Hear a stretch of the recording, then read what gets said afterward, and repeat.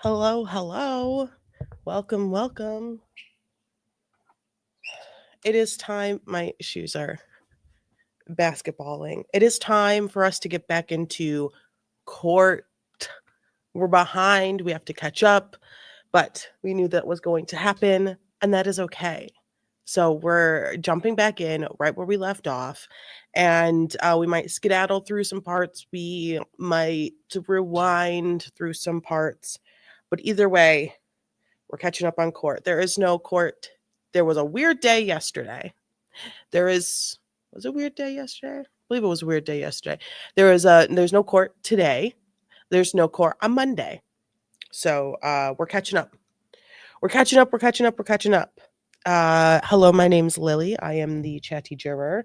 I am the foreman of the Chatty Juror, and we're catching up on some trial. I'm feeling better. Remember last time I probably sounded awful. I still don't sound the best, but I'm feeling so much better.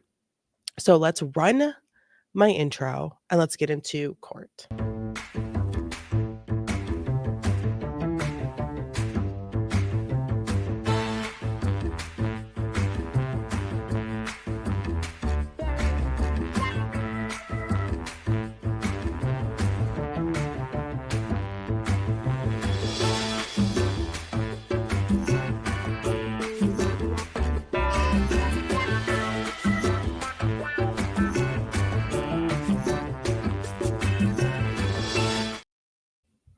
And of course, the internet immediately wants to be super rude.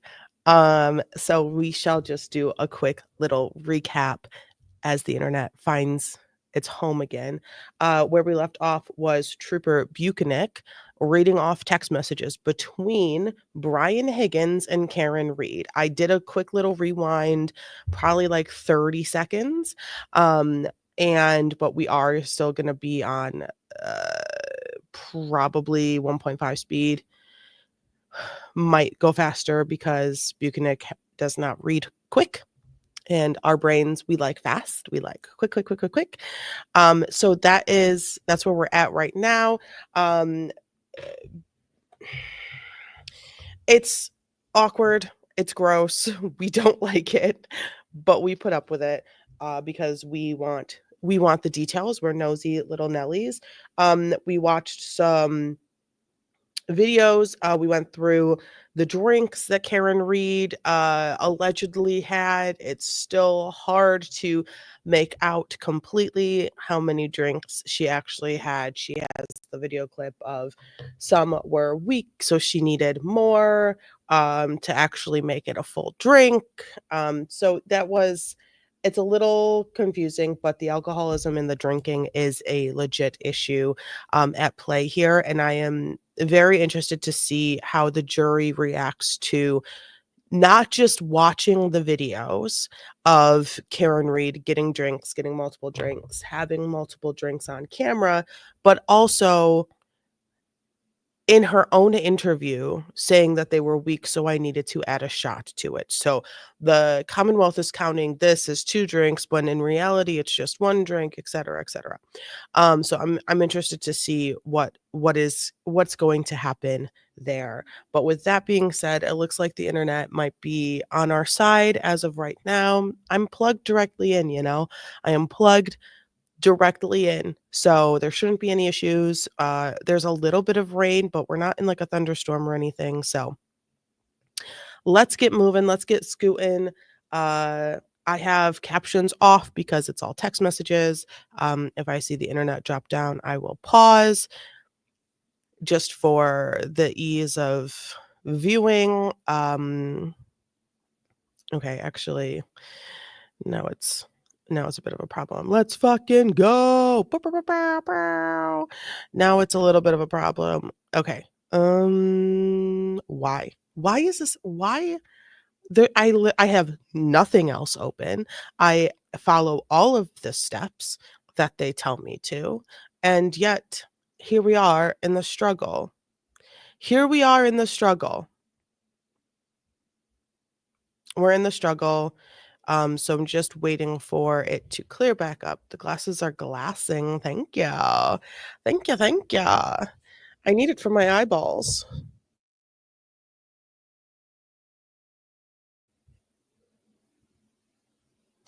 Okay, I'm just oh my God. Welcome to my life. Am I right? Welcome to my life where the internet wants to not.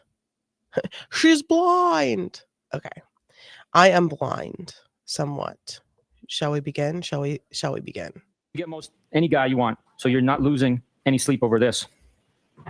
I did rewind like 30 seconds back to where we were. So if they sound familiar, they won't in a couple of seconds. None of that is true. I'm not talking to any other guys, and I have issues with John, and things are far from perfect. You just happen to know about him because we all hang out at the same bar. I'm sure you talk to other girls. That's what single people do. I'm not married, and neither are you. Neither is John. Was that your attempt at a lecture or deductive reasoning? What do you want from me? That's just how I feel. Excuse me. That's just how I think / feel. You don't need to approve. I've already answered that last question a couple of times, I think. I'm not judging you. Never have. Never will. You shouldn't. I don't know what your private life is about, nor is it my business. You just happen to know what I see, that I see someone. I don't have kids, and I'm not married. Aren't you afraid you might actually like me? I don't think that's a bad thing. Isn't that the point? Well, it would be complicated because you have a boyfriend. That's funny. You said we are all a lot alike. Because we are. Yeah, life never stays the same. Things always change. Okay. Why are we alike, according to you? Because we go with our gut and how we feel? Isn't that kind of what you told me? Yes, that's true. Have a good night. You're clearly irritated. Sorry to bother, young you. Either texting is bad or you're sensitive. I'm not irritated at all, I swear. I had been going out with someone for a few years when I reconnected with John. And John and I got on very well at the same time, so I broke it off the other guy. He was probably starting to see other people if I was completely honest with myself. I don't feel bad about any of that. I think it was meant to work out that way. So what's your point? Are you legitimately interested? Unhappy in your relationship? So what's your point is literally the entirety of my brain listening to these text messages. So what's your point? And that goes to Karen and also you, Brian Higgins. So what's your point? Right? Like why are we here? Why are we doing this? Why are we having these conversations? What's your point? What's your point, bro? It's so annoying. It's absolutely so freaking annoying. My internet dropped. I think it just has like a hard time in the morning because the past couple of streams, it's been like wonky for like 15 minutes and then it's perfectly fine. That way. So what's your point? Are you legitimately interested? Unhappy in your relationship? Mad because you saw him all over another girl? Or a hybrid of all of it? My only PT is that there's a difference between being married or someone and dating someone. And we have no intention of ever getting married. The PT of dating is to not get tied down. If you're not confident, you should be. In my mind, anyways. The first two, but I don't care too much about the other girl. Okay, so he is cool with you dating other people? And I'm Ooh, fantastic question. So he's cool with you dating other people? I thought you two were pretty much together for 2 years. Or at this point, yeah, I guess it was 2 years. I guess by this point it was around the 2-year mark of them being together. And were they exclusive? Is Karen Reed misrepresenting her relationship, or are we assuming their relationship is being misrepresented here? And I'm not happy per se, just realistic that there's cracks and it's far from perfect. I doubt it. If he is seeing someone else, I wouldn't want to know either way. He probably feels the same. And you probably feel that way about whoever you hook up with. I think that's normal. Okay. You don't agree with me? You make some valid points. No shit, Sherlock. Damn. Come on, I'm funny. Sit on that and spin. See? Now you have to go below the belt. I don't like that. The only X I want is extra money. That's just as bad as sit on that and spin me. That's just as bad. Sit on that and spin is great. Belt. Love it there. Do you wear belts? Only once in a while. Okay. When I go into the office. Okay. Rando. Haha. I hate this I was so teasing much. You getting all dressed up for me. Haha. I pretty much wear all black every day. Love it. Where you going in town? Newbury. She works there. Doing? She works for my friend who's a plastic surgeon. That's how I know her. Coincidence? She lives around the corner. So funny. Around the corner from your second home? Haha. Gross. Oh, haha. I had to come downtown earlier, so told her I'd meet her for a drink. You there now? You would like my spot at the Cape. I have a great spot for dinner and drinks down there. Are you there tonight? I'm a beach worshiper.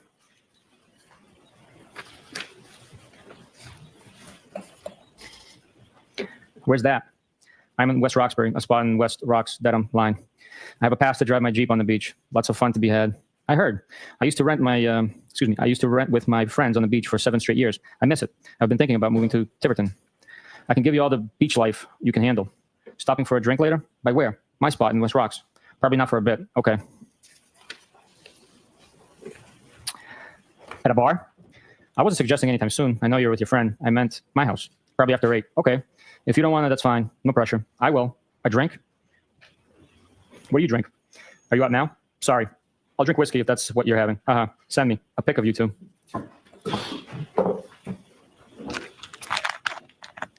And there it is. I think that's is that the first time he's requesting a picture or the second time? I think that's the first time he's requesting a picture. Send me a pic of you two. I don't like it. I don't like it. I don't like it. I don't like it.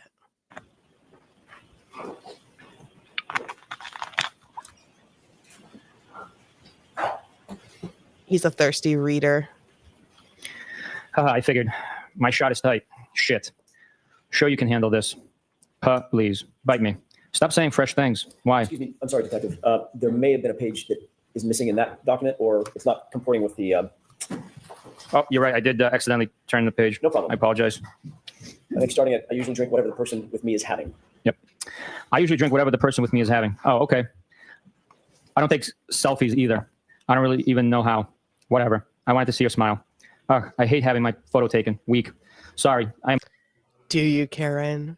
Do you hate having your photo taken? And you don't know how to take selfies? A very particular...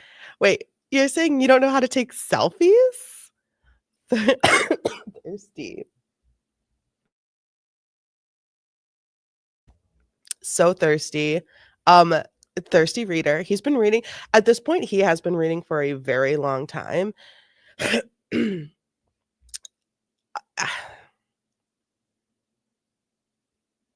She doesn't need to look at her. I know. She is. Karen is particular person. lovely. What's that mean? Okay, never mind. Go enjoy your friend. Exactly. Go clean your house, will you? My shit is spotless. Exactly. I figured. My shot is tight. Shit. Sure you can handle this. Please, bite me. Stop saying fresh things. Why? Are those statements tempting? Nope. Oh, which statements? Perhaps you should drive directly to Mansfield. You said bite me like 3 times. Okay. What are they even talking about at this point? Like, I cannot follow. Like, I can follow, but it takes work. It takes extra brain work to follow these stupid conversations. What are y'all talking about and why? Why?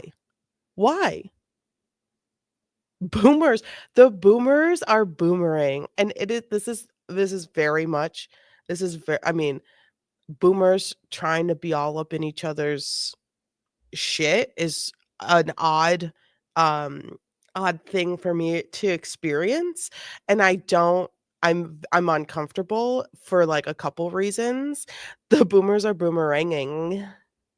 I don't know. It's like who you're texting so much. You're not letting responses come in. So we're Karen responds to like 3 texts back from Brian, and then it's like, for what? And then no, like the one word messages and the saying, like the straight up just like bite me, sit on it and spin, like saying fresh. It's just so weird. 8:30 is just too late for what? Drink? No, why? Are we not meeting up? You can stop over for a drink.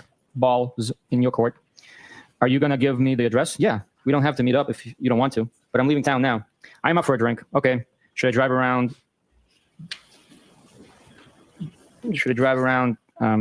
W. Roxbury. I assume it says yelling your name, question mark. It's cut off. Are you going to give me the address? Yeah. We don't have to meet up if you don't want to, but I'm leaving town now. All right, that repeats itself. I apologize. So, okay, should I drive around W. Roxbury yelling your name? Haha, no. Where are you now? Newbury. Do you really want to come over? Only if you want me to. Can you take charge? I thought we already settled this. Haha. And so that's finally like the point where they both understand that they're both flirting with each other, in my opinion. Like Brian tries and like Karen misses it. Karen tries and Brian misses it. I think that was probably the first moment where they both were like, oh, I guess we are kind of flirting with each other. Oh my God, is he a sub? I mean, probably. He has to be like, what's the other one? Not a sub, the opposite of sub in like his real life at work. Like he's ATF, like he's got to be in charge. Okay, well, I am in my car and now getting on the highway. This feels like I am forcing you. Not at all. I am game. Okay, well, I'd like to know where the hell I'm going. Pike or 93? You just want to meet me at the crib, or do you want to come over? Pike, I would say. You decide. I don't know either. Whatever you want. I don't either. Play so wherever you're comfortable. You know anyone in West Rocks? I don't think so. Ha ha ha. Then just stop by. So he said, I know I'm pausing a lot, but he said, can you take charge? And what did she say? Did she say, I've answered that before? So like, just tell him where you want to meet him. I hate this back and forth. I hate it so much. Like, hey, do you want to meet out or do you want to meet at the house? Like, do you want to be out in the world and see other people, or do you want to just be at the house alone, maybe like put a movie on or something? I don't know, Netflix and chill. So like, just make up your mind. Make up your mind. Oh, well, where are you? I hate it. I hate it so much. I've done this. Just make up your mind. Just make up your mind. Just say where. Just say where. He literally just asked you, can you take charge? Take charge. This way you can blame the other person if anything goes awry or you get caught.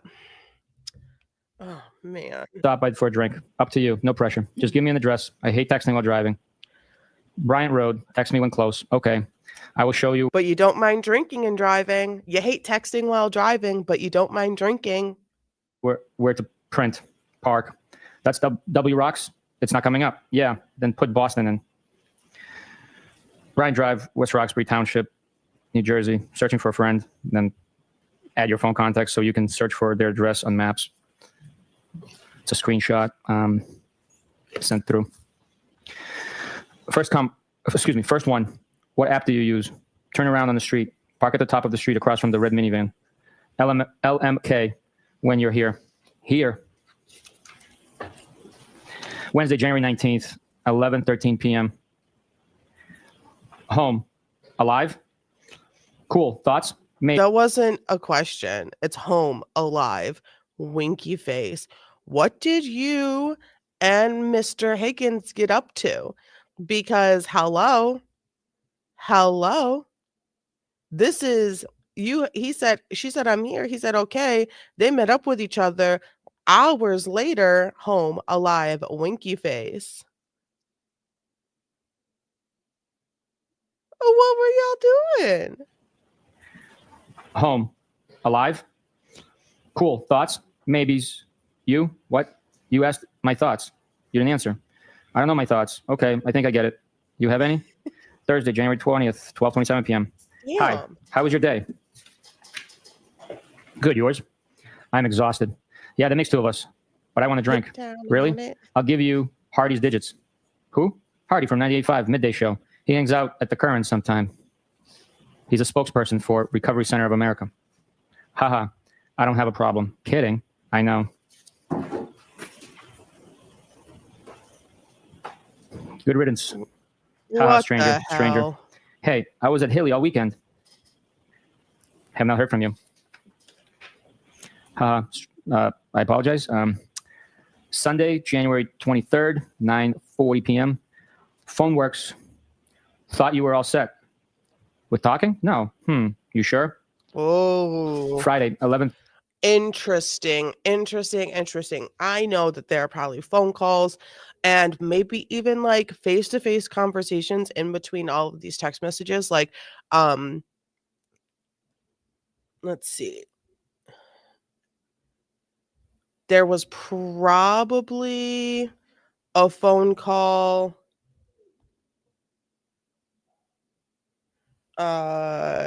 I'm thinking that there was probably a phone call like here, like in this area of time. This is all just an assumption. But then have not heard from you, like before all of that, have not heard from you. And then it'd be like the phone works both ways. I apologize. Sunday, January 23rd, 9:40 p.m. Phone works. Thought you were all set. With talking? No. You sure? Friday, 11:32 p.m. Well. Saturday, 11:54 a.m. John died. All right, lights, please.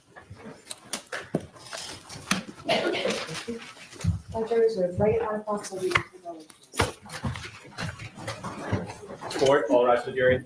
I'd like to see counsel just a second about scheduling, please. Goodbye.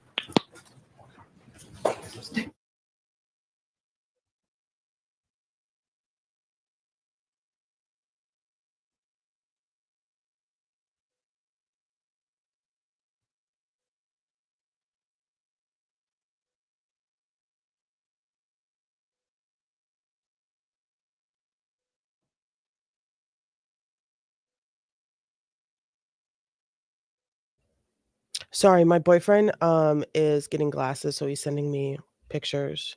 So I wait, what am I doing? Here. I forgot how all of this works. Sidebar. Oh, then they go on lunch break. Perfect. And then we come on back with Trooper Beat. All right, Mr. Jackson, whenever you're ready. Thank you, Your Honor. Chatty, you had an opportunity, obviously you read them, so now you familiarized yourself with that series of text messages that you received from Brian Higgins, correct? Yes. Would you, let me ask, I'm going to ask you the same question again. Would you consider those text messages as you reviewed them when you received them from Brian Higgins as being flirtatious or romantic in nature? I would not categorize them to that extent. Certain parts of it might be, but the total conversation, if you want my opinion, I can provide you with it. Was there some flirtation in the text messages that you noted? There are terms that I used. You're hot, witty, stuff like that. You know, talking about banging and hooking up. What word would you use to describe them if not flirtatious? The totality of the conversation? Sure. Let's start there. My opinion is that it's a angry girlfriend trying to set up a hookup to her John. To her jump? To her John. To her John. Yeah. Would you consider the responses from Brian Higgins to be flirtatious in nature? There are conversation parts that are enticing, maybe a little of advances, but the totality of, you know, to put a label on the whole thing, my opinion is that she's trying to get revenge. Get revenge Yes, Hey, get revenge. Crystalline, how are you? on John Yeah. for what happened. Why is there not a bar called the Sidebar for lawyers? I'm pretty sure there is. I'm pretty sure there was there not one in Bones? Wasn't there a bar called the Sidebar in Bones? I think in a show, I think there was. I'm pretty sure there is one in real life. I'm sure there is. Happened on New Year's Eve. Yes. Okay. When you say revenge, you don't mean physical revenge. Well, emotional revenge. She's trying to hook up with Higgins and then hurt John by cheating on him. And in fact, you did note that John O'Keefe was not privy to these text messages, right? Objection. I'll allow that. Do you know that?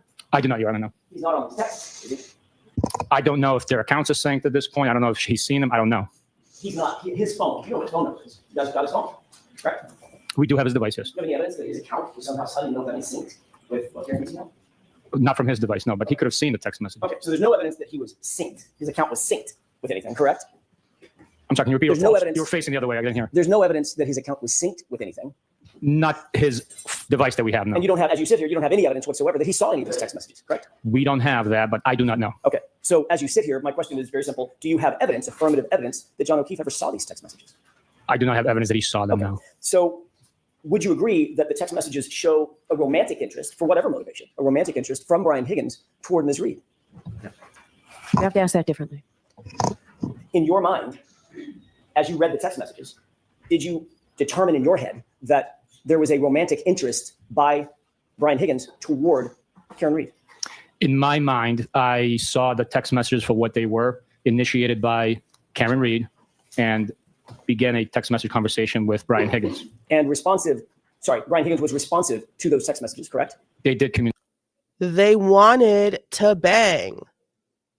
They wanted to bang, and I kind of think they might have. She met him, parked at the top of the hill next to the minivan or whatever, the red car or red SUV, whatever he said. Text me when you're here. Here, okay. And then no more text messages. What were they doing? Probably banging. Communicate back and forth. He was responsive to the overtures that Ms. Reed made toward him, correct? Overtures? Suggestions. Let's get together for a drink, come over to my house, I'll come over to your house, things of that nature. Those went back and forth between the two, correct? Yes, they were back and forth. And did you determine that there was an interest by Brian Higgins in Karen Reed?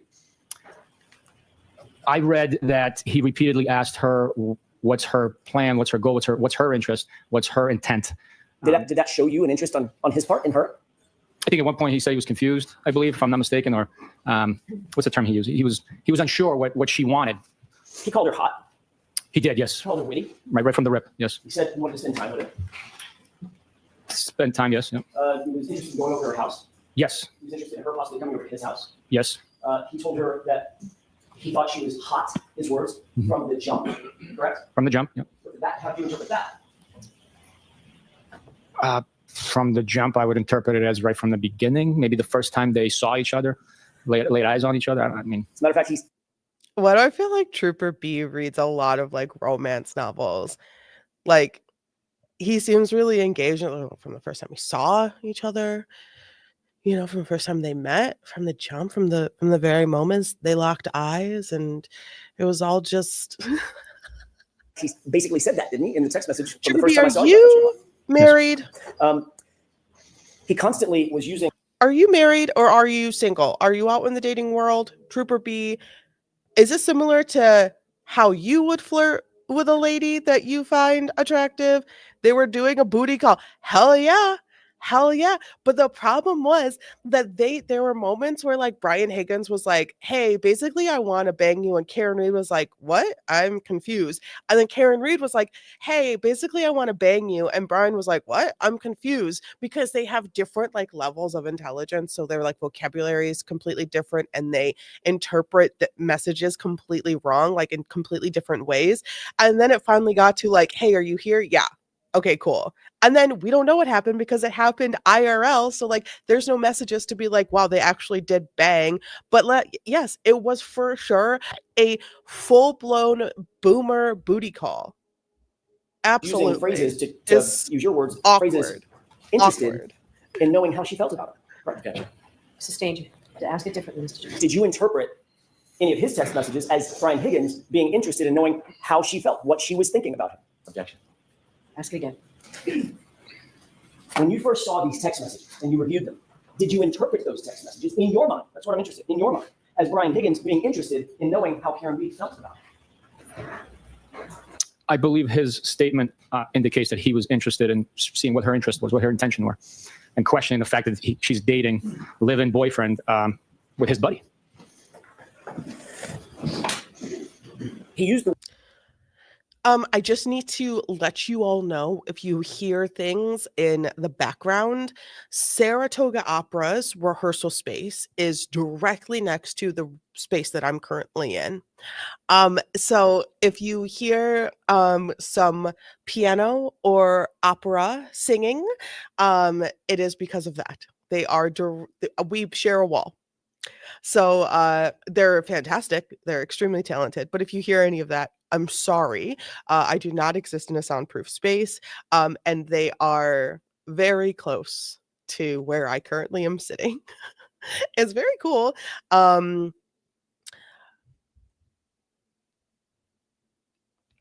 But it's very infrequent. Like it's and by infrequent, I mean it's frequent, but it's sporadic when they start going. But they are warming up right now. Used the word ghost several times, correct? I do recall reading the word ghost. How did you interpret that word? Objection. I'll allow it.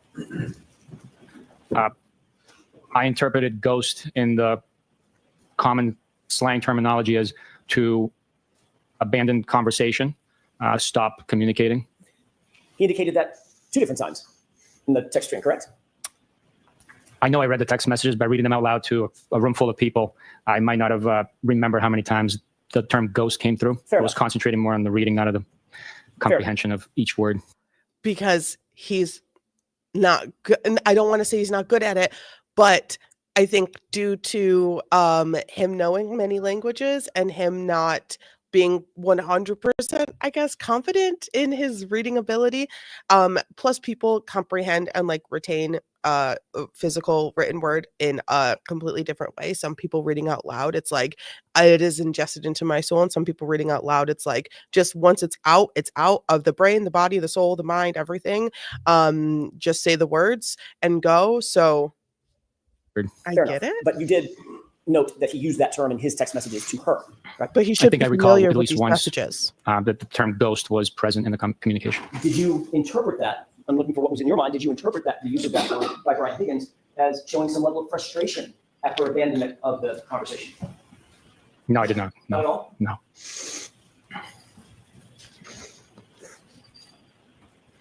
Have you ever heard the phrase, "you ghosted me"?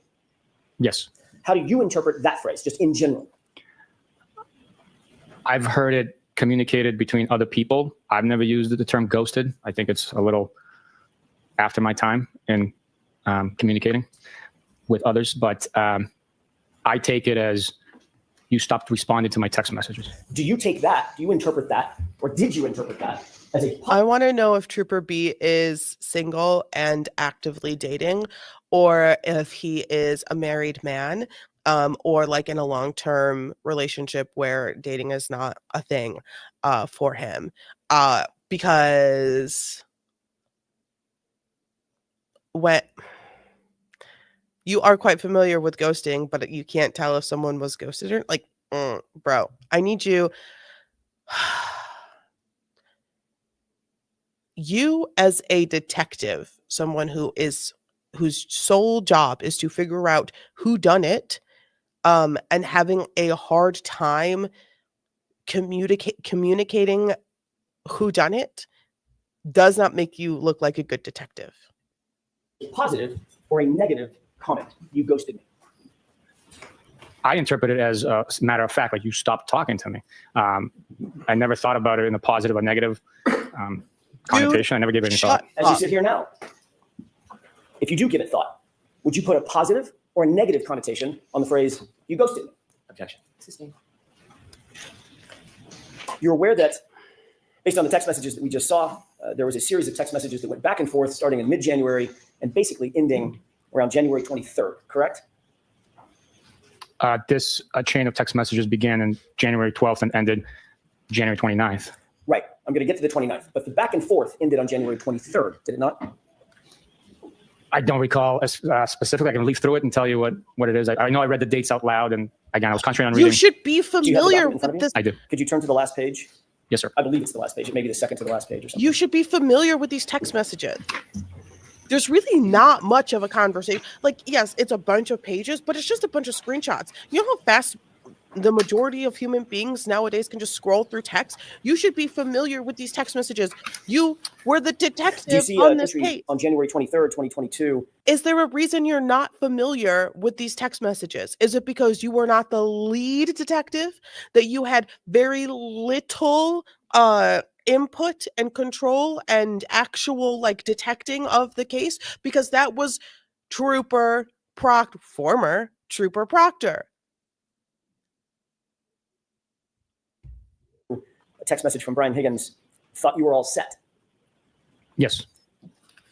And Ms. Reed responded with talking, question mark, no, period. Correct? That is her response. Mr. Higgins then responds, with 4 M's behind the H, correct? That's correct. And then he responds again. By the way, did Ms. Reed respond to the No, she did not. And then he follows up with, you sure, with no punctuation, correct? That's correct. Did Ms. Reed respond to you're sure? She did not. The next text is on January 29th at 11:32 p.m., correct? I'm sorry, January 28th at 11:32 p.m. Is that right? Yes, it is. Is that from Ms. Reed or from Mr. Higgins? At 11:32 p.m. on Friday, January 28th, it is from Mr. Higgins. That's all I ask. And now, can you tell the jurors what that text is? And then the next text immediately after it. Well, So between January 23rd and January 28th, would you describe Ms. Reed's side of the conversation as having ghosted Mr. Higgins? no, she initiates the conversation. You had me read the second text message in the chain. Between January 29th to January 23rd, when that last text message was sent by Brian Higgins, until January 28th at 11:32, would you describe that as Ms. Reed having ghosted Mr. Higgins in those 5 days? Strictly looking at the text message communications and not knowing whether they... Correct. I'm not asking you to speculate. I know there's other stuff you want to say. I'm asking you just to read, but just to answer the question about it. Based on the text that in front of you, starts with Buchanan, does it appear that Ms. Reed ghosted, as you define the term, Mr. Higgins, from January 23rd until January 28th? One could read into that in that manner, yeah. And then on January 28th, so Buchanan, when Brian Higgins sends, well, did Ms. Reed respond? No, she did not. They were together at the same location. Did she respond to the text? On that day? Correct. Not on text message, no. You said they were together. That means that Brian Higgins was together in the same room with Ms. Reed when he sent his text, correct? Yes. And she ignored it, did she? Okay. Sustained.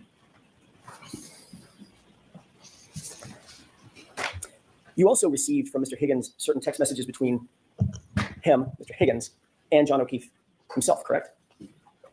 Yes, we did. And one of those text messages, one of the last text messages that they exchanged was, as a matter of fact, the last text message that was exchanged was Brian Higgins at 12:20 a.m. on January 29th, 2022, texting Mr. O'Keefe, you coming here, with 3 question marks, correct? I would have to take a look at the document. I don't have a memory of it specifically. I know I reviewed it, but I don't have a memory of the time and content. You need the document because you don't have a memory, even though you reviewed it for trial. Number 2, you don't have a memory. Gross. I need to turn this off. I forget every single day. This is the second trial, and you don't have a memory of what the final text message to John O'Keefe is. You don't have a memory of that. So what are you forgetting while you are investigating? Like, do you just forget a lot? Like, do you forget? Like, this is bringing up a lot of questions when it comes to troopers and investigating and all of the cases they've ever worked on. Memory, all alone in the moonlight. What? What did I just say? I can't remember. Because I know I reviewed it for the second trial. I know I probably reviewed it for the first trial. I know I was part of the fucking investigation. But I cannot remember. I don't have a memory.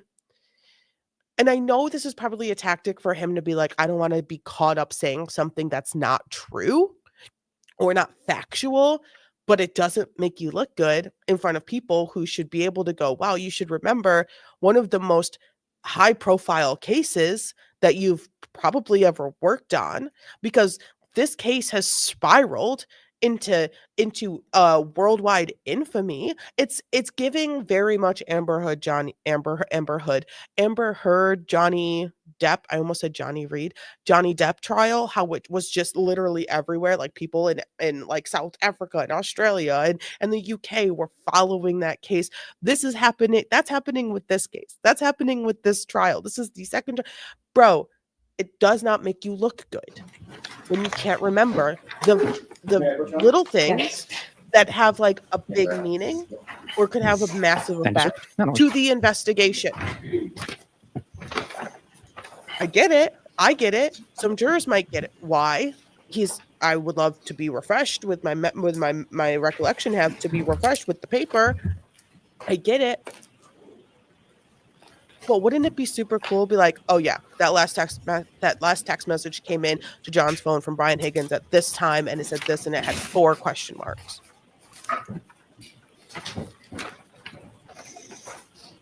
I don't know. It just. And then to sit there and be like, well, I don't know. This is from y'all. I don't know if it's even true or if it's even real.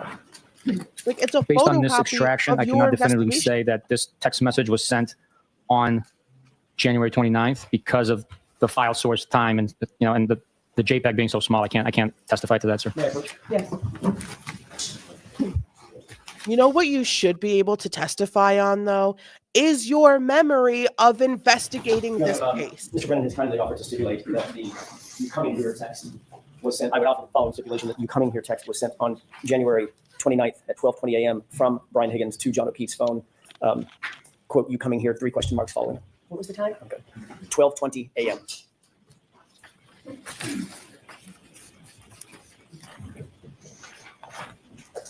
Maybe we can enter that stipulation with the court's permission. Sure. So, jurors, you've heard that the lawyers agree that that fact is true. Thank you. Thank you, Sergeant. So you were aware of the timeline on or about January 29th when, first of all, Karen Reed had not responded to a text message from January 23rd throughout January 28th and into January 29th. Sorry, throughout January 28th by 11:32 p.m. So she does not respond. Correct? So the text message that she sent to Brian Higgins, the last time she sent a text message was on the 23rd. And he responded to several text messages to which she did not respond on January 23rd. Correct? I believe she sent 2 and he said 3, I believe. So the answer is yes. There was a text message that she sent. I'm sorry, he sent to which she did not respond. Is that right? On the 23rd. He was the last one to send a text message on the 23rd. That was following multiple text messages back and forth between the two of them, spanning a couple of weeks. Correct? Yes. Then, on January 28th, 2022, Brian Higgins is at the Waterfall Bar and Grill after 11:30 p.m. Right? He was. Karen Reed then walks into that same Waterfall Bar and Grill, accompanied by her boyfriend, John O'Keefe. Correct? They did. Brian Higgins then texted Karen Reed, who's standing in the room. Well, correct? Correct. Karen Reed ignored that text. Correct? Objection. Sustained. Karen Reed did not respond to that text. There's no text. Brian Higgins then, a little less than an hour later, texts John directly, "you coming here?" with 3 question marks. Correct? Correct. It's been stipulated. That is an accurate timeline of the events that we just It's talked been about. Correct? stipulated. Yes, sir. Jerk. You're also aware of a call. Your investigation revealed a call between Brian Higgins and Brian Albert at 2:22 a.m. on the 29th, correct? Objection. Sustained. I don't like that he's allowed to have his Apple Watch on his wrist. I think that should be taken off and at least like put in his pocket. I don't like that he's allowed, not saying that like someone's texting him or anything like that, but I just don't like it. I don't like it. Did your investigation reveal a call between between Brian Higgins and Brian Albert at 2:22 a.m.? Objection. Sustained. May we approach, Your Honor? Okay.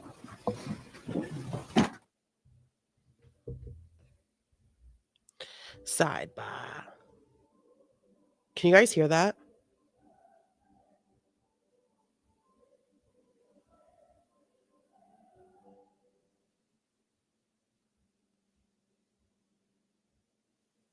Oh my gosh, a really long sidebar. Okay.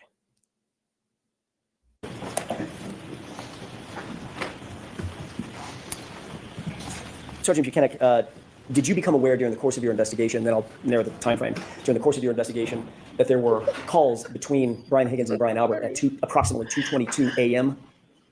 I'm sorry. I don't know what to do. I don't know if this is like a permanent place for them or not, or if it's like a temporary spot. They've never been there. They've literally like moved in like, I don't know, within the week. I think last stream was the first time, and I don't know what to do. It's so loud. They have everything open, So it just like comes right in. I'm so sorry. Is if it's annoying, you just let me know. It's not okay. If you find it annoying, you just let me know and I will figure out something to maybe cut down the noise transfer somehow. I'm in an open space. So I don't know. I could figure something out. There might be some like half walls or something I could put up. But you just let me know if it gets annoying and I'll try to mute the mic when I'm not using it. On the 29th? I mean, they're fantastic. During the course of my Wonderfully investigation, I was beautiful. not aware of that.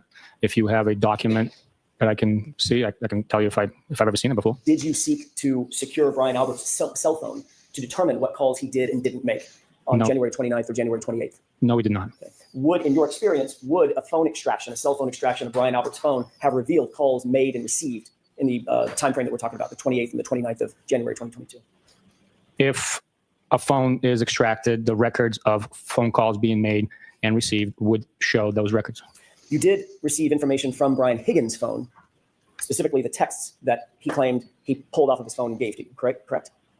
Okay. We cool. received Okay, cool. text messages that I read today that Brian Higgins provided from his phone. Did you seek to secure his actual phone for a forensic download or forensic mirror image to get the actual calls made and received or text messages made and received from his phone? No, we did not.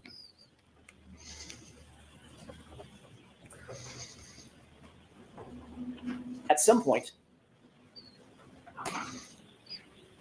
this is just yes or no, at some point, did you become aware of a call between Brian Higgins and Brian Albert at 2:22 a.m. on the morning of the 29th? Just yes or no? No. As you sit here today, this is new information to you. Let me rephrase that. This is unknown information to you. You do not have any information about that? Objection. Sustain. You need a time frame, Mr. Jackson. I realize that, Judge. That's why I'm asking it this way. As you sit here, are you aware of a phone call between Brian Albert and Brian Higgins at 2:22 a.m. on January 29th, 2022? But you just shared that with me. I have no memory or record of seeing that it actually took place. I do not know. Okay, so you've never heard that before. That was what I was getting to. You've never heard that before? No. Okay. That's a lie. That's a lie. I know that's a You lie. indicated that you did not seek to secure Really, Brian Albert's phone Judge. to do a phone extraction at any time, correct? We did not try to get Brian Albert's phone for any reason whatsoever. Yep. Did you become aware during the course of your investigation that Brian Albert destroyed his phone? I'd like to be seen. Objection. Jurors disregard that question. Over to sidebar, please. Because Brian Albert just coincidentally, and I'm sure we'll get into it coming up, but a little preface. There's reason to believe that Brian Albert had some sort of motive due to the insane way that he just upgraded a phone by removing the SIM card from his old one and throwing it away at the base, like the military base, like driving onto the military base and throwing the SIM card from his old phone in a dumpster or something like that on the military base. The day before he would have received the notice to not destroy any cellular data and stuff like that. So it's like, wow, just so happened to be like the day before you got the letter in the mail to not destroy your phone. You got a new phone with a new SIM card and you threw your old SIM card away at the military base for some reason. It's very strange. It's very very much an odd coinky dink, to say the least. Super fucking sus. I'm in love with Mr. Jackson is so funny. It's so funny. They have eSIMs now. They do have eSIMs. And so where is that? So all of that information needs to be like requested, subpoenaed, and warranted from all that needs to be signed by a judge, and all of that needs to be sent to the phone companies themselves, Verizon, AT&T, what have you. And a lot of judges will have a hard time signing off on warrants for police officers, law enforcement's communication devices due to there being a lot, just like they would for like attorneys, due to having so much information on them for so many different cases. It can turn into a fruit from a poisonous tree situation.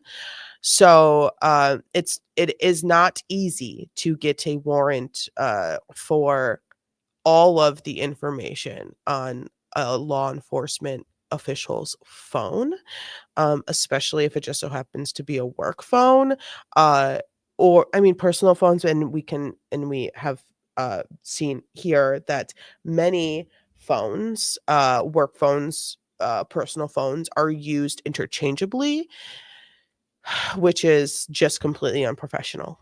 Completely unprofessional. Was it a work phone? I don't know the answer to that question. I don't know. I think it might have been Brian Albert's personal phone, but it very easily could have been his work phone because his life is his work, you know? Inquire? Yes. Thank you. Did you become aware of a call that was made by Brian Higgins at 1:35 a.m. while at Canton Police Department? I am not aware of that, no. So you did nothing in terms of investigating any phone call that Brian Higgins did or didn't make while at Canton PD on the night or the early morning hours of January 29th, 2022? We never sought to get Brian Higgins' phone. He was not looked at as a individual that we would need to get his information for any reason. And that's what a lot of people feel. Because even if you were upgrading your phone and you were getting a new SIM card for whatever reason, why would you go out of your way to throw it away in that manner? Like, why not just like put it in your fireplace or hit it with a hammer or something? Like, I don't know, like why would you not just throw it away or trying to save it? It's a very strange, over the top way of doing something that a normal person does. Like, people do this every day. Like, people upgrade their phones every day, and when they do that, they do not drive onto a military base, a secured area within the United States of America, and throw their SIM card in a dumpster. And like the phone in another dumpster. Like, it doesn't make any sense. So that's why it feels super weird, because it doesn't make sense, because it is super weird. So that's why what's his name, Jackson, is having this conversation with him. At that time, I get a new phone. I keep all of my SIM cards. Yeah, a lot of people just keep their SIM cards. A lot of people just swap the SIM cards and put their old SIM card into the new phone. Or get a new SIM card and hold on to the other SIM card, because a lot of times when you transfer stuff from one phone to another, there's still stuff that gets lost, or you save photos to the SIM card so it's not on it's like there's reasons. Like, what did he lose off of that SIM card that was more than just certain phone calls or conversations? And just because there's a SIM card in a phone does not mean that the phone itself is not holding on to information as well. So that's why the phone itself had to go as well. Any reason at that point? Even after very interesting. You received and read all of those text messages between him and Karen Reed. Correct. And even after you became aware of the timeline that we just walked through, starting on January 23rd, going all the way into January 28th and into January 29th, you did nothing. We had the information that we had. We did not need to get his phone. And the information that you had came from Brian Higgins himself, not from a forensic extraction, correct? The extraction that Brian Higgins provided was a forensic extraction of his communications with Mr. O'Keefe and Karen Reed. We had Mr. O'Keefe's phone and we had Karen Reed's phone, so we can verify and confirm that those text message communications were accurate, unredacted, not deleted, and were true representation of what their communications consisted of. And that was a representation made by whom? The totality of it. That was a representation made by whom? A person made that representation to you that it was fair and accurate. Who made that representation? It wasn't a person. It was the extractions between the three devices. Well, an extraction that you were handed. Exactly, Jackson. An extraction you were handed by Brian Higgins, not the phone. He didn't hand you the phone. He didn't say, pull everything you want off my phone. Here's my phone. He said, here's an extraction. Here's an SD card or a CD. Here's information from my phone. You're not getting my whole phone. You're not getting my phone. Here's some text messages with Karen Reed. You're not getting my phone. The troopers, the state of Massachusetts did not do an extraction of Brian Higgins' phone. He extracted his own information that he wanted the state troopers to have. He said, you're not getting my whole phone. And then you know what the trooper said? Thank you. That's awesome. Appreciate it. Thanks. Cool. Lovely. Handshake. They probably kissed each other on the fucking lips at that point, you know? On a device by someone, correct? No, I said that we had all 3 devices. And as I told Mr. Higgins in our interview together, I said, Brian, we have those 2 devices. If you and Karen's. correct, Okay. if there's anything deleted or altered in any way, we will have proof of it. So please make sure that you understand the magnitude of the situation. We're investigating a homicide. It needs to be accurate, and it was. And you trusted that coming from Brian Higgins rather than simply getting an extraction from his phone, Your correct? I trusted him, yes, because we trust and verify. And after verifying, the extractions were correct. And following that verification of the text messages, did that raise any suspicion in your mind about any possible motives Brian Higgins may have relative to John O'Keefe?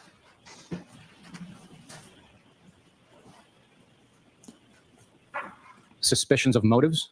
Is that he your question? doesn't understand the question. No, the evidence spoke for itself. The honesty, cooperation of all the witnesses and corroborating, supporting facts spoke for themselves. So I was not suspicious of his motives. The conversation was documented over text message. Spoke for itself. Supporting documentation, including the text message at 2:20 a.m., just minutes before John O'Keefe arrived at 34 Fairview from Brian Higgins, right? 12:20 a.m. That's one of the factors, correct? That's one of the factors that is part of the entire investigation. Yes. One of the other factors is that John O'Keefe's body was found in the lawn at 34 Fairview, just feet from the front door, side door, and the garage door. Correct? That is when Mr. O'Keefe was found on the left side of the lawn. Yes. And one of the factors was you originally said that it appeared that it may be an incident involving a cocktail glass in your face. Initially, please. Based on verbal reports, initially that was a possibility. Again, it was before we spoke to. Before a lot of other things happened, but initially, that's what I'm asking. Yes, initially it was a possibility. When you saw John O'Keefe at the hospital, a big contusion. It was the very first theory on everyone's minds. Someone beat the ever-living shit out of this man. There's glass under him. There's a glass. He's beat up. He's got a head wound. His eyes are blackened. He's got scrapes and scratches all over his face. His arms all messed up. Someone beat this man up. That was their first initial theory. And that comes down to like everybody, right? That basically comes down to everybody except for Jen McCabe, who was like, wow, she definitely hit him with the car, but I didn't want to think it. I didn't want to say it out loud really fast, because Karen Reed was freaking out. It's like the very initial theory that everyone thinks when they see and saw John O'Keefe. They're like, wow, he got messed up by somebody physically with their body or like a weapon of some sort. It was not an initial like, oh, this dude got hit by an oversized SUV. That wasn't how that went down. Well, right, correct. And him fighting that his first initial theory was a physical altercation between John O'Keefe and somebody else or multiple other people. Him not being able to accept that on the stand makes it look like he is trying to hide something, because I think it's completely acceptable to say, well, we first thought this and then we did our investigation and we concluded this. Completely different from our initial theory, but that happens all the time. That's why we investigate. We could be putting multiple people who are innocent in jail if we just go off of our first theory. Like having that solidified, like faith in what you do, you are proud, you are strong, you are, you know what you're doing, you've been doing it for a long time, you're good at it, and we walk into a situation and it's really easy to say, oh wow, someone got beat up, but then you investigate and you find pieces of taillight and this is missing and this is broken and this is and we have this, the investigation is able to morph and move into an actual working theory that makes sense, and it turns out to be the only thing that makes sense, because someone physically fighting him wouldn't make sense because no one came out of the house, because God forbid anyone comes out of the house to make sure their friend is okay. Were they going to school? In school for dummies. That is not correct. It's so difficult. That is not to correct. take this You did not man see that? seriously. His eyelids were swollen, not above his eye. And it wasn't a contusion. Two different paramedics, so they saw him. They described as an egg above his right eye. Well, let me ask you differently. Did you speak to any of the paramedics? From what I've heard, him saying his eyelids were swollen does not make sense. From all the things I heard, I thought, from what I have not seen photos of John O'Keefe's face after he has passed away. I will not look at photos of John O'Keefe's face after he has passed away. I don't think anyone should unless they actually have to, because they're, on the jury. Hopefully the jury doesn't have to do it, but I'm pretty sure that they will have to see his whole, and the body and all the things. And I don't want anyone to do that. But from what people have described, and so what my brain is able to imagine, is that both of his eyes, one may be a little bit more swollen than the other, were swollen. His eyes, his whole eye socket was swollen, just like two golf balls of black and blue, swollen, injuries, scrapes. It wasn't pretty. It wasn't good. So him to say his eyelids were swollen, it's like, okay, well, if you get a sty on your eyelid, it gets a little swollen, right? I feel like that's so underplaying what it actually happened. Like what is the actual condition that John O'Keefe was in? Because we're not getting a solid answer from anybody. We're getting this, Yes. Did they describe an egg above his right eye? I'd have to see a report to actually be described as an egg above his right eye. Did you notice a laceration at his right eye? His right eyelid did have a tiny, tiny laceration. Did you see a small laceration? On his nose? A tiny, tiny laceration, yes. You noted that he didn't have any broken bones or fractures other than to his skull? I did not know that. I didn't conduct x-rays or conduct the autopsy. I'm not a medical professional. You didn't ask the doctors at the time you went and visited him and saw him in the hospital whether or not he had broken bones or fractures? I don't believe they reported that.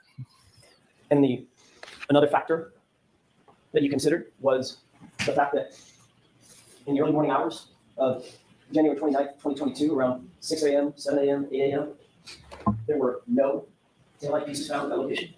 Zero. You consider that? At what point? On January 29th, when say 6 a.m., 7 a.m., 8 a.m., 9 a.m. Ellen Jackson is so funny. He says, at this exact time, in this time frame, hey, within the last, Ellen Jackson says, within the time that John O'Keefe's body was found and when everyone left the scene, so those 3 hours, were any taillight pieces ever found? And he responds with, what time frame? I need you to listen and I need you to comprehend. The comprehension for these human beings is continuously diminishing. Like, we started pretty well. Like, Carrie was pretty, comprehension with Carrie, pretty solid. And it has just sort of dipped. It's dipped, and it's getting really low at this point, and I'm having a hard time as an adult human being watching another adult human being not being able to comprehend 17 words in a sentence. That's really tough. And if I was a juror sitting watching this, and I'm watching at 1.55 speed, if I'm a juror sitting this, I'm going, whoa. You don't understand the question? How can we trust you to understand a murder and investigation? And if you are going to sit here and say, former trooper Michael Proctor was not lead investigator because everyone had roles in the investigation, your role was to not understand what you're looking at, what you're seeing, what you're watching, what you're hearing. I don't feel comfortable with this. I don't feel comfortable with this. Consider that? Once we learned that there was damage to the defendant's right rear taillight, I could only consider at that point because I didn't know what I didn't know. Right. We don't know. We work with the evidence that's presented and we develop the investigation. And the evidence that was presented at that time, Sergeant, was a leaf blower was used to search the area, the exact area that you described for this jury as being the area around fire hydrant, flagpole, where John's body was, and no taillight material was found at all in the first searches. You're aware of that, yes or no? Yes. As a matter of fact, you're also aware that no taillight material was found until after that SUV was in Massachusetts State Police custody and sitting at the Sally Port in Kent. Correct? I believe the first taillight piece was found after it was in our custody. I don't know the exact time. I'd have to see it.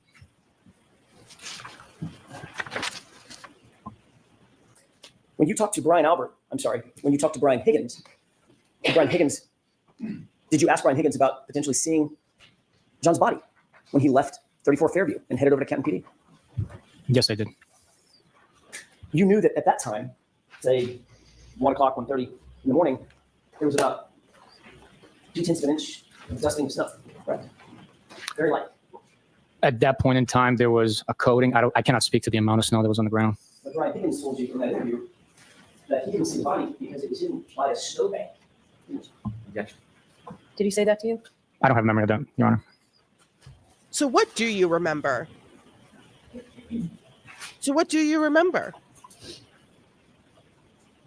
I just want to know what you remember. Hey, John. Yes. I want to know what you remember. And I think the jury would really like to know what you remember as well. The highlighted portion. If you mind.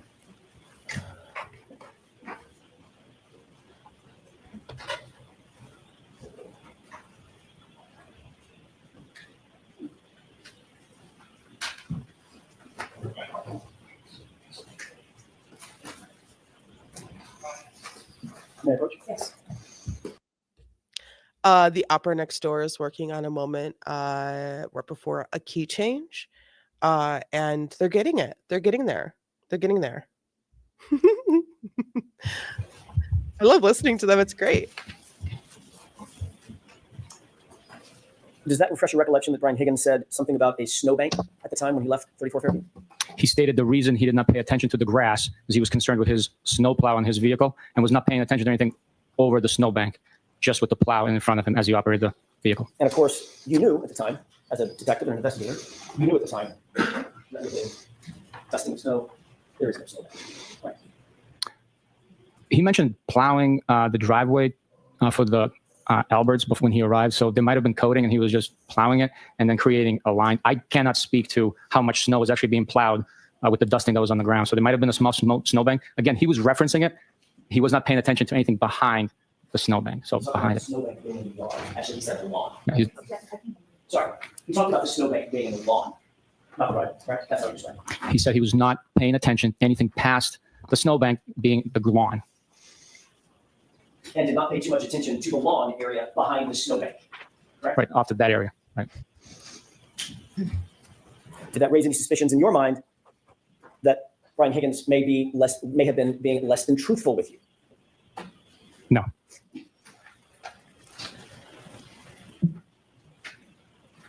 Getting back to the Waterfall Bar and Grill, you were also aware that Brian Albert was at the Waterfall, correct? At one point, yes, we learned that. And you knew that Brian Albert and Brian Higgins were friends with each other. Is that right? We learned that as well, yes. You've already indicated that you did not seek Brian Higgins' phone records. I may have asked you this, and if I did, I apologize. Did you seek Brian Albert's phone records or an extraction from his phone? No, we did not.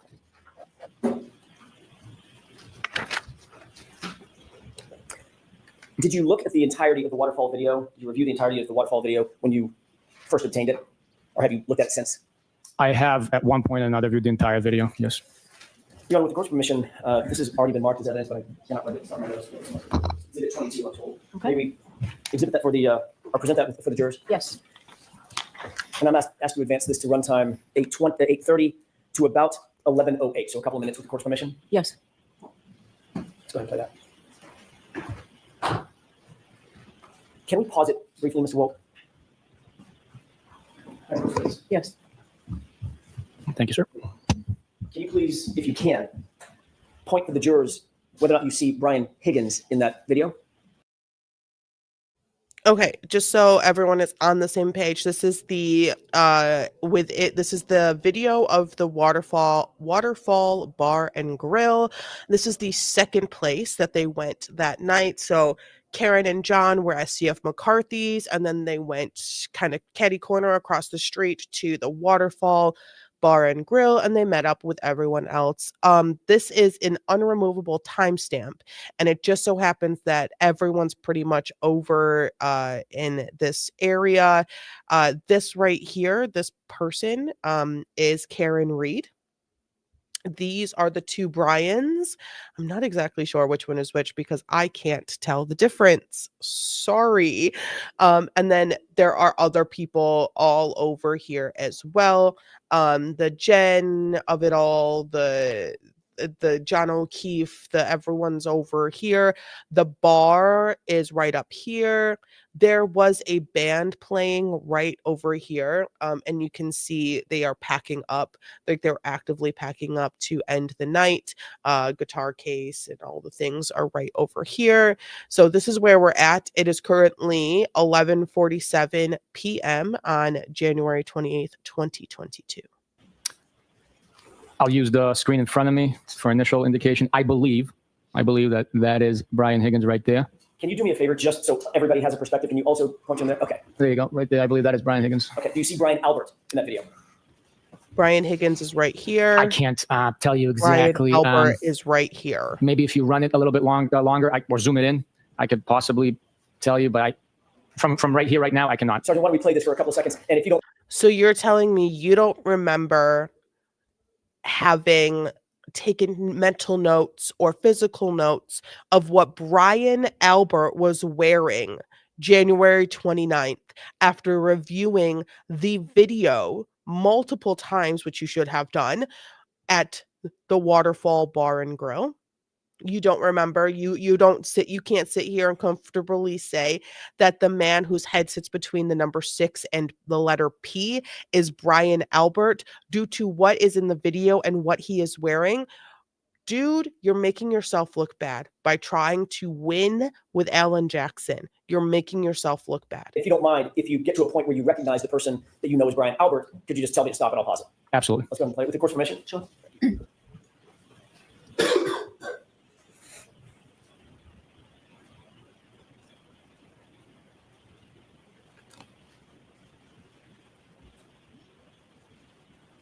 Can you pause Stop it?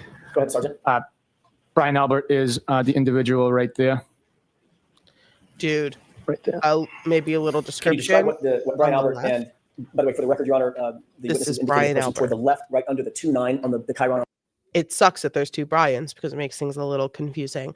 But Brian Higgins, ATF, we read the text messages with Karen and Brian Higgins, and this is Brian Albert, the owner, the husband, owner of 34 Fairview. Chiron on top, the 29. Yes. Can you describe what you see the two individuals, Brian Albert and Brian Higgins, doing in this scene? It looks like they are facing each other, possibly squaring off in a stance. Can we go ahead and play this forward, please? Oh, Alan Jackson loves that he said that. It looks a little dramatic. We're in 1.55 speed. Can we pause it? Sergeant, did you see either of the two men or both of them squaring off in what you would consider to be a fighting stance? I guess it could be considered that. I would look more like roughhousing. Just a couple of buddies messing around. Not suggesting they were actually A fighting, fighting but a fighting stance. Yeah, no, they were not. They were not fighting. No. Go ahead and play it.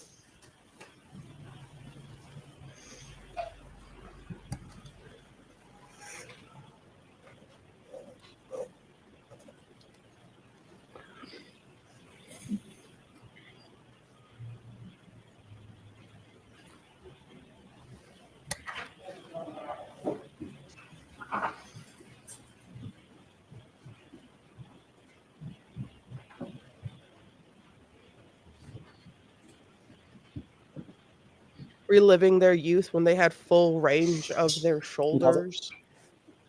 Sergeant, do you happen to see in this shot, just for orientation, do you see my client, Ms. Reed? I'm sorry, I was paying attention to the two gentlemen. That's fair. That's kind of an unfair question. Could you, if we play this a few more seconds, could you look around, scan around, and tell me if you see someone that you believe is my client? She's right. Yes, I will try. Let's go ahead and play. She's like hugging everybody. She's right here. Go ahead and pause it.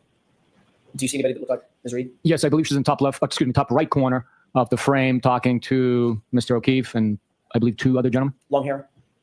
on your client? Correct. Yes. Okay, let's go ahead and play this up to 11:08, please.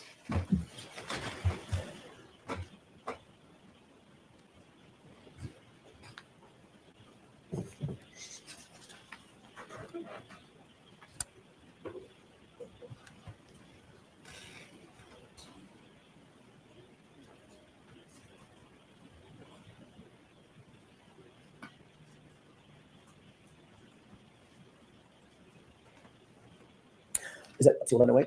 Okay, thank you. We can take that one down briefly. This is, if we have the lights, thank you.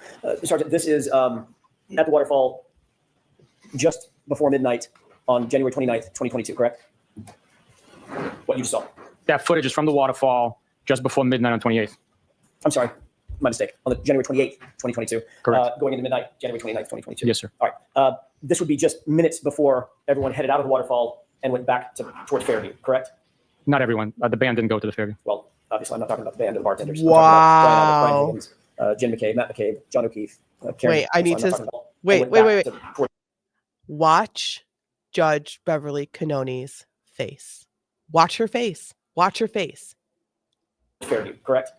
Not everyone. The band didn't go to the Fairview. Well, obviously, I'm not talking about the band or the bartenders. I'm talking about Brian Albert, Brian Higgins, Jen McCabe, Matt McCabe, John O'Keefe, Karen Reed, those folks. She said, are you really? Really? She's pissed. That face was not at Ellen Jackson. That was not at Ellen Jackson. That was at Trooper Bukhenik. That was at Trooper B. We have to do that again. And I want to do that in normal speed. It's going to feel really slow after listening to it fast, but Back towards Fairview, correct?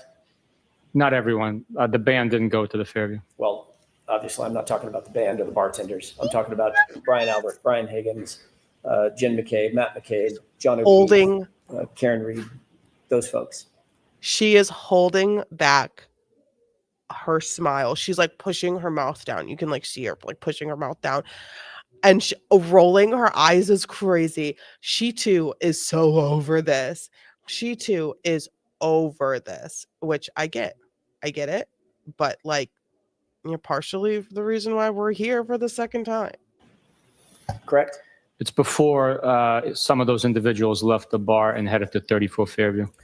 If we could push to runtime 16:35, 17:22, while you're queuing that up, did you see, after I asked you the initial time about the stance that the two men were taking, Brian Albert and Brian Higgins, did you see them continue to take what could be reasonably described as fighting stance toward each other, even in jest? They were squaring off and roughhousing, yeah. Okay, what does squaring off mean? Facing an opponent in like wrestling or a martial art, I guess. Hands up? Yes, squaring off, yeah.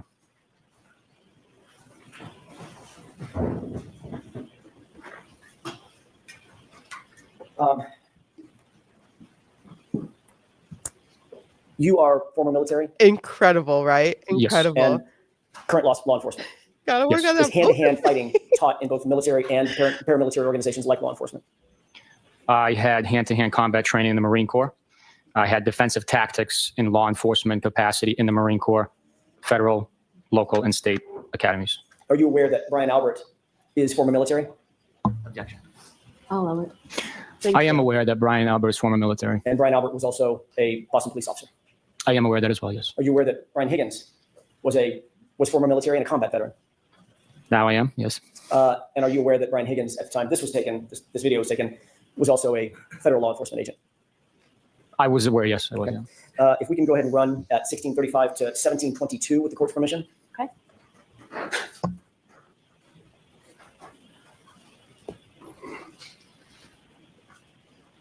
They're literally moving a table. Dude, are they banging?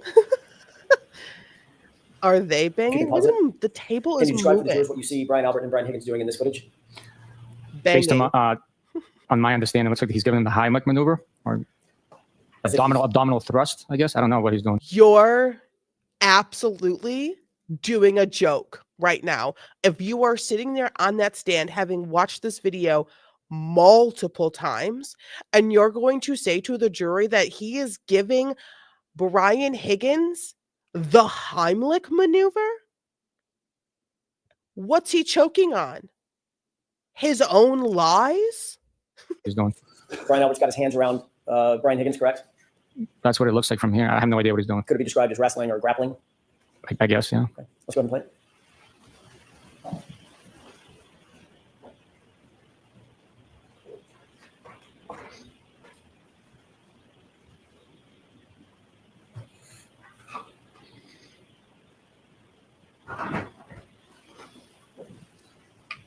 Thank you. If we can take that down. Dick. During the No, course of Dick. reviewing this video, or the entirety of the video, not just the clips that you just reviewed, did you see where John O'Keefe was, generally speaking, relative to Brian Higgins and Brian Albert? Throughout the entire time? He wasn't standing still, I understand that, but generally, was he standing with them or was he closer to the bar in the back of the video? I believe after Mr. O'Keefe arrived and embraced a few people with hugs, I guess if I had to estimate, most of the time he was on the other side of the table, which would be closest to the bar area. And after you saw Mr. O'Keefe walk in and greet everybody with salutations, did you ever see him interacting with Brian Higgins and Brian Albert throughout the evening again on this video? On this video, I did not know. I'd like to play runtime, one more clip, Your Honor, runtime 1915 to 1957, about 45 or 50 seconds. Can you pause it?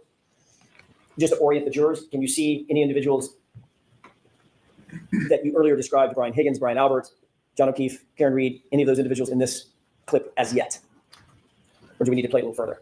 I would need you to play it a little bit further, please. Is it possible, with the court's permission, to zoom in on the upper portion of the video?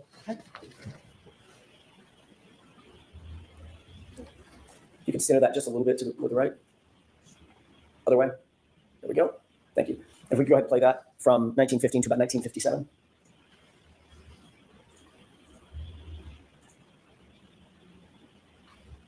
Pause it. You recognize the three people center screen now. I really can't make it out. I would have to be assuming, want you to assume. guessing. I can't make it out Let's to play- identify each individual. Let's play it forward if we can. One more time. At this point, go ahead and pause it. At this point, can you make out any individuals? Yes, Okay. at this point, I can say that that looks like Brian Higgins in the middle of the three gentlemen. What is he wearing? It looks like a hooded sweatshirt. Okay. And the person to his, sorry, let's do. And it looks like there's a skull on it. What is on his hoodie? What is he wearing? Does that not look like a skull? Like this looks like an eyeball. This looks like an eyeball. This looks like the nose. And then this looks like where the teeth are on a skull in like a circle. Or like a Spider-Man logo. Who is this man? Who is this man? What are you? Let's do it from your perspective, the juror's perspective. The person to the left of Brian Higgins I believe that's Brian Albert. and the person to the right of Brian Higgins. To the right from my perspective. Yes, sir. Yeah. Yeah. I believe that's Chris Albert, but I'm not positive. I'm not Let's go ahead and positive. play it. Stop. Did you see Brian Higgins just do something? I was not paying attention to his gesture. We have to replay that, please. Does it appear he's looking in a particular direction? He is looking in a particular direction based on that frame, yes. Is that toward the bar area? Yes. It's in that direction. I don't know exactly where he's looking, whether he's looking at the bar, to the right of the bar. I can't tell from this. Okay, okay. And John O'Keefe, you indicated earlier that John O'Keefe, that's where you saw him most of the video, toward the bar area or to the right of the bar. If you scroll to push the screen to the right, I can tell you where Mr. O'Keefe is. With court's permission. Yes. Do you see Mr. O'Keefe in that group of people? I cannot make him out. Okay. Could you play the video? Maybe he is behind an individual. Let's Dude. go back to, if with the court's permission, I'd like to go back to the full video, and let's play it from here. Oh.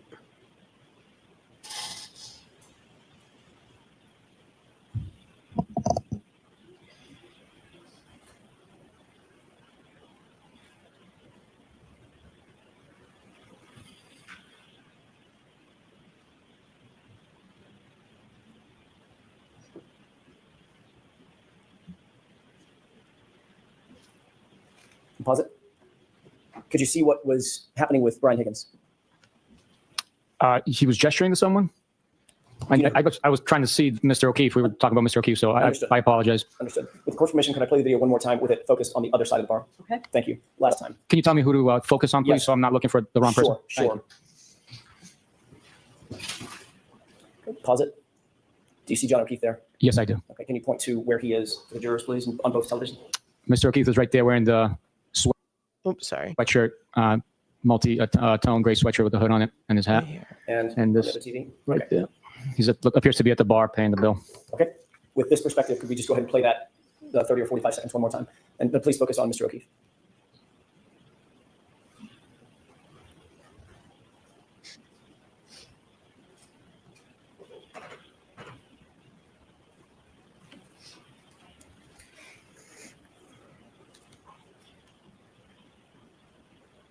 Pause it.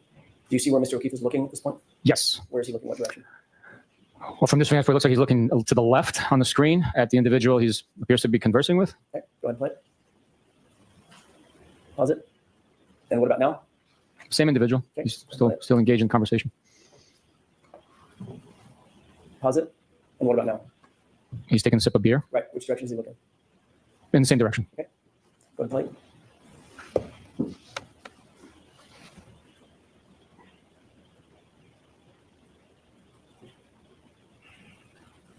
And go ahead and pause it. We can go back out to the full screen. At this point, does it appear in the video that Brian Higgins, Brian Albert, Chris Albert have all left the bar? There's someone standing across the table from Mr. O'Keefe to his rear. I don't know who that is, so I can't testify to that. The others have left. Given this perspective, now that we've seen both of them zoomed, do you have an opinion as to whether or not it appeared that Mr. Higgins was gesturing toward John O'Keefe just before he left the bar? Given this perspective, he might have been. I don't know who he was gesturing at. Okay. We can have the lights up. Take that down. I want to change gears for a second. Let me ask one more series of questions, if I could, Sergeant. What we've just seen was literally Brian Albert, Brian Higgins leaving Waterfall to go to a different location. What was the location they were heading to, based on your investigation? They were heading to 34 Ferry Road. And shortly thereafter, who else followed to go to 34 Fairview? I'm sorry, you said Chris Albert? No, I didn't. No, you didn't. Okay. Nope. Brian Nope, I Albert, Brian Higgins, they went to 34 Fairview, and then Mr. O'Keefe also traveled there. Thank you. I want to shift gears, if I could, to another video. Did you review certain ring videos, specifically relative to One Meadows, the outdoor ring video servicing the carport area? Yes, I have reviewed those videos. If we could, Your Honor, next moment. This has previously been marked as 12A.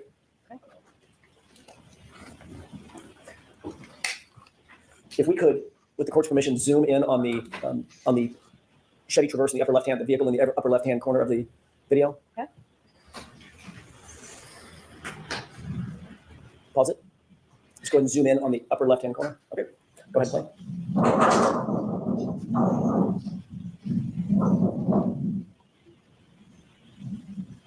Pause. Did you see anything happen with the left rear tire of the other car in the driveway? Which Okay, I'm going to back up just a little bit. This is John O'Keefe's house. This is ring camera footage from John O'Keefe's house right above his garage. This right now, what is happening is this is John O'Keefe's car parked in the far corner of the driveway. Karen Reed, this is after Karen Reed woke up and John O'Keefe was still not home. She's making phone calls. She gets in her SUV and she goes to back the van up to go start looking for John and going to Carrie and Jen and all the things. And she reverses into John O'Keefe's car, and you are going to see movement. There is debate for movement. I'm going to put this on normal speed so we are seeing what the jury is seeing. There is debate for movement. It is up to you to think it moved or where the cars made contact.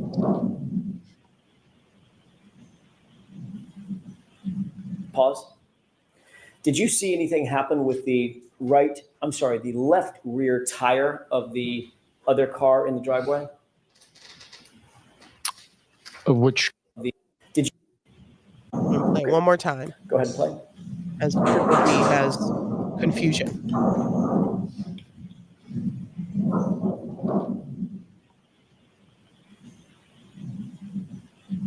Pause. Did you see anything happen with the left rear tire of the other car in the driveway? Which car are you talking about? The highlighted portion, the parked car, which is the left rear tire that's zoomed in on. I wasn't paying attention to the What tire. Can do you play it again, please? With the court's permission? Okay. Let's try that one more time. Why weren't you? Trooper Bukhenik, you know why we're playing this video. You know why. You know why. This is not your first time in court for this trial, for this case. You know why.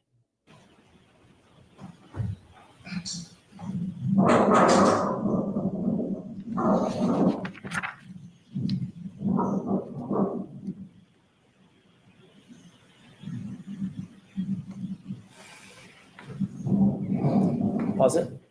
Okay, you can take that down. Did you see anything happen with that left rear tire of the Chevy Traverse? Based on that video, it appears there might have been movement there. It appears Last year, there might have and you've been seen this video movement there. several times, correct? It appears there might have been movement there. What do you think? Do you think there was movement there? Do you think the two cars made contact? Did the car move? Did John O'Keefe's car move? Did they make contact? It appears there might have been movement there. Correct. I have. You saw it killing during the course of your investigation, not just in the course of proceedings, correct? Right. Last year, you indicated that you observed the vehicle, Ms. Reed's vehicle, come near Mr. O'Keefe's car. Which one in that video was Mr. O'Keefe's car? The Chevy Traverse. And that would be the car that was parked and static, not moving, correct? Correct. Having seen this, do you still believe that the SUV came near the Chevy Traverse, or do you believe it struck the Chevy Traverse? With the clarity of that video, there is a lot of movement in the shot. Not with great certainty. It appeared that there was movement of the tire, but I cannot say with 100% certainty there was movement. You can't say with 100% certainty that that tire literally shifted and wiggled on some sort of impact. Based on the video, there appeared to have been movement. Okay. You had this video for the first 3 years of your investigation. You had this video very early on, correct? That's correct. And for the first several years of your investigation, did you either deny, well, let me ask it this way. Was it your assessment that the SUV did not contact that Chevy Traverse? My assessment with the totality of it all was that based on the video, there was no damage that occurred to either vehicle at that point in time. That wasn't my question, Sergeant. My question was your assessment that there was no contact between the two vehicles? Is that what you assessed in the course of your investigation? I did not assess that there was no contact, no. Even as recently as last year, you testified in another proceeding that the SUV came close to the Chevy Traverse, right? Yes, I said there's a lot of movement in that shot. It's difficult to tell if there was more for me to observe and push that certainty level up. I would have testified differently. As you've seen the video enhanced, zoomed in on, do you wish to amend that testimony from last year? Ask it differently. Sure. Given what you've just seen, what is your testimony now about whether or not that SUV struck the Chevy Traverse? There is movement of the tire. There is movement. Movement of the tire. Could be an earthquake, could be someone standing there pushing the car. I'm asking you, based on what you just saw in this video, do you believe that the SUV struck the Chevy Traverse? Logically speaking, the two vehicles had to have come into contact for the tire to move. They have to have collided, correct? At a slow speed, yes. Which area of the SUV collided with the Chevy Traverse? The front, the rear? It appears from the video as the right rear area of the Lexus SUV that comes into contact with the Traverse. What time was this video taken? I believe that is at 5:07 a.m., if I'm not mistaken. Well, you remember that. You remember that. Thank you, Sergeant. That's cool. I want to change gears again, if I could, You can and ask remember you about things. a dog.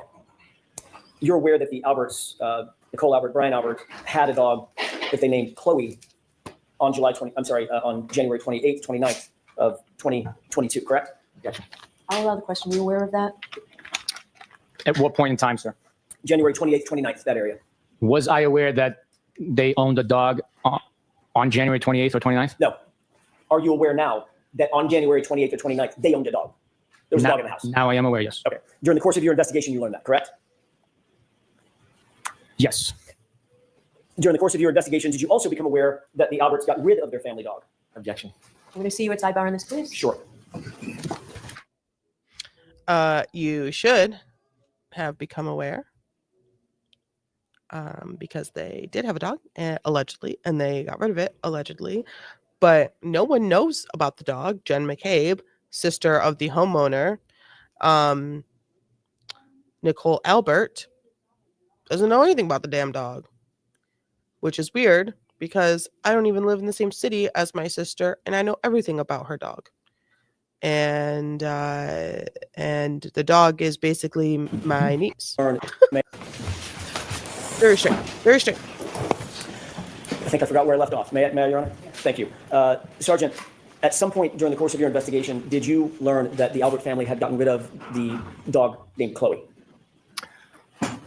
We learned that they no longer cared for the dog. I don't know if get rid of is accurate. Well, they don't have it anymore, right? They don't Yes. have it. Okay, so The dog you went call it? somewhere else to live. Giving it up for adoption, I guess? I don't know. I'm not a pet owner. what if they didn't give it up for adoption? I'm sorry? What if they didn't give it up for adoption? Rehomed, I guess? There it is. There's that word. Yes. Okay. So it's no longer with them, right? Correct. They no longer own the dog. Okay, so they got rid of it. They got rid of it. It's like you get rid of a car, right? Damn. I love what Jackson's doing. Oh, you can get rid of a car, yeah? Okay. And you can get rid of a dog. That's all I'm asking. Yes, you can get rid of a dog, yes. Okay. At some point during the course of your investigation, did you find out that the Albert family got rid of Chloe? We learned that they no longer own Chloe, yes. Okay. When did you learn that? Man, work on your memory. Oh, he's really thinking. He's really thinking. He's really thinking. I cannot tell you exactly. Nope. I can tell you when we looked into it officially. When did you look into it Love to officially? know that. I traveled to the dog's home and assisted with identifying the dog and investigating that animal. Okay. Okay, so you just said, I can tell you when we looked into it officially, and Jackson said, okay, when did you look into it officially? And his answer was, I traveled somewhere. Not a date, not a time, not a when, just a, I went somewhere. Dude? You when I do. we looked into it officially. Don't When did think you too hard. look into it officially? I've traveled I somewhere. traveled to the dog's home and Which one? assisted with identifying the dog and investigating that animal. Okay.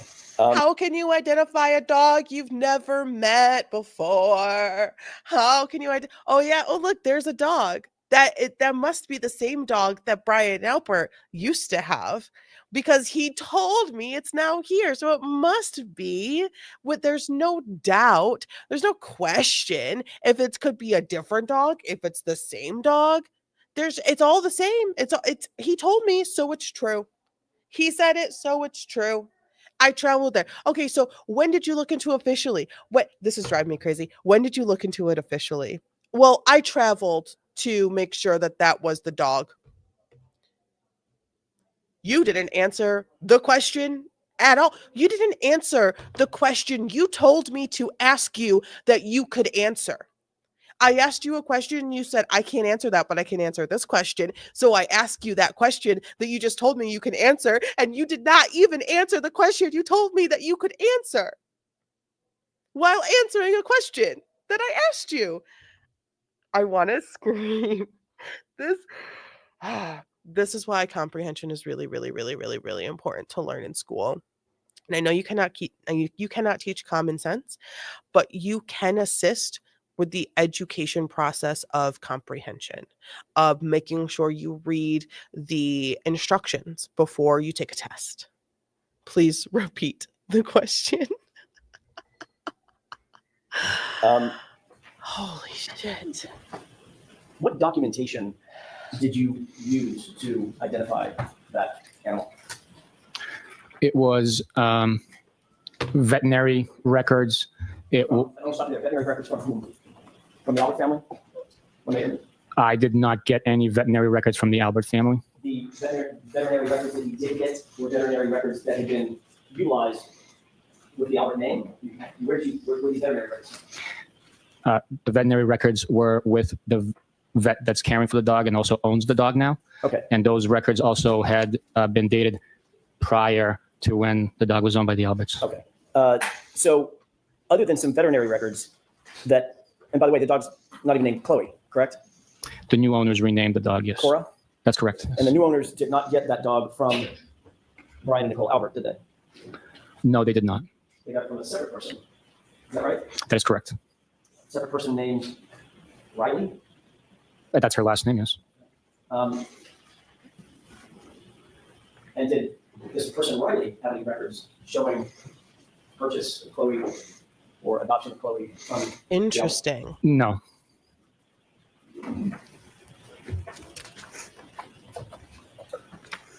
Hold on, I need to go back a little bit. The Alberts showing purchase of Chloe or adoption of Chloe from the Alberts? No. Cute. Okay.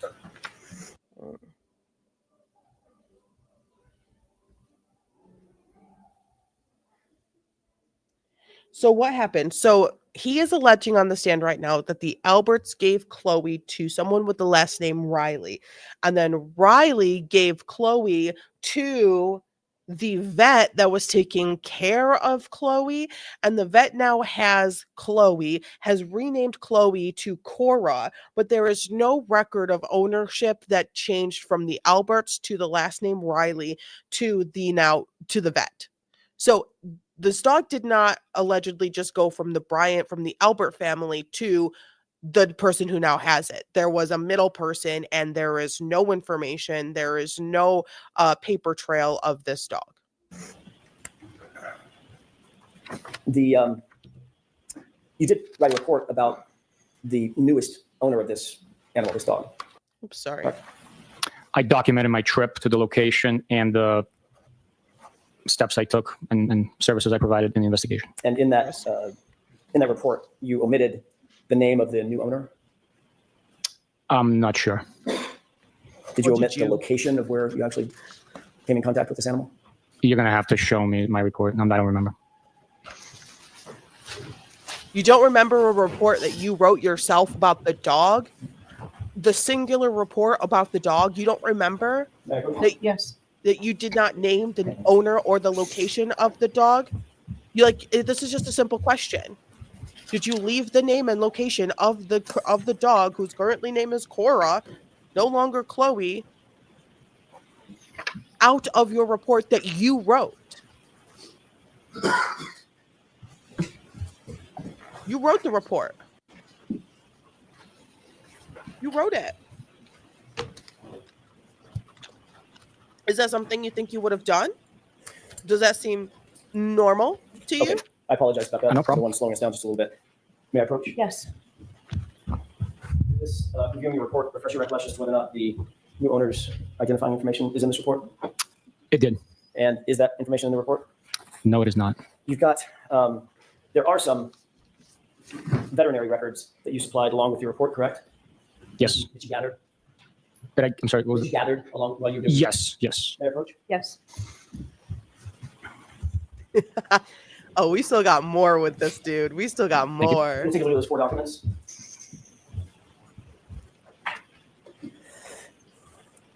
Do those appear to be the veterinary records that you gathered?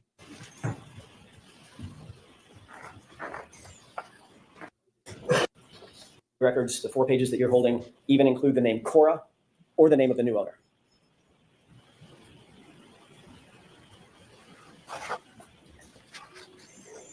He's really searching too.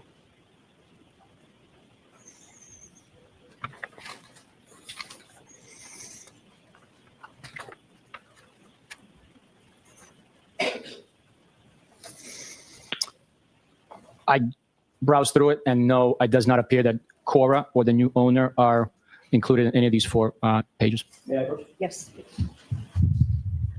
Well, that seems odd, doesn't it? That seems a little odd. You don't have any transfer Right? records for Chloe, correct? Those who own dogs that you may have adopted from places, is your information on vet records? As the owner of this dog, as the registerer of the dog, the name of the city that you live in, at least? Is that weird? All the records that are provided by the owner. I'm going to go through a series of questions, Sergeant. If you can answer yes or no, that might make it go a little faster. You don't have any transfer records, correct? I wouldn't know what it looks like. That's why it's taking quicker me to telling you that that's all the records that I have. Okay. I want to answer my question. You Okay. don't have any transfer records. I don't know what a transfer record would look like, so The I answer can't. is I don't know. no. Okay. You don't have any rehoming records. I don't know. You don't have any purchase records. I don't know. The only records you do have are those 4 pages of veterinary records that don't have the name Cora and don't have the new owner's name, correct? That's correct. You agree, shifting gears for a second, that timely report writing obviously is an important aspect of any investigation, correct?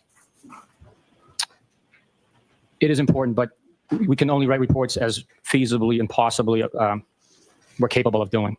Sometimes investigations are rapid, so you can't write a report. You take notes, and some time goes by before you actually document the information on the official report. The information's there, it's gathered, it's maintained by the investigator, it's shared, it's acted on at times, but the official reports might take some time to write. So obviously, if you're, like you said, things are fast moving in an investigation. It might be that you interview a witness on a Tuesday, you're super busy on Tuesday, Wednesday, Thursday. It might be Friday before you can sit down and draft a report about that interview that you did on Tuesday, correct?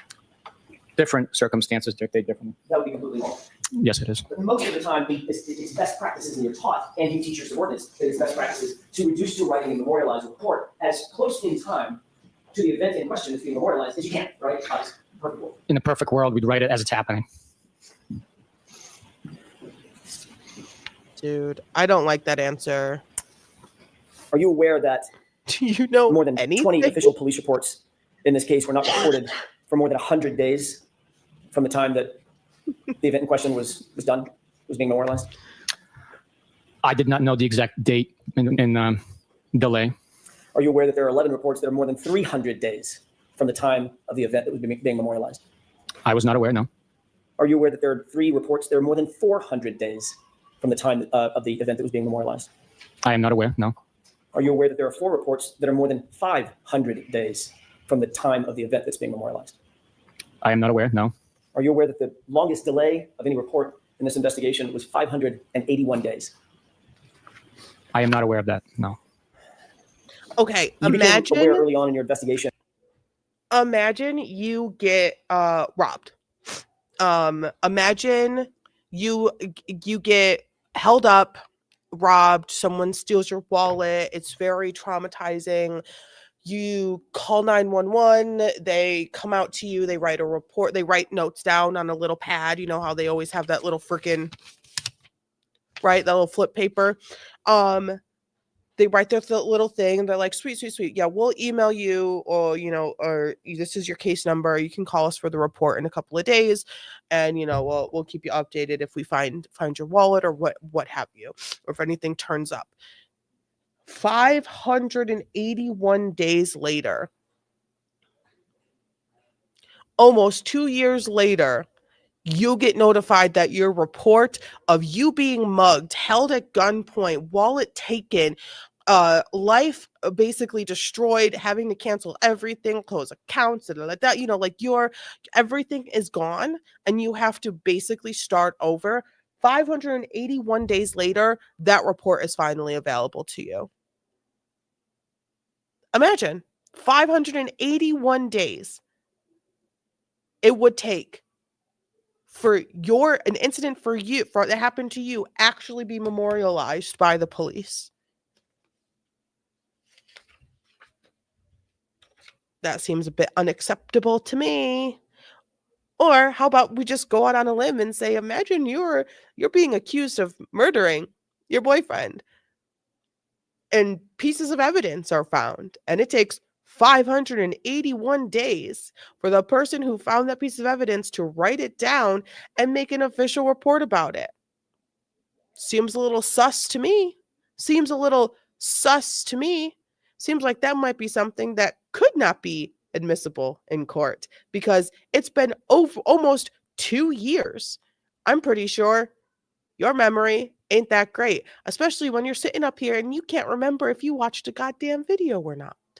You can't remember what someone who is a person of interest in this case was wearing in a video that you've watched at least, I don't know, 40 times. Of two individuals named Ricky Time for a new Dentano notepad. and Heather Maxson, correct? They are witnesses. Yes. Both Ricky Dentano and Heather Maxson, you learned, were outside 34 Fairview in the early morning hours of January 29th, correct? We did learn within our investigation at some point, yes. And you learned, Sergeant, very early on in that investigation because you interviewed Ryan Nagel in February of 2022. It's just days after the event, correct? I'm not sure of the exact date. Obviously, as you just said, you became aware that Ricky Dentano and Heather Maxson were witnesses in your homicide investigation, important witnesses. You'd agree, correct? They were witnesses. You learned that they arrived at the house, 34 Fairview, sometime after Karen Reed and John O'Keefe arrived and pulled up behind their parked SUV, correct? Objection. I'm going to allow that. Can you repeat that, please? Sure, you learned that where they fit into the investigative puzzle is that they pulled up behind Karen Reed's SUV when Karen Reed and John O'Keefe arrived at 34 Fairview. They pulled up sometime after that and pulled up right behind them, correct? That's not correct. What is not correct about that? They arrived simultaneously. Karen Reed took a right onto Fairview. They yielded to them and followed towards 34 Fairview, stopping at the driveway as Karen Reed proceeded further up. Did you listen to the testimony in this case up to this point? No. There's a sequestration order, correct? Correct? Yes, yes. So you can't listen to the testimony of witnesses, eyewitnesses who are testifying in front of these jurors. Correct, yes. You don't know how witnesses have testified from that witness box in front of these jurors, correct? I have no idea. Okay. So your information is that they pulled up simultaneously, correct? Is that what you were testifying to? That's my memory from what the interview produced. You certainly knew that they were eyewitnesses to the condition and the location of Miss Reed's SUV, correct? Yes, yes, from their interviews, yes. And you also are aware that they would have been in a position to see the occupants of Miss Reed's SUV as they were behind it and then pulled around it, correct? Objection. Sustained. Did you become aware that they were in a position behind the SUV and as they pull around it, they could still see the SUV? Objection. Sustained. You knew what potential role they played in your investigation as eyewitnesses, correct? Generally? When we interviewed them, when we learned of their existence, when we interviewed them, we collected information based on their recollection. Okay. My question was, you're aware that they had a certain perspective as it relates to the SUV that night, early morning hours, right?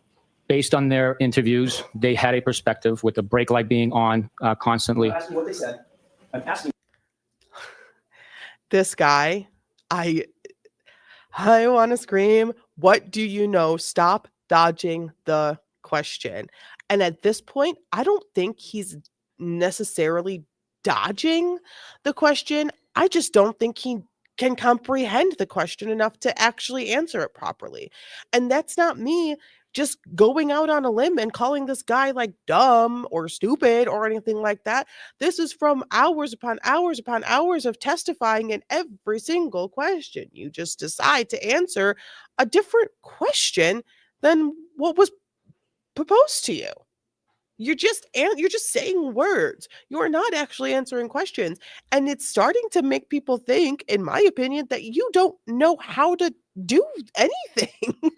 If you can't answer these questions, can you investigate homicides? Asking you if during the course of your investigation you learned that Ricky Dentano and Heather Maxson had a perspective. They were eyewitnesses to certain things. Yes. Relative to the SUV, correct? Yes.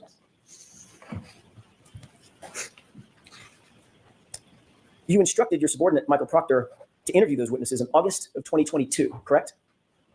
I'm not sure when they were interviewed. I don't have a memory of instructing him to go interview them.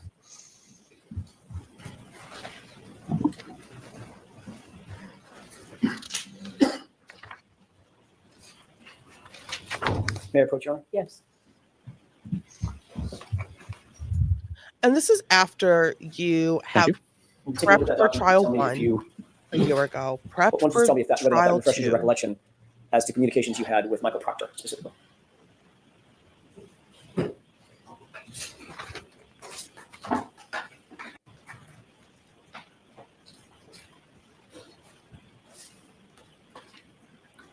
Your recollection as to a conversation, or I'm sorry, a communication that you had with Michael Proctor. Unfortunately, it does not. I will take the document at face value. I do not have a memory of having these communications, but I will take the document if it's authentic and it is true and accurate that it took place. But I don't have a memory of sending these text messages. Yes. Also, my name's misspelled in there. Is that from the extraction, or where is that from? Couldn't tell you. One me. Appreciate it. Thank you. I can't take credit for that. Thanks. Also, my name's misspelled. Get over it. And if that was an extraction from Trooper Proctor of his phone, and your name is misspelled in his phone, that's a Proctor situation. But I don't know what it was. If your memory is not refreshed about that particular communication, do you remember in general communicating with Michael Proctor about interviewing Ricky D'Antonio and Heather Matson? I do not know. I'm sorry. Would that have been something that you would have found important relatively early on in the Apologizing. investigation? It's garbage. These are eyewitnesses. Let's get in there. Yes, it is. It is important to interview anyone that's an eyewitness. Sometimes it takes longer because. Are you listening? I'm sorry. Thanks. You asked the question. I just want to answer. I know the answers to my questions. Go ahead. Okay. So while He said, "Are you listening?" Because Alan Jackson walked off to go do something else, prep for the next question, get a note, have a quick conversation. we want to interview every. He said, "Are you listening?" That's crazy. Hey, Ronnie, how are you? Last name is Bukhenik. He should be used to it by now. LOL. Wow, he's worried about his name being misspelled. And this and that. And that was like a real moment. That was a very truthful moment. His smile was real. It went all the way to his little eyeballs. Like he really cared about his name being misspelled, and he was upset about it. And he's like, "Is that a you thing? Did you misspell my name? Can you not spell my name right?" He wanted to jab that at Alan Jackson and be like, "I'm sorry, you and your team can't spell my name right. What, like you guys can't do anything right." When in reality, this man has sat here and said, "I can't remember anything about the lengthy investigation I did to the homicide of Boston police officer John O'Keefe. I can't remember anything. I have no memory. I can't remember everything. And you spelled my name wrong." It's just garbage, absolute garbage. And like, honestly, everyone was calling you Trooper I don't even want to say it online. Everyone was calling you Trooper Bukhenik for like 3 years. So like, get over it, Like, at least that slip up hasn't happened in trial number 2 yet in front of the jury, because it happened in trial number 1 in front of the jury like 3 times. Times it takes longer Hilarious. because. Are you listening? I'm sorry. Thanks. Are you listening? You asked the question. I just wanted to answer. I know the answers to my questions. Go ahead.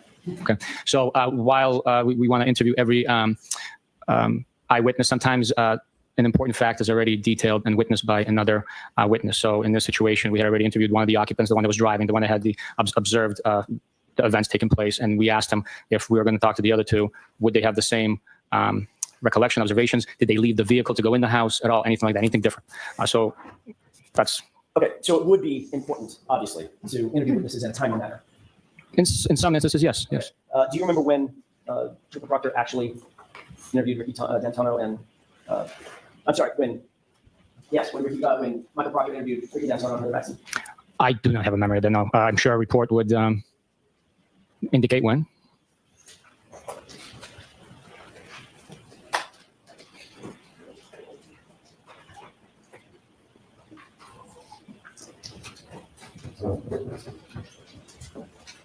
Yes. My name is spoken. Sorry, to take a look at that. I thought that was a report from somebody else. It's a report from you, actually. Tell me if that refreshes your recollection as to when Ricky D'Antonio was actually interviewed. Yes, this report, authored by me, was states that on Saturday, September 2nd, he was interviewed. What year? 2023. Oh. So that was a year and a half later. Oh my God. The event happened the night in between, like the night into, so from January 28th to January 29th, 2022. We saw Ricky, when I catch you, Ricky, take the stand with the girlfriend. Ricky, did Ricky not testify? Julie Nagel's brother testified. The car was being driven by Ricky. Did Ricky testify? Did I miss Ricky? I don't know. But anywho, Ricky was interviewed September 2nd, 2023. Not September 2nd, 2022, which still would have been a bit of an issue being like 8 months later. It was a year and 8 months later. Correct? Yes. Do you believe that's a timely report, or rather a timely interview for an eyewitness, the gravity of which is described in your report? Again, perfect ideal world scenario. It would be quicker. So that would be, not no excuses, I'm not going to bars, but that would be untimely, correct? You're gonna have to, We do the best we can. you Wow. indicated that your memory was that the cars arrived simultaneously. That's a interview with Ricky D'Antona. You see the highlighted portion? Alan Jackson is nowhere near the microphone. I see. Ricky D'Antona actually told you the car was Objection. parked, correct? Objection. The objection sustained. John, may we approach you? Yes, can I see that, please? I'd love to see what you're looking at. All right. Oh, this Almost done for the day. So after they're done for this day, we're gonna take a little break. I'm gonna go get some lunch because I didn't have any breakfast. And then we'll just hop back into the next one. May I, Your Honor? Yes. Thank you. Isn't it true that when you interviewed Ricky D'Antona, he indicated that upon their arrival at 3430, quote, a dark-colored SUV was parked in front of the home facing up towards Chatty Street? That's what you said, correct? That's what the report indicates for Ricky's interview. Yes. And in fact, you wrote this report based on Ricky's interview. I wrote that report. Yes. Thank you. If I may have just a moment, Your Honor. Yes. Why don't we come to sidebar now from the floor? He's saying I'm gonna move on to like a new topic. And I know that the time is what the time is. Optimistically, maybe we're still a little bit ahead, but we are on schedule for that. Monday, I'm going to ask you all to come in at 10. So we'll start at 10 o'clock on Monday, and we will go a full day Monday. We'll leave every day next week, going into a full day. So we will see you next week. Those same cautions. Please do not discuss this case with anyone. Anything about this. Goodbye. Okay, perfect. All right, so Trooper Bukhenik is still in cross-examination with Alan Jackson, but the day is done. I'm just going to prep up the next day here, and I believe that was 13 that we just watched. And so I'm going to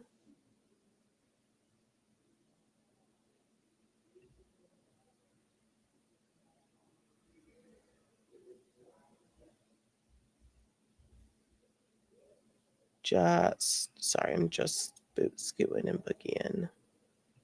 Okay. All right. So the next day is all prepped up, ready to go. And I'm going to take a little break. I have to go pee.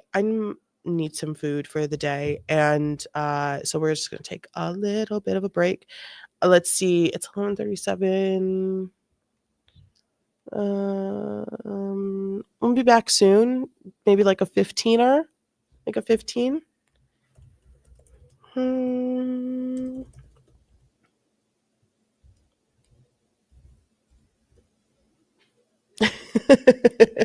I'm hungry. So we'll be right back. Enjoy the musical stylings of a song that doesn't get me in trouble.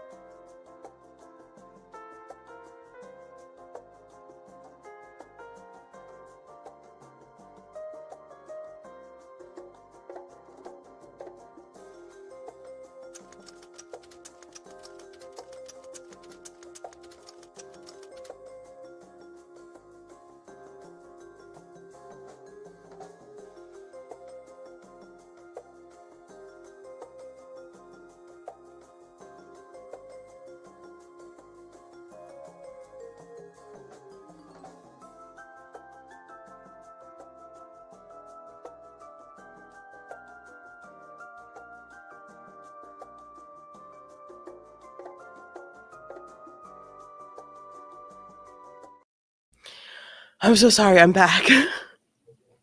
I needed to get coffee too. There were lines. Oh my gosh.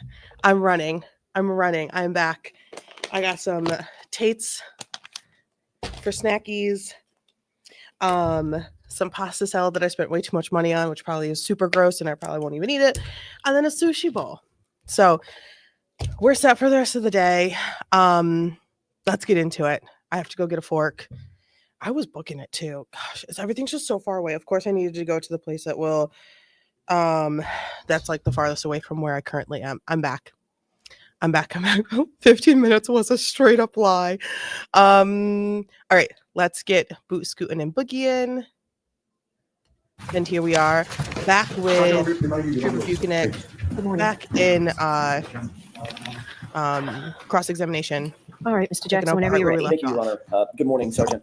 Good morning. I'd like to ask you, just to start off with, at some point during the course of your investigation, did you become aware that a snowplow driver had reported having seen a Ford Edge being moved into a location in front of 34 Fairview sometime in the early morning hours of January 29th, 2022?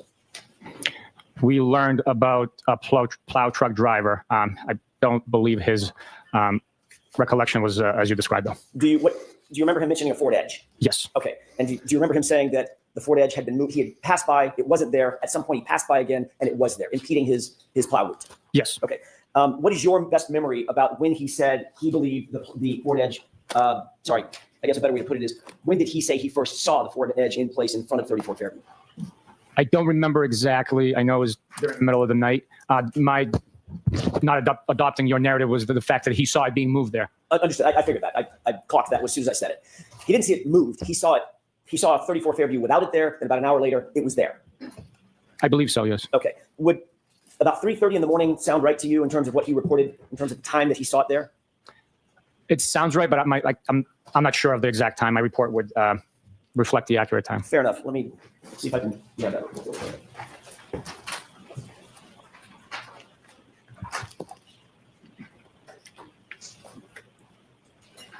Let me ask this. Well, it's a very lengthy report. Instead of making you sit there and wait, let me just ask this. Do you remember him saying that he had first plowed the area free of the Ford Edge? In other words, first passed in front of 34 Fairview around 2:30 in the morning? Does that sound right? I believe his dispatch time for the plowing of the roads that evening was 2:30. But again, I would have to look at my report. That's fine. And then it was sometime subsequent there too that he saw the Ford Edge in place, maybe an hour later? Sounds about right again. Okay. Did you take any investigative steps when you learned about this snowplow driver to determine who, if anyone, might have owned a Ford Edge associated with 34 Fairview? I did not know. Did your investigation ever reveal that the Albert family actually had a Ford Edge at the time? Yes. I want to shift gears for a second to One Meadows, if I could, and ring video evidence associated with One Meadows. You testified that on direct examination that there was no video from Ring at or around the time 12:36 a.m. When Miss Reed's SUV returned back to One Meadows. Do you remember that testimony? Yes. You did receive a search warrant returned from the Ring Corporation in furtherance of a search warrant executed by Trooper Proctor, correct? Former Trooper Proctor. Can we go back to the Evidence was witness? returned by Ring. Yes. And in addition to the actual video recordings, there was also an activity log that was returned associated with that time and that location from the Ring Corporation, correct? There was a key log. Let me just say, when Karen and Miss Little look at each other, they always give each other like little smiles. And I just think that's so sweet. I want to get into I want to be like a fly on the wall when they're like having coffee in the morning before trial starts. You know, I want to just be there and be like, what do you guys talk about? Other than trial stuff, are you guys talking? Do you guys talk about anything? Are you guys into each other's lives? What's going on? I want the tea on them as people, not lawyers, not defendant, you know? I just want that so bad. And yes, let's just stick to either the witness or Jackson, please. I love Miss Little. identifying Everyone does. each video Everyone that was does. provided by the time and date when the video was recorded. Just It's not an like- activity log per se for the account. It's strictly a key describing the video, telling you what time the video was recorded. During the entirety of your investigation, was there any evidence uncovered at all that Ms. Reed had accessed the account information associated with that Ring account? No evidence could be provided by Ring documenting that activity. But there is evidence that Her style someone is had accessed lovely. the account I love through John O'Keefe's cell phone, correct? I am not aware of that. Are you aware that after John O'Keefe's cell phone was recovered by Massachusetts State Police, someone at Massachusetts State Police actually opened the Ring app on his cell phone? Yes. Who is the person who opened and accessed the Ring app on John O'Keefe's cell phone? I'm not 100% sure. Now, just Would the moving on. lead investigator know? Former Trooper Proctor? Would the lead investigator know who opened the Ring app on John O'Keefe's phone while it was in the possession of the Refresh your recollection, Massachusetts take a State look at Police? a report that perhaps Yes. may I approach? Yes.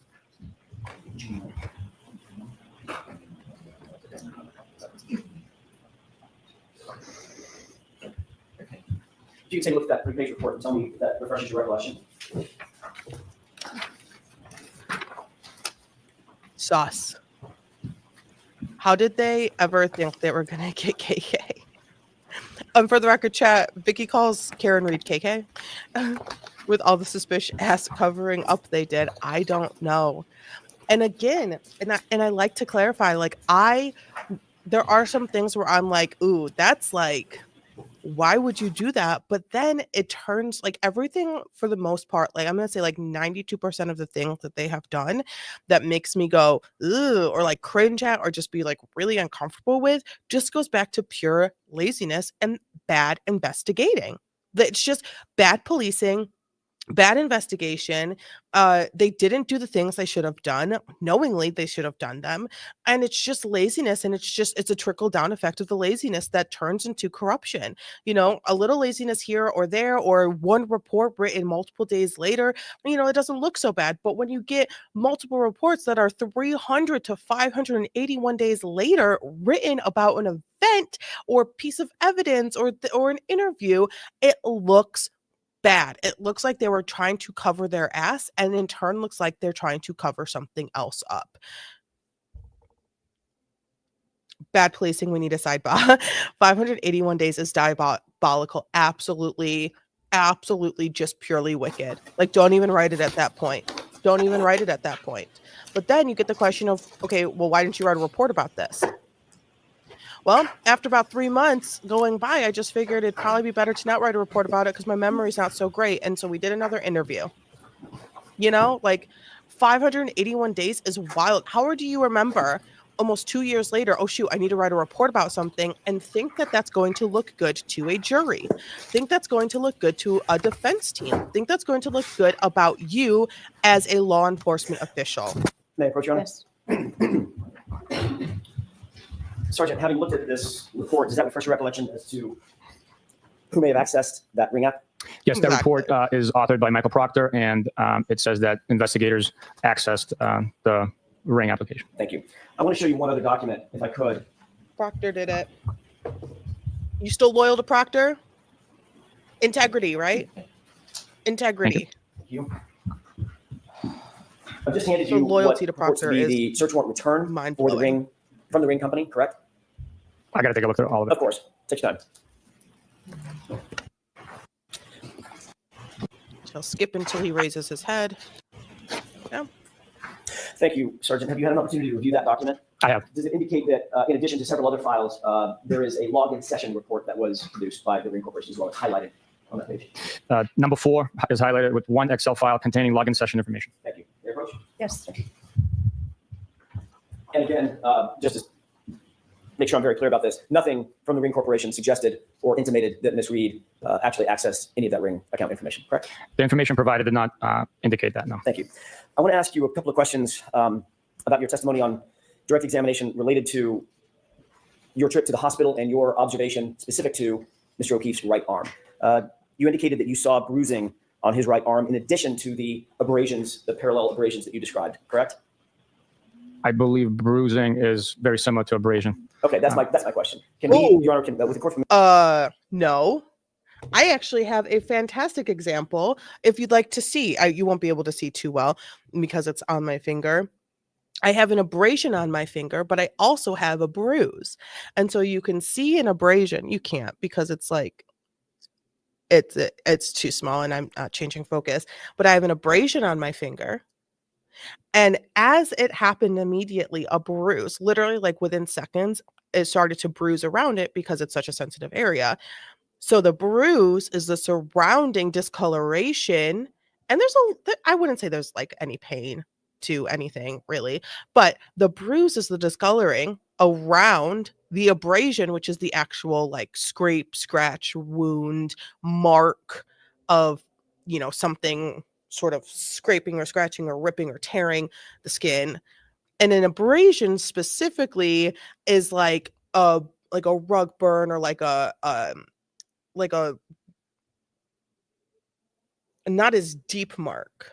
Like it feels like when you say abrasion, it's like, oh, I got an abrasion. I got like rug burn, like you slipped and fell on the rug or doing other things on a rug, like carpet burn, like a scrape, not necessarily like full blown gashes.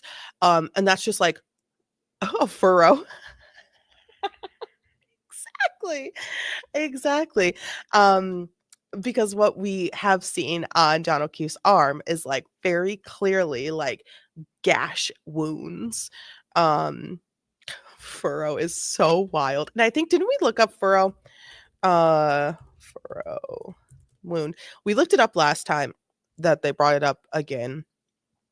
Furrow, medical term. A furrow is a groove or depression. Often, this is AI overview to be fair. A groove or depression often used to describe a specific anatomical structures or conditions. It can refer to lines on the skin, like a furrowed brow, or to grooves in organs or tissues. And like I have a furrowed brow. You can see my little furrowings of the lines. That is not what is on John O'Keefe's arm. He's got full-blown open gash wounds. Court permission, can we show Exhibit 1? It's already been introduced. Hold, please. Is this a fair and accurate depiction of what you saw in terms? Okay. Are we okay with seeing the arm? Are we okay with it? as long as one person puts it in the chat, if you're okay with it, I will show it. It's online. Yes. Okay. Let me go back then. Okay, that's my question. Can we, just the arm? With court permission, can we show Exhibit 1? It's already been introduced. Just Canoni did not want to. Depiction of what you saw in terms of the condition of Mr. O'Keefe's arm while at the hospital, if not exactly like this? Yes, it is. Okay. What did you mean when you said you saw? I am not a medical professional, but I would say this Bruising on his arm. Excuse me. This over here might be considered an abrasion, right? You can see it's not as deep. This is his right arm. It's not as deep. It doesn't seem to be open. These over here, I would very clearly not call an abrasion. These are not abrasions. In my opinion, this might be an abrasion. But these are not abrasions. In my opinion, just as a human person. I actually indicated bruising on his right hand, the back of his right hand. Okay, fair enough. From his wrist, when I say arm, can we agree, at least for this purpose, for the purposes of this discussion, that I mean from the wrist up to the shoulder? Did you see any bruising from the wrist to his shoulder? I saw exactly what's depicted there with the abrasions and lacerations. Okay. Deep wounds, you know what lividity gouges. is, correct? I do. Okay. Describe for the jurors what lividity is. Lividity is the pooling of blood inside the body as a deceased individual falls or is positioned naturally with gravity. Blood begins to settle in the lowest portions of the body. If you're laying face down, it'd be your face. It also contours to the imprint or the force that's exerted on the body from below. If someone's deceased on TV remote control, you can see the remote control, the buttons underneath from the pressure. So it's a bluish, purplish discoloration of the skin, not from an impact, but from the pooling of blood after the heart stops, correct? That's correct. Do you see an area at the upper arm that the skin looks discolored in addition to the abrasions that we see? I'm sorry, I was looking at that one. Oh, sure, I'm sorry, yes. Right up toward the upper biceps, triceps area. I see that area, yes. Okay, is that consistent with lividity? rather than bruising? I would not agree with that. No, You believe that that's a bruise? I believe that that's a laceration. I'm sorry, I'm talking about the discoloration of the skin, the reddish purplish hue of the skin, separate and apart from the abrasion, from the abrasions or lacerations to the skin. The discoloration. Do you see that discoloration or no? I do not know. You do not? I do not know. Okay, we can take that down. As you sit here today, That's what he you're not wanted. suggesting that you saw bruising from the wrist to the shoulder on John O'Keefe's arm. Nothing that stood out to me. Okay. I observed lacerations and abrasions. All right, thank you. I want to shift gears one more time and ask you about your trip to Dighton and the seizure of the SUV. You testified that you seized the SUV somewhere, I think your testimony on direct examination was somewhere around 4:15, 4:17, something like that, correct? Yes, sir. Does 4:12 sound like it could be a reasonable time that SUV was actually seized in Massachusetts State Police custody? It could be reasonable. I'd have to refer to the video evidence that, and then also the exact time that we advised the defendant that we are going to be seizing it. I guess it could be argued that that's when it was seized. Even we had the intent to seize it right there. Right. Took the key fob, went outside, had a had a tow truck driver actually put it onto the back of the flatbed. Ultimately, it was transported. Correct. Correct. And you became aware at some point that there was video evidence. You just referenced it. Video evidence of that. I'm going to call it seizure process. Is that right? Yes. And that video evidence had a timestamp on it. Correct. Yes. Okay. You're also aware, as the supervisor of Michael Proctor, that he swore under oath in multiple affidavits in support of search warrants that the SUV was seized at 5:30 p.m., correct? Yes. And you knew at the time, because you were actually there, and you knew when the vehicle was seized, that stating under oath in an affidavit that it was 5:30 p.m. and not 4:12 p.m., that was a false statement, correct? There's a discrepancy in time there, yes. Did you take any action, A you yourself as a discrepancy. supervisor, did you take any action to correct that false or misleading state? Let me ask it a different way. Did you take any action to correct that time to the accurate time of 4:12 in any of the affidavits that you became aware of? No, the actual time of the seizure through the video, we learned much later. So the approximate time, 5:30, although inaccurate, I did not take any action to correct it, no. And you received that video as a production from the defense. You did not have access to that video, correct? Yes. And so at the time that Michael Proctor actually wrote and drafted these affidavits and swore to them under oath, he did not know that a video existed, correct? Yes. Sustained, you have to word it differently. Sure. Yeah. At the time that let me ask it a different way. At the time that you Trooper Bukhenik cannot answer to what former Trooper Proctor knows, does not know, did not know, or learned. He can't do that. And Canoni, Judge, excuse me, my word stopped. Excuse me. Judge Canoni could have said, sustained, move on. But she did not. She said, you just have to word it differently. It can't come in like that. It can't come in like that. Judge Beverly Canoni, I think, has realized that there needs to be a little more balancing when it comes to fairness within the courtroom between the defense and her, and between the Commonwealth and her. I think someone might have said, hey, it's not looking good for you in the public eye again.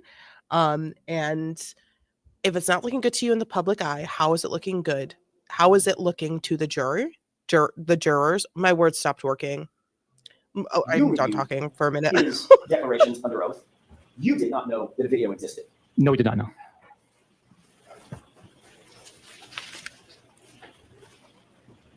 That's just an assumption. I don't know if anyone actually ever said that to her or not, but I'm just assuming that someone might have made a mention.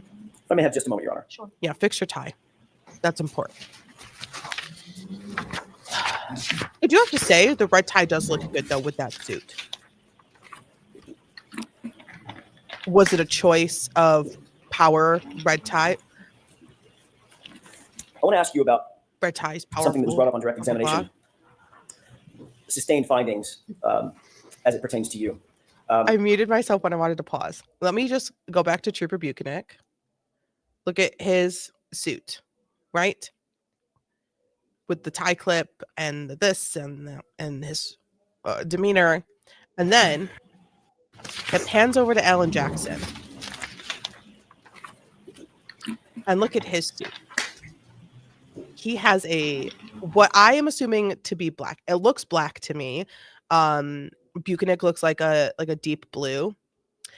And Alan Jackson has like a lighter, more muted, red tie on with the pocket square, the parallel pocket square, which is definitely a choice that he made very diligently in the morning. Um, I think this is a great like lesson of like how to wear a suit. It's incredible. It's absolutely incredible. Bukhenik looks good. He looks put together. He looks good in that suit.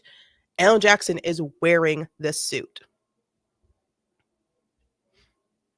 Daddy is Toit. I'll take him. I'm so deceased. I am dead. I want to ask Okay, you with about the Fiji.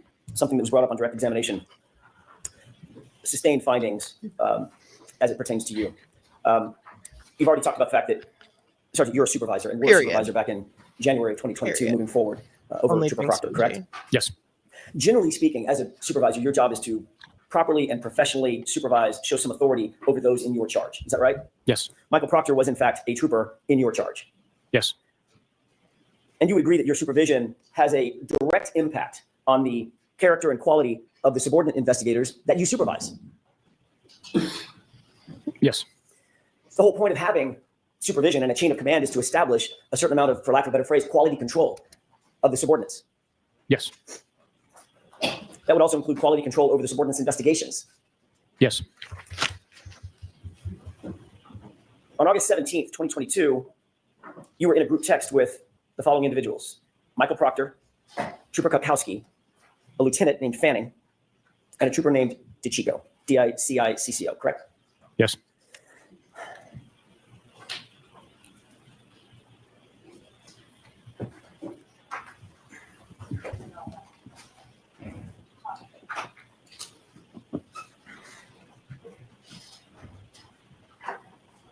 Mayor Pro Tem, Yes. I'd like the world to know that I'm officially on my second pen I'm and handing you second notepad. a document. Can you tell me if you recognize that document?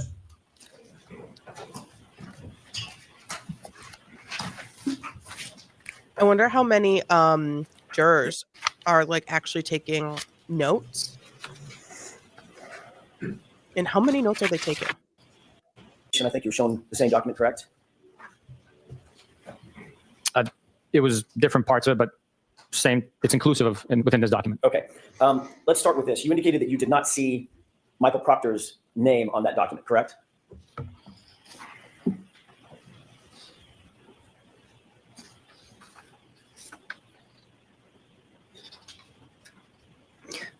Correct. His name is not on here. But you do recognize that as being reflective, accurately reflective of the text chain that you were on August 17th, 2022, that group chat. Yes, sir. I'm going to do this a little bit backward, but bear with me. You do see the name Kukowski, correct? I do. You do see the name Fanning, correct? I do. You do see the name DiCicco, correct? I do. And you do see the name Bukhenik, correct? No, it's misspelled, but I know they're probably referencing me. Okay. The only other Whoa. text or person texting on that chain is a code, a lengthy, almost like a URL code with no name, correct?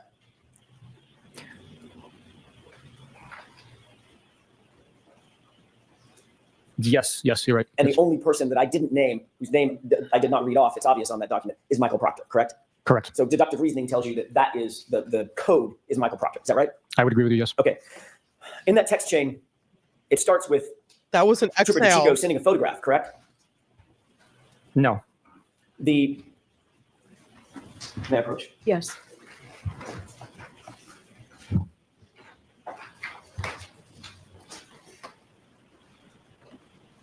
You turn to page 2683, please.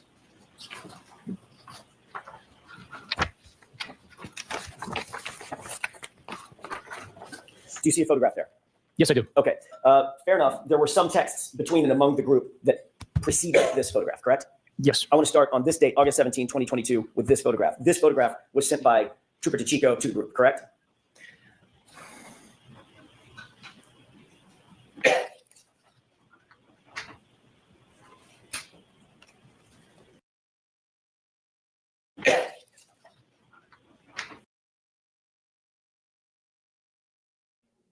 We will probably see the photo.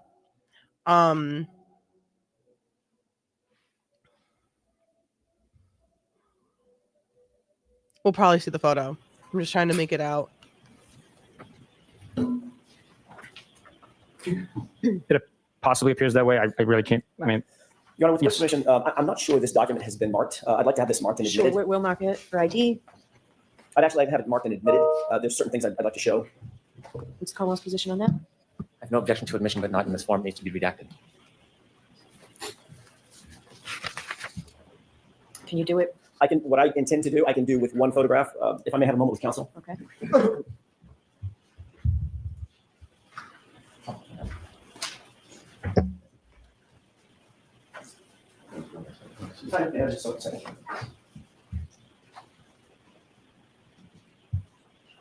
Big movement with, I don't know if anyone's paying attention to the Harvard situation with Your Honor, with court's permission, Trump, the Trump President Trump, and that big movement there. Harvard is standing 2 feet solid on the ground, and I really would love to see more universities follow in suit. They're doing. I'm not going to go too deep into it, but fantastic article. Wall Street Journal just posted that things are moving in the right direction for Harvard. So if you are following that or interested in it, check that out. They're standing their ground when it comes to non-citizen student enrollment, safety of students, etc. Commission, I'd like to publish just one page of what's marked for identification. I'm sorry, I would ask that the entire document be marked for identification. yeah, need this. Props to Harvard. I hope more universities follow suit. And with the court's permission, I would ask to display or to publish page 2683 of that document. So are you admitting into evidence page 263? I would. Do you have a separate one rather than tearing it out of with the mark for I can- identification? I can take it out of this copy.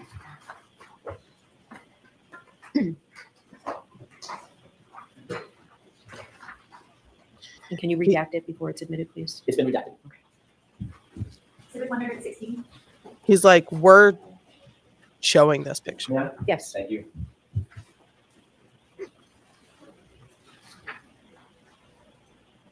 We are showing this picture So we're talking about the same thing, Sergeant. because this is a group chat with multiple law enforcement officials who were investigating this homicide. And this was sent on August 17th, 2022, about 7 months after I just handed the you a page incident. that's been marked Exhibit 116. Do you recognize that as being a copy of one of the multiple pages in the document that you're holding that's been marked for identification as FF? Yes, sir. Okay, if we could publish that single page, please. Okay. I also said Is that that the a- snack salad was going to Photograph be no that good, and I was was sent by correct. Trooper DeChico to the group. According to this document, yes. Who is depicted in that photograph? The big story, Mr. David Yannetti, criminal defense attorney. Do you see that person in court? Okay, this is a young David Yannetti. This is a baby Yannetti, because if you showed me this picture and said, who is that? I would not be able to tell you. This is a young Yannetti. And this is a picture from a news story of years ago. The big story, David Yannetti, criminal defense attorney, blank blamed for traffic pileup. Yes, I do. Where's he seated and what is he wearing? He's seated right there wearing a blue tie and a dark suit, white shirt. Thank you. We can bring the lights up, Your Honor. Baby. In response to Not pan going to back him. to the Look at multiple-page him. document FF, in response to Trooper DeChico's photograph that he sent to the group, you responded to that photograph, did you not? Yo, whoever is running this camera is bold. Bold move. That hairline's way different now. They should leave that man alone. Leave that man's hairline alone. This is not the case. You know, David Yannetti, maybe he was, maybe he's not. I'm not digging deep. I'm not looking at their I want to know about personal lives, but I'm not digging deep. And who knows if that's true? Who knows if that? And the news gets things wrong all the time. News also gets a lot of things right. And it could be everyone has accidents, everyone makes mistakes. But we are not on we are not here at the trial of baby David. I'm done speaking. I can't. What is happening? Yes, this document indicates so, yes. And you responded by laughing at it, correct? That's what it says, yes. Well, that's what it says, or that's what you did. I don't remember. Trooper Proctor then, former Trooper Proctor, Michael Proctor, then responded, correct? That's what it says here, yes. And he responded to the group, funny, I'm going through his retarded client's phone, correct? That's what it says, yes. Michael Proctor then responded again. Is that right? Yes. He wrote, no nudes so far, correct? That's what it says, yes. Michael Proctor responded yet again. Is that right? That's correct. And in reference to Mr. Yanetti's photograph, he wrote, I hate that man. I truly hate him, correct? That's what it says. There's a trooper by the name of Moore, M-O-O-R-E, correct? There is. And he disliked Trooper Proctor's phrase, the statement, no nudes so far, correct? That's what it says. Did that indicate to you that Moore was disappointed that Trooper Proctor, Michael Proctor, had not found naked pictures of Miss Reed as yet? I don't know what that indicated for Mr. Moore. And then you responded to the phrase, funny, I'm going through his retarded client's phone, correct? I acknowledged that text message being sent. You acknowledged it by liking it, correct? With a thumbs up. I acknowledged it by responding with a thumbs up emoji. The fact is, Trooper Proctor told you, his supervisor, in this series of text messages, that he was going through Miss Reed's phone. Is that right? Correct. And he also informed you, his supervisor, that he was going through her phone looking for nudes or naked pictures of her on her phone, correct? He did not tell me that he was going through naked pictures, for naked pictures of the phone. He wrote, no nudes so far, right? That is what is written, yes. What did you think he was looking for when he wrote that phrase? I don't know what he was looking for. What would be a reasonable interpretation of what Michael Proctor was looking for when he wrote, no nudes so far? Fucking funny pictures of cats and puppies?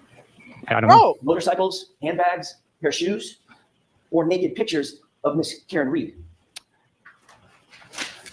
His mission was to go through the phone to look for digital evidence that's related to the crime. The fact that he wrote no nude so far, I cannot comment on. You cannot comment on or you don't want to comment on. I That's don't know what he was looking for in that fantastic specific question. time. You certainly did nothing. You took no action to stop him from. can't or won't. That was great. Oh, what is my closed captioning? I'm so sorry. I'm so sorry. Or Did I not cannot know. comment on. You cannot comment on or you don't want to comment on. I don't know what he was looking for in that specific time. You certainly did nothing. You took no action to stop him from potentially looking for naked pictures of my client, correct? That's correct. In fact, last week you testified that in your view, Michael Proctor handled himself in this investigation with integrity. That's what you said, correct? That's correct. Do you stand by that testimony? The investigation was handled with integrity and honor. Do you stand by your testimony that Michael Proctor conducted himself during the course of this investigation with integrity? Yes, I do. He also called her retarded, correct? That is what's written. That's what's written? That's a very passive way of saying it, Sergeant. That's what's written, or that's what he wrote. That's what he wrote. And that's what you read. I have no memory of reading that. I acknowledged him going through the phone on my Apple Watch. I have no memory of him writing retarded on a text message. And you'll agree that that is one of the most vile and insensitive and incendiary terms one could use in modern society. Retarded, correct? That is correct. Good job, Ellen. And in fact, through your response to that vile phrase, you encouraged it because you liked it with a thumbs up, correct? Objection. Sustained. Did you encourage that statement by Michael Proctor by liking it with a thumbs up? I don't know if it encouraged him, but Sorry, the captions aren't working. They're messed up. Sorry. Let me try. And in fact, through your response to that vile phrase, you encouraged it because you liked it with a thumbs up, correct? Objection. Sustained. Did you encourage They're that all messed statement up. by Michael Proctor Right. by liking it with a thumbs up?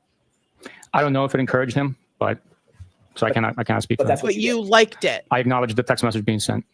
I want to be clear. These text messages were sent to you by your direct report, by your direct subordinate, correct? That's correct. And there was even someone on that text chain who was more senior than you, Lieutenant Fanning, right? That's correct. Michael Proctor was both your partner and the lead investigator on this case when he wrote that, correct?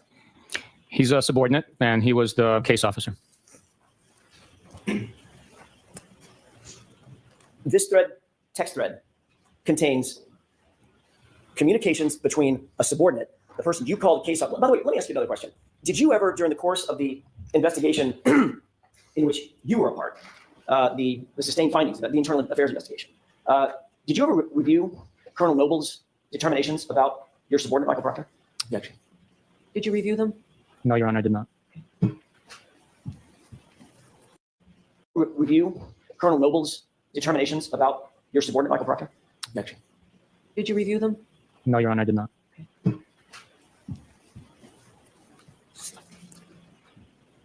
What would Colonel Noble call Michael Proctor's title in this case? You think he'd call him the case officer or the lead investigator? What is your experience with Massachusetts State Police in that regard? Objection. Sustained.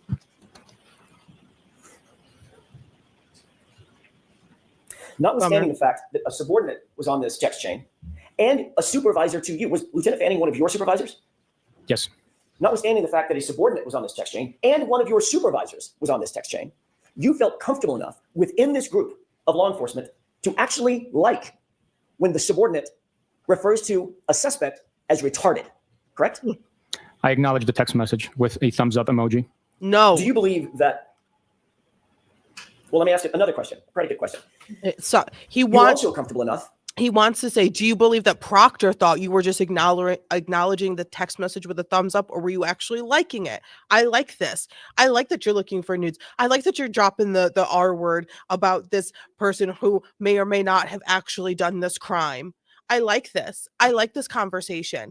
He wants to say, do you think Trooper Proctor thought you were just simply acknowledging a text message or actually liking it? I like this. He wants to ask that, but he can't. But he wants to.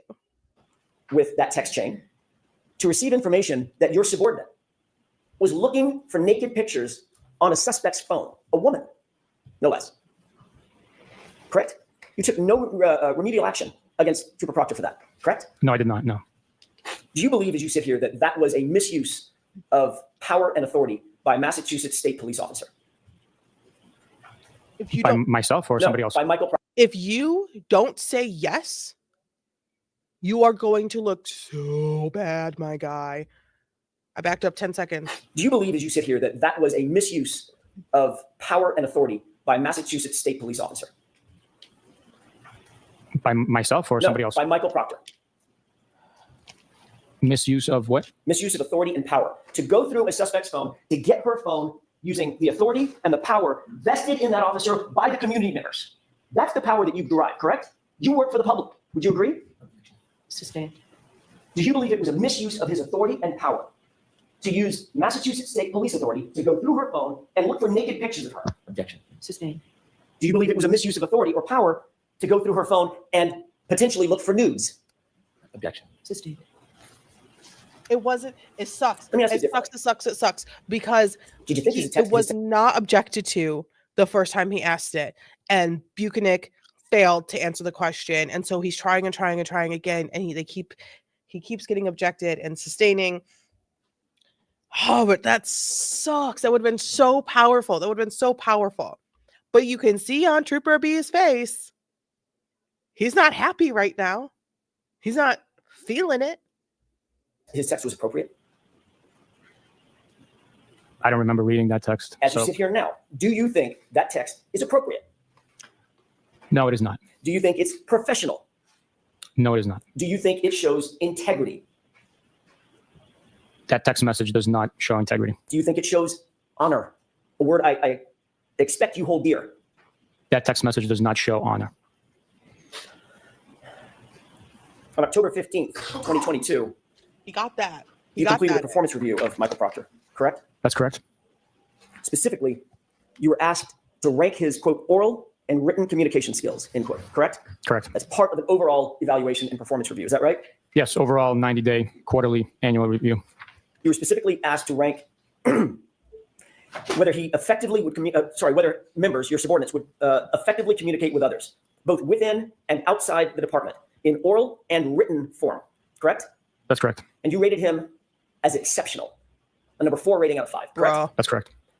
You actually went on to write and comment on Michael Proctor, and you wrote, quote, Trooper Michael Proctor displays professional demeanor, composure, dignity, and respect during the performance of his duties and especially during his interactions with the public.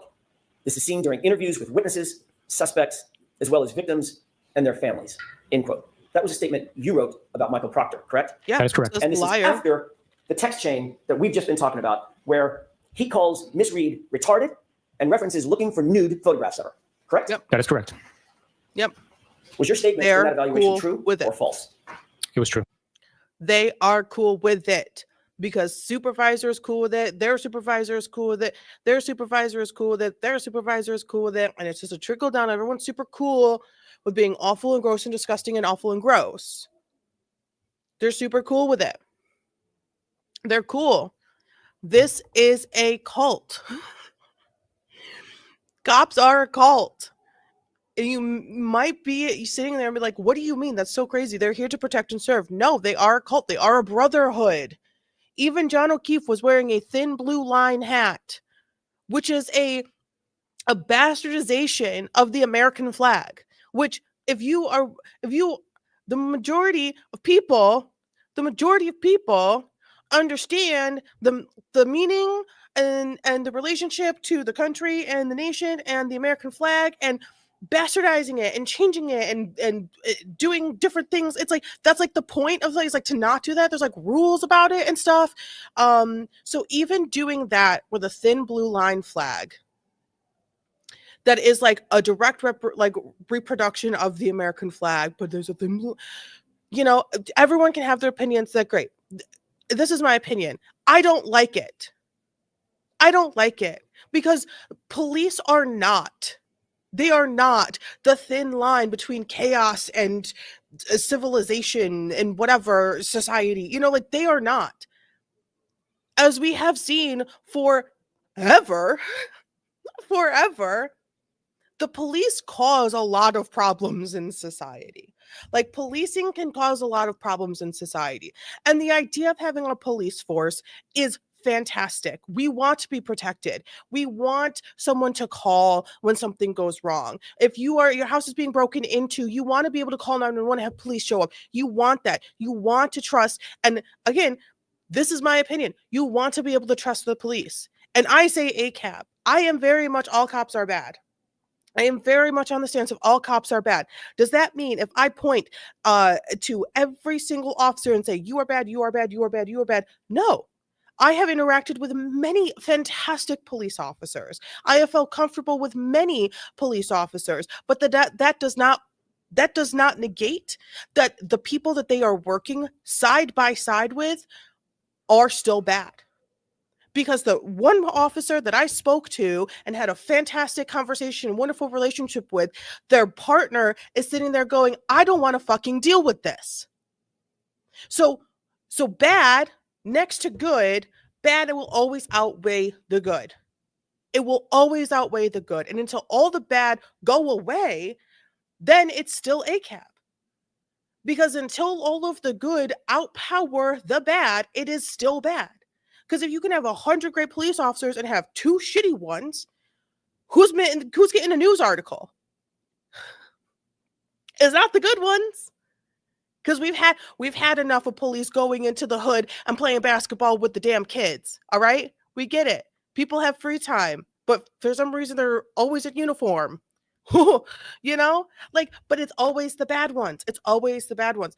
And are these individual police officers bad enough to murder, to use their weapons, unnecessarily, to use unnecessary force, to actually cause harm to people? No. But they are putting someone's life at risk for spending the rest of their life in jail because they're so shit at investigating a homicide of a police officer. This is the standard of investigation for a Boston police officer. What do you think you're going to get?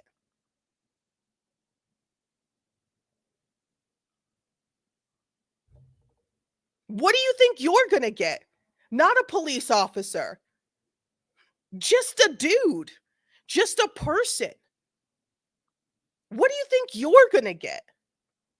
It's absolutely absurd. It is absolutely mind-blowingly absurd that they can sit here and say, we're doing so good. Integrity, loyalty. We're really good at everything that we did. It may have taken us almost 2 years to write reports on pieces of evidence that we found, but she did it. And a jury is supposed to listen to this and be like, wow, well done. I love my cops.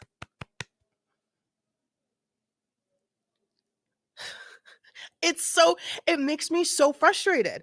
It makes me so frustrated. I'm so frustrated at this because what if it was you? What is the standard? How much work are they actually going to do if it was you and not a Boston police officer? Because this is what happened with the Boston police officer. A friend, a fellow, a member of the Brotherhood. It was true. You knew Michael Proctor's proclivities, obviously. He told them to you, correct? The term proclivities, what You does that mean? knew what he tended to do, what he wanted to do through his own comments, to look for nudes on a woman's phone, correct? Objection. Sustained.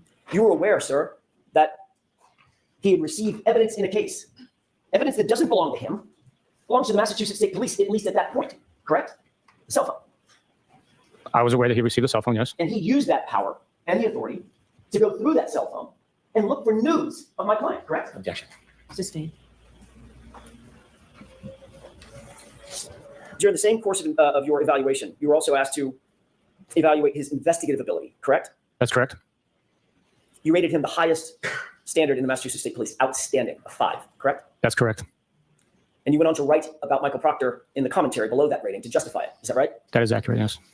You wrote, quote, Trooper Proctor has had a high-profile caseload with a lot of eye and pressure from external sources during the first day of the investigation. He handled himself and all the case with utmost professionalism and competence. He's able to investigate his case thoroughly and with strict integrity, end quote. Correct? Which quarterly review was this? This is the same one, October 2022. Is that right? Those are your comments. That sounds very accurate. I just was not sure which quarterly review that was for. Professionalism? About 8 months after John O'Keefe was found on the lawn of 34 Fairview. Just a couple of months after this entire text thread. Yes. You believe that he acted in accordance with the highest standards of professionalism? During his 90-day performance, yes. And you didn't just say he displayed professionalism, you said utmost professionalism, correct? Yes. Competence? Do you believe he displayed competence? Yes. And not just integrity, but he conducted himself, as you put it, with strict integrity. Yes. Is that right? That is correct. Did it show integrity in your view when your subordinate Michael Proctor called Ms. Reed retarded? Objection. I'll allow that one. Thank you. I believe that as a U.S. citizen, he has the right to comment. That's his First Amendment right. We uphold the Constitution, and it's unfortunate, unprofessional what he said in a private text message communication. He might have been voicing his frustrations. I cannot speak for Michael Proctor. It is unprofessional and unfortunate that he said that. This was not, Sergeant Buchanan, a private text message conversation. Because if this happened on the work phone, it's not private.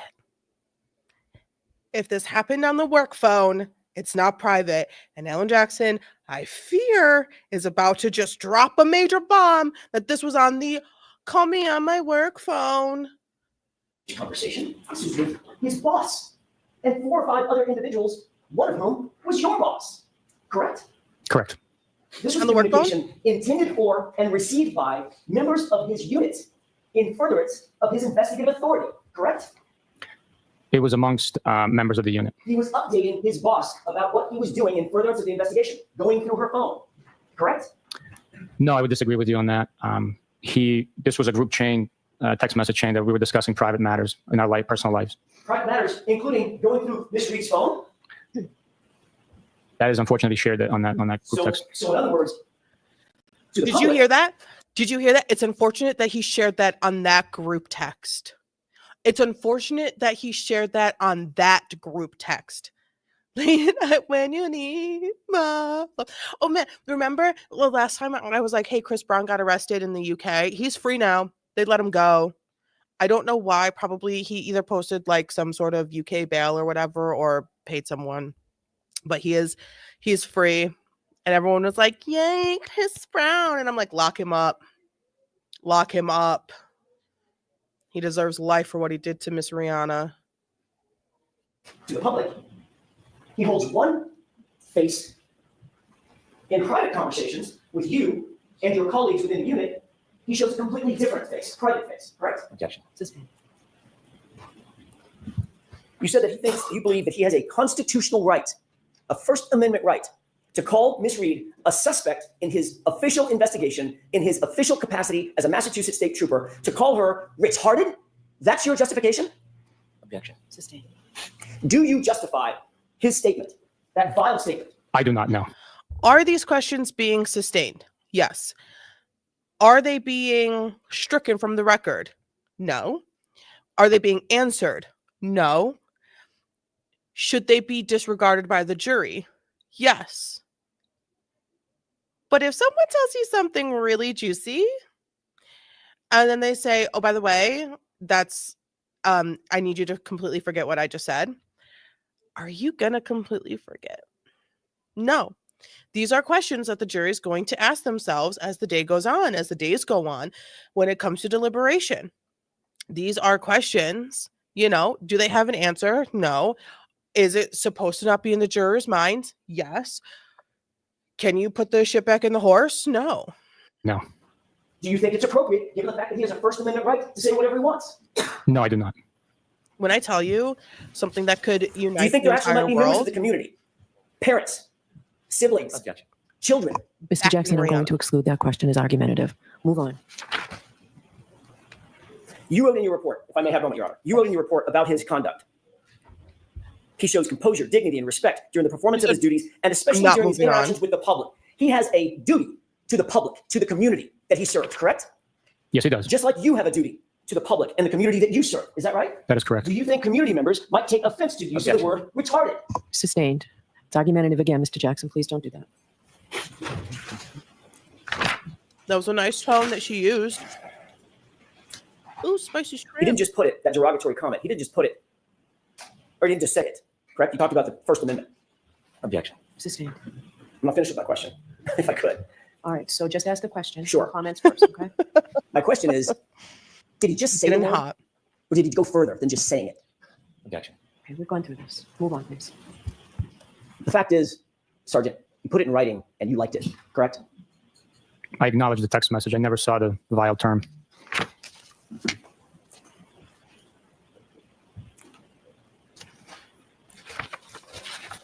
May we approach it just very briefly?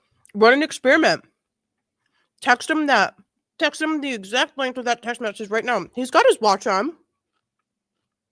Excuse me, I just put some sushi in my mouth. He's got his Apple Watch on. Run a test. Run a test. Text him. Text him right now and see how much of the text comes through. Text him right now and see how much of the text comes through. Do it. Do it.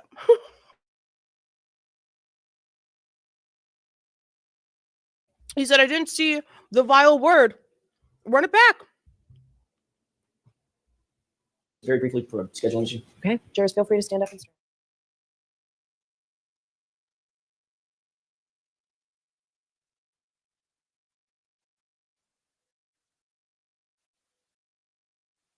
Take the morning recess and we'll take. Court all rise for the jury. And you're free to write what you want. Okay, they're on a break. They have a scheduling issue of some sort. And we are back. Go ahead whenever you're ready. Thank you, Your Honor. Sergeant, I'd like to move to a different area. At some point during the course of your investigation, you and Michael Proctor interviewed Chris and Julie Albert, correct? That's correct. That was at the Albert residence, the Chris and Julie Albert residence, is that right? Yes. On or about February 10th, 2022? Yes. Is that right? It does. Okay. At any point before or during that interview, did Michael Proctor discuss with you a previous relationship that he and or his family had with Chris and Julie Albert or their family? Yes. As we're walking up to the door, he stated that he knows them from of them from around town and through friendship. Did that cause you any concern that the case officer? Why would he wait until you're walking up from the driveway to the door, be like, oh, hey, bud. Hey, supervisor. By the way, I'm friends with these people. Well, let's hold off from ringing the doorbell real fast. How about you hop back in the car? I don't know them. I'll do this interview because that's the whole reason why Canton PD's off this case. Well, not the whole reason, but part of the reason why Canton PD's off this case is because of personal relationships to the witnesses of the case. It's crazy. Officer that had been assigned to the case, dealing with, obviously, involving the Albert family, had a pre-existing familiarity or relationship with any members of the Albert family. Yes, I followed up asking him if he hangs out with these people, how well he knows them. And he stated that he does not hang out with them. They're not his friends. He just happens to know them through people in town. Did he tell you any specifics about communications he had related to Chris and Julie Albert? No, he did not. Did he tell you any specifics about communications Michael Proctor had with his sister as it pertained to Chris and Julie Albert? No. Did he volunteer any information about the relationship that he might have or his family might have, including his wife, with Chris and or Julie Albert? That information not come up. Did you ever later learn, now I'm taking it outside of your conversation with Michael Proctor, did you ever later learn about friendship or connection that he and his family, Michael Proctor's family, had with Chris and Julie Albert or the Albert family? I've learned of accusations. I don't know the extent of how familiar they are. What accusations have you learned? Through trial or through court proceedings. Right, what are they? We'll give you the nature of what you've learned. Objection. Sustained. We need a time frame. Sure. When did you learn of this information? That was July of 2023, I believe. And what were the circumstances in which you gained this knowledge? There were accusations that Michael Proctor had familial friendship with these individuals, but the accusations were not factual.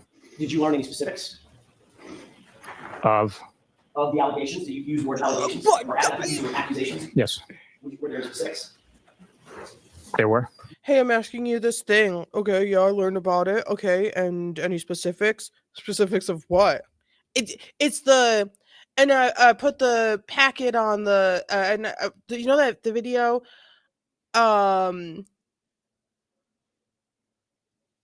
what is that video where it's like I put the packet on the glass? Which glass? The little glass in the microwave. And then I put the door. Which door? The door of the microwave. That one. That little thing. That thing. That's this. That is this. This is just the extended version of that.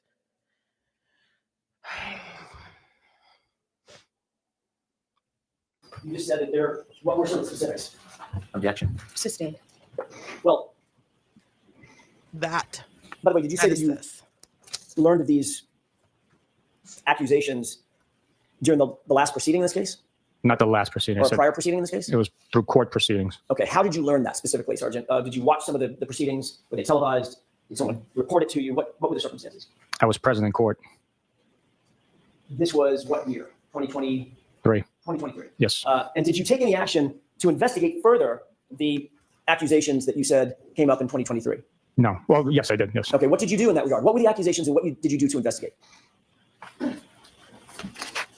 The information had been learned and that it was not factual. So Okay, you're using the word information.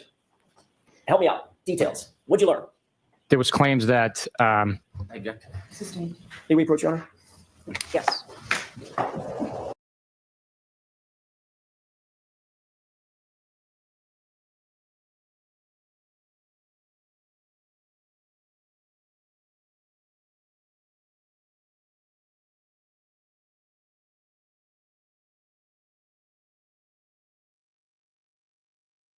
Okay, this is what's happening, right?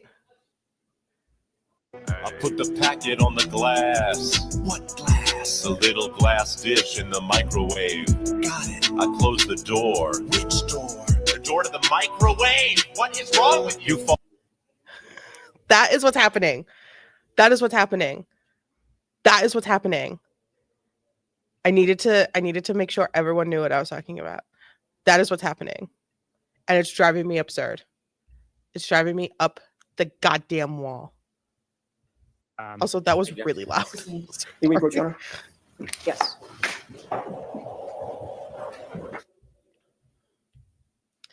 They're going to side by.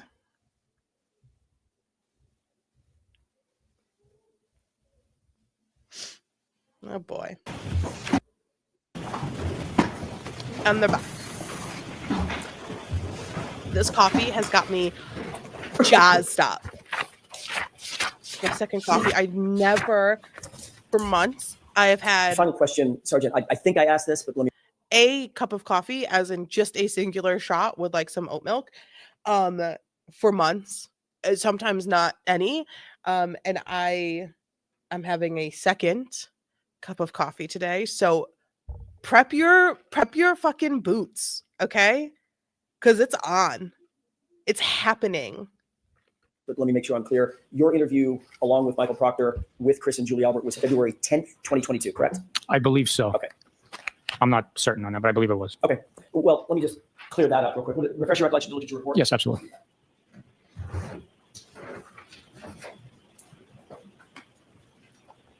Thank you. Does that refresh your recollection, Sergeant? Yes, sir. What was the date? February 10th. Thank you.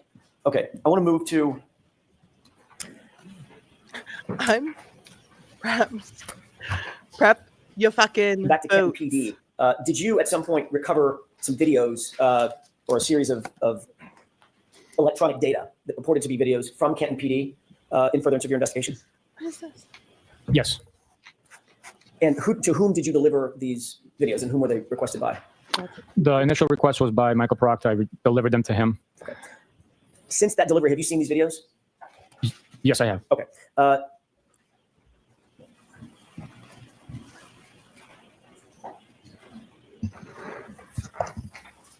I'm pulling up a flash drive that I'd like to have with court's permission. I'd like to have marked as next in order for introduction, but I'll play the first couple of seconds of it and just establish the foundation first with court's permission.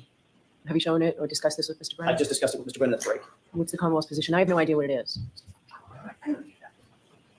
Sure, we can mark. Yes, Mr. Brennan said he'd like to review them before they get entered into evidence. We mark it for ID for purposes of this examination. I don't expect I'll object. I just want to review. Okay, so we'll mark it for identification, please, Madam Court Reporter. Exhibit GG for identification. Just to establish the foundation so we know what we're talking about, did you see on some of the electronic devices that you picked up in furtherance of this investigation video of somebody outside, now the outside cameras or outside camera view at Kenton PD at about 1:30 in the morning on January 29th, 2022? The digital video. That was a lengthy question. Sorry, there's some repairs happening, and a guy came in yesterday, and this kid shoved Pokemon cards inside of his Xbox Series X. And they just pulled like 10 Pokemon cards and a paperclip out of this Xbox. I feel so. If you have a kid, let them nowhere near your gaming consoles because it could cost you hella monies. One of the collection items. It wasn't a device. It was, well, I guess it is a device, but the digital storage that was collected had video from external view of the PD. I do not remember specifically seeing an individual, but I did review it. Being of the parking lot area, at least one of them, one of the clips being of the parking lot area outside Kenton PD. I don't remember seeing outside parking lot. I'd have to see it. I understand. Do you remember another clip being of the outside Sally Port, there's a pedestrian door, not the big roll-up door, but pedestrian door, someone going in and out of the pedestrian door?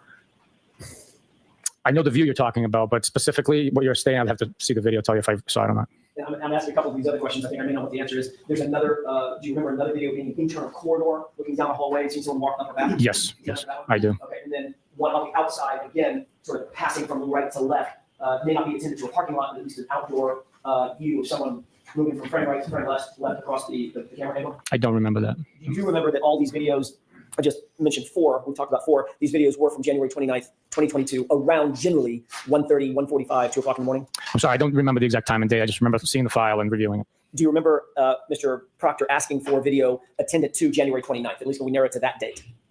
From Kenton PD? Yes. Yes, Okay. yes. So these are all from January 29th, 2022. You just don't remember the specifics of them. It's been too long since you've seen them. I don't know when each video was collected and then reviewed. Okay. Exactly. With the court's permission, well, may I have just a moment to confer with counsel? Okay. What's been marked as GG, at least the first video, be published for the jurors? All right, so there are 4 videos on this flash drive? One video, 4 different camera angles as it's set from the one video. Are you ready to see this now? I thought you wanted to review it. I'll agree, and if I have a problem, I'll go. No problem. All right, so for the first one, the first camera angle? Correct. It's one video, but 4 different angles. All right, We just have to keep a record. That's why I'm Understood. asking all these It's a little questions. complicated. I get it. All right, we can do that. Thank you. Okay. Here we go.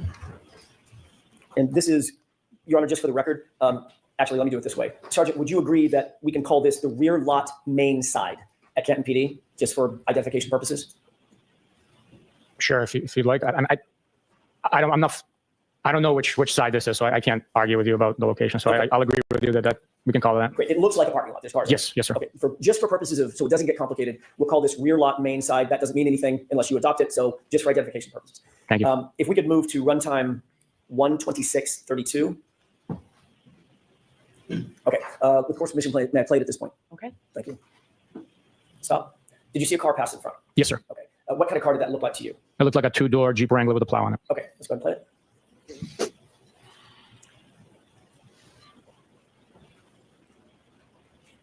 Okay, stop. Sergeant, did you, during the course of your investigation, learn whether or not anybody associated with your investigation had a two-door Jeep Wrangler with a plow? Yes, Who's that? Mr. Brian Higgins. Okay, thank you. Let's go ahead and play this.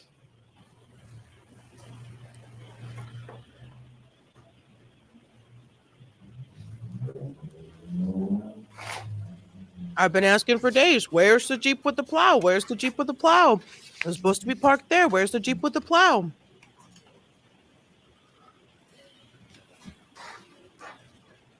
Okay, stop. Sir, do you see a person who appears to have alighted from the car, Yes. from the Jeep?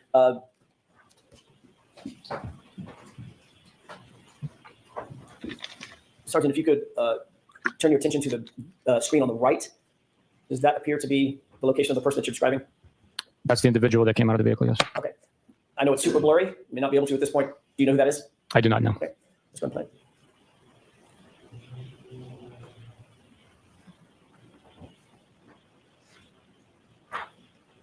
Okay, stop. All right. Did you see the person walk off the screen? Yes, Did it appear that that person had something in his or her hands? possibly yes. May I have a moment? Okay. It's saying GG.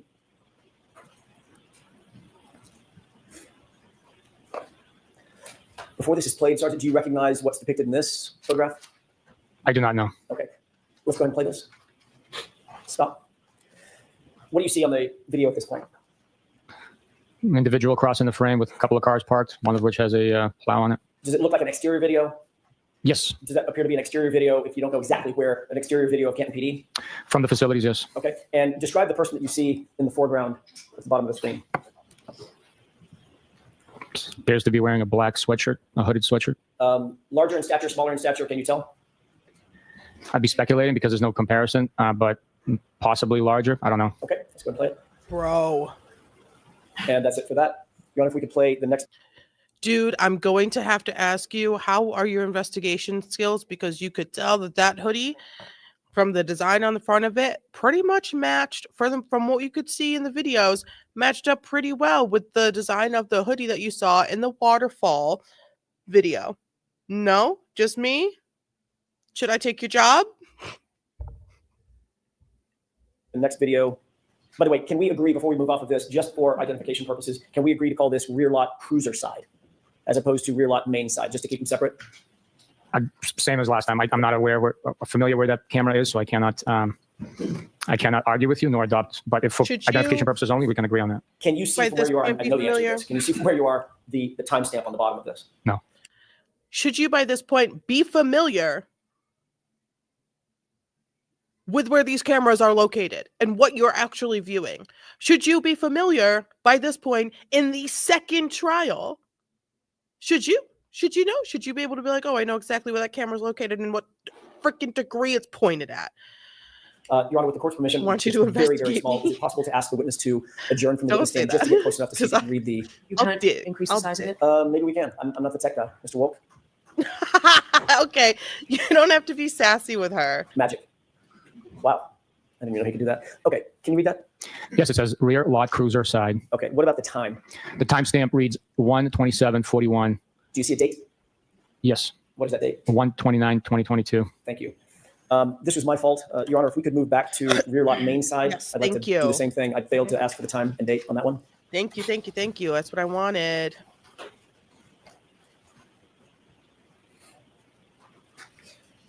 Mr. Wolk, if you could, please.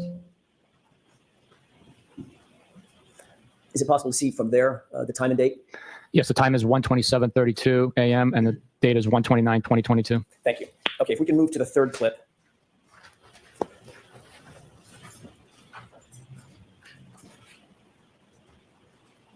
If we can start, Mr. Wolk, by enhancing with the court's permission the time and date. Let's just start with that. Do you see what the timestamp designates this camera angle to be? It appears to be church side, and I can't read the third word there. Exterior? Oh, yes, exterior. Whoa, whoa. Sally Port. Okay, and if you could tell the jurors what you see in terms of the time and date. The time is 1:27:43 a.m. and the date is 1/29/2022. Thank you. Mr. Wolk, if you could play that with the court's permission. Okay. Stop. Do you see a person in that video? I do. Although it's somewhat blurry, can you describe that individual for us, please? Individual wearing dark clothing, possibly.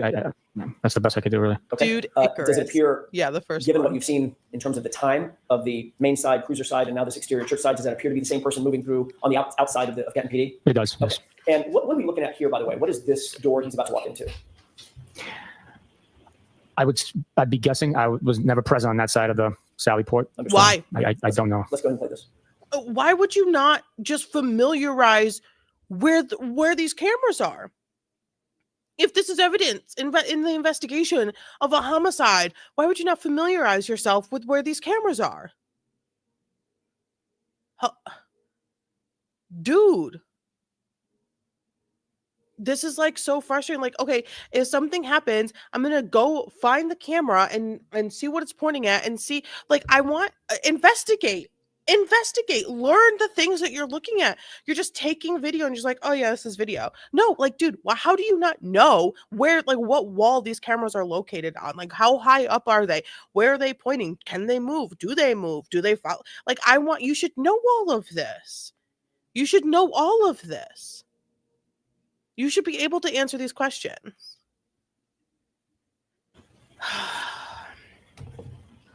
Okay, and for the final clip. Caffeine. You know. If we could go down to the timestamp and date. A little bigger, Mr. Wolk, if you could. He's like, can you see what that is designated as that camera angle? Yes, it says first floor corridor, and the time is 1:28:03 a.m. on the 29th of January, 2022. Okay. Is this the corridor version or video that you did have some recollection of? Yes, this is, yes. Okay, if we go ahead and play this. And Dude Icarus is fighting to have that screen name on every platform. It appears to be Mr. Brian Higgins. Okay, and what is he wearing? Describe it for the jurors. Black sweatshirt with some sort of logo on the front. It appears to be blue jeans and shoes with a white trim. And is the hood up or down on the sweatshirt? It's up. Okay, let's go ahead and play this. It's a skull. It's a skull. I haven't watched this far yet, so this is all like I have just a moment. first for me. It looks stuffy in there. Steve.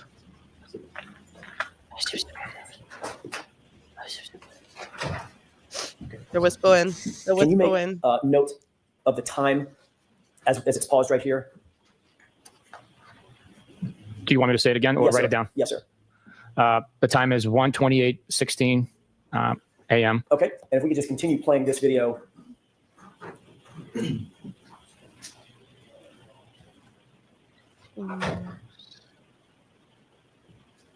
It is playing. Stop. Now, if you could take a look at the time now. Okay, what's that time? 1:29:42. And what was the AM. door that he walked into? And if you could go ahead and go forward. Because that's not a restroom. Is it still playing, Mr. Wolk? Okay. If we could take a look at the time one more time. Now it's, let me say it? Yes, sir. 1:34:12 a.m. And in the time, just so the record's clear, in the time between you saying 1:28:16 to 1:34:12, 6 minutes has not gone by, correct? Just under 6, I believe, yeah. Well, 6 minutes for us in real time. Oh, in real time, yeah, no. It is not. So it Sorry. appears that the camera jumped, or the time jumped. The time difference on what was displayed is approximately 6 minutes. Yes. Okay, which is much further than. Sorry. The time difference on what was displayed is approximately 6 minutes. Yes. Okay, which is much longer than the time we've actually been looking at the video. Correct. That's correct. Yes. Okay, so it appears that it may be motion activated and it just jumped. That's a possibility. Yes. Okay, Yes. let's go ahead and continue playing this. Time jumped. Great question, stop. Vicky. Great question. I have a question. Who are we following? And also, where the hell are we? Fantastic question. So we have watched 4 different videos, sort of a topic change. I guess I'll pop on so you can see my face. So the first one we watched was Brian Higgins pulling into Canton PD parking lot with his Jeep with a plow on the front. And that was at 1:27:32, January 29th, 2022. And then the second video was Brian Higgins is walking through the parking lot with the hoodie with his hood up at 1:27:41. And then the third video was of the Sally Port. Brian Higgins was like entering the Sally Port or in the Sally Port, like going through to get into the Canton PD at 1:27. It's just the cameras following him. And then the fourth one was he was inside Canton PD, 1:28:03, and this was from the first floor of Canton PD. He walks into the room, and then he walks in at about 1:28. And then he re-enters the hallway at 1:29. So about a minute. He was in there for about a minute. And then he leaves frame and the camera jumps. So we have now learned that, I don't know, maybe it motion activated, but something with the footage either was removed or not filmed due to motion activity. There was a time jump. You just wait, Brian Higgins. Just you wait. When I catch you, Brian Higgins. When I catch you. And stop. You see someone in the screen now? Yes. And one more time, I know this is laborious, one more time if we could clock the time. Can you see that? No, it's really blurry for me. Oh. There we go. Yes. Now I can see it. 1:34:15, if I'm not mistaken. I am. Okay, fair enough. And let's go and play this all the way through.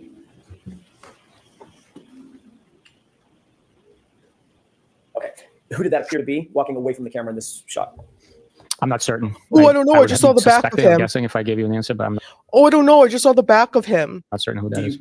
As best you can determine, does he have the same stature? I know you can't it's see his not gonna face. Same fly. stature, same clothing, jeans, shoes with white stripe around it, dark hooded sweatshirt. That appear to be the same person as Brian Higgins. It does appear that way, yes. Okay, is that it? Oh, Okay. wow. One more No clip objection. that I'd ask you to look at on the same GG device.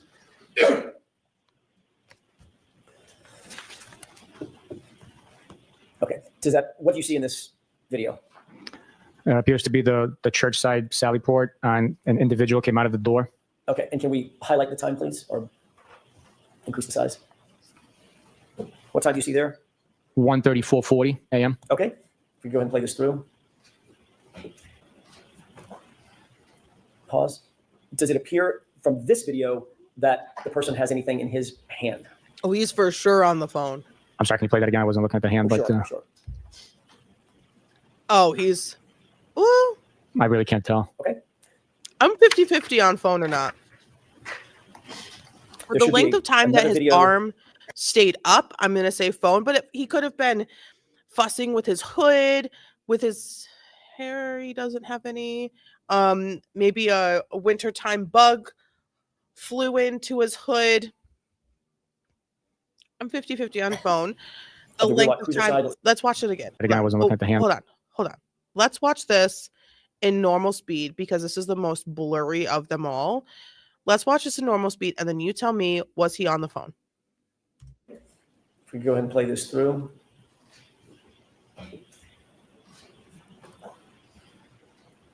Pause. Does it appear from this video that the person has anything in his hand? I'm sorry, can you play that again? I wasn't looking at the hand, but Sure. God, it feels so slow.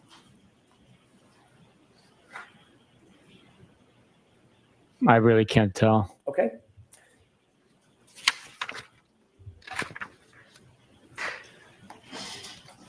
I'm There should going to be go probably on the another phone. video but probably is not a of the rear lock cruiser side. Let's take a look at that.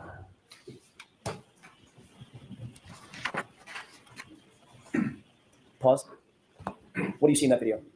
It appears to be an individual wearing a black beanie hat, black dark colored sweatshirt with some design on it, and something illuminating by his face. Can we Got him. enhance the time, please? What time is that? It says 1:34 and 53 seconds in the morning, a.m. And if you could move the screen over to the individual. Mr. Wolf. Does that appear to be the same person? It could possibly be, yeah. And does it appear as something in his hands up to his face, the right side of his face or ear? Yes. What do you think that is? It's consistent with a cellular device, possibly a phone or a tablet. Okay. If we could move on, please. Play that through.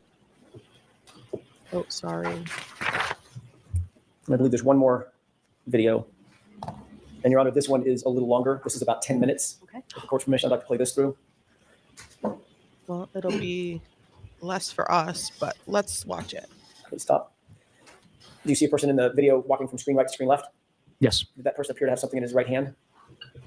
I can't tell. I can't see his right hand. Okay. When he first walked into the screen, could you tell? I couldn't. No, I'm sorry. Mr. Wolf, can we back that up with the court's permission? Hold on.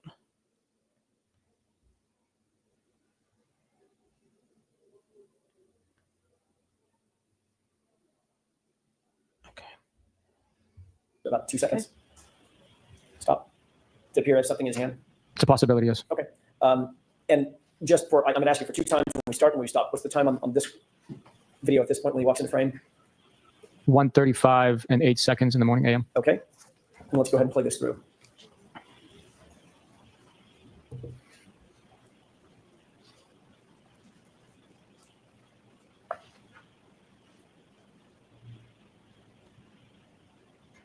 Okay, so he goes to the passenger side of the Jeep.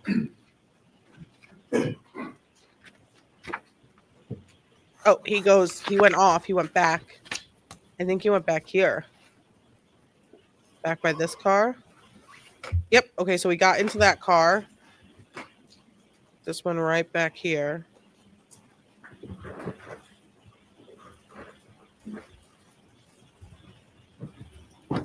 Windshield wipers on.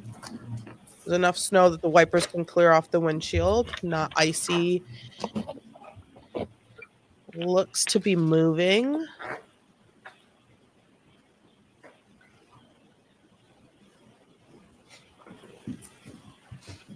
It's so hard to see through the snow. Did it not move? I thought it moved.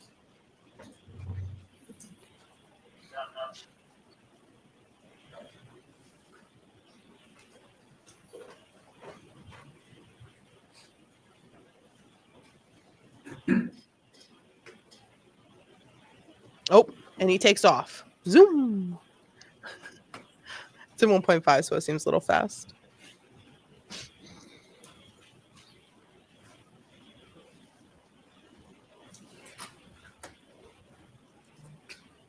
It is quite windy with the snow blowing in that fashion. It is quite windy.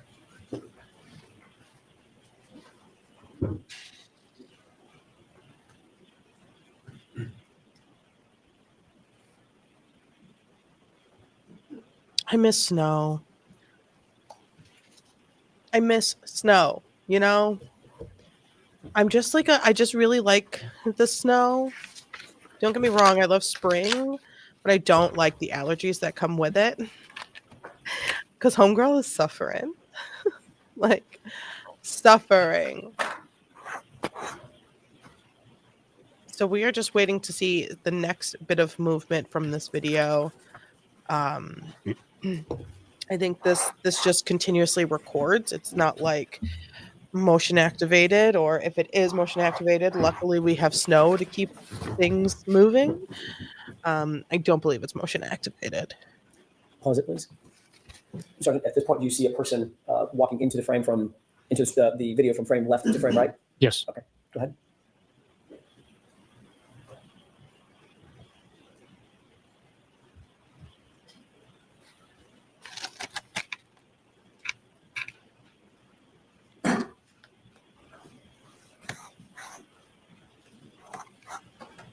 It looked like he was going to get into the vehicle here, this one, but it looks like he's changed his mind a bit.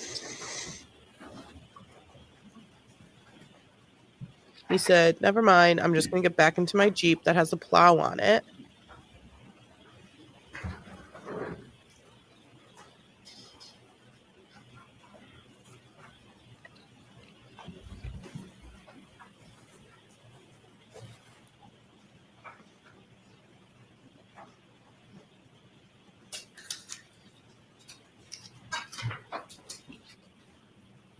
Can you pause it? And then got Did you into see the car something next happen to with it. the vehicle next to the Jeep in the last few seconds? Yes. What was that? It appears as though the headlights are activated. Okay, let's go and play it.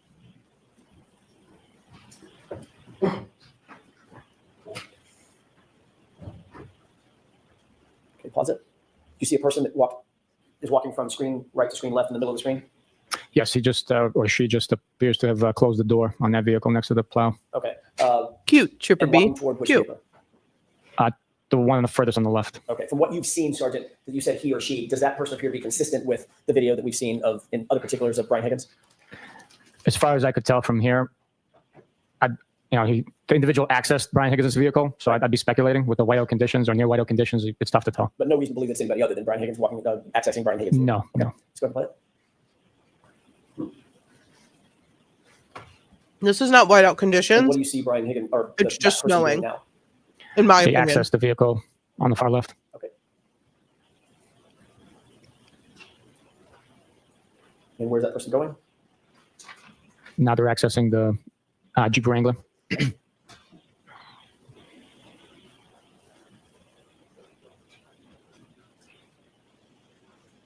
I hate the way he says Wrangler. Why is this case not so open and shut? Like, so much protocol was broken that it should have been dismissed months ago. She's framed. She's innocent and framed. Potential adultery, not so much. I've missed a lot. Bear with me. So when it comes to the point of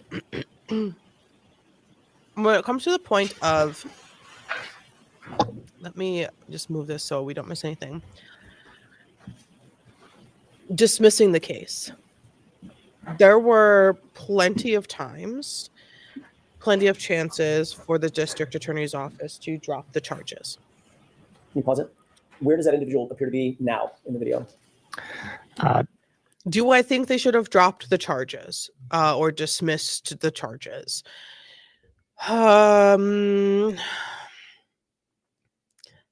I can see why they went forward with the first trial. I can see why they thought that they could go forward with the first trial. Do I think that the first trial was successful in any way? Not at all. Not at all. The only thing that really happened in the first trial was every single weakness within the district attorney's office was highlighted. And every single faulty piece of evidence and faulty policing was also highlighted in the first trial. Michael Proctor lost his job because of the first trial. And when I say because of the first trial, the things that came out in the first trial were reason for an internal affairs investigation into the way he conducts himself as a state trooper, which in turn, he lost his job because he's really bad at it. So that after all of that happening, yes, I think they should have I think Judge Beverly Cannoni should have said, we're done here. The district attorney's office went forward with the trial. They set the date. They did not request to continue the date due to the federal investigation into whatever was happening surrounding this case. And they said, we're going, trial starts now. Judge Beverly Cannoni did not continue the case until after the federal investigation was over. Who knows how long the federal investigation is taking. They said it was done now, but I don't believe it. There's a lot of things that individually not really a major issue, like not really the biggest, most insane thing to happen to a trial. But when you pile them all on top of each other, you're getting some wild shit. Um, when it when when it comes to the retrial, the district attorney's office could have said, "Look, we're dropping the charges. You know, we are not going to get what we want out of this because we've seen it. We've seen it fail. We've seen why. We've heard from some jurors. We know it." But they decided, no, we can do this. We are not changing anything. We're not dropping any charges. We are going forward, and we are actually even going to pay $250,000 to a local defense attorney who is going to act as special prosecutor to prosecute this case. That's what we're going to do. And we are going to put her in jail. They want to put Karen Reed in jail for forever. That's what they want. And it is very clear when they pay someone whose job it is to not prosecute something to prosecute something. It's very clear. It's very, very clear that they want Karen Reed to go to jail. They don't just want her to be found guilty of the charges. They want her to go to jail. Hell, Michael Proctor wanted Karen to unalive herself. It's in a text message. It's in a thing. It's in a report. I hope she just offs herself. Whatever, not verbatim. So these people don't want to do their jobs. They don't want to be good at their jobs. They don't want to care about their jobs. They just want to put someone in jail and be done with it. Move on to the next. Do I think she's innocent? I don't know. Last I could tell, they might be by Prove it to me the if she's guilty. Jeep Wrangler. That's all I want. Before that person got to the Jeep Wrangler, was he standing by the vehicle on the far left, SUV or truck? Prove to me she's guilty. It appeared that way, but with the heavy whiteout snow that night, I can't tell exactly what they were doing. Did you see anything in his hand, like a bag or a satchel or a duffel bag or something, when that person walked from this vehicle over to the Jeep? I love did the not word notice, no. satchel. Go ahead.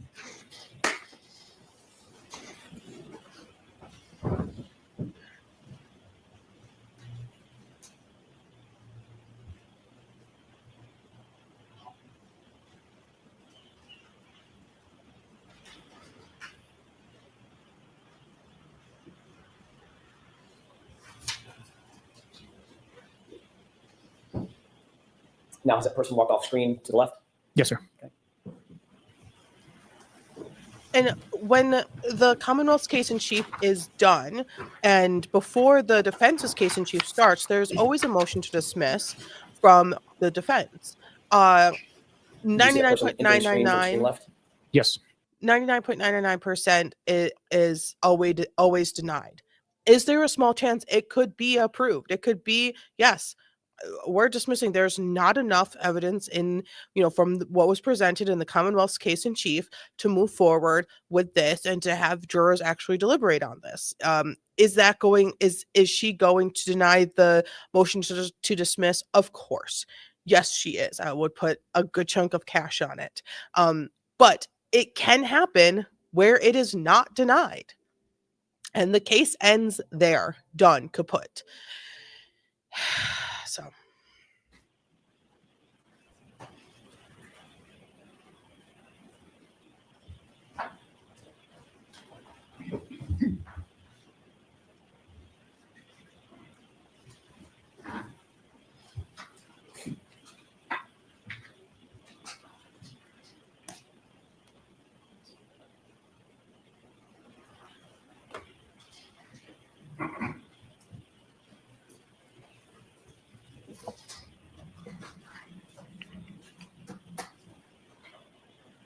What did you see the person do? They were carrying possibly like a snow broom, walking from left to right. Oh, you can see that in the whiteout conditions.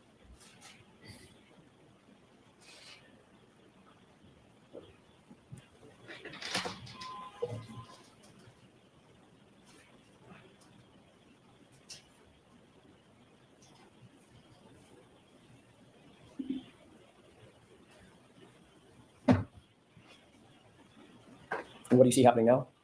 The Jeep Wrangler's leaving the spot it was parked in. Okay. Okay, we can take that down.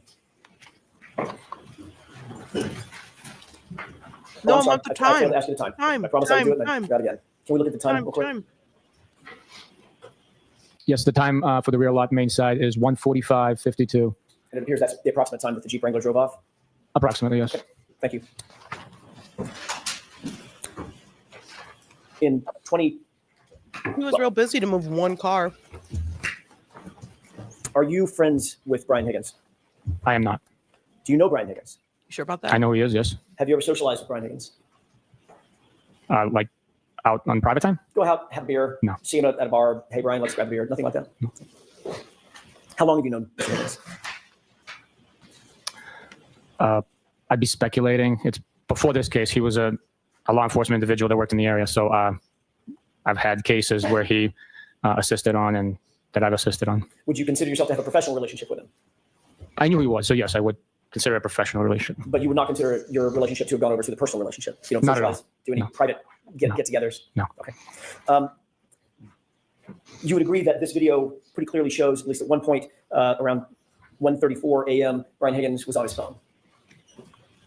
Is that the one that he has the device by his face? Correct. It appears that way, yes. And just to be clear, when you interviewed Mr. Higgins, he did not volunteer to give you his phone, correct? He did not volunteer, no. And you didn't seek his phone through a warrant or any other mechanism. I did not know. Do you have any personal knowledge as to the status of that phone as we sit here today? The one that he got the extractions from? Correct. No idea, no. I want to shift gears to another series of videos. You said the one he got that extraction from, not the one I got the extraction from. He extracted his own phone. Brian Higgins extracted his own phone. He did not. The troopers did not. Last year at another proceeding, you were asked about a couple of videos from the interior Sallyport garage at Kenton PD. So now we're going to move to the interior. You remember those series of questions and answers that you gave? Generally. Okay. You were asked at another proceeding to describe when the SUV, Ms. Reed's SUV, first arrived at the Sallyport garage around 5:30 or so, correct? Based on my recollection of it first arriving or what we were viewing? What you were viewing. I'm objecting to this. Ask it differently, Mr. Jackson. Do you remember being asked a series of questions concerning the arrival of the SUV, just in general? I remember that it happened. I don't remember the exact questions, what my answers were. And you remember seeing a video about which you were asked questions concerning the arrival of that SUV, pulling it into the Sallyport, who was who, what the time frame was generally. Do you remember that colloquy, that discussion? I remember it taking place, yes. That was Mr. Lally asking you questions, correct? I believe so. Under questioning by the Commonwealth, you were asked whether the video that you were looking at fairly and accurately represented the SUV arriving at the Sallyport garage, correct? Yes. And you indicated, in fact, it did fairly and accurately depict the arrival of the SUV at the Sallyport garage. Is that right? That's correct.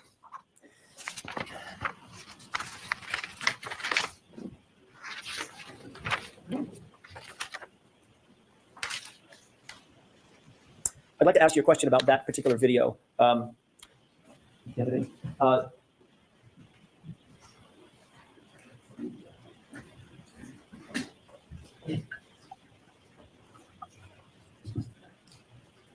You're on holding flash drive. May I approach? Yes.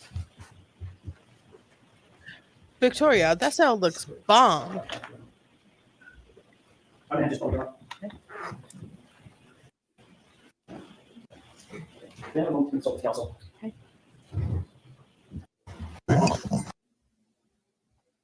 Okay. But Sergeant Buchanan, Oh. Of course, is not on lunch break. dear right now to see what Sergeant Buchanan knew regarding that line of testimony you wanted to get into. So let's do that now, and then you can all work out the video issues. I'm going to hold myself. Okay, so they're doing a voir dire.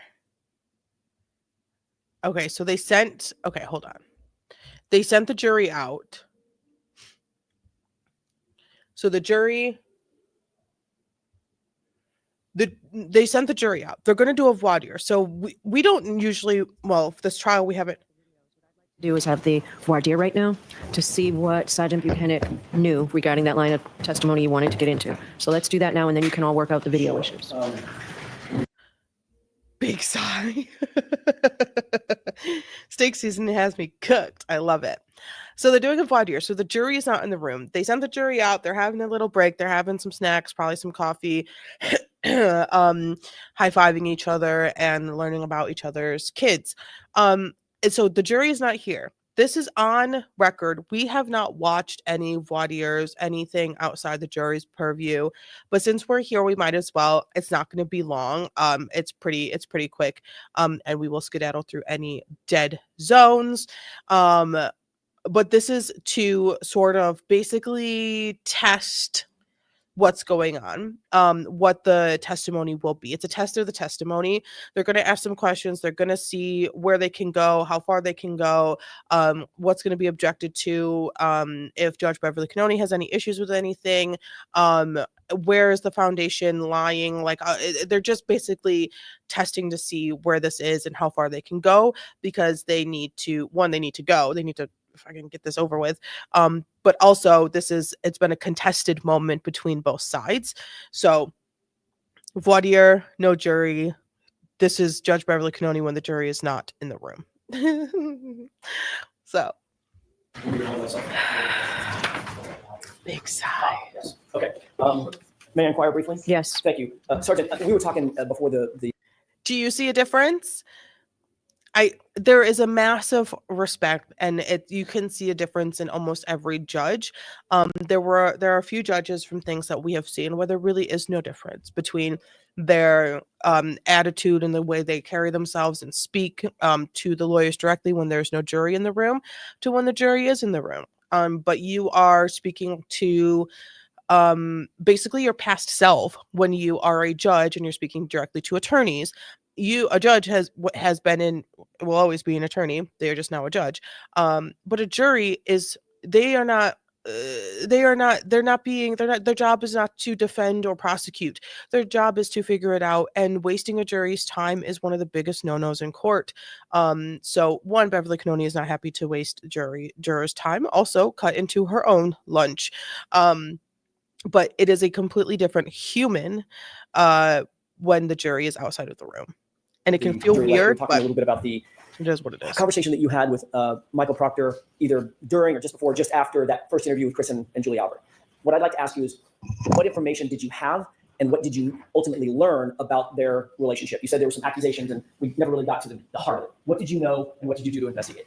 What did you learn? What I knew as we were walking up to the door is that he had knowledge of the individuals prior to us conducting the interview. I asked him if he knew them personally. My words, do you hang out with them? Do you socialize with them? He said, no, I do not. I said, are you comfortable doing this interview? And he said, yes. And me being a complete outsider and his supervisor, and realizing if there was any impropriety that I would step in and recognize it, report it, and act on that, the interview was conducted without issue, and we moved on. As a matter of fact, one of the things in Trooper Proctor's report, it said, the report started with following formal introductions. Did that suggest to you that Trooper Proctor had no knowledge of who Chris or Julie Albert were from a personal standpoint? Not at all. I believe maybe I wrote the report, or was it him? Yes, I think it is you. Yeah, so Yes. Just so you have it. thank you. Yeah, since I authored the report, I wrote following formal introductions since I've never met them before. Okay, so that was more intended to you than Michael Proctor. Correct. Okay, but the report does say we introduced ourselves, basically. Following formal introductions. Greeted, but I had formal introductions to them. I've never met them before in my life. You said that subsequently you learned about, your word, accusations that had been made concerning possible relationship between Michael Proctor and the Alberts. What was that information that you learned? When was it? I need that. When did you learn it? I thought you said 2023, but I could be wrong. When did you learn that? It was during the July motion proceedings when you guys had pictures up of children. July of what year? I believe 2023. Okay. And what was it that you learned in July of 2023 about the potential? The accusations? Yeah. That those were Albert's or McCabe's kids in the photograph with Michael Proctor? Okay. Did you ever learn about personal communications that Michael Proctor or his wife may have had with any of the Albert family, including Julie Albert? Ever? Ever. Yes. Okay. Tell me when you learned that and what you learned in that order. Well, Michael Proctor had communicated with those individuals. Oh, excuse me. Elizabeth Proctor communicated with those individuals due to the harassment that they've sustained. Okay. So this is a completely different Bukhenik. This is a completely different man. Why can't you speak like this in front of the jury? This is real. Are you trying to put on an act for the jury? Are you kidding me? This, dude, I'm connecting with this. I am actively connecting with when? Oh, July 2023. Oh, okay. Well, how? Well, when you put the pictures up of the kids, that's how I knew. I am connecting with this. This feels real. Why are you not this in front of the jury? That feels like stifled and now I know that you were the jurors may be like, okay, maybe that's just how he is always, but we are actively learning that that is not how he is always. He can answer these questions without issue. Can you tell me when and how? Please start with when. Well, I learned it. Oh, sorry. When this is dude. I'm what is So great? with the crazy behavior that's been imposed on them, and the torturous harassment they've endured. Sorry, I gotta go back a little bit. Well, Michael Proctor had communicated with those individuals. Oh, excuse me, Elizabeth Proctor communicated with those individuals due to the harassment that they've sustained. Okay. So with the crazy behavior that's been imposed on them, and the torturous harassment that they've endured, the traumatic experiences they've had to live through, they've communicated. So I've learned about that. Yes, I was taking in all of that evidence, hundreds and pieces of evidence that I've archived in order to. Go ahead. In order to investigate it. Okay, you're talking about Elizabeth Proctor well after the fact of the interview and the incident in 2022. That's what you were just describing. It was after the harassment started, yes. Which is well after January 29, 2022, correct? January 20, yes, it is. Okay, I'm asking about information related to a relationship prior to January 29, 2022. Did you ever learn about a pre-existing relationship that may have existed between the Proctor family and the Albert family before January 29, 2022, and maybe a couple of days after? All I know is that there was a relationship explanation provided by Mr. Lally during one of the motions, and it was like 6 degrees separated by individuals residing in the community, living in the community, raising the kids in the community, working in the community, so making them community members and having relationship within that. I don't know the extent of those relationships. Okay. Did you, during that hearing where you said there were pictures of the kids and et cetera, that July 2023 hearing, did you see a Facebook post during the course of that hearing wherein the Albert family called the Proctor family their second family, or vice versa, where the Proctor family, Michael Proctor's mother, they called the Alberts their second family? Remember that Facebook post? I don't remember seeing that post. I just remember there were like a picture of kids that weren't Michael Proctor's kids. Okay, but you were in court that day. I was in court in July. I was 23rd of July for the motion. Yeah. Leaving aside the photographs that you talked about, did you see the Facebook post about those two families, specifically Michael Proctor's mom saying that the Alberts were their, quote, second family? I don't remember seeing that post. That didn't strike you, or that was not in your brain, in your head? I don't think I've ever seen a post like that. So I just remember seeing the post of the kids. What about Miss Little that was holding out the poster?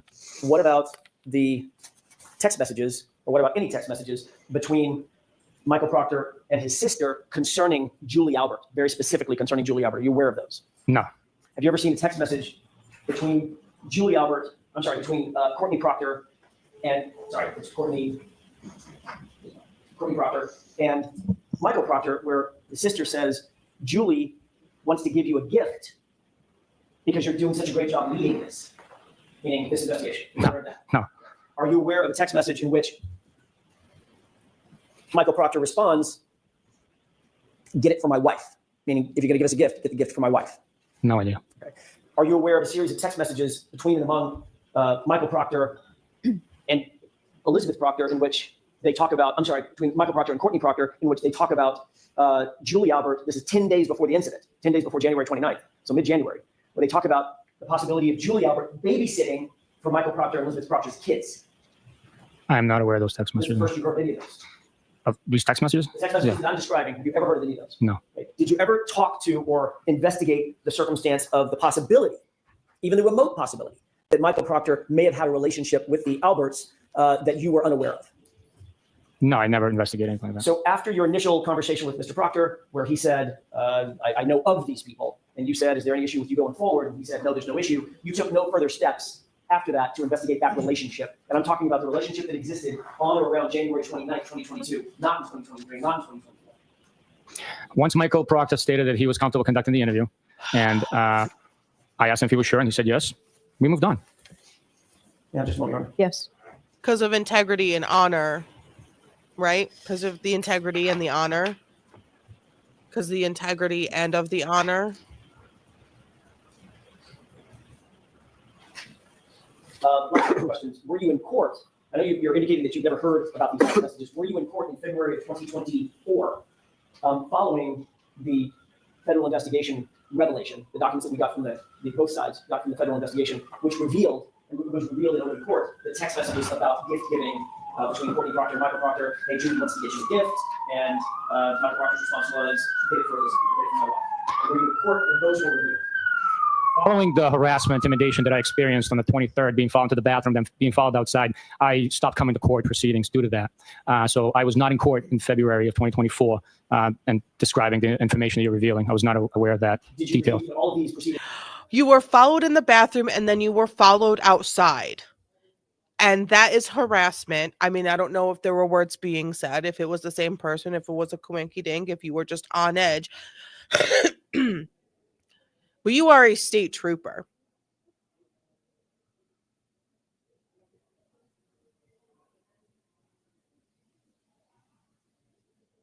You are a state trooper with decades of combat experience, what do they call self-defense knowledge, the ease of filing restraining orders and or claims and making reports, and you could just call up a number and be like, hey, I need to file a report about someone harassing me, blah blah blah. This trial is crazy. You stopped coming to court. Were you on the clock when you were coming to court? How often were you coming to court in the first place? Do you have other things to do? I understand the interest in it. Did you take PTO to come to court? Proceedings are televised. Sorry, you know that, right? I'm not aware that it's televised, no. I know it streams, but I'm not aware that it's televised. Okay, stream. However, whatever you want to call it. Streamed on the internet. You can find it. You can, yes. They're recorded. Right. Did you ever review It's probably on a television network somewhere in the United States. You know, hello? It's probably on a network somewhere. Maybe a local network.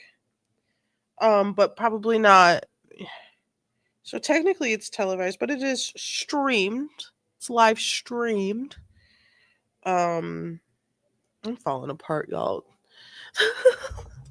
hearing in February 2024 talking about what's been referred to as the Fed dump and the revelations that were made pursuant to that federal investigation and the text messages intended there too? I am aware of a Fed dump. I'm aware that it exists. I was not privileged to any information outside of the information that was revealed to me during the internal affairs investigation. Right. That was the first time I saw documents from that federal investigation. By the way, were you privy to, Michael, there were 3 individuals involved in the investigation, yourself, Lieutenant Tully, and Michael Proctor, is that right? What The investigation? internal affairs investigation. I'm aware that I was. I know they were as well. I don't know who else might have been involved. I don't know. In terms of your awareness of Michael Proctor's investigation, you're aware, obviously, that he was terminated, correct? I'm aware that he's terminated, yes. Did you ever see or were privy to any of the documents or investigative materials associated with his termination It's not as his supervisor? No. No. So nothing was ever shared with you, the final Other than the documents that he was attached in the text message that I was shown from that investigation, nobody showed me anything of his investigation. Okay, so let's wrap this up. Okay, that was basically all. Okay, all right. Do you want to be heard, Mr. Jackson? No. Okay. on that. Yeah, I'm not letting any of this in. I think it's all invisible, but I understand the court's ruling was if he doesn't have personal knowledge, evidence didn't have it then I'm not going to let it in. So our objection, that's been noted. Okay, so you got your idea, and I'm glad we fleshed it all out. So you have to be back here in 35 minutes. All right. When's the jury coming back, Paul? 20. All right. Be back here at 25. Ready to go. All right, so please. Wow, she was sassy. Well, you got your voir dire in. That's rude. It's rude. They're on lunch break. Let's take a little break as well. Actually, I'll just. Yes.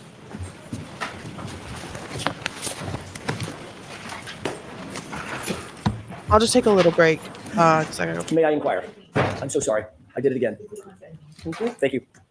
Yes, go right ahead, Mr. Jackson. Thank you. Just before the lunch break, Sergeant, I asked whether you had engaged in a Sorry. discussion with the Commonwealth at a prior proceeding in which you were shown a video and you talked about the fairness and accuracy of that particular video in the Sally Port when the SUV was first pulled in. And you indicated that you did indicate that it was fair and accurate, correct? Yes, back then, yes. Yeah. I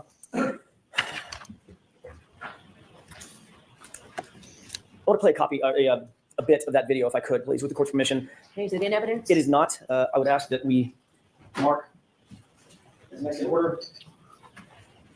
Thumb drive. Are we marking this for identification, or is there an agreement it's going into evidence? I'd like it in evidence. We agree with the stipulation that it's authentic. I'm not going to argue metadata issues or authenticity issues. So, All right, so is there a stipulation that this is authentic? Okay, so folks, again, a stipulation means the parties agree, and with that, I will allow this into evidence as the next exhibit. Madam Court Reporter? Mr. Jackson, is this it? that's it. Is it 118? Okay, now you may display it. Thank you. Okay. Could we play beginning? What's the runtime, Mr. Wilk? 5:37:03. This is at 5:37:03. If we just play this forward for a couple of seconds. A little bit further. Pause. Do you see what's depicted in this video? Yes, I do. This is the video that you were shown at a prior proceeding, correct? Yes, it is. Does this appear to be the interior of the Sally Port at Canton PD? Yes, it is. And this is what you were questioned about regarding the SUV being pulled into the Sally Port, correct? Yes. From a time frame standpoint, just the time frame, this is right after the SUV has been driven in from the flatbed after having been seized in Dayton, correct? Yes, it was driven off of the flatbed after transportation from Dayton to Canton PD and driven into the Sally Port. All right. You previously have identified individuals in this video, in this still shot, correct?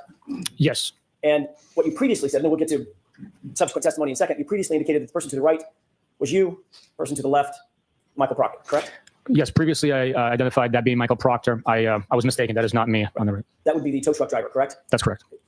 That is, in fact, Michael Proctor, however, in the two-tone jacket, correct? I believe so. Okay. And as the video is portrayed, at least as we're looking at it, and I'll get to the next question next, as we're looking at it, it appears that we're looking at the right passenger side of the vehicle, as it appears in this video, correct? That's correct. And you see a timestamp and a date stamp on the bottom, correct? It is present. I don't know what it says. Okay, can we highlight that just a little bit? Do you see what that says? I believe it says interior, Sally Port, back wall. Okay. 537, maybe. Okay. When you indicated that this was a fair and accurate depiction of the interior Sally Port when the SUV was brought in, you were specifically asked whether or not you or Michael Proctor approached or manipulated or touched the right rear taillight area of the vehicle, correct? I don't remember the exact verbiage used, but in something along those lines, that's what was asked. And you indicated that neither of you did, correct? That's correct. Okay. But in point of fact, this video is backward, correct? Yes, it is a mirror image of what is actually taking place as recorded by the camera. Can we play this forward? Yes. Do you see where Mr. Proctor, let's go ahead and pause it. Do you see where Mr. Proctor went? Yes, the video depicts him going to that portion of the vehicle, but we can't tell how close he is. Okay. And the back, from all appearances, importantly, it appears to be the back driver's side, back left of the vehicle, correct? That's the way it appears, yes. Let's play this forward for a second.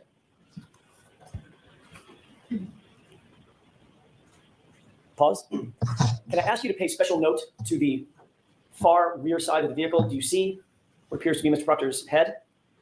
Yes. As the tow truck driver walks past the rear of the vehicle, can you watch and tell me if you see Mr. Proctor do anything or move in any way? Let's go ahead and play forward. Pause. Did you see any volitional movement by Mr. Proctor as the tow truck driver moved past him? Yes, it appears if that is his head, it shifted weight. Okay. Let's go ahead and play it forward. Stop. Did you see a person that appeared to morph toward the back of the vehicle? Right there. There is some anomaly there with the footage, so could possibly be used to describe that what took place. Can you recognize that person? I cannot know. You indicated previously, does that person look large or small in stature I can't tell. as compared to, for instance, Michael Proctor, whose head you can see above the car? What about this person? Taller, shorter than Michael Proctor? I can't tell from here. I can't. You indicated that Chief Berkowitz was a smaller statured person, correct? I never said that. I'm sorry? I didn't know his height. Larger or smaller? Generally. How about this? Larger or smaller than you? He's shorter than me. Okay. Can you tell whether or not that is Chief Berkowitz? I cannot know. Okay, let's go ahead and play it for him. And a little bit further. Pause. What does it appear that Mr. Proctor does at this point in the video? He's walking. Okay. Do you see anything in his hand? I cannot tell from the video, but that he might be carrying something. Remember we looked previously at a portfolio, black portfolio. Does it appear that he may have a black portfolio in his hand? That is very likely, but I don't know exactly what he's carrying. Okay, let's go ahead and play this forward. Okay, and did it appear that somebody just appeared at the front right, the right-hand side of the screen toward the front of the SUV as well? Yes, it appears that way, yes. Okay, let's take this down. I'd like to mark.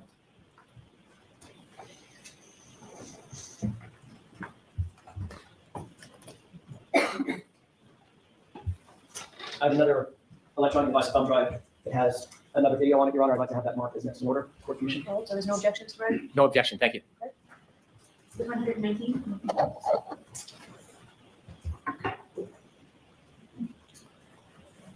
With the court's permission? Yes.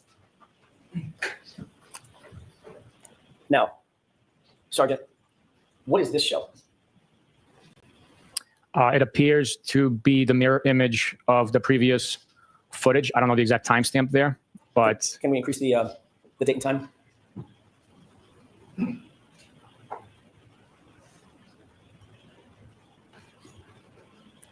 you see, can you read the date and timestamp on this Chiron?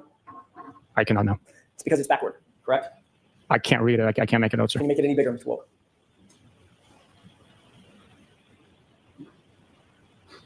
Does that appear to be backward? Based on me recognizing some of the digits, it does appear to be backwards. Okay, let's look at the whole screen again. Sergeant, let's play this forward for just a quick second.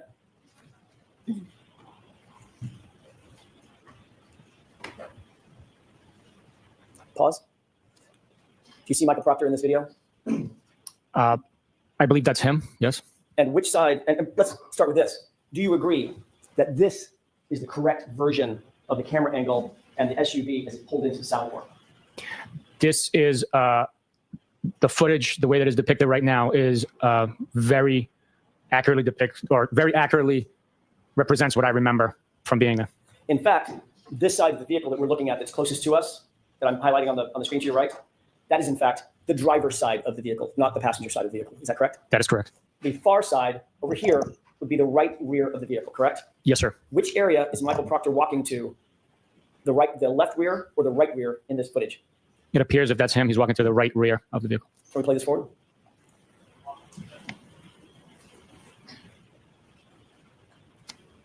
And do you see Mr. Proctor's head above the SUV? Yes. And watch him as the tow truck driver walks by. Did he appear to move?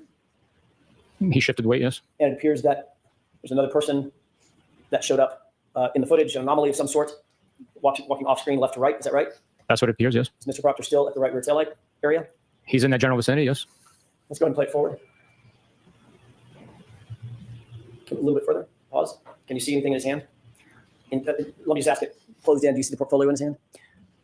It would not be unlikely that it's there, but I can't tell exactly what it is in his hand. Let's play it forward. Do you see anything in his hand now as his arm? Yes, yes. Does it appear to be consistent with the black portfolio that we saw earlier? Yes, it is, yes. Let's move forward. And he's now off screen, correct? Yes. So, in point of fact, Sergeant, when you were asked previously whether the prior video fairly and accurately depicted what you recall as it pertains to the SUV and the Sally Ford, that was not quite true, correct? I'll allow it. The way I understood the question is what I'm watching accurately depicts what's taking place. It is. Just because it's a mirror image doesn't mean that it's not recording what the actions and what is transpiring. But you agree, at least, that the previous video showed exactly the opposite of what was true and correct, not just a mirror image. What is left is right, and what is right is left, correct? State is to that floor.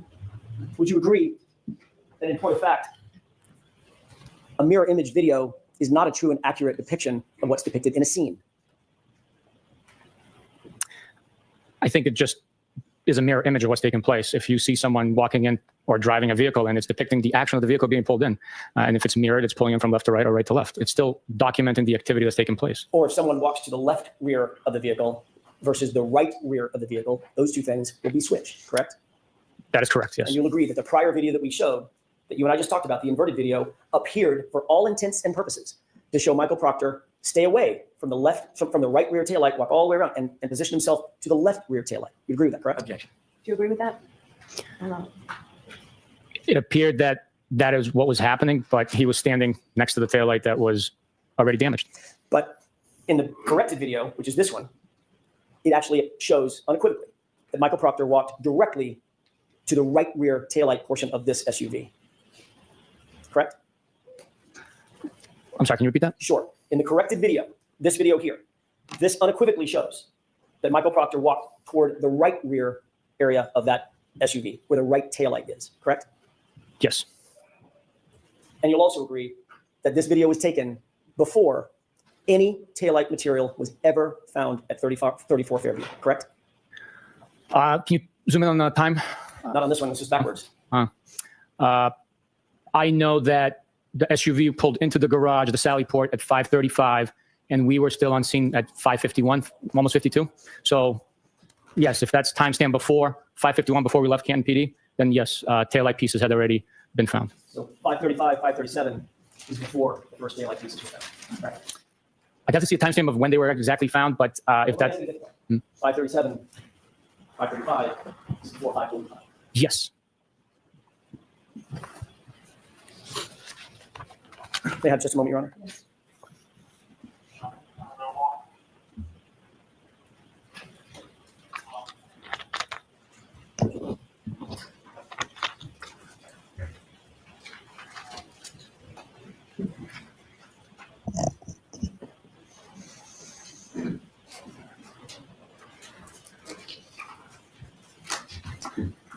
Sergeant, Canton PD is about a mile and a half from 34 Fairview, is that right? Approximately. I don't know the exact distance. I never measured it, but I would not be shocked if you were accurate in that. Maybe a 3 or 4 minute drive. Depending on the traffic conditions and the weather conditions, that could be a possibility, depending on the speed you travel.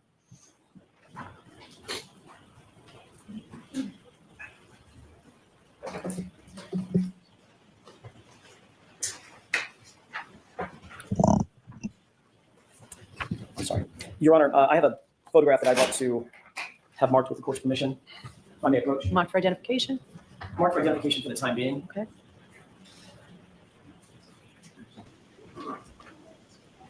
I don't know why, but every time I try to take like a quick little break, I turn into a chat with people. Okay, so we gotta chat for a quick second about what we just watched. Depending on the speed you travel, is it 2 seconds away or not? So we just watched the Sally Port video, some of the Sally Port video. So the first thing that we watched was the inverted Sally Port video, which was handed over, just a little history, just handed over as this is the Sally Port video for the first trial. So when this was first being entered into evidence in trial number 1, it was very much, hey, here is the video of the Sally Port, and this is the video of the car. And how come police is backwards? That's very weird. That's just strange. Let's take a break because this is odd. Come back, flip the video, revert the video, and now the timestamp is backwards, but the video itself is correct. And when this first went down, we all were like, oh, okay, cool. Well, it looks like someone's getting out of the passenger seat, right? Because that's how cars work. It looks like it's someone's getting out of the passenger seat. Oh, but wait, police, the word police on the old police car is backwards. This is weird.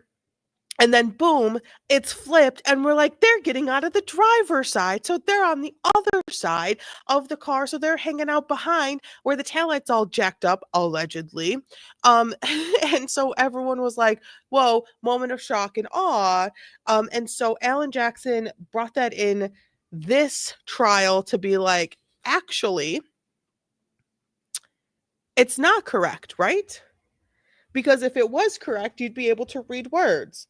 But for some reason, the Commonwealth, Canton PD, and Commonwealth, all basically the same at this point, handed over video that was inverted. Was it on purpose? The jury must ask. Was it on purpose to make it look like there is an activity happening over by the busted tail light, but there actually is activity happening over by the busted tail light, and the video itself is absolute trash because you can see people just disappear, reappear. There's two of them at once.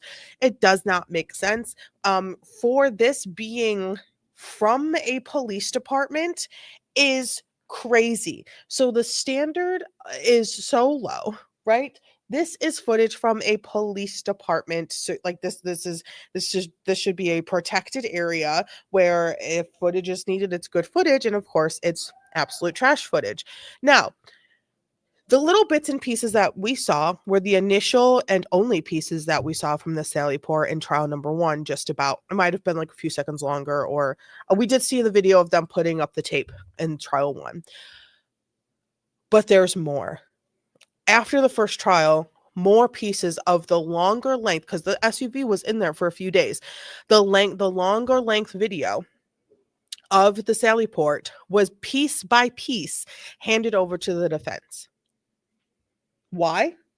Because somebody decided to remove it from wherever it was being stored at Canton PD and put it in a cloud account and then piecemeal it out. It was a major piece of contention throughout the entire span after trial number 1 and before trial number 2 in this last year.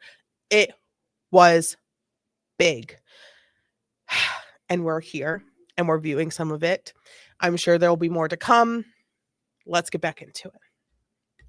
Wild. Yes. Let's mark it first, please. H. Thank you.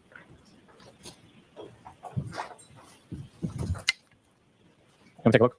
Thank you. Let me ask you a couple of other questions. We just looked at the videos of the interior of the Sally Port. Harkening back to what we just looked at, the corrected video, there would also be a camera on the other side of that Sally Port garage pointing down toward the right rear taillight area of the SUV, correct? Yes. There's a camera situated on the opposite side. We'd be looking at that camera, correct? Yes. Okay, taking a look at that photograph. I know the quality of it, but can you tell if that appears to be a still image from that camera?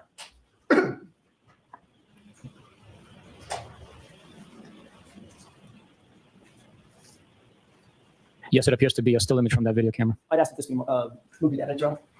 Is there an objection? No objection. Thank you. 720. Thank you.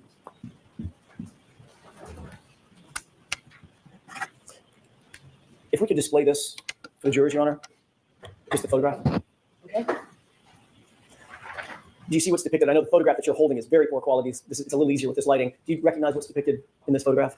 I'm sorry, your laser was bouncing off on the ceiling. I I'll try to apologize. make it easier for you. Yep. This photograph here.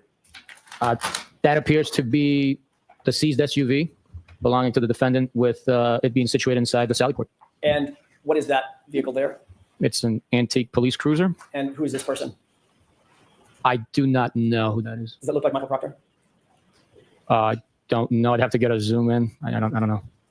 Who is that? Would that be, does he have glasses on? I don't know. Would it be Chief Burgos? It could be Chief Berkowitz. I don't know.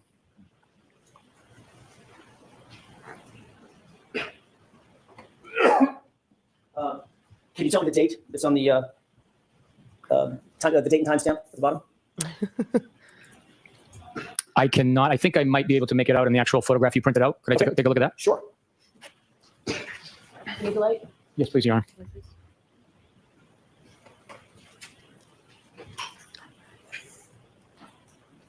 Also, can we talk about the name Sallyport? The fuck is a It appears Sallyport? the time is 11:08 and 59 seconds in the morning of possibly January 30th of 2022. Okay.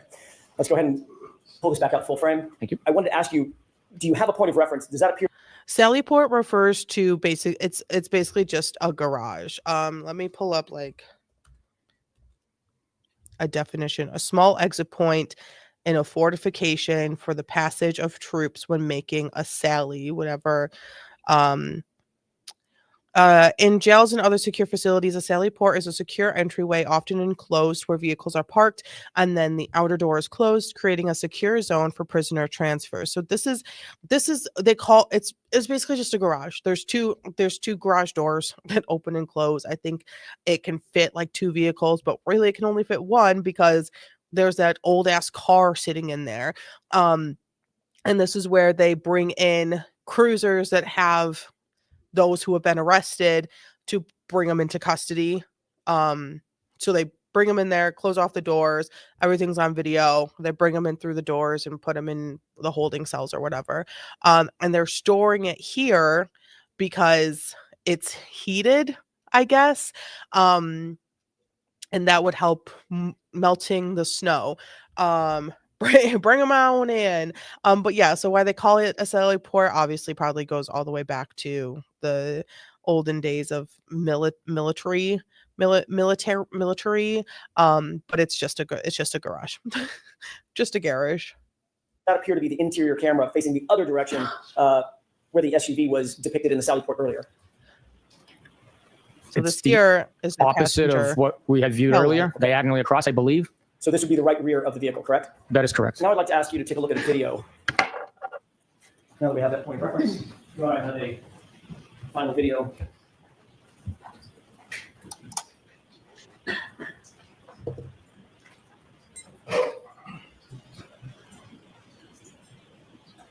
They're chit-chatting, I'm gonna play this, and Brandon says, okay, but I'm gonna object, and I need you to be sure that it's all correct. And Alan Jackson's like, yes, it Next is. in order, Your Honor. As next in order, so there's no objection, Mr. Brennan? I have no objection to that being ended, no. 621. So many Your Honor, with court's permission, pieces. can we present this? of evidence. Go ahead and play it. Pause. Can you make out, now that that's paused, can you make out what's depicted toward the top of the screen? Yes, it appears to be a distorted image of that antique police cruiser. Okay. And does the area next to the police cruiser appear to be empty? The hell is this? Some snow on the Yes, ground? it does. Yes, it does look that way. Yes, Okay. So there's nothing next to the police cruiser, at least at this point, correct? that's what it appears to be. Yes. Can we take a look at the timestamp on this document or on this frame? I'd ask you to let the jurors know if you can see what the actual runtime is on this. I can see the timestamp. I don't know the runtime, what it's going to be. It's 5:07, 10 or 12, something like that. That's the timestamp. Yes. Okay. Yes. PM. Now, if we could just play this forward, go back to full screen.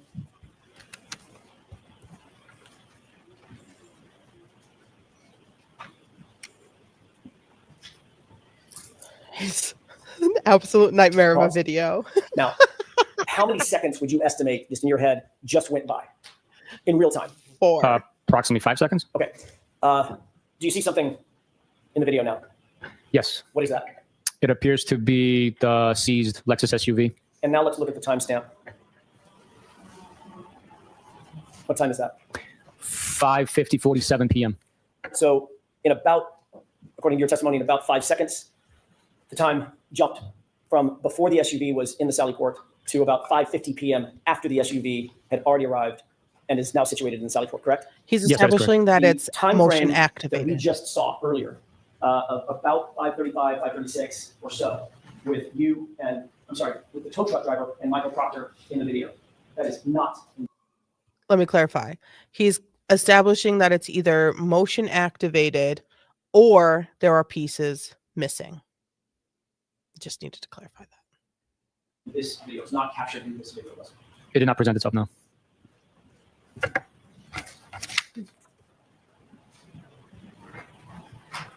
all I have. Mr. Brennan? Okay, we are on to redirect. And the last question I posed is up to the jury. Look at that stack. Is up to the jury to discern. Good afternoon, sir. Good afternoon. You had just What makes asked more questions sense? about some. What makes more sense? What is more believable? What is the truth? Is there something been removed? Is this motion activated? If it was motion activated, wouldn't it have caught like the door opening in the car immediately coming in, etc.? Of the video footage from the Canton those- Police Department Sallyport area. Is that fair to say? Yes, sir. I'd like to ask you further questions about that. In your investigation, did you obtain camera footage from a number of different angles from the Canton Police Department Sallyport area? I did. And one of those series of footages, did that include the interior Sallyport back wall for January 29, 2022? Yes, it is. Is that the video that appears inverted? And then we saw the second where it was present as you would see it? Yes, sir. Did you look at that video? Did you invert the video in any way? No, I did not. Did you investigate and learn whether or not there was any other video in addition to that interior Sallyport back wall where video was set up by the town of Canton that appears inverted rather than forward? Objection. I'll allow it. Yes, the investigation revealed that multiple cameras had a lens applied to it that was inverted. In addition to the Canton Police Department Sallyport interior back wall, where else did you learn around town there was video that appears inverted? I believe it is inside the Canton PD, the hallways possibly. And if I am not mistaken, the other locations within the town of Canton. And Ask the question. No, is that your answer? Is that your final answer? I wasn't finished, but yes.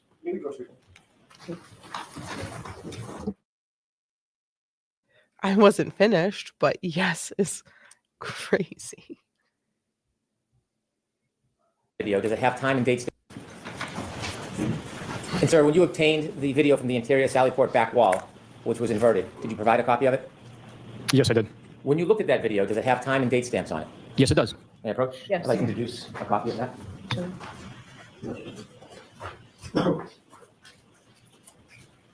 Is it 122?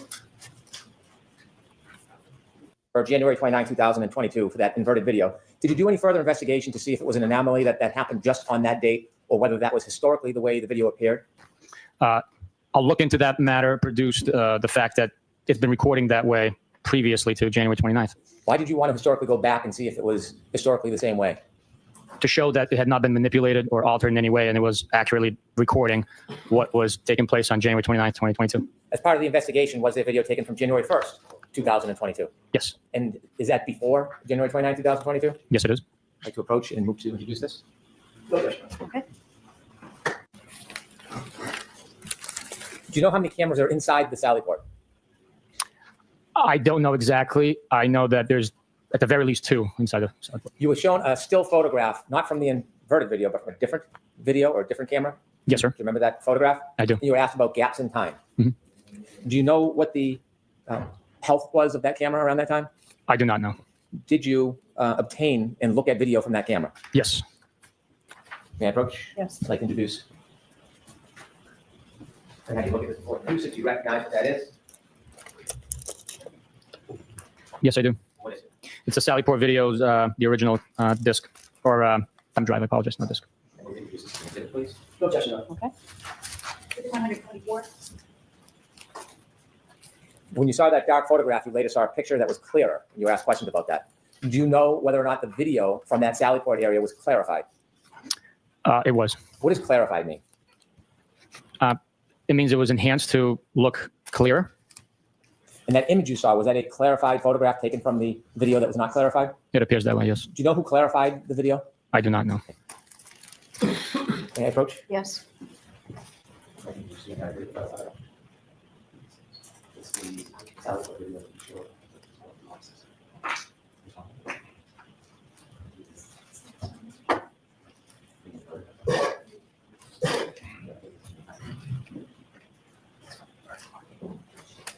It's down.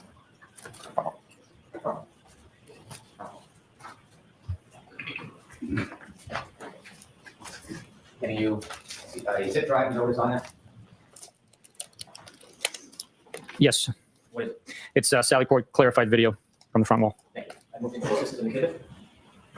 No objection, Mr. Jackson? Sorry, no objection. Is it 125? With the court's permission, could I play a portion of the clarified video for the jury? Yes. With Ms. Gilman's assistance, could you take us to the clarified video of the Sallyport, and could you take us to about 5:35. Let me get out of your way. Sorry, I got things and my brain is going a mile a minute.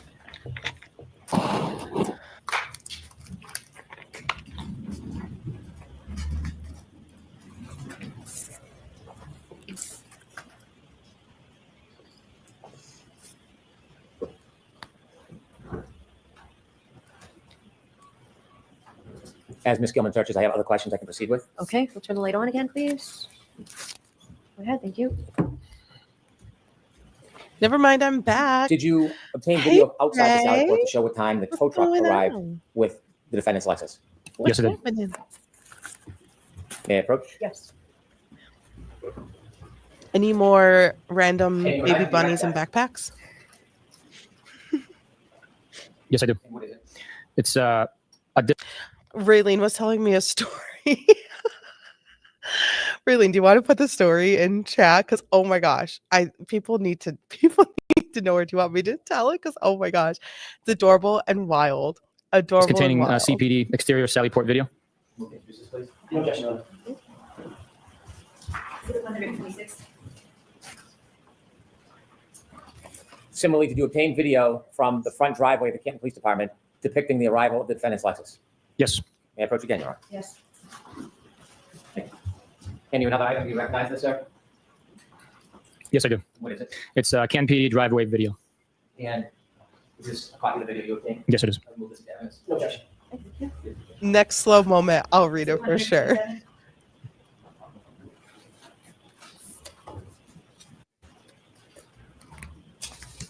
Reach the Sally Port Uh, with the defendant's Lexus on January 29, 2022. What time Finishing do you this reach the time Sally out? Port? to the best of my recollection, it was 5:35 p.m. is when the vehicle was placed into the Sally Port. When you left Dighton after the tow truck lifted the defendant's Lexus and put it on the tow truck, did you follow the tow truck back to Canton? Yes, I did. Did the tow truck stop at any point between Dighton and Canton Police Department? Other than red traffic lights, no. When you were following, how were you following the tow truck? I was keeping a safe distance, always keeping line of sight behind the vehicle. I was following it from Dighton residence all the way to Canton PD. Was Michael Proctor with you in your truck? Yes, he was. Did you take any detours on your trip back to the Canton Police Department? No, we followed the truck driver. He led the way. At any point, did you take any turns to Fairview Road? No. Did you know whether or not there was a CERT team at Fairview Road searching while you were driving back to the Canton Police Department? I knew one was dispatched, yes. Did you go to Fairview Road to speak to any of the CERT team members? No. Did you watch the CERT team members conduct their search? No, I did not. In any way, did you, at any point during that search, see it happening? No, I did not, no. When the CERT team members were there, do you remember that they arrived at 4:54 and 4:56? I don't have a specific memory, but I know that they arrived sometime between that hour. When you arrived at the Sally Port, at the Canton Police Department with the defendant's Lexus, what was your understanding of where the CERT team was? My understanding was they were at 34 Fairview. When you first arrived around 5:37 at the Canton Police Department, were any members of the CERT team at the Canton Police Department? Objection. I'll allow it. Lay a foundation. Now, I asked you, do you remember about what time you got back to the Canton Police Department? Do you know specifically what time you got back? I know we pulled in to the driveway at 5:30 p.m. And did you see some of the timestamps that you were shown on cross-examination? Yes, Did you see the timestamp 5:37:18 when it was shown to you by the defense? yes.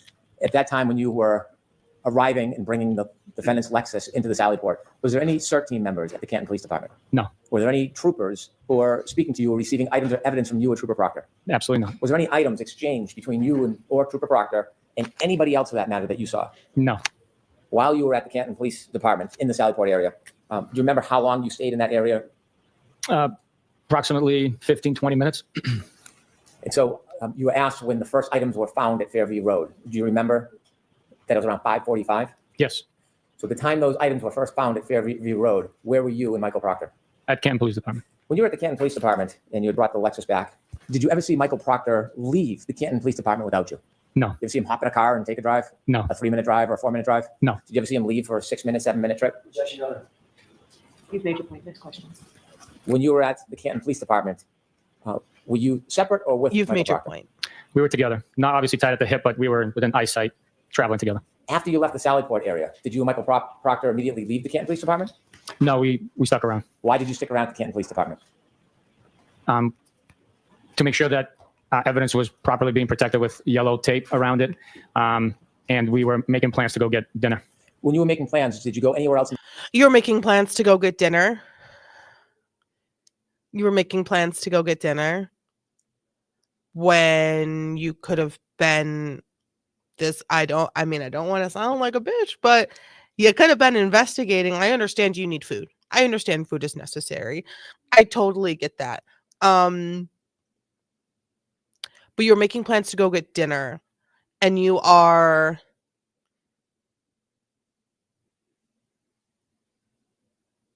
not going to go to the crime scene.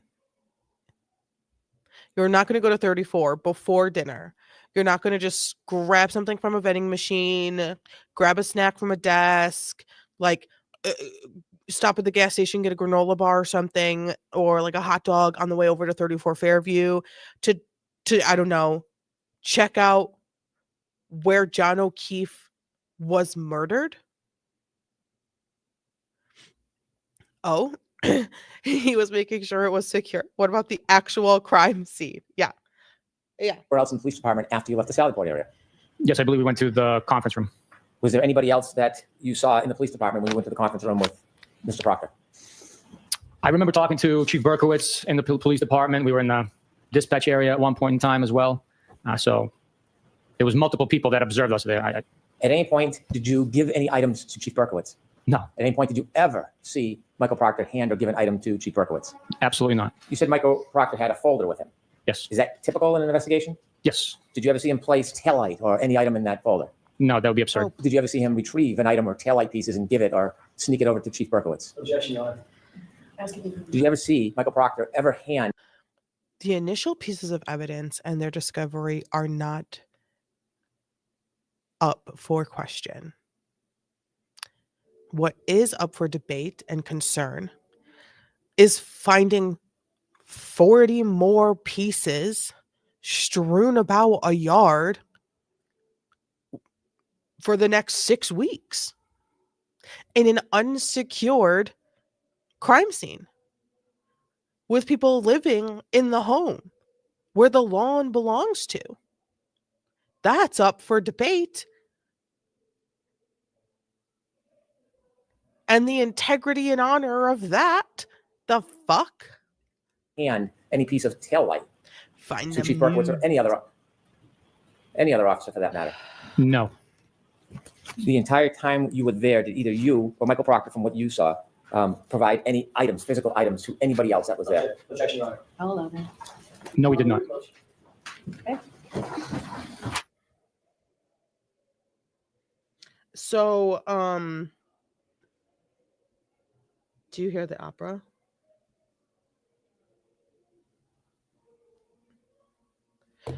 So Raylene works in a school, and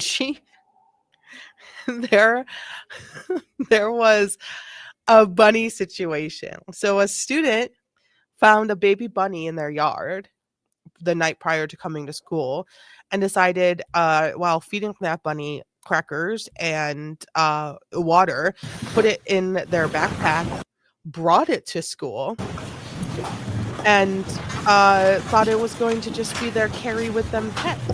And then, of course, it is now up to the adults in the building to sort out this bunny situation. We have a live feral bunny in a child's backpack, and now it is jumping and hooping and hopping around office space within the school, causing mass chaos and mayhem.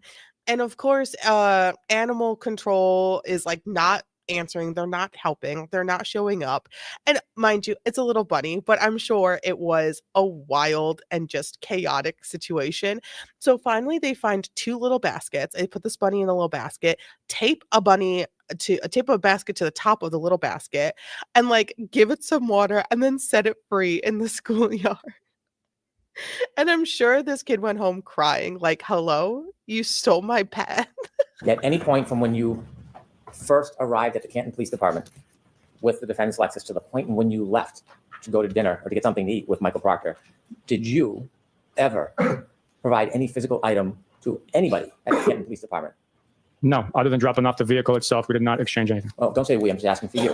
Now I'm going to ask you, at any point when you got to the Canton Police Department until you left to go to eat with Michael Proctor, did you ever see him hand any physical item to any other person whatsoever? No, I did not. And after, do you know about what time you and Michael Proctor left the Canton Police Department? I would have to estimate it to be around 6, maybe well after 6. At the point you left, do you know how many of the items had been found by the CERT team at 34 Fairview Road at the time you left the Canton Police Department? Objection. Sustained. When you left with Michael Proctor, where did you go? I went to Norwood, Massachusetts. Is that where you ate? Yes. When you left and then arrived in Norwood, did you stop along the way at any other place, including but not limited to 34 Fairview Road? I did not. Did you eat? Yes. After you ate, where did you go? Back to Canton Police Department. Why? We were having a debrief for that day on the investigation so that everybody could get on a good understanding of what had been learned, what had been collected, and where the investigation stood, and to assign tasks on the next steps. Who were you meeting at the Canton Police Department when you returned? It was the Detective Lieutenant Tully, members of the Norfolk SPDU. Do you know at about time you returned to the Canton Police Department? I want to say it was after 7:30, but I'm not positive. When you left the place that you and Mr. Proctor ate at and returned to the Canton Police Department, did you take a swing by Fairview Road? No. Did you stop anywhere from the point you left where you ate and came back to the Canton Police Department? No, sir. When you came back to the Canton Police Department, did you get debriefed? Yes. Did you learn whether or not the CERT team had found any physical items at Fairview Road? Objection. I'm going to allow that. Yes, I did. Did they give you any details about what they had found at Fairview Road during the CERT team search? Objection. I'm going to allow that. I learned that Objection. I'm going to allow this. the second sneaker was located. Also, a large piece of red taillight was also located. After you were debriefed, did you leave the Canton Police Department? Yes. Who did you leave with, if anybody? It was myself, Trooper Proctor, and Trooper Keefe, I believe. When you left the Canton Police Department, do you know what time that was? I do not, but I would have to estimate to be around 8 o'clock, maybe 8:15. Did you leave alone?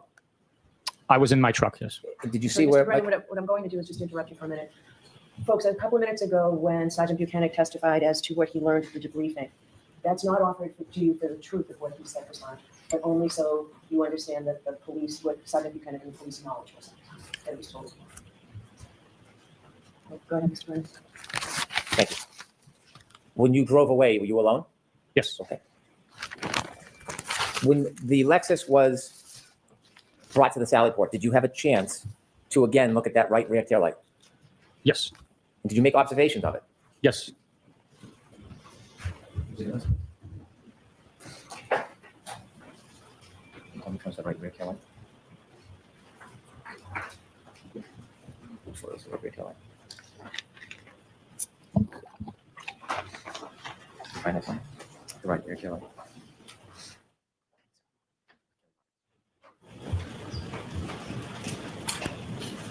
He's not great at whispering. While you were at the Canton Police Department and in the Sally Port area, did you ever see anybody take a piece or in any way remove part of that broken taillight from the Lexus? No, I did not. If you had, what would have you done? Objection. Sustained. Oh, golly, gee willikers. May I approach, Your Honor? Yes. So, Mr. Jackson? To those Okay. who might be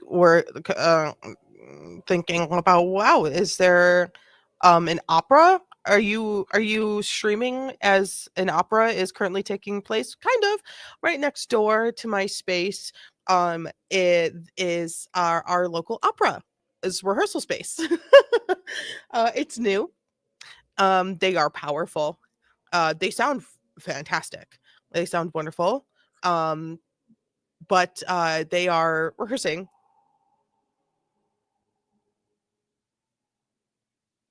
They're rehearsing right now. And you can probably hear them. So that's what that is. I'm not blasting music in the background. That's uncontrollable vocals and piano. But they're great. Could you zoom in a little, please, Ms. Gilman? Do you recognize that photo? I do. What do you recognize it as? I recognize it as the damage that. Okay, so let's talk about what we're looking at right now. Let's talk about what we're looking at right now. Tail light, busted tail light in the Sallyport after snow has melted from the SUV.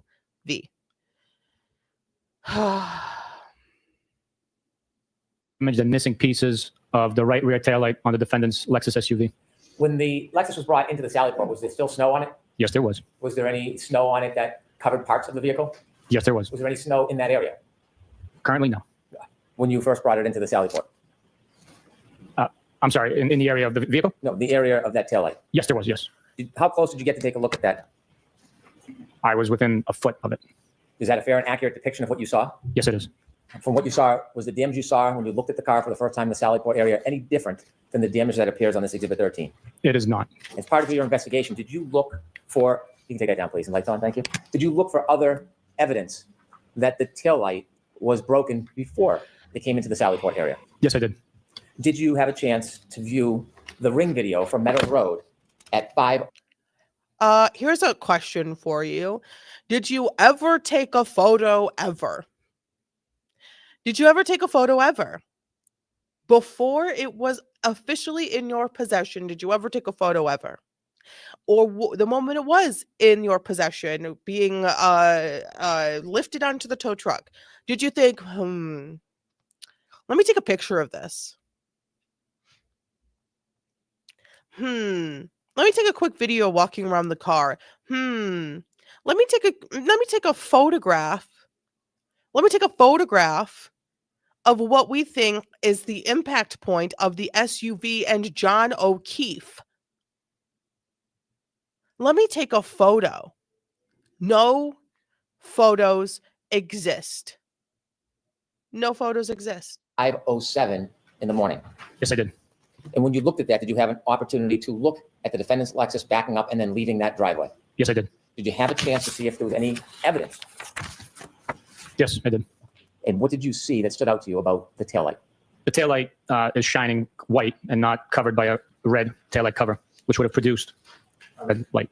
Did you further look at any video from the Canton Police Department dash cams to get a view of that taillight and determine whether it was broken before it was even brought to the Sallyport area? Yes, I did. And did you, in fact, look at video or still photographs from the Canton Police Department dash cam? Yes, I did. Could I have Exhibit 11 displayed, please?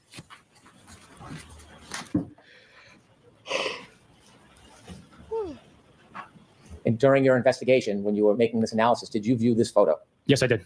Did you make any particular reference or anything that caught your attention in this video? Yes, This the right is rear not taillight. lies. Brennan is full of lies. And by lies, I mean he's calling text messages, emails, and he's calling screenshots photos. A screenshot is not a photo.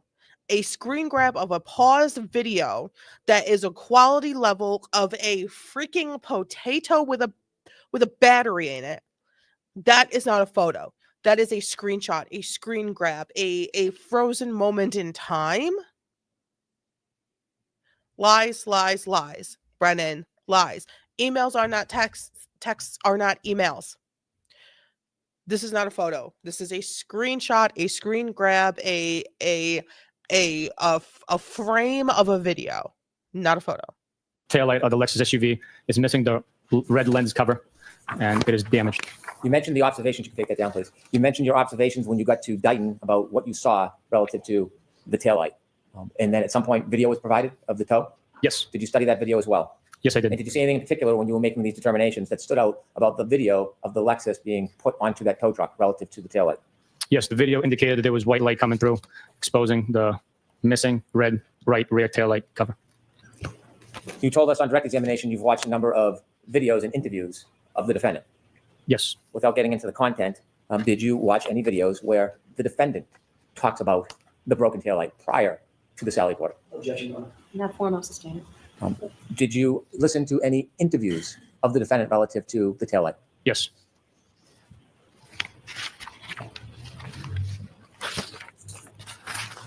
Now, I want to go back and I want you to take us through your investigation. And I want to be specific about what you learned and when and what you did with that information relative to the decisions and the direction of your investigation. When you were called on the morning of January 29, 2022, when you first got a call, where were you? I was at home in bed. You mentioned that after you received the call, you called another trooper at that time. Yes, sir. And who was that? Michael Proctor. After you spoke to Michael Proctor, did you have any firsthand knowledge about what had happened prior? No, I did not. Did you have any firsthand knowledge about what had happened the night before? I did not. No, Did you have any firsthand knowledge about the participants or the people that may or may not have been involved? I did not. No, Did you at that point know, or were you friendly with Brian Albert? I knew who he was. I was not friendly with him. I did not know who he was. Had you ever socialized with him? No. Nicole Albert? No. Were you friendly or ever socialized with her? No, I've never. Jennifer McCabe? Did you know who she was or socialize with her? No, I did not. Her husband, Matthew McCabe? Did you know him or socialize with him? No, How about Julie Nagel? Did you know who she was or had you socialized with her? no, I did not. Ryan Nagel, is that familiar to you? No, it's not. Sarah Levinson, did you know that person? I did not. You mentioned that you knew who Brian Higgins was, Yes, and you had worked on a case or some involvement in a case with him. yes. Did you owe him any particular favor or kindness at that time? I'll sustain it. Did you have any loyalty or friendship with him? I'll allow that. I did not know. At this point, you were how far into your career as a Massachusetts State Police officer? In 2022, I was approximately 10 years in. And you had been honorably discharged from the military, Yes, I was. served the president? Yes, And so at this point, how about Heather Maxson? Did you know that name? I did not know. When you first received the call, did you have any firsthand knowledge whatsoever? No, just what I was told over the phone. You mentioned you went to the Canton Police Department first and spoke to Canton police officers. Yes, Was it at that point you learned about a physical item that was found at the scene? Sustain. What did you learn from them that was important in your investigation when you first got to the Canton Police Department? I learned that there was a broken, shattered cocktail glass that was recovered from near where Mr. O'Keefe was found, and also his phone was underneath him at the scene. And were both those items available to you? Yes, Did you also learn any statements made from any witnesses that were attributed to the defendant at that time? yes. And what was the statements? At that point in time, while at the Canton Police Department, the statements were, "Oh my God, did I hit him? Did I hit him?" In a question format, questioning. Yes, And based on that information, was it somewhere around that point when you called the hospital or medical examiner's office? yes. I made a call to the medical examiner's office. Was that all the information you learned that morning? No, it's not. After you learned that information, did you ask the police officers? Well, let me ask it this way. After you learned that information, did you want to go somewhere? Yes, I did. Where did you want to go? I wanted to interview the individuals that were with the defendant when Mr. O'Keefe was located, and get their accurate and most first-person information from them directly. Do you know whether or not, were they suspects at this point? No, they were not. Did you know whether they were eyewitnesses or differently witnesses? At this point in time, prior to speaking to them, I just knew that they were eyewitnesses for the location of Mr. O'Keefe, but I did not know if they were eyewitnesses or witnesses. And who did you speak to? I spoke with Ms. Jennifer McCabe, Mr. McCabe, and Mr. Brian Albert. When you spoke to them, did you separate them or speak to them as a group? I separated them. You went to whose house to speak No, to you them? didn't. The McCabe household. Is it typical to go to a person's house rather than bring them to the station under these circumstances? Ask it differently, Mr. Why did you go to their house rather than ask them to come to the police station? Well, there were multiple factors involved in that decision. One, the driving conditions. Two, these are witnesses that had suffered some sort of traumatic event finding their friend on the front lawn of their own town. So going to their home would provide hopefully a more comfortable scene for them to recall information in the comfort of their own home. When you spoke to them, did you receive any information from any? Since when does someone's comfort matter when it comes to the death of a human being? I just think it's a little odd. I just want to make sure they're comfortable. How many innocent people have you put through rigorous interrogations in an uncomfortable place? Why do they get comfort? Why do they get comfort? You don't know if they are suspects or witnesses. You don't know yet, because you have yet to investigate the death of Boston police officer John O'Keefe. Why do they get comfort? Any of them that Mr. O'Keefe went into 34 Fairview at any time that night? Lawyers. When you ask questions about scene versus crime scene, was 34 Fairview, the home, the inside of the home, a crime scene in your mind? No, Was the area where Mr. O'Keefe found an important or unimportant area? it's very important. Did you know whether or not any of the Canton Police Department officers at that time had done any type of limited search? Yeah. Let's go back. Let's go back. When you ask questions about scene versus crime scene, Was 34 Fairview, the home, the inside of the home, a crime scene in your mind? No, Was the area where Mr. O'Keefe found an important or unimportant area? it's very important. Did you know whether or not Not important enough to go to, though. Not important enough to go to. And how do you know the house is not part of the scene? Because you have yet to even go to the scene, which you consider to be the lawn of 34 Fairview. How do you know the house is not involved? How do you know the house is not involved? Investigate. Ask the questions. See it for yourself. You need to investigate. You need to make sure it's not. I understand maybe not making sure the neighbor's house is not part of the crime scene, but I do think that all houses should at least have been knocked on. 34 Fairview, you should have said, "Hey, how you doing? Do you mind if I take a look around? Do you mind if I take a look around? I do mind. Okay, that's not a problem. I will probably see if we can get a warrant to take a look around, because a Boston police officer was just found deceased on your front lawn. So I just want to make sure that, if there's anything in here, you want to help solve this crime, right? You're not part of it. So, let's clear the house." What do you mean? What do you mean? Well, I know it wasn't part. How do you know?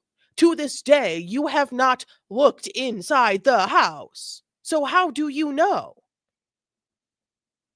You cannot definitively say that it was not. You cannot definitively say that any of the neighbors were not involved, because God forbid you just knock on someone's door and say, "Hey, did you hear anything? Did you see anything?" Da, da, da, da, da. Especially since most of them are officers. any of Law the Canton Police Department enforcement. officers at that time had done any type of limited search of the area? Objection. Just whether you knew. At that point in time, we did know, yes. And what did you learn about the scope or the breadth of that search by the Canton Police Department? Objection. I'll allow that. I knew that it was brief based on the weather conditions and the item that was recovered. After you spoke to Jennifer McCabe, and did you say Brian Albert? Jennifer McCabe, Matt McCabe, and Brian Albert. At that point, did In you the have any reason to want to go into 34 Fairview? No, I did not. Did you learn whether or not Canton police officers spoke to those particular people who lived there before you got there? I had learned, yes. What did you learn? I learned that Canton police officers went inside the home, spoke with members inside the home as well. When you speak to witnesses, you've done many interviews over your Yes, I career? have. Yes. In addition to You asking took a questions, what are you step looking for when you inside speak the to a house. witness? We're looking for body language, how willing they are to provide the information. And as with everyone, we always trust by verify. We corroborate their statements. Did you see anything? So why not do that with Canton PD? Why not do that with Canton PD? Trust and verify. I trust that you went into the house and you think you saw nothing. I would like to verify that for myself. You do that with witnesses. No, you did that with Brian Higgins' text messages, allegedly. Why not do that with Canton PD and their statements of what they saw, observed while they took 2 steps into the house? Why not verify for yourself? Since now it is your case. Anything about these witnesses when you spoke to them that cued you or concerned you to do a further investigation? Objection, Your Honor.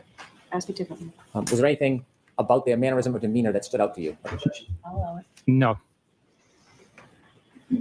After speaking to the witnesses, in your mind as an investigator, what did you need to do next? I needed to take a look at Mr. O'Keefe's injuries for myself. And you share with us detail about when you went down to Good Samaritan Hospital to make observations. Yes. I don't know. On direct examination, I pointed I'm out you're not not a sure. medical examiner, are you? I am not now. Not a biomechanical engineer. I am not now. In your experience, when you looked at Mr. O'Keefe and had a chance to study his body, what impression did that leave with you with relative to your investigation? Objection. I'll allow that. At that point in time, after viewing Mr. O'Keefe's injuries, my impression shifted from him possibly being struck with the glass that was located at the scene where he was found to him being struck by a vehicle. Why? Due to the abrasions and cuts on his right arm and the amount of force, in my experience, the amount of force one would have to generate to produce the wound to his head. Objection. I'm going to strike that last part. Thank you. After coming to the conclusion, or strike that, after making your observations and your determination, did your focus shift at that point? Yes, it did. Where did you want to go next? I wanted to observe the vehicle that the defendant was driving. What were you going to be looking for? Any damage to the headlights, windshield, and other parts of the vehicle that would have come into contact with Mr. O'Keefe. You mentioned the windshield and the headlights. Those are in the front of the car. Did you have an impression at that point? Yes. Majority of the cases that I had exposure to with pedestrian vehicle strikes, the strike comes from the front of the vehicle. So in my assumption, speculation at that point in time, based on the limited information I had, that was my theory. When you got to Dighton, did that theory change? Prior to our arrival to Dighton, the theory had changed. Based on information you Why? received from Jennifer McCabe? Sustained. What was that based on? It was based on information I received from Jennifer McCabe's phone conversation. And what was that information? That the defendant told her that she had damaged her taillight and showed Mrs. McCabe and Mrs. Roberts the missing pieces and damage to the rear right taillight of her vehicle. When you got to Dighton and had a chance to look at the defendant's Lexus, did your focus of your investigation develop in any way? Yes, seeing for myself that there was actual damage, coupled with the statements made, did I hit him? Could I have hit him? Along with the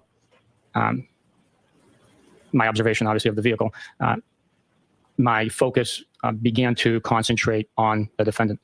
You share with us that you went inside and spoke to the defendant. Yes. Why did you speak to her at her home rather than ask her or force her to come to the police station? Same reasons we interviewed the witnesses, the driving conditions, the time that it would take for her to respond, the comfort of her own home, her parents' home, where she had just experienced a very traumatic event, being concerned for her well-being. We interviewed her in the comfort of her parents' couch. When you interviewed her in her parents' home, where was she seated? On the couch of her parents' living room. Where was her mother? She was in the home. I don't have a specific memory of her being in the room with us, but her father was in the room with us. Did you ever try to separate the defendant from her father when you interviewed her?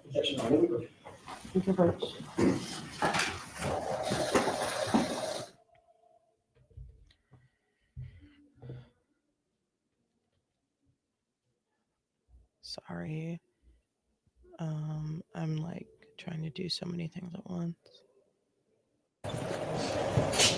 Bless you. Right ahead. Thank you. Trooper, to get back to my question, when you decided to speak to the defendant, did you ask her father to leave the room? I did not know. Why not? We just simply wanted to get her recollection. Her father did not pose a safety risk to us. He was not present, to the best of our knowledge at the time, when Mr. O'Keefe was injured. So him leaving the room just didn't appear necessary. Again, my concern was for her well-being, having known that she was sectioned, and we wanted to make sure it was a safe and comfortable environment for her to do the best she could to tell us what she remembered. What was her demeanor when you spoke to her? She was calm, stoic. She was sitting on the couch with a pillow on her lap, a laptop to her left. She was, I guess, maybe poised when she was answering our questions. When you finished your conversation with the defendant, had anybody in that home ever mentioned the idea of whether or not John O'Keefe went into 34 Fairview that night? No. When you went outside to get in your truck and follow the tow truck back to Canton, did you have any information whatsoever that there was any animus or animosity between Brian Higgins and John O'Keefe? No. After speaking to witnesses and the defendant at that point, when you got back into your truck to go to Canton, did you have any information that there was any animosity between Brian Albert and John O'Keefe? No.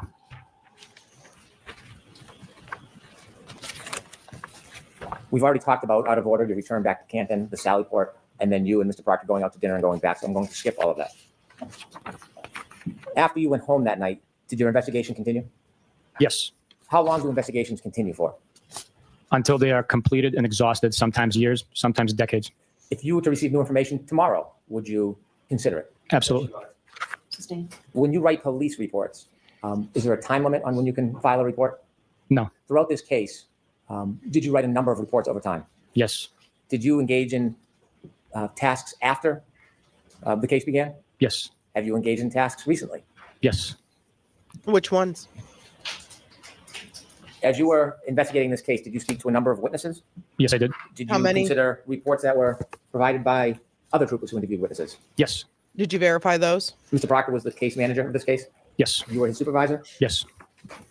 Were there other troopers who participated in this case? Yes, Who? Do you know whether or not Lieutenant O'Hara participated in this case? I do know. You do know? I do know that Did he participated. Yes. Did he? Yes. Do you know if he had a team with him of other troopers?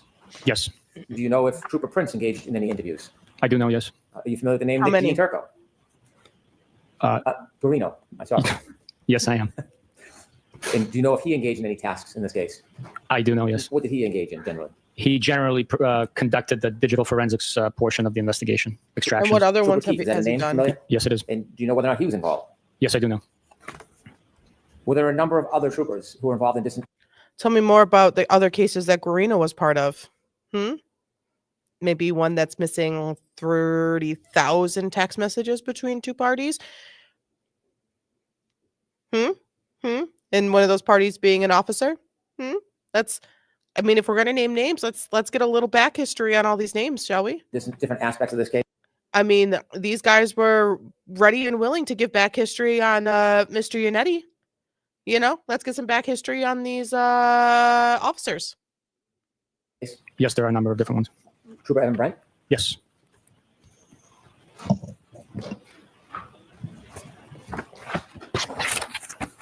Did you look or seek other information after you left the defendant's house? Yes. Did you look for other witness statements? Yes. Did you go to try to 34 obtain Fairview? further evidence? Yes, we did. Was there an interview with firefighter Timothy Nuttall on February 8th? Yes, there was. That was about 10 days after the incident. Approximately, yes. Did you learn any statements from him in addition to the earlier statements you learned that added to your investigation? Yes. I'm going to allow it. And do you remember what Timothy Nuttall told you on February 8th, 2022 about any statements of the defendant? So folks, again, this is being offered not for the truth of the statement, but simply to show that the information was provided to the police. Yes, Mr. Nuttall was one of 3, I believe. So talk about Mr. Nuttall, please. Mr. Nuttall told me that the defendant stated, I hit him, I hit him, I hit him. Was that information different than the statements that you were first learned about that she had allegedly made earlier that night? Yes, it was.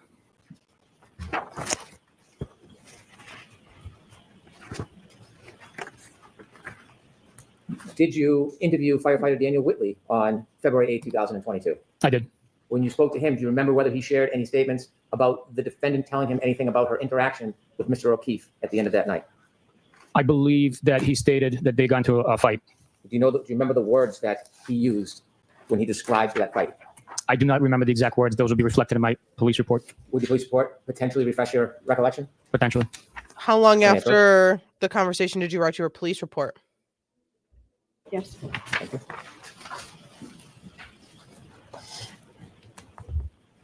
Was it the same day? Within a couple I hours? do not want you to Week? refund it. I want you to look at it, determine whether it refreshes your memory, and then I'll ask you if it refreshes your memory. If it does, I'll ask you about it. If it doesn't, then I won't.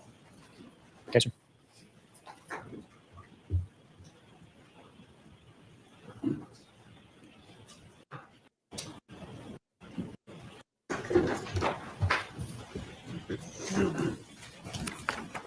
After reviewing the report, does it refresh your memory about your conversation with Daniel Whitley on February 8, 2022 about statements made by the defendant to him? Yes. And could you share with us what the statements were as related by Mr. Whitley back on February 8, 2022?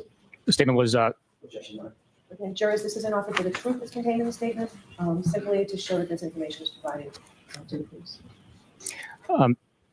the defendant made a statement questioning whether Mr. O'Keefe was still alive. And anything about the nature of their disagreement? Mr. O'Keefe and the defendant got into an argument. So for the same purpose. As you're learning this information, does it in any way shape your continued investigation? Yes, it further supports witness statements. It further supports and corroborates information that we're learning. The more information we collect, the stronger the case becomes. Did you interview a person by the name of Anthony Flamate? Yes, I did. And when you spoke to him, do you recall whether he shared any statements that the defendant made to him? Overruled. Yes. And do you recall what those statements were? I do have a general recollection of what they were, but I don't want you to guess. Would your report potentially help your memory? yes, it would. May I approach? Yes.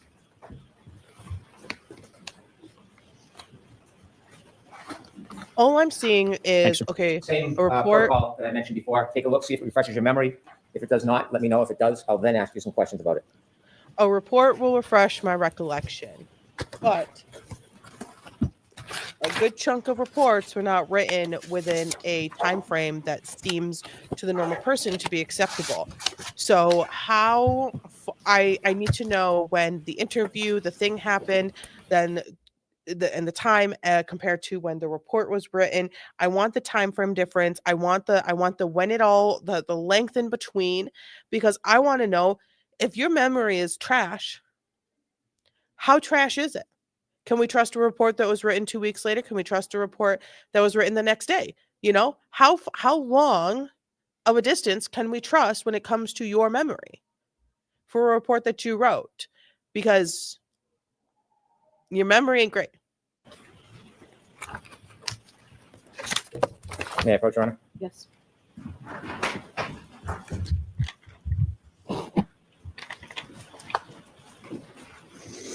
After looking at your report, does that refresh your memory at all? Yes, it does.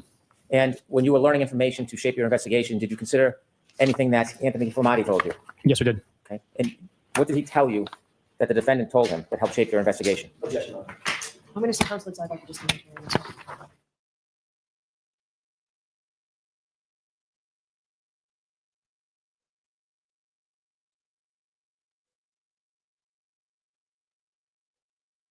Another sidebar. Well, we're almost done with this day. That's awesome. Information about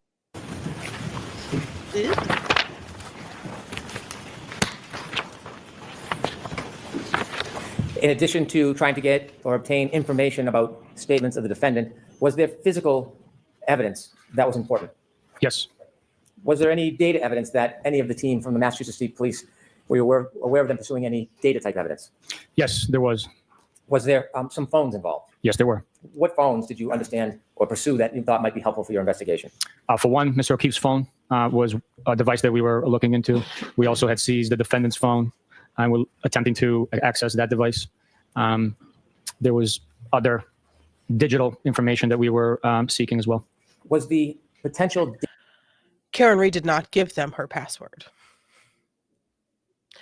Yeah, you can have my phone, but you can't have my password. I don't know why the thumbs up came up. You can have my phone, but you don't need to have my password.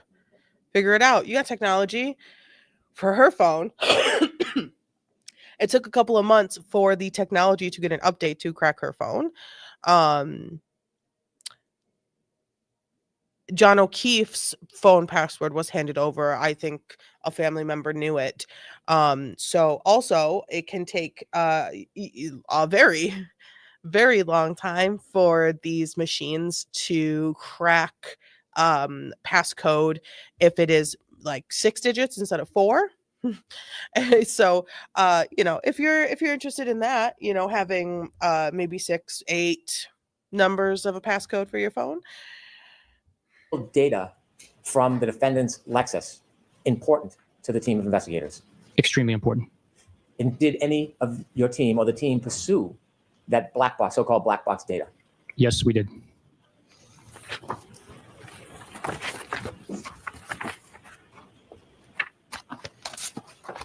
You were asked whether you interviewed or present for interviews of Nicole and Brian Albert? Yes. And after you spoke to them, including and considering all of the prior information you had, was there any evidence that John O'Keefe went into 34 Fairview Road on January 29, 2024? There was not. Was there any evidence that anybody left the house other than Julie Nagel?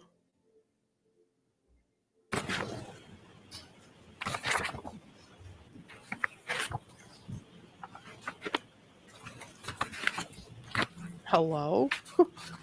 Brennan? To the information that could be stored in the computer systems on a Lexus, do you know which troopers, or do you know if Trooper Garino was involved in any process regarding that? Yes, I do know. And yes, he was involved in conducting that portion of the investigation. What else was he Part of the involved with outside investigation, this case? Was it important or was it considered to look at John O'Keefe's phone to see if there was any specific or particular information on it that would be helpful? Yes, it would be. What were you looking for? What was the team looking for on Mr. O'Keefe's phone? Well, the all-encompassing data includes location, of the device. It includes communication, the party's identity with whom an individual could possibly be communicating. In this case, Mr. O'Keefe, his text messages, phone calls, emails, other applications like Signal and WhatsApp could have been also in use. How about voicemails? Voicemails, yes. Did you ever review or consider any of those things that you just mentioned in your investigation? Yes, I did. Speaking of interviewing witnesses, did you, along with Michael Proctor, interview Katie McLaughlin on January 30th, 2022? Yes, I did. Was this the very next day? Yes, it is. And as part of your investigation and the direction and scope of your investigation, did you consider the interview with her and what she might have told you? Yes, there And was. when you were speaking with her the very next day, is there any statements that she attributed to the defendant that you considered in the next days of your investigation? Yes, there was. Do you remember what she told you the defendant said that was part of your consideration for your future investigation? Yes, I hit him. Going on, remember that the statement is not being offered for the truth of the statement, but simply to show that the information was provided. Did the statement that Katie McLaughlin attributed to the defendant that very next day, January 30th, 2022, did that shape your investigation at all? It helps attribute to the investigation. Again, all the evidence, all the statements, all the digital, all the circumstantial, all of that information is coupled and then put together, capped off by the defendant's statements herself to form the case.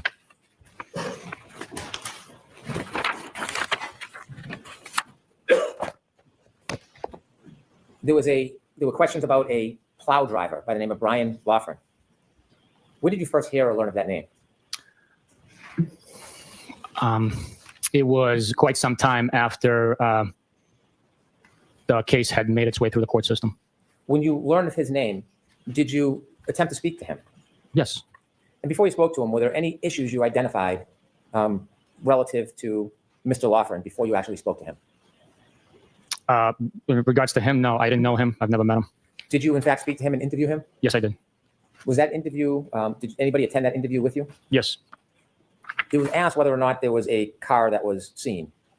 And that was what type of car? Ford Edge. Was he specifically asked whether or not that was a Ford Edge owned by the Albert family? In our interview? Yes. I don't remember specifically, but it is along the line of questions that would have been in my report and transcription of the audio recording.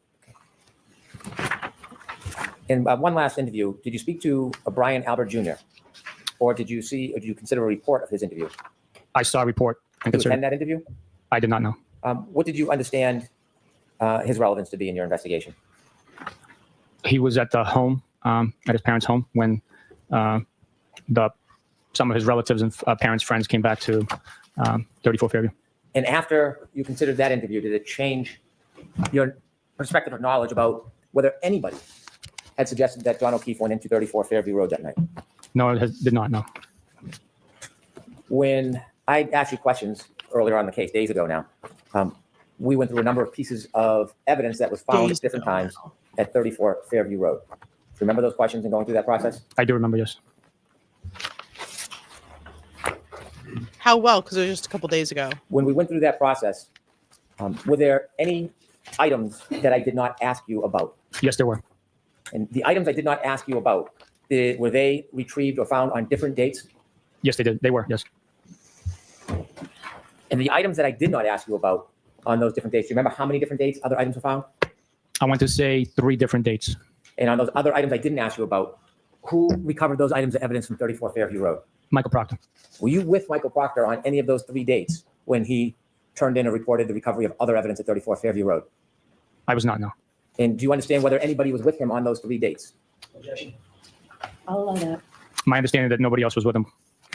And I did not ask you about any of those pieces of evidence? No, you don't know. On cross-examination, you were asked about those 3 pieces of evidence? Yes, I was. Were you shown what are now exhibits containing pictures and a photograph of the bags in which those items were bagged? Yes, I was. Do you have those physical pieces of evidence? I do. Now I'd like to ask you about those 3 pieces of evidence. Was there evidence produced from February 8, 2022? There was. Who produced that evidence? That was Michael Proctor who recovered it. And you were not there that date when he recovered the items? I was not, no. I'd ask you to Where were you? retrieve 7-13, the items that were found on February 8, 2022. Yes, sir. Do you have gloves? I do. February 8th, 2022.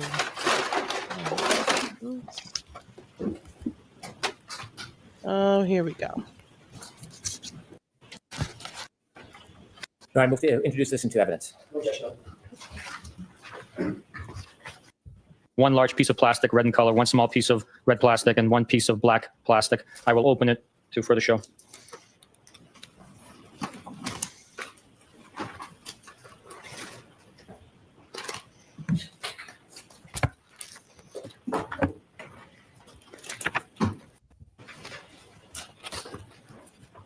A large piece of plastic. This one's labeled 22-02-184-7-13 as the bag, and this is letter number or a letter labeled A as an alpha. Could you again tell us the date that was recovered? This was recovered on February February 8th, 2022. 2022.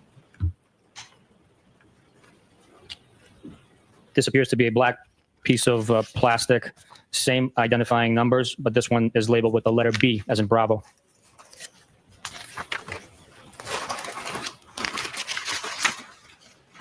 B as in Bravo. As in Bravo. You're almost done with testimony in trial number 2. This small piece of red plastic is not labeled.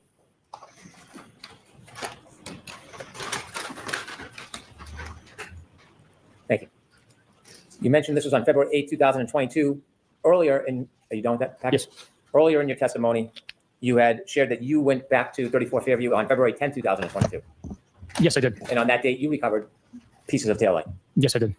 At that point, on February 10, 2 days after that February 8 production, was there still any snow on the ground at 34 Fairview? Yes, there was still snow on the ground.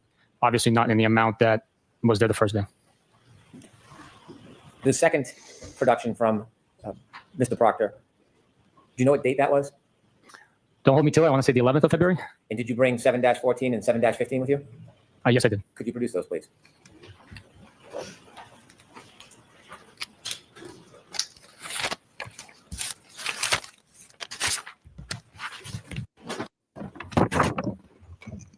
Let's take one at a time, please. 7-14 and 7-15. Let's start with 7-14. I'd like to move that into evidence, please. No objection.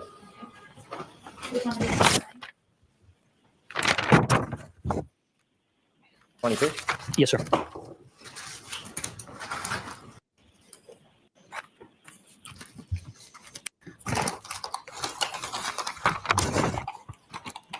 appears to be a variety of wax, like stamp bags, as well as plastic containers. And this is consistent with having glass in it, as it was earlier. Does the packaging, it seems different than the other bags. Is there any reason you know of that the packaging is different? It appears that these are small fragments of glass, so for safety reasons, it appears that they were placed into a hard containers to prevent injury or maybe possibly losing it. Could you just hold up a few examples for the jury to see? Yes. This one here is labeled 7-14, and then A. This here is B. This here is C. And then there's fragments in here. You don't need to take them out. Just describe them generally. Small pieces of what appears to be glass inside the wax paper. If you can rebag all that, we'll move to the next item. Yes, sir. Evidence on February 11, 2022. I can confirm that as soon as I look back at the bag. Exhibit 130.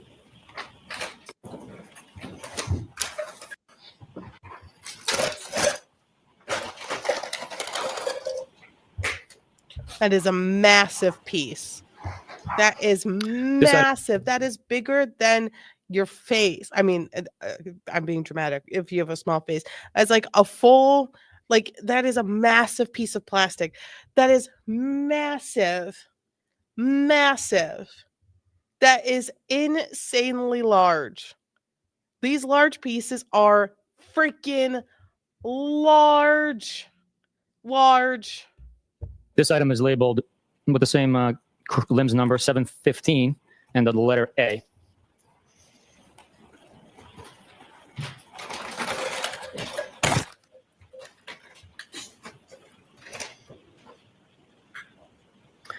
This is two pieces of clear plastic that are taped together. The longer one here on the left is labeled H, and the one on the right is labeled F, if my eyes are not failing me.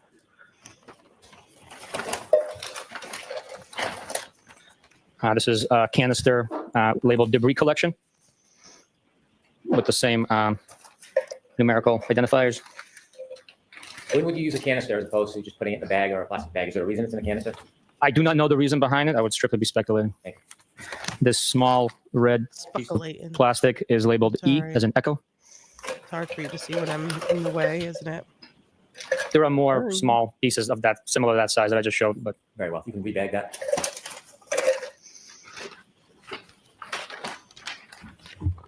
You mentioned there was 3 different days where Mr. Proctor found pieces of taillight at 34 Fairview. I'd like to go to that last day. that'll be the 18th, I believe, of February. Do you have a bag? I do. Could you produce it, please? It's 7-16. Yes, it is. You have it? I do. I'd like to move that into evidence, please.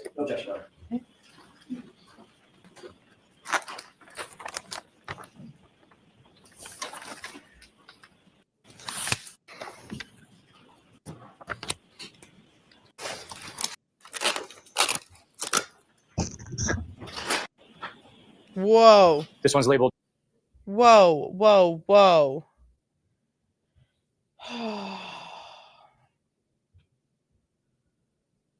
Wow. B. This one's labeled B.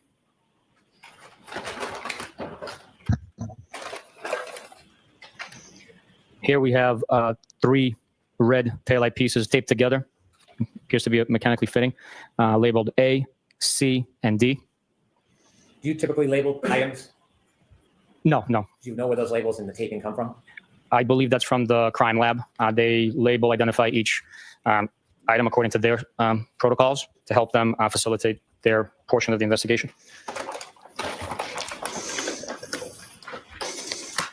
I hate that he's just like dropping them back in there. Small clear piece of plastic labeled E as in echo. Small piece of clear plastic labeled G as in golf.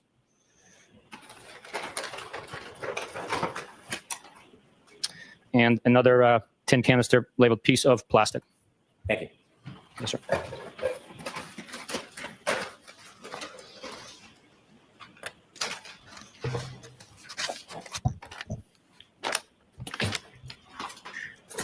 And Sallyport. Do you know if there's a video depicting that arrival? Yes, there is. With the court's permission, I would like to play a portion of Exhibit 127. Okay.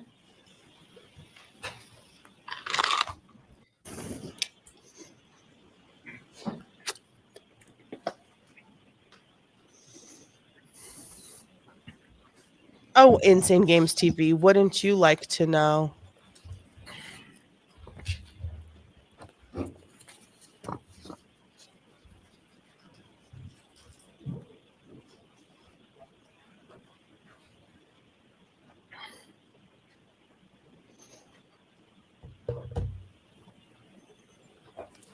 Have you seen that video before? Yes, I have. What does it depict? It depicts a tow truck from Diamond Towing arriving at Canton Police Department, followed by my personal pickup truck that we're following the vehicle in. That video, that's before the video of being in the Sallyport? Yes, it is. Oh man, who is Corey? Well, it seems that some real life drama has entered the chat. We want Corey. Who is we? Who is we? Because last time I checked, the chief wasn't about it. And Mr. Steve's like, he's my bro. I'm going to put Steve on my side. And if it's this Corey you're looking for, he's with me. And he's going to stay with me until y'all act right. I have drama. We have a little bit of a drama. Corey is currently in my possession. Corey in the House is a Nintendo DS game, and has some weird internet love attached to it. I will not release him. I will not. I will not. Corey's in timeout. Corey's in timeout. If you don't know Corey in the house, Corey is the brother of Raven from That So Raven, who got his own spin-off show, and then I guess got a Nintendo DS game. And it's with me. And you're never gonna see Corey ever again. You'll never feel the plasticky caress of the case that is Corey in the house. Smash. It's mine. This is outrageous. This is outrageous. This is outrageous. This whole thing is outrageous. Your love for Corey is outrageous. The fact that you chose Corey over me is outrageous.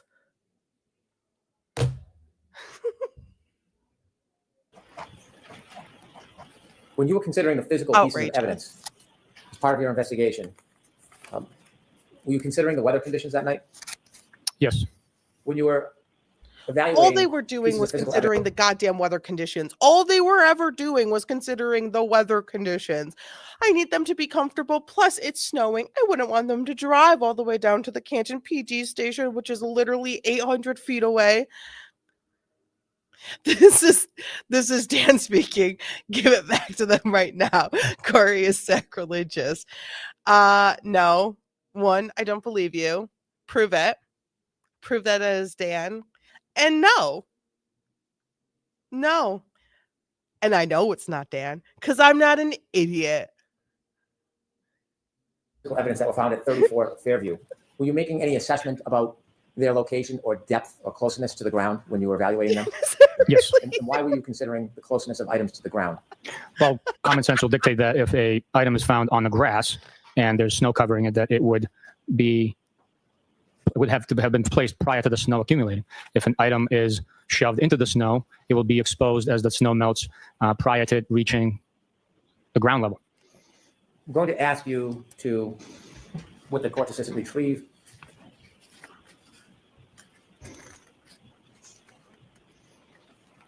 Exhibit 85.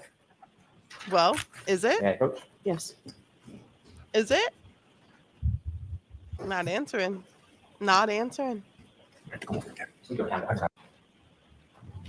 You have some questions while we wait? Okay.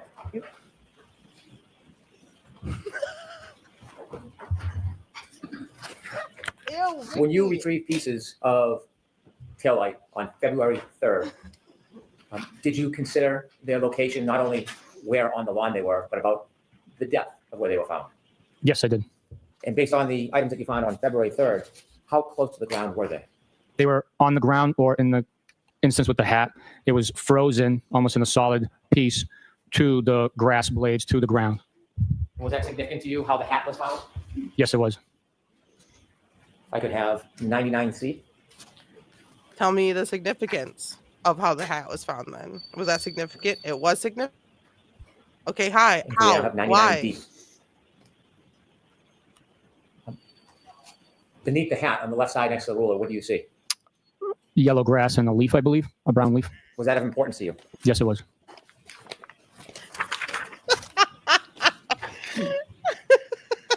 I may approach you on. Yes. And if you could turn the lights on and take that down, please. Thank you, sir. I'm approaching with exhibit 85. Could you take the item out of your bag, please, sir? Yes, sir.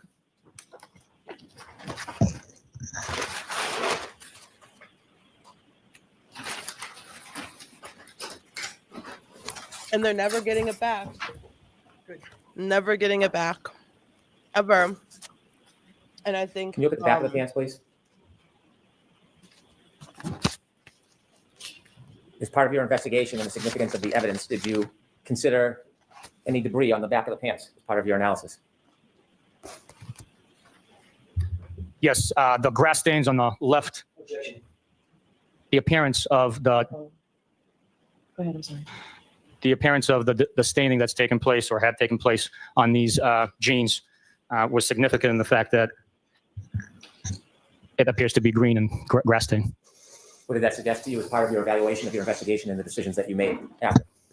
It suggests that Mr. O'Keefe impacted the grass area with his left glute transferring green staining onto his pants.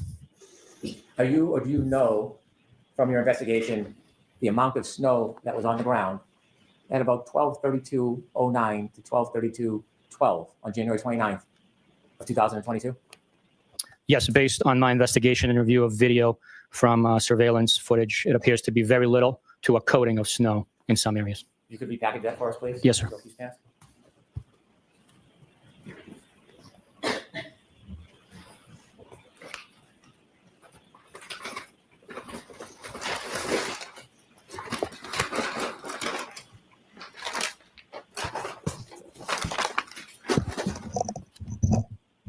I have just a few final questions for you, Trooper Bukhenik. Yes, sir. You were asked questions about interviewing Brian Higgins, Yes. and you shared with us that he provided you a number of text messages between him and the defendant. Yes. You began to explain that you vet information during your investigation. Yes, we do. What did you tell him you were going to do with the messages he was giving you? I explained to Mr. Higgins that we have in our custody and will eventually get into both the defendant's phone and Mr. O'Keefe's phone, so that protect his integrity as a law enforcement official. I told him that the information he was providing better be true and accurate, or else he would suffer the consequences of the ulterior. Did you, in fact, vet what he gave you? Ooh, Yes. that was real scary. Oh my gosh. Everyone, oh wow, I'm shaking in my boots. It better be real, or else you're going to suffer consequences of the interior. Really? Is that what you said to him? Or were you like, I hope it's accurate, you know? And before you vetted it, did he make any changes, additions, or subtractions from that information? No, he did not. And when you vetted that information, was there anything different from the alternative source, that being the defendant's phone, from his phone? Not that I noticed, no. Or that exhibit or that document? I don't marked trust your identification, I'd like noticing you to use it ability. as an exhibit. Identification number is that? The oh no smart water today, Mr. B? Or did you run out and did you finish your smart water and then move on to a Poland? The ulterior sounds like the wrong word. Trooper Bukhenik is literally the epitome of wrong word. I mean, I don't even know how many times you've been like, what are you talking about? Like, what do you mean? Like, you don't know. He said to Alan Jackson, well, English is like my third language, so I don't know what theory means. Shut up, dummy. You are a detective. And you don't know the definition of theory?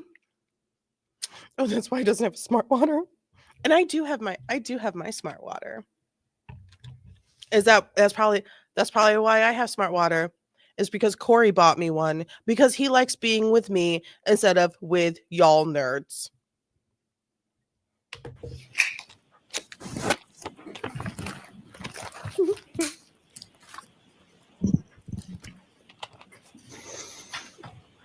My apologies, I'll need to look. I don't know the number offhand. I think the clerks might have it. It's marked for identification. Any animus or Sorry. as part of your investigation, did you look to see if there was any animus or difficulty between Mr. Higgins and Mr. O'Keefe prior to Mr. O'Keefe's death? Yes. Did you look at text message records to see if there was any motive that was evidenced in those text messages for Mr. Higgins to want to murder Mr. O'Keefe? I did look. May I approach? Yes. Okay, Brennan, I know what you're doing. I get what you're doing, but you just told the jury. This is the jury just heard these words. You did not tell the jury this, but the jury heard these words. Brian Higgins, animus, John O'Keefe. Brian Higgins, murder, John O'Keefe. You opened a door for doubt for the jury just there. You just opened you said, oh man, I need a little breeze of doubt in here. Brennan, working for the Commonwealth. I know that that's not what you did. You wanted to get those answers like clarified that, oh no, there's no way he could have, but that's what you just said to the jury. Especially at this point in the day, the last, 15 minutes of court, they're tired, they're sleepy, they're zoning in and out, they're probably hot, they're bored. they're seeing evidence again for the second time, and you caught their attention by saying Brian Higgins and animus John O'Keefe. Brian Higgins murder John O'Keefe. That's what they just heard. They just snapped out like, whoa, wait, did you just whoa, come on, man.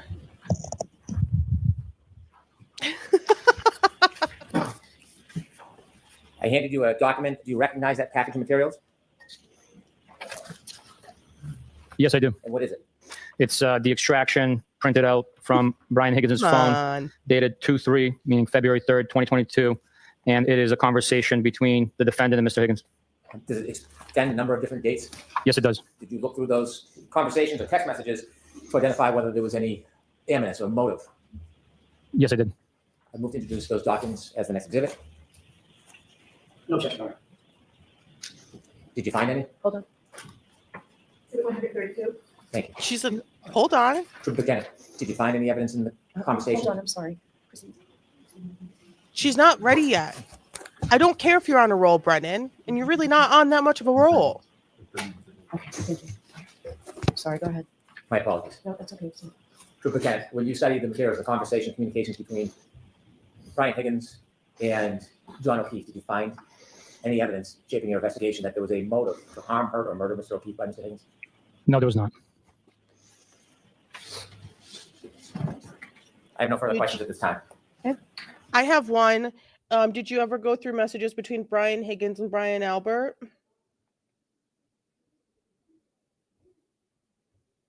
Huh? Did ya? Sorry, I was keeping a note. If I may. Sure. I have one. Recross.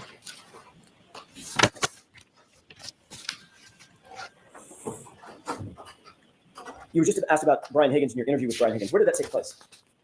In Sharon at an attorney's office. At his lawyer's house, correct? I'm not sure if he resides there, but it was an office. With his lawyer present, correct? Yes. Did you find that on your Easy, Jackson. We want people to like calling their lawyers when shit goes down. Hold on. Objection. Sustained. He wasn't under arrest, correct? No. He hadn't read him his rights. No need to know. No need to, because he wasn't in custody, right? Correct. He was just a witness in a case that you're investigating. That's correct. But he asked that you interview him in his lawyer's presence, correct? Yes. You were asked about any evidence of Brian Higgins having a motive to murder John O'Keefe just a few minutes ago by Mr. Brennan, right? Yes. And you said, no, I didn't find a motive that Brian Higgins would want to murder John O'Keefe. Is that right? That's right. What about a motive to confront him about a girl he was interested in? Did you see that? I believe the text messages speak for themselves. Everybody heard me read them out loud. Yep, So- the text messages do, but I'm asking you. You were just asked about your opinion, whether or not there was a motive that you found for Brian Higgins to want to murder John O'Keefe. I'm asking you a different question. Did you, in your mind, in your opinion, after having read those texts, find a motive for Brian Higgins to perhaps want to confront John O'Keefe because of jealousy? If you're asking for my opinion is that he would need to confront Mr. O'Keefe. Mr. O'Keefe was not the one pursuing Mr. Higgins. It was your client that was pursuing Mr. Higgins. So now she was pursuing him. So now it was flirtatious. So now they did want to bang. Oh, so now that's the context of the text messages. Before, you didn't know because you couldn't decipher the context of the text messages that happened, I don't know, throughout what, like 2 weeks? Oh, really? Really? You weren't able to put a label on it, but now you can? So speak for themselves. You'll agree that. Show that there was a mutual interest, right? It just wasn't one-sided. What, At Jack? times there was flattering text messages from both sides, but your client reached out to him first. Right. I mean, someone's got to reach out, right? Everybody's got to reach out to somebody. First, someone's got to do it first, right? It depends. Doesn't mean that there's not mutual affection for one another. Is that right? Or at least perceived mutual affection. I don't understand the question. Did you see in those text messages, in your mind, a motive that might lead to jealousy on the part of Brian Higgins? No, I think Brian Higgins was pretty clear in his request for explanation of what the defendant wanted out of this, and stated that he's friends with Mr. O'Keefe. So he wanted clarity from the defendant about what was going on. Actually, Sorry, go ahead. I didn't read it to be that he was jealous as I sit here thinking back on the content. What about after drinking Jameson and ginger all night long and sending a text that said, well? Objection. Don't know about that. Like that, James? Well, I you want to don't know bang? what Mr. Higgins' state of mind was. Well, could mean many different things. They could have had a face-to-face interaction. I'll look. We'd be strictly speculating what was intended by that, or what was the intent of communication by that text message. Just like Yuri. In a romantic manner. And then seeing her walk in the door with John O'Keefe and sending the text message, well, after having been intoxicated. I need a pillow. You see that, detective, as an investigator, as a reasonable, objective investigator, as a possible scenario for Brian Higgins to be jealous about John O'Keefe. There's a possibility there, but I didn't see it. Did you explore that possibility when you got all these text messages? We did not follow up on that aspect based on the totality of the entire investigation. Did you pull the tape at the waterfall and review the tape as we did here in court? Did that happen? Yes. Okay. Did you see on the tape a time just before Brian Higgins left the location where he was confronted by Chris Albert? Objection. Change the wording. Sure. Did you see a circumstance, did you see a situation on that tape where Brian Higgins is standing and Chris Albert physically puts his hand on Brian Higgins' arm, on his left arm? I don't have a specific memory of that. Do you remember Dude, a circumstance on that Bro, tape? you forgot already? Bro, you forgot how many times have you watched this video and he's asking you a question about. We all came to an agreement here and it's time. You all can't come to an agreement. Okay, hold on.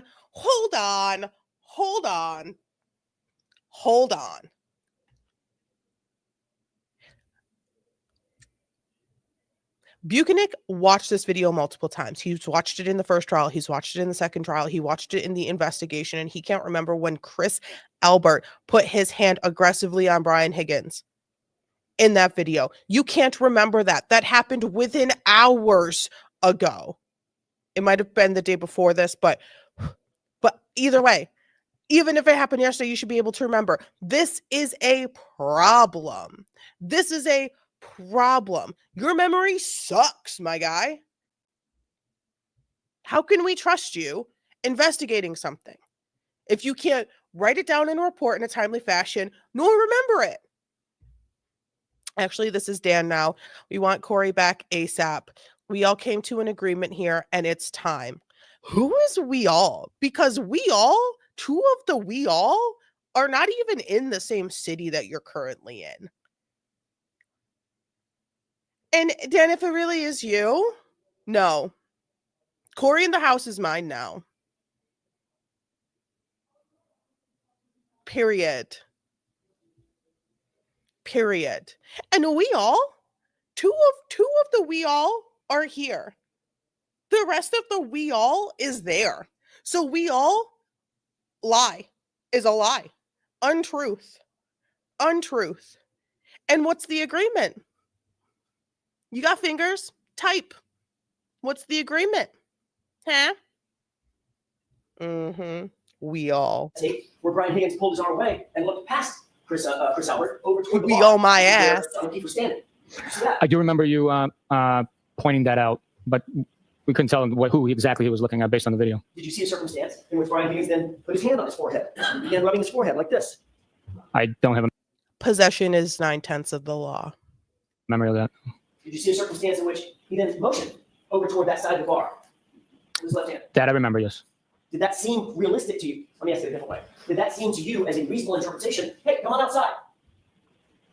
Or come here. Very reasonable since they've been invited to 34 Fairview. Did it look, in your opinion, that was just a hey, let's go together, or did it look more to you like, hey, come outside, or let's step outside? The totality of the investigation, the fact that when they stepped outside, there was no confrontation and they were invited to the address. Again, totality of the investigation suggests otherwise. Let's talk about that totality of the investigation. You're aware that Brian Higgins left first. He was the first to arrive at 34 Fairview, even before Brian Albert. I am, yes. And you're also aware that John O'Keefe and Karen Reed were among the last to arrive. So they didn't step outside together, right? They didn't step outside, but once he was invited, according to your narrative, wouldn't they have a discussion outside where he was invited to come out? So, Mr. Jackson, I just want to ask you, how much longer do you think? Not long. I can finish this up if you give me probably 10 minutes. All right, jurors are saying yes. Is it okay with all the jurors? We usually break it for. I don't want to overstep. I'm happy to stop now, but I think I can get finished. I'd like to finish with this witness and not have to bring it back again tomorrow. Thank you, Your Honor. I appreciate the accommodation. All right, Jackson, 10 minutes. You're aware that Is a liar. It's 7. We're at 7:06. And it looks like, oh, wait. Maybe he is not a liar. Okay. And I'm going to go according to the for tape, 12 minutes. John O'Keefe left That's about 10 pretty minutes good after for Brian Jackson. Higgins, or so. I'll take your word for it. You would agree, as a homicide investigator, not every death starts off as an intended murder, correct? I will agree to that. Sometimes a fight could go wrong, and you intend to fight and duke it out. Something goes wrong, something goes south, someone dies, correct? Gotcha. Is that something that people want to be on the scope? So move along. You were asked on redirect examination about taillight pieces that were found by the CERT team. I want to ask you real quick about that. Your testimony was you recall that the CERT team found a large piece of red taillight material during their initial search. Is that correct? That's my recollection, yes. Okay. Did the CERT, you had a debriefing with the CERT team, correct? Not the CERT team. I had a debrief with the members of our unit at the Canton PD conference room. I do not have a memory of the CERT team being there. Do you recall ever being told or informed that the CERT team actually recovered maybe 5 or 6 pieces, maybe 7 pieces of small plastic material in addition to the shoe, as opposed to a large piece of red taillight? The memory that stands out to me that I have is that there was a large piece of plastic recovered. It wasn't a shard. It was significant enough that, shown on the photograph taken by Detective Lieutenant Tully. And do you recall that the CERT team, or were you ever informed that the CERT team found those, according to the CERT team, within inches of one another, within about a 2-foot square radius? I don't have a memory of where they found them exactly. I wasn't there. Okay. You were asked about the taillight. You were shown a photograph of the taillight where almost the entirety of that lens material is missing, it's gone, correct? Yes. And you remember talking to Jen McCabe originally, interviewing her within days of this incident happening, correct? It was the 29th. We interviewed. That day. That day, yes. Do you remember her saying that the taillight was cracked/broken? She communicated that over the phone to Michael Proctor, which was then documented later on in the interview report from earlier. I'm sorry, go ahead. And it was documented within the interview report. Okay. And in that interview report, it doesn't say the entire lens cap of that taillight is gone, correct? Correct. The report does not say that, no. And she didn't describe that, did she? I don't know what she described to Michael Proctor over the phone. You pulled out a pair of jeans belonging to Mr. O'Keefe just a second ago. Yes. And you noted that on his, what would be his left rear pocket, there was a stain. Yes. You said that was an apparent grass stain, and it was green. Based on my observation here holding them, that's what it appeared. Yes. Maybe dirt, maybe other substances. That was my question. Did you seek to analyze what that discoloration was from, or have caused that to be analyzed by the crime lab or anybody else? The genes were processed. I don't know what their protocol is to analyze it. They process those genes. There's pieces missing from cuttings and stuff like that. Understood. So as you sit here, you have no evidence at all that those are grass stains, correct? Strictly my experience of knowing grass stains and observing it. Could be dirt, Could be. could be oil or grease. I don't know about that, but They look brown. Stains look brown, don't they? there's different parts of the stain. Some has brown, some has green. But you didn't. Could you get, in your experience, stains on the back of pants? But you didn't, like, I don't know, ask them to figure out what it is. Like, hey, can you tell me, like, if this stain is new, old? What is it? You didn't ask them if they could do that? From being dragged. I've never dragged anybody, so from my experience, I can't tell you. I didn't ask if you ever dragged anybody. You've never murdered anybody either. You're a homicide investigator, right? Did you get those stains from being dragged? It's just a common sense question. My common sense dictates that it was not a drag mark because it would have linear characterizations, and it would be both buttocks that are engaged in contact with the ground while being dragged. Or being dragged, and he had something in his pocket, or being dragged at an angle. Dragged through a crease spot. It was holding a leg. What about all those possibilities? Again, The my opinion, common sense possibilities are dictates it was not the endless. case. But you certainly didn't take any action to investigate forensically what those stains actually were. I did not know. By the way, can you lose a shoe from being dragged? It depends. I guess you can, depending on how loose it is. What's You said that happening? there What are was we no information that you had regarding Brian Higgins and John O'Keefe having any animosity toward each other prior to January 29th, 2022, correct? Correct. But you did, now let's talk about on January 29th, 2022. In your experience, does drinking alcohol increase the likelihood or increase the possibility of getting into an altercation? I would say, in my experience, in my opinion, the alcohol could become a social lubricant and gross? exacerbate emotions. But to speak in a definitive form here, I can't. You've heard of beer muscles. That's a common phrase, right? Never heard that before. No. Beer guts. Ever heard that one? I've heard of beer gut, but not beer guts. Having the guts to walk up to someone you might not otherwise walk up. He got a giggle. He got a giggle. He got a giggle from the room. He's a comedian. And Jackson got the giggle. Not him. It was the questions, not the answer. Let's I wish closed captioning worked, but let's see if it is working. Become a social lubricant and exacerbate emotions. But to speak in a definitive form here, I can't. You've heard of beer muscles. That's a common phrase, right? Never heard that before. No. Beer guts. Ever heard that one? I've heard of beer gut, but not beer guts. Having the guts to walk up to someone you might not otherwise walk up to in a bar because you've had too much to drink. Is that what beer muscles? Okay, so I guess he did get the giggle. I hate that. But only because Alan Jackson, he got the giggle. That's fair. I mean, I Correction. would say maybe liquid courage, even better. What does liquid courage mean? giving you courage that truly shouldn't be there. That you might not otherwise have. Because you're drunk on the liquor. Yes. Can we wrap this up, Mr. Johnson? I'm trying, Judge. I won't be much longer. The You had jury evidence wants to that go Brian home. Higgins had been drinking most of the afternoon and evening or most of the night, that evening and night, at the time that John O'Keefe and Karen Reed walked into the waterfall, correct? I had information that Brian Higgins had returned from a police officer's funeral and then went to Waterfall after he changed clothes and took a shower. Went to the hillside before he went to waterfall and started drinking there, correct? I don't have an independent memory of that, no. But you did, at the time, you didn't pull the tape at the time, you didn't pull the tape at CPD that we saw with Brian Higgins on the phone at 1:30 in the morning, correct? You didn't have that information?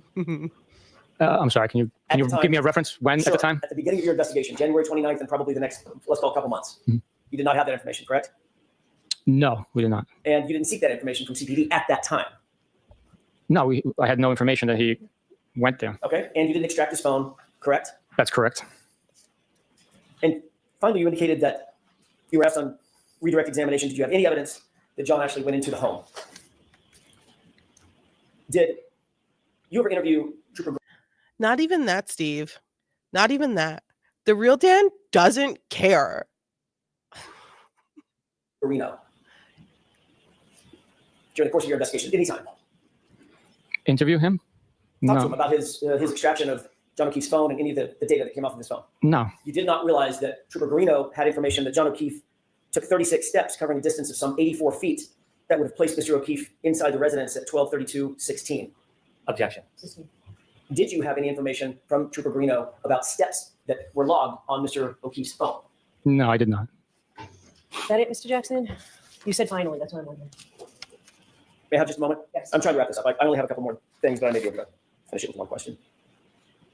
She really doesn't want to waste the jury's time. As But I you sit think here the now, jury is fine to finish. Are this you up. aware of whether or not there's evidence that John O'Keefe, the phone describes John O'Keefe's phone taking 36 steps, covering a distance of about 84 feet at 12:32:16 on the morning of January 29th, 2022? Objection. Can you answer that? Are you aware of that? I'm not, Your Honor. The answer is, The answer was, No, I'm not aware of that. all right. all right. All right. James, I appreciate you staying late, so Trooper Bukhenik, you do not have to return. Thank you. No, he doesn't. No, he doesn't. If he does, text me right now, Dan, and tell me that you love Corey so much that you want him back in your house. If so, you guys want to see something wild?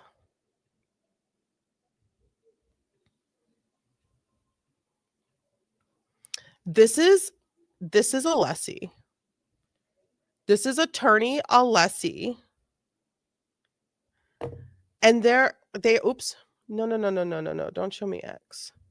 And they are saying that this man right here, Attorney Alessi, is 67 years old. I don't believe it. I don't believe that he's 67. Should we Google?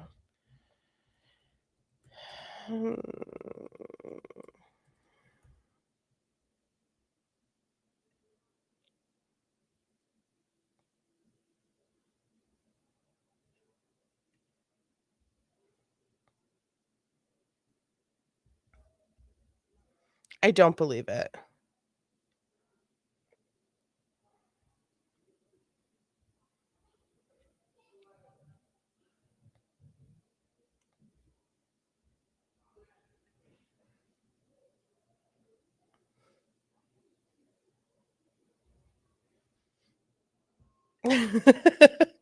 Who looks like that? Honest, I don't. I know it's insanity. It's absolutely absurd. Like I can't. Washington D.C. will never be the same because we've got Corey in the house. Insanity.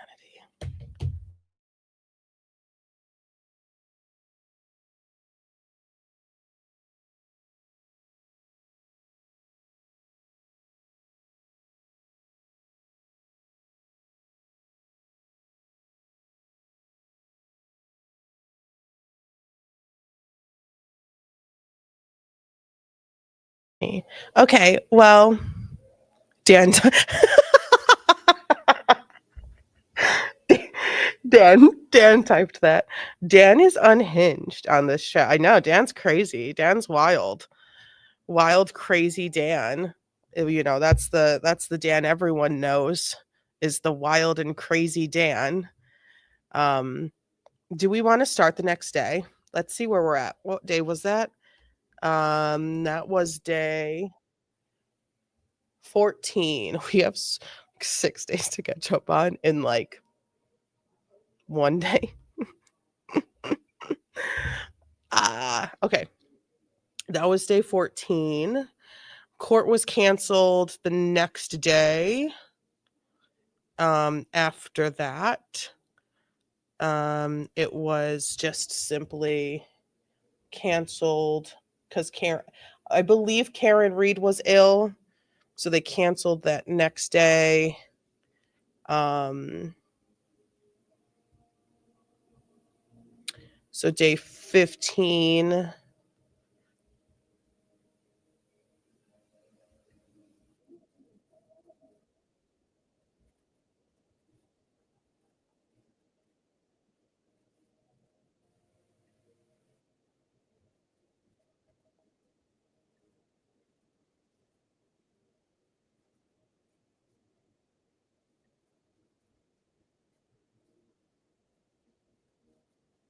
To cancel you as soon as we could, so you wouldn't even have to come to court. So I appreciate that.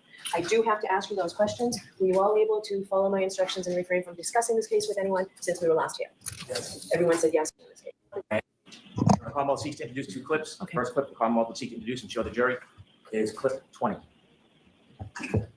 So we are officially starting day 15.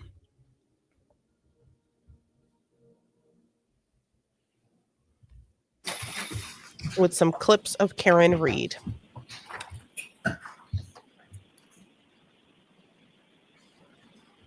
If anyone here, if you guys have really been going at it, this was sort of like a last date. Was that going on? That was not going on. For me, it clearly, I'm never breaking up with you.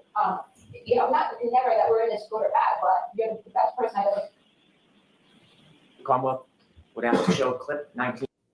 Okay, I'm going to go back. I'm going to have the captions on, and I'm going to put it in normal speed because Karen Reed speaks fast enough for us already, which we love. May I have permission to post a link, pretty please, signed Dan. I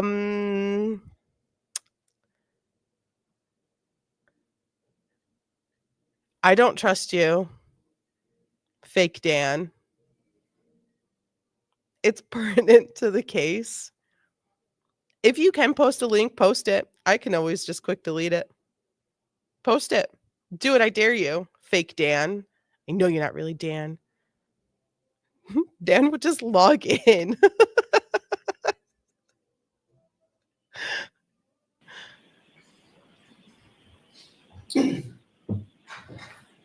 But which case? Innuendo here that you guys have really been going at it. This was sort of had like a last date element to it. Was that going on? That was not going on. John made it clear to me, I'm never breaking up with you.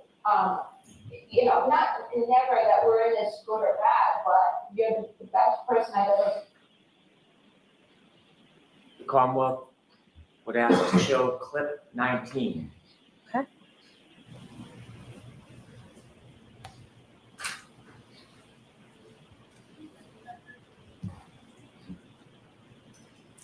I don't think, I don't see how John would have known about my text with Brian. And I'm not sure if he knew he would have reacted very strongly. I think we would have broken up, but I don't think John would have lost it and caused a fight. I didn't feel like John's emotions with me got really strong. Thank you. Sure.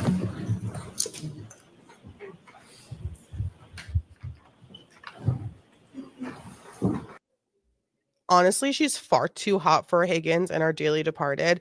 Yeah, no, she slays. There's for Higgins. Look, I don't know the man, but from the text messages, she's so smart. She's so witty. She's so quick. Like, she's so extremely educated. She's a fucking professor. You know, like, I don't know. I don't think it would have been a good fit. I hate they do the clips. Yeah. But I mean, they love that they can because the defense can't, but the Commonwealth can, and they get to pick and choose basically what they do, and with very little pushback from Judge Beverly Cannoni. She's too smart for both of them. Both. All right, Ms. McLaughlin, who is your next witness? Your Honor, our next witness is a juvenile by the name of Miss Kaylee Furbush. Right. Okay, and now we have the juveniles which are not streamed. We have a juvenile witness which is not streamed, so we can skip ahead. And culminates in a competency exam, morphology. It progresses to supervised casework, processing techniques, evidence collection, and culminates in a competency exam for any of the disciplines that the trooper is assigned. Zachary? Now, when you're working for the crime scene services section, how are assignments made typically within that unit? Typically, troopers work on an on-call schedule. They're given advance notice, and they're on call for 24-hour periods. Most often. See, now that's a furrow. If a call is received or a request is made for crime scene services during that call period, the trooper assigned responds. And sort of geographically. Does it feel like we started in the middle of his sentence? Yes, we did. That is because that's when Stream picked back up. We went all the way back, and that's where Stream picked back up. They picked up pretty late for this witness. As far as the on-call trooper is concerned, how is that sort of divvied up?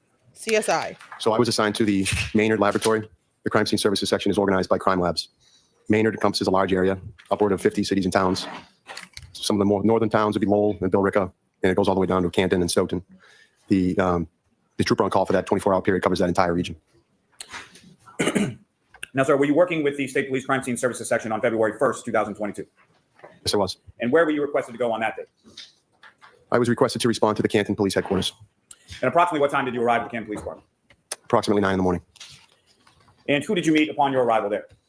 I was met by the requesting officer, Michael Proctor. And what was the purpose, or what was described to you initially as the purpose of you responding to that location? The request was made for me to assist in documenting a search warrant that was being executed on a vehicle housed at the police department. And who do you recall being present during your time at the Canton Police Department and during that search warrant execution? Trooper Proctor was present. There was a forensic scientist from the crime lab, Maureen Hartnett. There were various members of the Canton Police Department. There were members of the State Police Crash Reconstruction Section, Trooper Joe Paul, to name one. There were members of the Norfolk SPDU as well. And if you know, in addition to Michael Proctor, how many other members of the Norfolk SPDU were present during the search warrant? I'm aware of at least 3. And what was it that you were asked to document at that location? Namely, it was Karen Reed's vehicle. And where was that vehicle located within the Canton Police Department? It was in the garage bay. Now, can you describe for the jury the process of your documentation or memorialization of that vehicle that morning? Yes. Typically, upon arrival, I would consult with the requesting officer to determine the scope of the search warrant. In that case, it was Michael Proctor. He described that the vehicle was being searched for a variety of things, to include biological evidence, communication devices, alcohol containers, receipts, infotainment center data, etc. He asked me to document the vehicle with digital photographs. I then consulted with the forensic scientist who was present as well to determine the order in which the vehicle would be documented and processed. I began by documenting the vehicle's exterior with photographs prior to any manipulation or movement, and then proceeded to document the interior and its contents. Now, any items that were seized during the execution of that search warrant, how were they photographed prior to being seized? They're photographed in place prior to being moved. Now, what kind of instruments or tools do you use typically while photographing items for crime scene services? The main piece of equipment we would use is a digital camera. We wear protective equipment, namely gloves and a mask typically, often a scale, so that the images can be calibrated to true size upon examination later. Sometimes placards or ruler tape will be placed on items of interest or items that will be collected. Now, on this occasion, you mentioned Maureen Hartnett from the crime lab was present there as well. That's correct, sir. And what did you observe her doing as far as any sort of documentation with relation to certain things or items or areas of the vehicle? My recollection is that she was chiefly concerned with the exterior of the vehicle, namely the rear right corner, and she was looking for DNA and trace evidence, I believe. And as far as, was there any delineation that you saw her place on the vehicle with respect to certain areas of the vehicle? Yes, she marked various locations on the vehicle with ruler tape. And is that something that you would photograph both prior to and afterward when she would place those stickers or labels on the vehicle? The area would be documented during my overall photographs prior to her placing any placards or ruler tape. And then once those placards are placed, they would be photographed again. Now, in addition to the photographs, what else did you do with respect to the vehicle? I was also asked to process the front right passenger compartment of the vehicle for friction ridge impressions. Now, what is a friction ridge impression? A friction ridge impression is it's a replica or an impression of the friction ridge skin on the hands or the feet. Friction ridge skin is an evolutionary adaptation on human beings that allow for better grasp of objects. What makes it unique and significant to policing is that that friction ridge skin has unique patterns. They're formed through ridges and furrows or hills and valleys, and they're unique to every individual. In the hundreds of years that fingerprints have been studied, no two individuals have ever been determined to have the same fingerprints. Analysts are trained to examine these patterns, more importantly, the individual ridge events, and conduct examinations that can lead to identifications or exclusions. Now, just briefly, can you describe to the jury that process of how you do that? He was documenting. I would document the vehicle with photographs first, and then determine what medium would be used to process the vehicle. In this case, white fingerprint powder was selected. The particular area processed was relatively small. It was the front passenger compartment, interior and exterior. I focused on surfaces that were more conducive to friction ridge impressions. Certain surfaces are far more conducive than others. Typically, non-porous surfaces like glass, polished metal, dash surfaces are better for impressions, more likely to yield impressions than porous surfaces, which is items like paper, unfinished wood. The area was processed with white fingerprint powder, examined, and no impressions of value were determined to be present. Now, just briefly, Trooper Clark, when you say no impressions of value were determined, can you explain to the jury a little more, expound upon what that means? Analysts are trained to determine during the analysis phase if an impression is of value for comparison. What that means is whether or not the impression, if any, has enough quantitative and qualitative detail where it could be compared to a known impression or an exemplar and make a finding. In this case, there were no usable impressions. Now, upon that initial documenting of the vehicle, were you asked to go anywhere else? Yes, I was also requested to respond to 34 Fairview Road in Canton and take overall photographs of a scene. And when you say overall photographs, can you describe to the jury what your understanding of that term is? Overall photographs are essentially just like they sound. They're typically taken from a distance. They're not examination level photographs. They're general area photographs. This particular case, it was an outdoor scene. I was directed where to focus my attention, and I took a series of photographs of that area. Now, did anyone go with you there? Not that I recall. And when you say your area, your attention was directed to certain areas, where was your attention focused? The requesting officer explained that upon my arrival, I would see an area in the front lawn or close to the street at that address where a significant amount of snow had been partially cleared away near a flagpole. He asked that I take overall photographs of that area, given the lighting was preferable, and to focus on the front of the residence, that cleared area, and the street around it. And Trooper Clark, what do you recall in reference to the snow accumulation on the area of the lawn near the flagpole at 34 Fairview Road on that date of February 1st? My recollection is that there was a significant amount of snow present. Snowbanks were apparent from what I presume to be plowing. There was an area that did appear to be cleared and heavily trodden by footwear and tires. Still, even in that area, there was a significant amount of snow with certain spots of grass showing. Now, while you were there, sir, did you or anyone else do any sort of excavation of that front lawn area? No. Now, following that, where did you go? I returned to the Canton Police Department. And why did you return to the Canton Police Department at that point? I had finished my assignment with 34 Fairview, and I was asked to return. I believe the forensic scientist was continuing to process the vehicle. At that time, I would re-encounter her and determine if there was any additional photographs required. Now, in addition to the photographs that you took initially at the Canton Police Department, what else did you memorialize with reference to the vehicle that day? They took general photographs of the vehicle, the contents. At one point, a bag was presented to me with evidence by one of the Canton officers. Let me ask it this way, sir. At some point, you mentioned there was a reconstruction.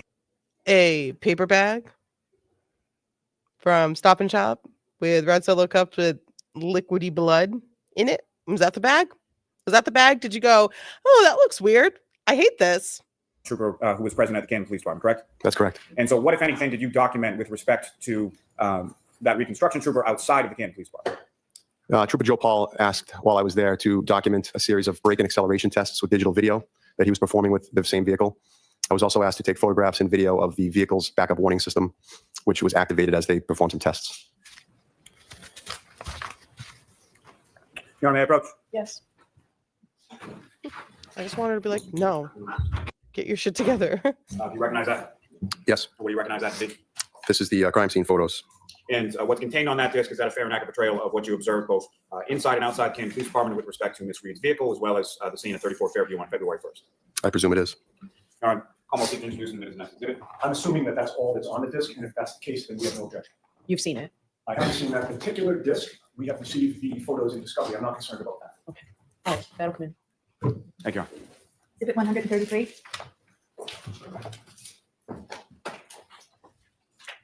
May I have one moment? Yes. Your Honor, with the court's permission, if I could just publish a few of those photos for the jury. Okay.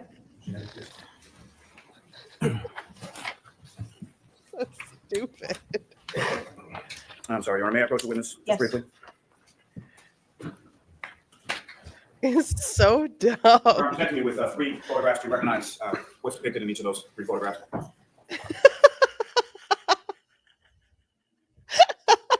I'm not reading these out loud. I'm not reading these out loud. I'm not reading these out loud. Yes, I do. And what do you recognize depicted in each of those 3 photographs in general? I would describe these as a mid-range and a close-up photograph of the vehicle's dash area. And Your Honor, separately, may I almost seek to Funny. introduce in the minutes the next 3 exhibits? All right, I'd like to do it as one exhibit. ABC? Please, yes.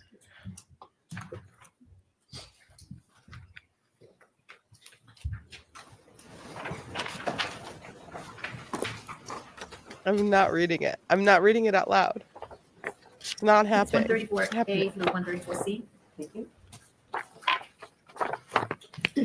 And my apologies, Your Honor. With the court's permission, may I now publish some of those photos? Yes. Thank you. Ms. Gilman, if I could have photograph 2616. Okay. And Ms. Gilman, if I could ask you to zoom in on the steering wheel just above the L for the Lexus sign. Let me get out of the way. And Sergeant Clark, do you see what's depicted up on the screen? Yes, I do. And from this photograph, just above the steering wheel on the right-hand side, what do you observe there? Vehicle's odometer reading. And is that what the odometer read as far as when you took this photograph outside of the Canton Police Station on February 1st? Yes, it is. And Ms. Gilman, if I could have 2617. And again, Ms. Gilman, if you could just zoom in a little on the center of that photograph. And again, Sergeant, if you could describe for the jury what we're looking at in this photograph. This is a mid-range photograph of the vehicle's display screen, the center console, with the what I would describe as the backup warning system activated as the vehicle approaches a pedestrian. And lastly, Ms. Gilman, the next photograph, which is 2618. And again, Sergeant, what are we looking at in this photograph? More or less the same as the last photograph, sir. Closer up image than the prior photograph, is that correct? That's correct. Thank you. Ms. Gilman, you can take that down. Thank you, sir. I have nothing further for this witness. All right. Giannetti? Thank you, Your Honor.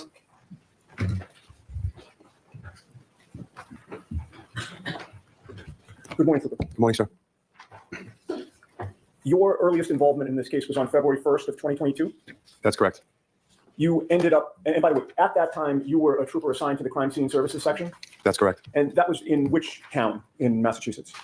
Where I was assigned, sir? Yes, Maynard. Maynard, okay. About a year later, you actually joined the Norfolk CPAC unit or the Norfolk Detectives Unit, correct? That's correct. And when you joined the Norfolk CPAC unit, Lieutenant Brian Tully was the supervisor of that unit, was he not? Yes, he was. You are still with that unit, correct? That's correct. So you This is a great bit. I'm actually really enjoying it. Thank you. That's very sweet. That's very kind. I'm enjoying this. I'm enjoying this.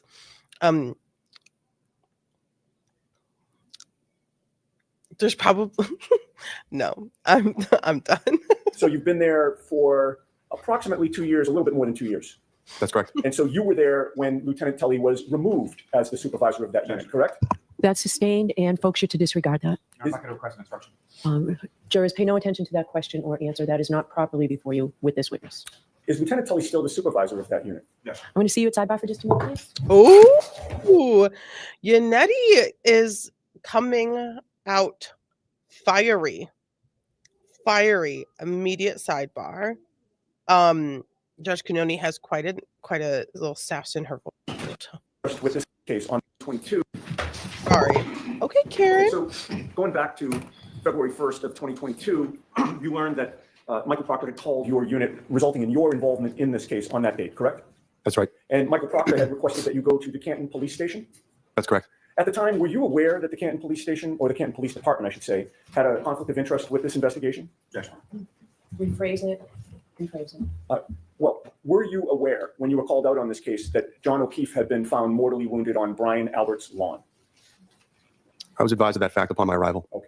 And you were you advised of the fact that Brian Albert's brother was a Canton police detective? I did not know that. Still, it was the Canton Police Station and not a state police barracks where Michael Proctor instructed you to go, correct? That's right. Was he there before you, or did you arrive there before him? He was there before me. When you got there, where did you see Michael Proctor within the Canton Police Department? Inside the garage bay. And is that also called a sally port? Yes. And when you got there, was Michael Proctor the one to direct you to the Lexus SUV? Yes. And when you got there on February 1st, that was the first time that you laid eyes on that vehicle, correct? Yes, it is. There was no other investigator from the State Police Detective Unit or the CPAC unit there with the Lexus SUV except for Michael Proctor, correct? There were other investigators from the Norfolk District Attorney's Office present that morning. In any case, you had no personal knowledge prior to your arrival of how long Michael Proctor had been with that SUV before you got there, correct? That's right. You have no personal knowledge about whether anyone was monitoring Michael Proctor while he was near the vehicle before you got there. That's correct.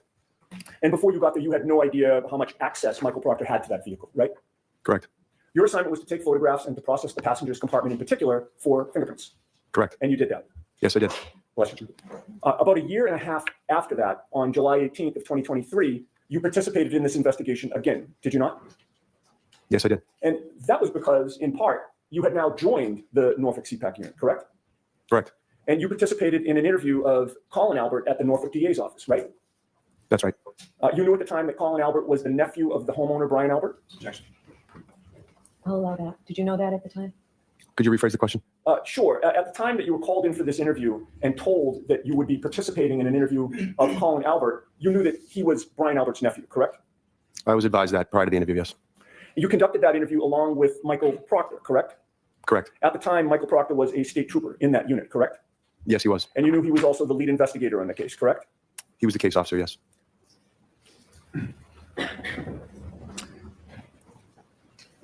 At the time of that interview on July 18th, before you began questioning of Colin Albert, had Michael Proctor revealed to you his connections with the Albert family? Yes. Sustained. Can we approach? Go on to the next video and see if you can come back. This is Did for. Michael Proctor reveal to you that he and Kevin Albert had social? Oh, hush up.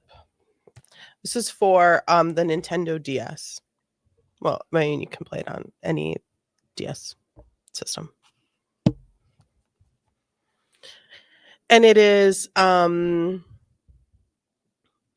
it's going in the fire pit tonight. It's going in the fire pit tonight. So say bye-bye forever. Insane Games crew. You're never going to see Corey again. Socialized together by drinking It's like alcohol a in their cruise. really in his bad cruises. game. Sustained and jurors, I'm going to ask you to strike that question. Disregard. I need to be heard at sidebar. I will hear you. Yannetti is on fire. Not because he's asking fire questions, but he's fired up. He's fired up and he's not putting up with this nonsense anymore. I don't know what happened with the minor Take our morning recess. We'll see you in about 20 minutes. and they're going on break. Okay, so they are fighting. Yannetti woke up and chose violence today.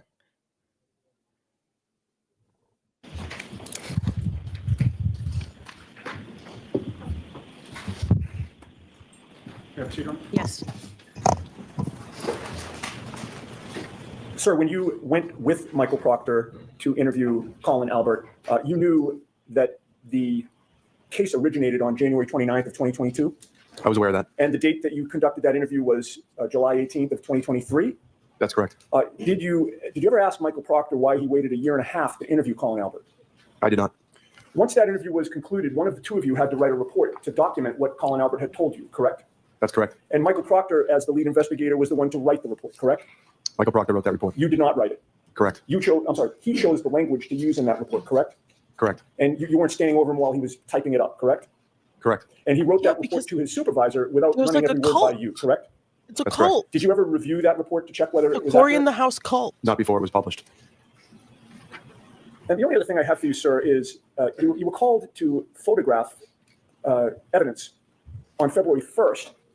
Were you ever asked to go to 34 Fairview Road on February 8th to photograph and document evidence supposedly found on that day? No, I was not. Were you ever asked to go Read to the 34 review. Fairview Road to document Read the any evidence on review. February 10th? No, I wasn't. How about February 11th? No, sir. And then on February 18th, nearly 3 weeks after January 29th, did anybody contact you to ask you to come out and photograph and document evidence that was supposedly found 3 weeks later? Ask it differently, Mr. Yes. Yannetti. Were you called out to 34 Fairview Road on February 18th of 2022 to photograph and document anything? February 1st was the only date I was called to 34 Fairview, sir. So the answer to my question is no, correct? That's correct. Thank you, sir. Is there any follow-up, Mr. Lally? Sorry? No redirect. All right. you're all set. Thank you, Your Honor. Thank you, folks. Next witness, please. Yes, Your Honor. The Commonwealth call Evan Brent to the stand. Evan. Right. That poor guy, what was his name? I can't even remember. He was only on the stand for like 13 minutes. Zachary Clark, he was catching some strays. But you're clear in my book, Zachary Clark. All right, go right ahead, Mr. Lally. Thank you, Your Honor. Good morning, sir. We have an expert here. Lally is doing all of the experts, which means Alessi will be crossing this expert. Could you please state your name and spell your last name for the jury? My name is Evan Brent, B-R-E-N-T. And what do you do for work, sir? I work for the Massachusetts State Police. Maybe not. Maybe we don't have an expert. Maybe we just have a trooper. So maybe we won't hear from Alessi. But Lally was doing all the experts. And how long have you been a trooper with the Massachusetts State Police? For just under 8 years. And in what capacity do you currently work with the State Police? Currently, I am a sergeant and I'm assigned to the Leominster Barracks. Now, going back to when you initially joined the State Police, did you undergo any training? Yes, I did. And could you please describe for the jury, generally speaking, what that training consisted of? I went to the State Police Academy in New Braintree. I attended the 83rd Recruit Training Troop from Motor Vehicle Law, to name a few. Now, when you joined the State Police, where were you initially assigned? I was initially assigned to the Holden Barracks. And how long were you at that barracks? For about 3 or 4 months, or a little over a year. Assigned to crime scene of modules, each of which has assigned readings and a written test. Assignments or how? We don't need to exist for too long in the history of it all. We're just. Were you assigned to a particular case or investigation? As cases come in, if you're on call, you would own that case if it's your call day. If something comes into the lab or something you need to respond to. And how long do those on-call periods typically last for? Typically, when I was there in Maynard, it was 24 hours. So you would own a day starting at 7 in the morning, and it would go all the way until 7 the next morning. Now, how big of an area does that particular unit, the Crime Scene Services Section, how big of an area does it cover? The Maynard lab. You were working with the State Police Crime Scene Services Section on February 3rd of 2022. Yes, I was. And where were you requested to go on that date? I was requested to respond to an address in Canton. And do you recall what that address was? It was 34 Fairview. And approximately what time did you arrive at that location on Fairview Road? It was about 9:45 in the morning. And who did you meet upon your arrival there? I met with several members of the State Police Detective Unit for Norfolk County. And do you recall specifically who those members of the State Police Detective Unit were? Yes, there was Lieutenant Tully, Sergeant Bukhenik, Trooper Proctor, Trooper DeChico, and Trooper Moore. And when you arrived there, what were you asked to document on that occasion? There was a search effort digging through some snowbanks that they were looking for some items. They wanted me to document it with photography. Now, during that search effort, were items located and recovered? Yes. Now, can you describe for the jury the process of item recovery that you observed there on that day? So once an item was excavated, I would be alerted. I would come over. I would document the item in its place. And then one of the detectives would use a gloved hand, and that item would be bagged and documented on the bag. Was that the same with respect to each item that was photographed by you and then bagged by the State Police Detective Unit? Yes. Now, if I could just ask you, if you could expound a little, when you say excavated, what do you mean by that? What did you see being done that day? They were digging with shovels. And as far as the items that were recovered, do you recall where they were in relation to the snow pile? That face was, oh, that's a bad pause. That's my bad, my guy. That is my bad, my guy. Digging with shovels. Like idiots. What is the vibe that I got from that response? They were digging with shovels, like stupid people digging with shovels. Pile in the ground itself.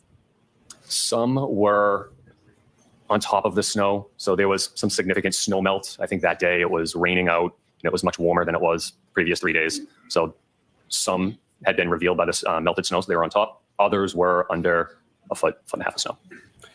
Now, what kind of instruments or tools do you use in addition to your camera when you're photographing items? So okay, let's just take a second. So how could, let's say,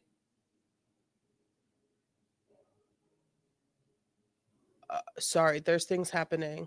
Sorry, hold on. Just saw kids literally stand on things.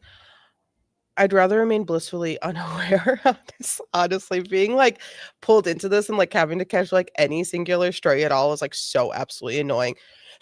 So you're telling me that even though the alleged contact between John O'Keefe and Karen Reed's SUV happened when there was a slight dusting of snow on the ground, there somehow, some way, some magical, mystical way that pieces of taillight were able to float up as snow gathered underneath it to sit atop of 6 to 10 to 12 to 18 inches of snow?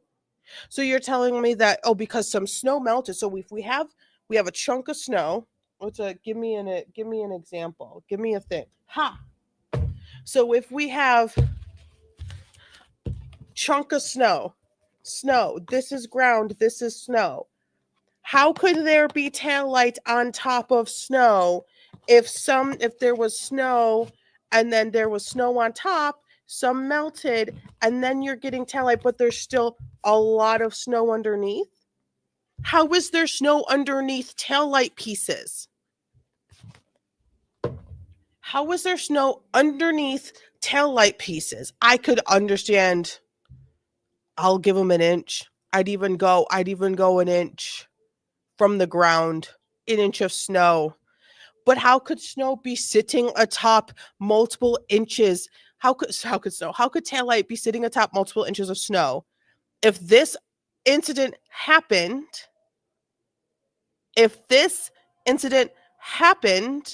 before the snow accumulated, especially if this piece was found in the yard.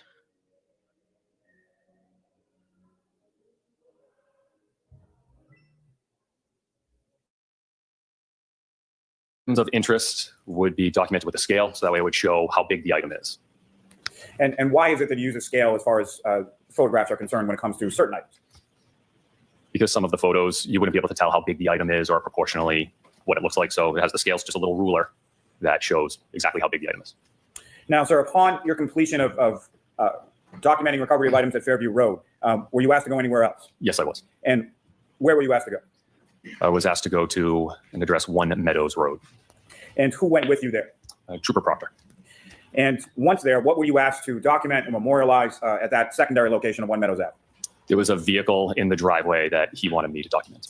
And was that a Chevrolet Traverse? Is that correct? Yes. And were you asked to document anything else with respect to the home adjacent to that driveway? There was a camera up above the garage that he had pointed out. So I just documented that as well. Thank you. Your Honor, may I approach? Yes.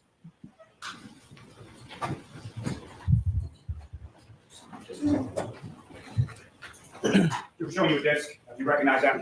Yes, What do you recognize that to be?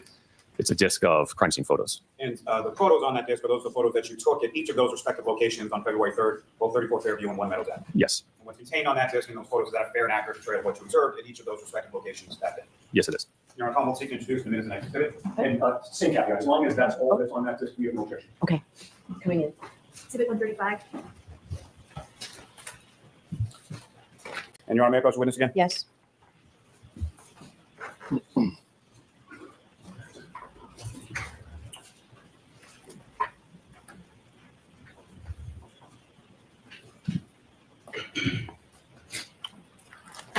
So I'm handing you a series of 7 photographs. Do you recognize generally what's depicted in those 7 photographs?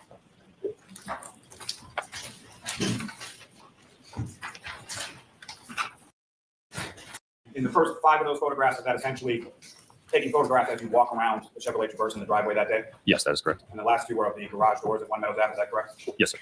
Your Honor, come on, seek to introduce the minutes as next exhibit. Okay. Exhibit 136. And Your Honor, with court's permission, may I publish those photographs in relatively short fashion with the jury? Sure. Ms. Gilman, if I could have photograph 7749. And Trooper, just briefly, what are we looking at in this photograph? The front entrance to that address, 1 Meadows. Ms. Gilman, 7752. And Trooper, same question, what are we looking at here? That was the vehicle in question. And if you could, Trooper, just describe sort of perspective-wise what portion of the vehicle we're looking at in this photograph. So you're looking at an angle view of a Chevy Traverse, the back of the vehicle, and part of the driver's side. And Ms. Gilman, 7758. And what part of the vehicle does this depict, Trooper? The rear of the vehicle. And Ms. Gilman, 7759. And again, Trooper, what portion of the vehicle in this photograph? It's going to be an angle view of the rear of the vehicle and the passenger side. And Ms. Gilman, 7769. And again, Trooper, what portion of the vehicle in this photograph? This is the front of the vehicle. And Ms. Gilman, 7771. Again, Trooper, what are we looking at in this photograph? An angle view of the front of the vehicle and the driver's side. And Ms. Gilman, if I could have 7777.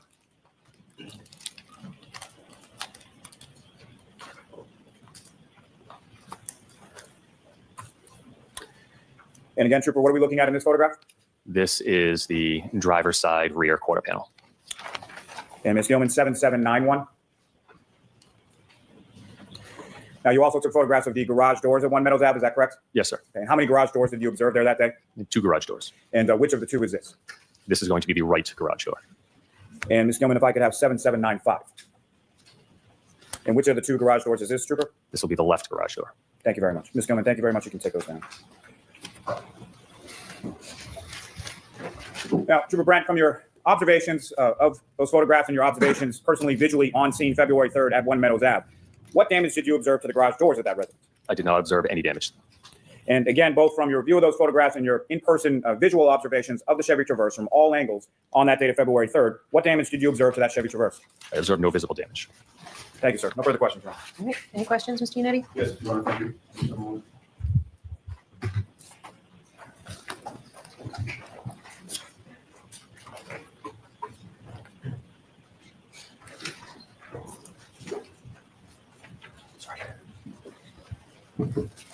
Good morning, Peter. Morning, sir.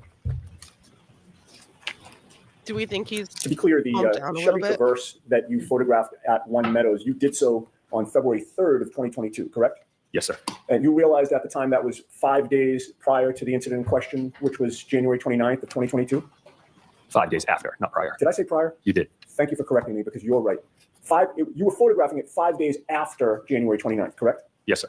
And it's fair to say, sir, that your earliest involvement in the case was February 3rd of 2022, correct? Yes, sir. So you don't know, and you didn't know at the time who had access to that Traverse during those 5 days, correct? That is correct. Now, as of February 3rd of 2022, you, I believe, testified you were part of the crime scene services section of the Massachusetts State Police, correct? Yes, sir. You met former Trooper Michael Proctor on February 3rd at 34 Fairview Road in Canton. Yes, I did. At the time, did you know you were at the home of a Boston police officer named Brian Albert? I did not. And February 3rd was the first and only time that you responded to 34 Fairview Road, correct? That is correct. With regard to anything that you saw on the lawn or on the snow that day, you have no personal knowledge as to how any of those items got there, correct? I do not. And 5 days after January 29th, you had no personal knowledge at the time of who had access to that front lawn during those 5 days, correct? That is correct. You had no information that a guard had ever been posted near that lawn? Not that I'm aware of. And when you got there, there was no crime scene tape, correct? No, there was not. There was no tent?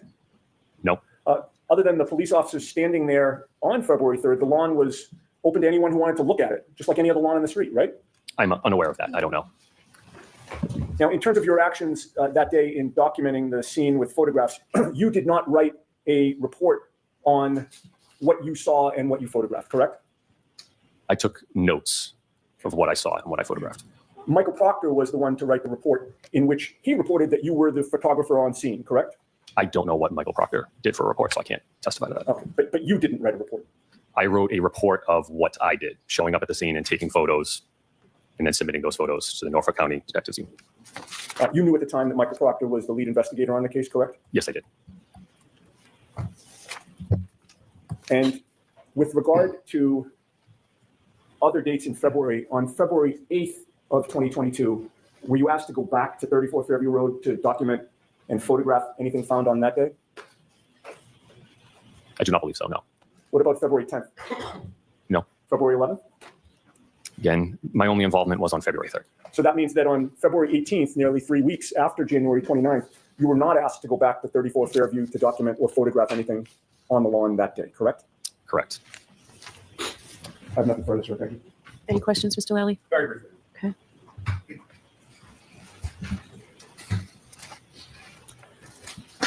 Just for clarity, Trooper Brent, you did write a report in relation to your response documentation on February 3rd, 2022, correct? That is correct. And you mentioned that you also took notes, is that correct? That is correct. And what did those notes entail? It detailed several items that were collected, my response time, and who else was there on scene. Now, when you were there on scene, as far as 34 Fairview on February 3rd, what did you observe as far as these, you mentioned that the weather had gotten warmer, some snow had melted. What did you observe specifically as far as the snow accumulation on that front lawn area in the area of the flagpole of 34 Fairview? Objection beyond scope. Sustained. As far as these items, again, when they were recovered, several of these items were under how much snow? I would estimate about, there was one particular item that was about a foot and a half under the snow. Nothing further. Nothing on that. All right. All right, Trooper, you are all set, sir. Thank you. Who is the Commonwealth's next witness? Your Honor, Commonwealth call Ryan Ballerani to the stand. Okay. Your Honor, as this witness is approaching, can I just move into evidence clips 19 and 20 that were previously played for the jury? Yes. 137. Thank you.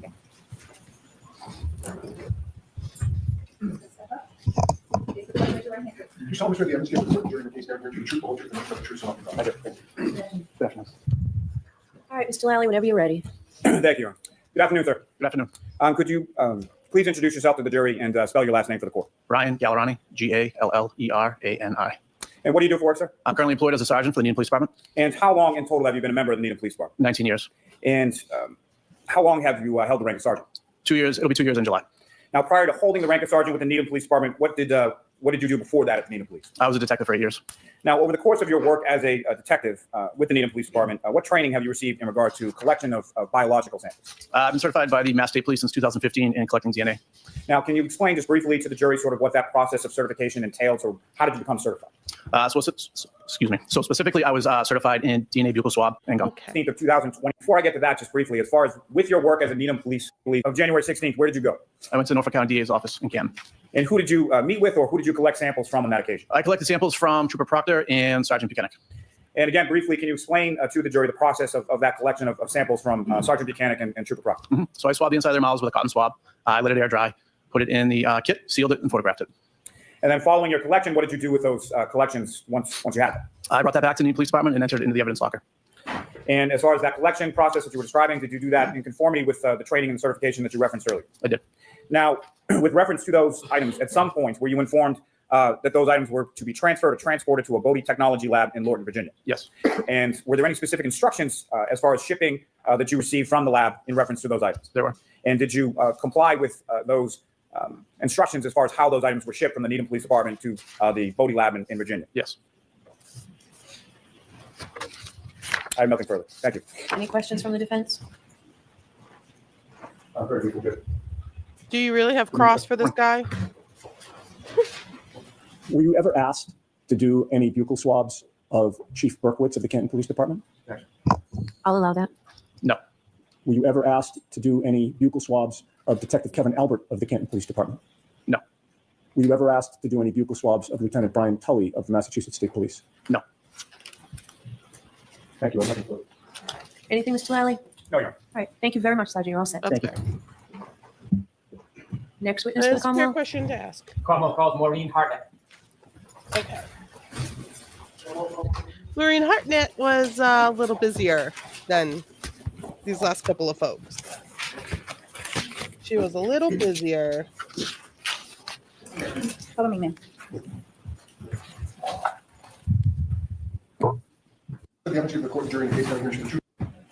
You can sit or stand wherever you're comfortable. Just please keep your voice up, okay?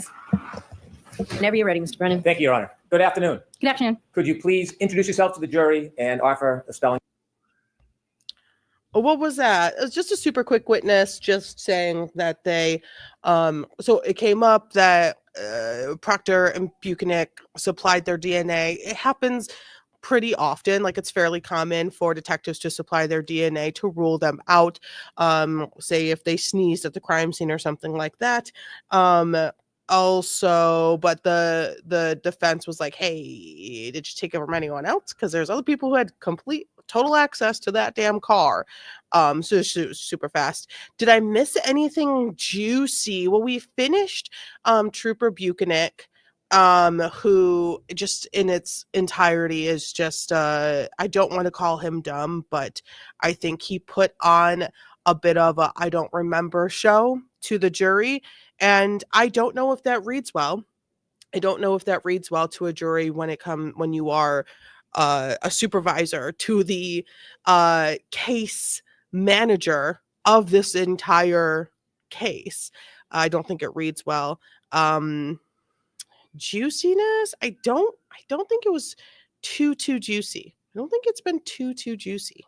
Spelling of your last name? I mean, I've exploded. My name is Maureen a couple of Hartnett, times. Hartnett. Could you tell us where you presently work? I work at the Massachusetts State Police Crime Laboratory. Before you began working at the Massachusetts State Police Crime Laboratory, did you receive any education, any further schooling after high school? Yes, I did. Could you share that with us? I have a bachelor's degree in biology from Bridgewater State University and a master's degree in forensic science from the University of New Haven.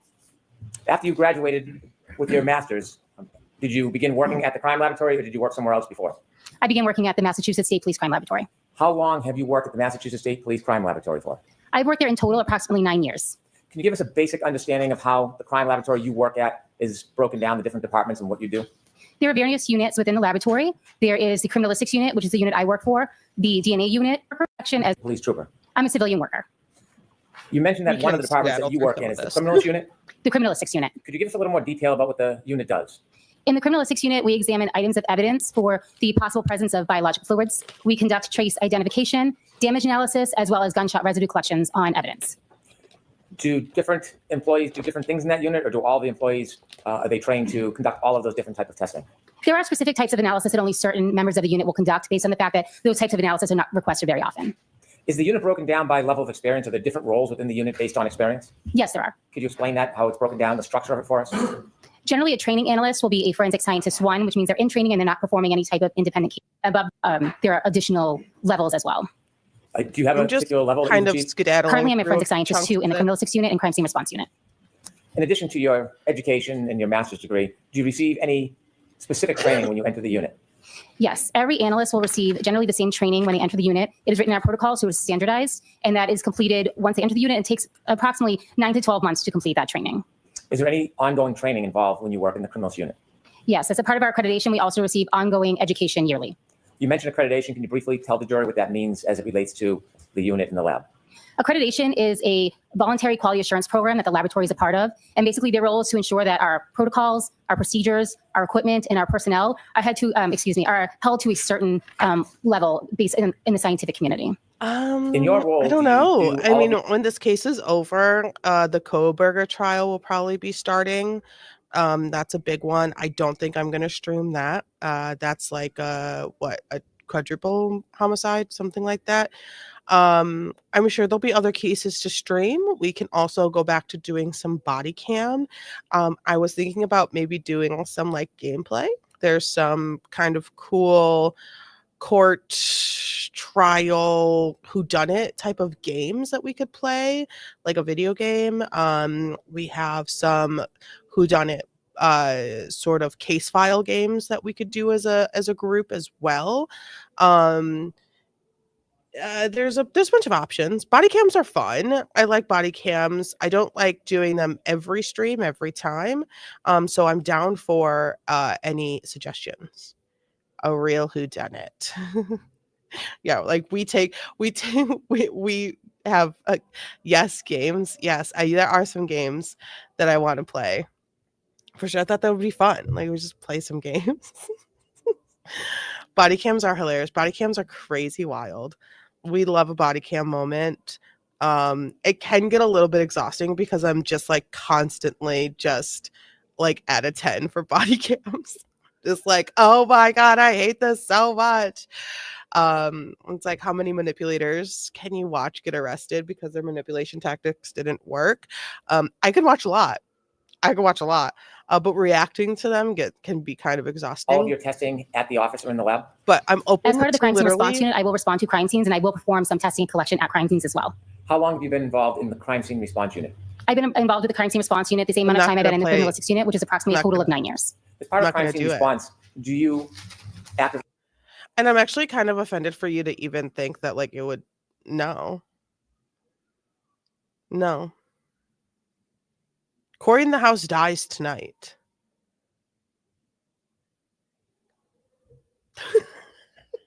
actively go to an ongoing developing scene, or do you arrive somewhere after the event? It depends on the circumstances. Oftentimes we are called out to a scene directly after the incident takes place. There are times when we also will examine additional items or additional scenes after the fact. How many scenes have you responded to as far as crime scene response where you were the person who was in charge? I would say approximately 300. Damn. When you are asked to or assigned to go to a scene, a crime scene, whether it's active or whether it's later in time, Corey in the house. do you make an assessment forever. when you get there, or is there a plan developed before you leave your office and get to the scene? I'm sorry, can you be more specific? Sure. How do you decide what you're going to do before you get there? Generally, when I arrive on scene, I get a brief description of what they think may have occurred. Of course. I will take an overall sketch and diagram of the scene, and I also take some notes of the scene before I perform any type of testing or collection. When you arrive at a scene and you start engaging in an analysis and determine whether you want to do testing, are you allowed to use your own independent judgment? Yes, I use my training and experience to determine what items I would like to test and what items I would like to collect. Is there ever any input by whatever law enforcement team or officer is at the response scene? Yes, there is. You mentioned that you've been to a number of crime scene responses. I want to ask you specifically about a response on February 2nd, 2022. Do you remember that? May I check the date on that? With the court's permission, please. Before. Stop. I liked her last trial. I like her this So trial. I responded to a crime scene on February 1st of 2022. My apologies. Where did you go on February 1st, 2022? I was dispatched to the Canton Police Station in their garage area. When you went to the Canton Police Department, did anybody else from your lab go with you? There was a crime scene services trooper that also responded at the same time, but there was no additional crime scene responder from my unit that responded. Did you arrive at the Canton Police Department? Yes, I did. Is there a garage that you were directed to? Yes, I was. When you arrived at the garage, which sometimes may be referred to as a Sallyport area, were there any other people there when you arrived? There were Massachusetts State Police troopers as well as some Canton police officers. Did you know who they were? I did know who the Massachusetts State Police trooper was, yes. Was Michael Parker there? Yes, he was. Was Trooper Dunn there? Yes, he was. Was Trooper Clark there? Yes. You mentioned Canton Police Department officers. Do you know Lieutenant Gallagher? Yes, I did have an interaction with Lieutenant Gallagher as well. When you got there, did you have a chance to look at an item? Yes. Tell us what your focus was on. What type of item? I was asked to examine a black Lexus SUV. And was there a black Lexus SUV? Yes. As you were observing and making, no, analyzing the item, it wasn't there. Did you see whether anybody was taking photographs? Yes. When there's a person taking photographs. Do you ever have any input or direct them, or do they do that totally independent of you? After they're done doing what they're required to do, I will ask them to take specific photographs because I do not perform that function at a crime scene. When you first arrived, did you have a chance to walk around the vehicle? Yes, I did. Did you observe the vehicle from standing behind it, looking at the back of it? Yes, I did. May I approach, Your Honor? Yes.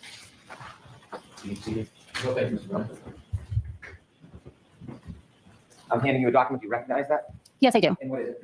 This is the rear of the black Lexus SUV. Does that photograph, does it appear to be substantially accurate to what you saw that day? Yes, it is. Is it a fair and accurate depiction of what you saw? Yes. May I approach again? Yes. Always move this into evidence, please. Okay. No objection, Your Honor. 138. With the court's permission, I'd like to show P145. I'm going off. I'm going off. I'm going off. Ms. Hartnett, is that what you saw when you arrived? Yes, it is. Did anything stand out to you when you first looked at the back of that Lexus? I noticed there was some damage to the rear passenger area of the vehicle. Take that down, please. Did you have a chance to walk around and look at the vehicle from the driver's side of the vehicle, the left side? Yes. May I approach? Yes.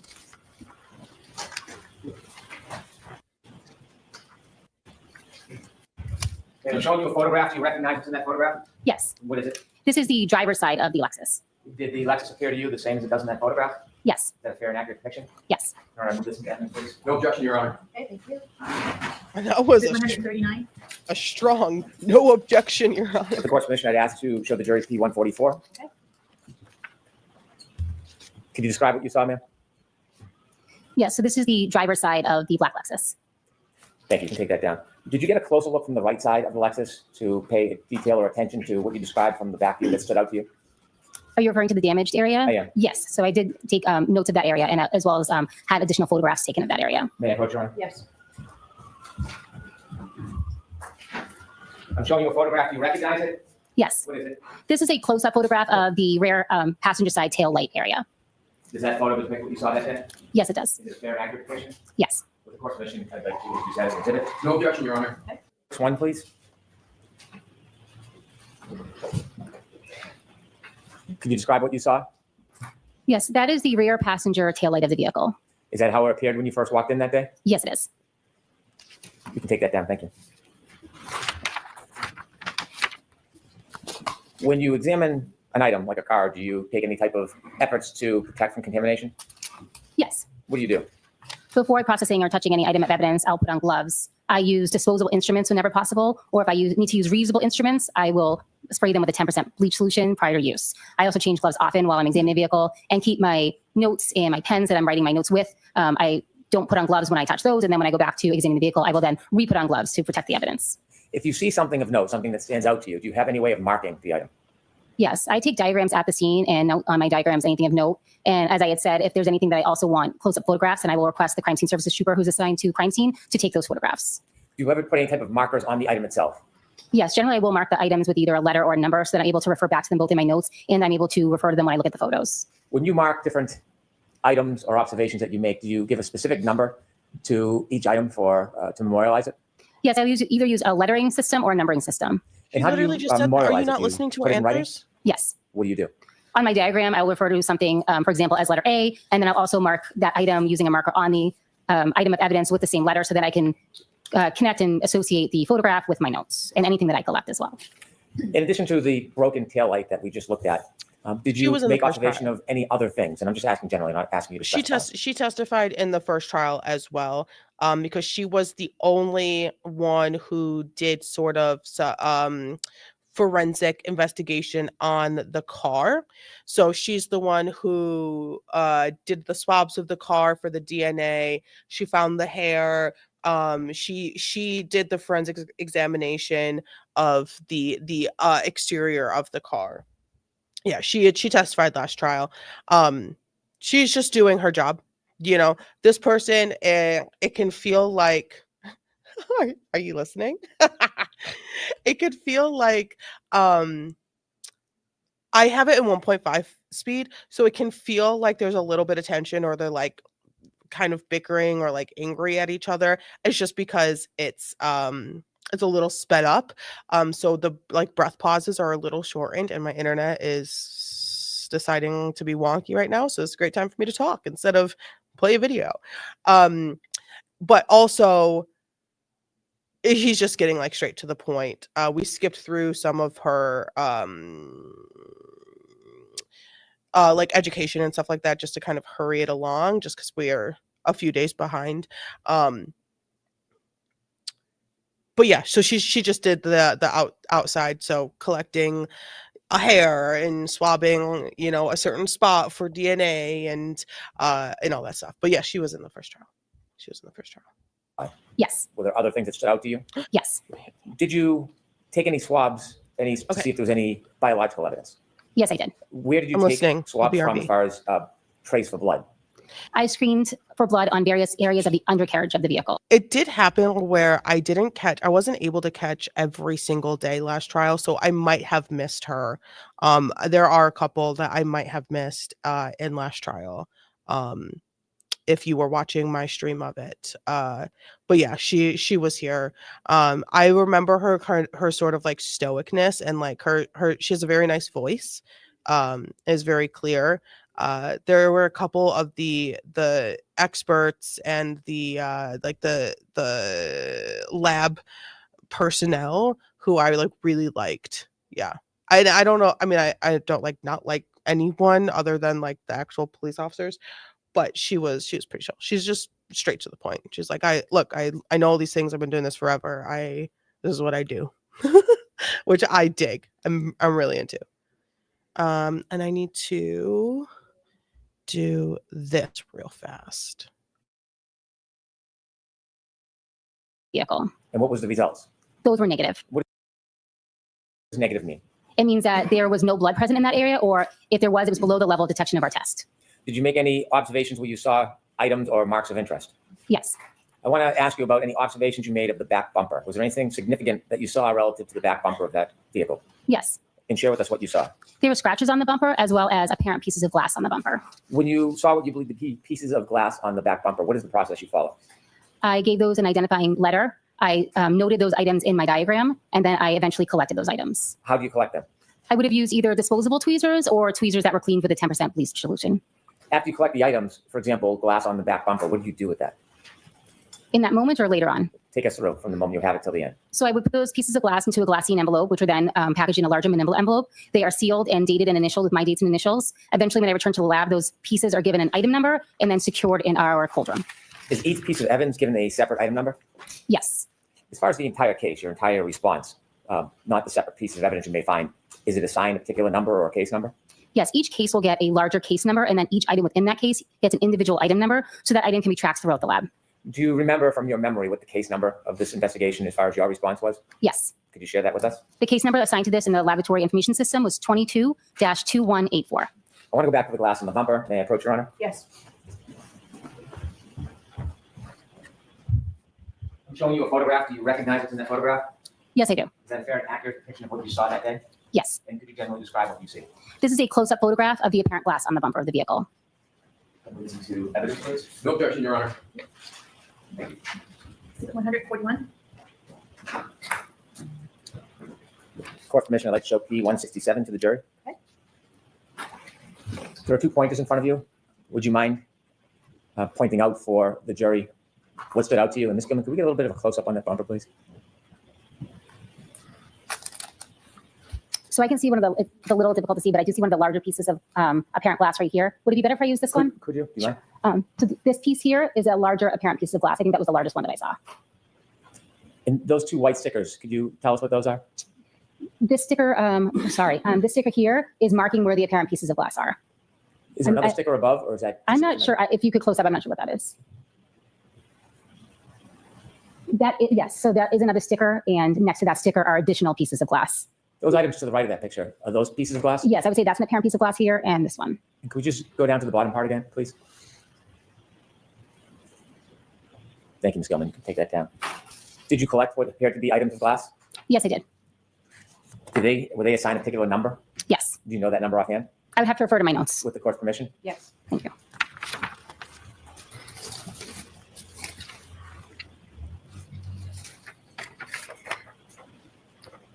Please. Those items were given the item number 3-3. Did you focus on the right rear side of the vehicle beyond the broken taillight? Yes. Did you notice any damage, any scratches to the right quarter panel or the right side of that Lexus? Yes, I did. I noticed some scratches as well as a dent in the rear door in that same area. Let's start with the scratches first. When you notice scratches, is there a way you marked them? Yes, I would have given them a letter. And did you do that? Yes. May I approach, Your Honor? Yes. Showing you a photograph. Do you recognize that photograph? Yes, I do. Do you recognize what's in that photograph? Yes. What does it depict? It is a close-up photograph of one of the scratches on the right rear area of the vehicle. Is that a fair and accurate representation of what you saw that day? Yes. All right, move this into evidence, please. No objection, Your Honor. All right. Exhibit 142. With the court's permission, I'd like to show the jury P-172. Okay. Could we close up just a little more, Ms. Gilman? Thank you. Starting at the bottom, what is that, ma'am? That is a close-up of the scratches that I noted in that area. Could you zoom out again, please, Ms. Gilman? Is that on the back bumper or the right quarter panel? I believe it's on the right bumper. It's a little difficult to make out in that photo. Could you zoom in again and move up just a little higher, Ms. Gilman? Thank you. You have another sticker on the top? Yes, I do. Do you know what that is? Yes, I do. What is that? That is an apparent hair that I noted in that area. So that doesn't designate a scratch. That's something entirely separate and different. That's something different, correct? We'll get to that later. I just wanted to point out that it's not a scratch. Now, you mentioned that you saw a scratch. Was it a singular scratch or a number of scratches? Could you zoom in, please, Ms. Gilman? It was a couple of scratches. Is there a number you designate if it's not a physical item, if it's something like a scratch, or the designations just for actual physical items? I use the designation for both observations as well as physical items. Would there be a number for the scratches? Yes. Well, there's a letter. Yes. Do you know what that letter is? Yes, I believe it's D. D. Okay, thank you. Take that down, please, Ms. Gilman. May I approach, Your Honor? Yes. I'm showing you another photograph. Do you recognize what's in that photograph? Yes. What is it? That is damage that I noted on the rear trunk door of the vehicle. Is that a fair and accurate depiction of what you saw? Yes. When you say damage, what type of damage did you notice? There's some scratches as well as a dent. I'd like to move this to evidence. No objection, Your Honor. Exhibit 143. With the court's permission, I'd like to show the jury P-176. Can we zoom in just a little bit more, please? You told us that you saw both dent and scratches. Starting with the scratches with the pointer on the TV to your right, could you show us where you saw further scratches? So the scratches are up above, and then down here there's chipped paint and a dent. And where is the dent in relation to the scratches? Just below it. Could we zoom in a little more if we could, Ms. Gilman, please? Can you see in this photograph the dent that you saw? Yes, I was referring to this area here as a dent in my observations. Thank you. You can take that down, please. You mentioned the hair. I'm going to ask you some questions. How many pieces of hair did you find attached to that Lexus? I found one apparent piece of hair on the Lexus. Was there a designation number for the hair that you found? Yes. Do you remember what that number is? I used the letter A for that particular item. Could you say letter A, ma'am? Yes, correct. May I approach, Your Honor? Yes. I want to show you two photographs. Can you take a look at the first photograph, please? Do you recognize that picture? Yes, I do. And what's in that photograph? This is a photograph of the apparent piece of hair I noted on the rear area. Is that a fair and accurate depiction of what you saw that day? Yes. Turn to the second photograph, please. Do you recognize what's in that photograph? Yes, I do. What is it? This is an additional photo of the apparent hair on the vehicle. Both photographs of the same piece of hair? Yes. And the second photograph, is that a fair and accurate depiction of what you saw? Yes. I'd like to move these two photographs into evidence, please. No objection, Your Honor. Okay, yes, A and B, please. 144A and 144B.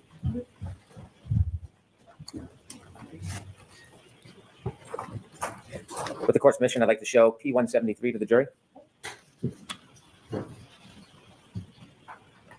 If you could get in as close as possible, Ms. Gilman. Do you recognize what's in that photograph? Yes, I do. And can you share with us what you saw? This is a close-up photo of the apparent piece of hair on the rear of the vehicle. What did you do when you saw that, what you thought to be a piece of hair? I marked it with the tape. I designated it as letter A, and then I asked the crime scene services trooper to take a photograph of it. Did you try to preserve it in any way? Yes, I did. Tell us how you preserved that apparent piece of hair. I collected that hair with either disposable tweezers or tweezers that had been bleached with a 10% bleach solution. I put them in a glassine envelope and then put them in a larger manila envelope. In a larger manila envelope. What happens to that larger manila envelope? It is returned back to the lab. It is submitted under the same case number and given its own individual item number. Did you bring it personally back to the lab? Yes, I did. When you brought it back to the lab, do you remember where you brought it when you got back to the lab? After it was entered into the computer system, I then sealed it, I initialed and dated it, and then I would transfer it to the crime scene response holding area in our cold storage room. When you pass it along, is it to protect it in evidence, or is it for a purpose of further testing? At that point, it's just to store it in evidence, and then it will make its way into whatever unit needs the piece of evidence first. And you did all that with that piece of evidence? Yes, I did. I'd like to show the second photograph that you identified. I believe it's P165. Do you recognize that photo? Yes, I do. What do you recognize that to be? That's an additional photo of the apparent piece of hair on the rear of the vehicle. And the two different photos, are they taken from the exact same angle? I believe they're taken from slightly different angles. And the hair is, could you point that out with the pointer of the hair that you found? This hair is the apparent hair. Thank you. You can take that down, please. Regarding the damage to the broken taillight, did you have any interest in maintaining that piece of evidence? Yes, I did. What did you want to do? I wanted to collect the entire taillight housing. Why did you want to do that? If there were pieces from the taillight that could be later matched to the taillight, I needed the entire housing to be processed at the lab. Did you make efforts to try to maintain or remove or preserve that entire taillight housing? Yes, I did. What's a taillight housing? Excuse me? What is a taillight housing? I'm referring to the entire piece, including the back, the glass covering, the light bulb inside. So it's in the entire unit. Did you attempt to remove that entire unit yourself? I did. Were you successful? No, I was not. So what did you do? A Canton police officer that was in the Sallyport at the time offered to help disconnect it with some tools that he had. Have you ever seen whether there's video that memorialized that entire event? Yes, there is. And have you ever watched that video? Yes, I did. Does that video show you attempting to remove the housing and then receiving assistance from somebody? Yes. When that housing was removed, what happened to it? I then placed it in a box, I believe I placed it in a paper bag in a box. And then once I brought it back to the lab, I added additional cushion with additional paper to protect it from any further damage. Were you going to keep that housing, or were you going to put that in evidence for other reasons? That was put into evidence storage for the time being. May I approach, Your Honor? Yes. Show me a photograph. Do you recognize what's in that photograph? Yes, I do. What is it? This is a photograph I took of the taillight housing back at the laboratory upon examination. Is that in substantially the same condition as when you saw it? Yes. Any differences whatsoever from when you saw it? Not that I noticed, no. Is that photograph fair and accurate of what you saw that day? Yes. We're going to move this photograph into evidence. No objection, Your Honor. Exhibit 145. With the court's permission, I'd show photograph P187 to the jury, please. Okay. Could you tell us what that is? That is a photo that I took of the taillight housing at the laboratory. And that's after it's obviously removed from the vehicle. Yes, that's correct. And that was packaged and preserved? Yes. You can take that down, please. Do you have the actual item, the actual housing with you? I believe it is here, yes. With the court's permission, I'd ask the witness to be able to open the item, show it to the jury, and then I would move it into evidence. Okay. Thank you. If you would you please remove the item from that box? Yes. May I approach? Yes. Do you have gloves available? I brought gloves, yes.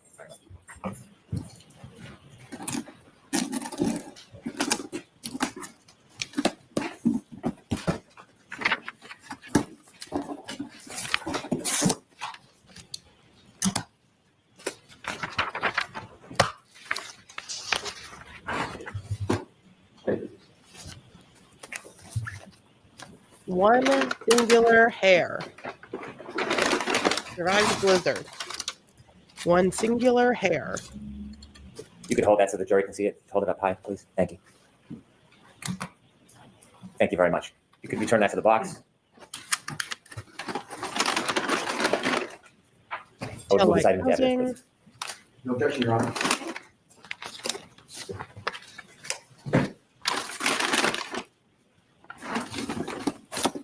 That's the only item in that box? There are additional items in that box as well. I only want to introduce that one item. Okay, so the bag, you need to take that bag out. There are also other items in that bag. May I approach, Your Honor? Yes. Yes, why don't you come in? Actually, Paul, the lunch is here? All right, sure, the lunch isn't here, so this is, of course. Okay, so they're going on lunch break as they sort out all of the items in the bag. Questions and attempting to introduce the taillight housing. Do you remember that? Yes. And you mentioned there were a number of items in that bag. That's correct. And during that break, did we have a chance to look inside the bag? Yes. Accompanied by counsel for the defense? Yes. When items are stored in a bag, is it common for them to be transferred to other locations other than your evidence locker? I'm sorry, can you rephrase that information? When you store a piece of evidence in an evidence bag and you put it in the evidence locker for safekeeping, does the evidence sometimes travel to other places? Yes. If it's tested for other types of information, maybe DNA or biological fluids, can that item be transferred to another department? Yes. Is sometimes that item brought back and forth to court for other proceedings? Yes. And do you know if this item has been on different travels over time? I do know that it went into several different units within the laboratory, yes. When you opened up the bag and you said the housing was in that bag, the other items that were in the bag, do you know when they were put in there? No, I do not. Do they appear to be pieces that are consistent with the taillight housing?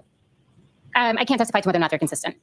When you saw the pieces, do you know whether or not any of the pieces broke off that taillight housing? I do not know. The taillight housing, did it have any loose pieces when you first retrieved it from the Canton Police Department? No, it did not. It had missing pieces, but nothing was loose on the taillight housing itself at the time that I collected it. And the loose pieces on the bottom of that bag, they were in the bag when you opened it this morning? Yes, that's correct. The loose pieces, last time you had an opportunity to open that bag was how long ago? The only time I opened that, the packaging for the taillight housing was in the laboratory when I first examined it in 2023.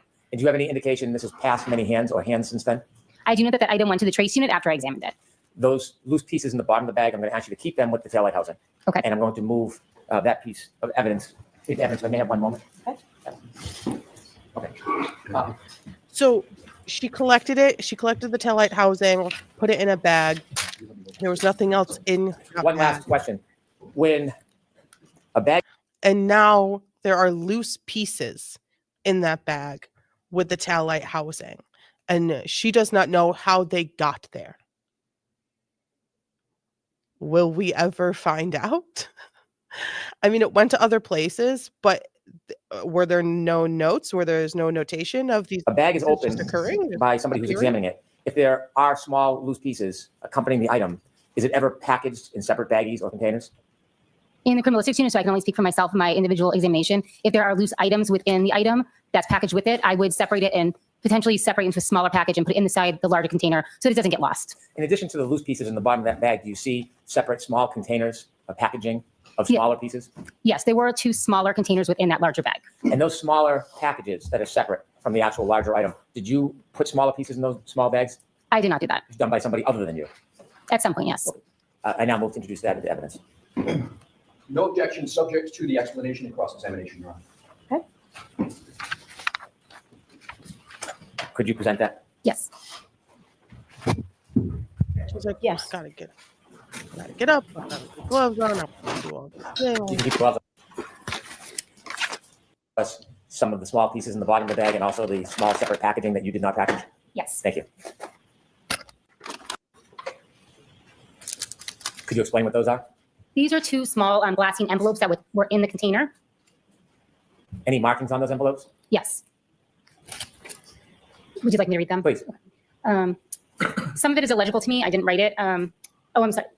It appears to be at least the second half of the case number. It's possible that's the 2202184. 3-1 pieces E, G, I'm not sure if it's an M or an H, I, S, K. David, it was really cool to catch your stream last night. I was able to catch a little bit of it. It's cool to see y'all playing. I dig it. I dig it. Also, congratulations.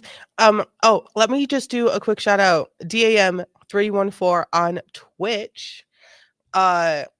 David is streamer, old college friend. Old. We have to say old now. Old college buddy.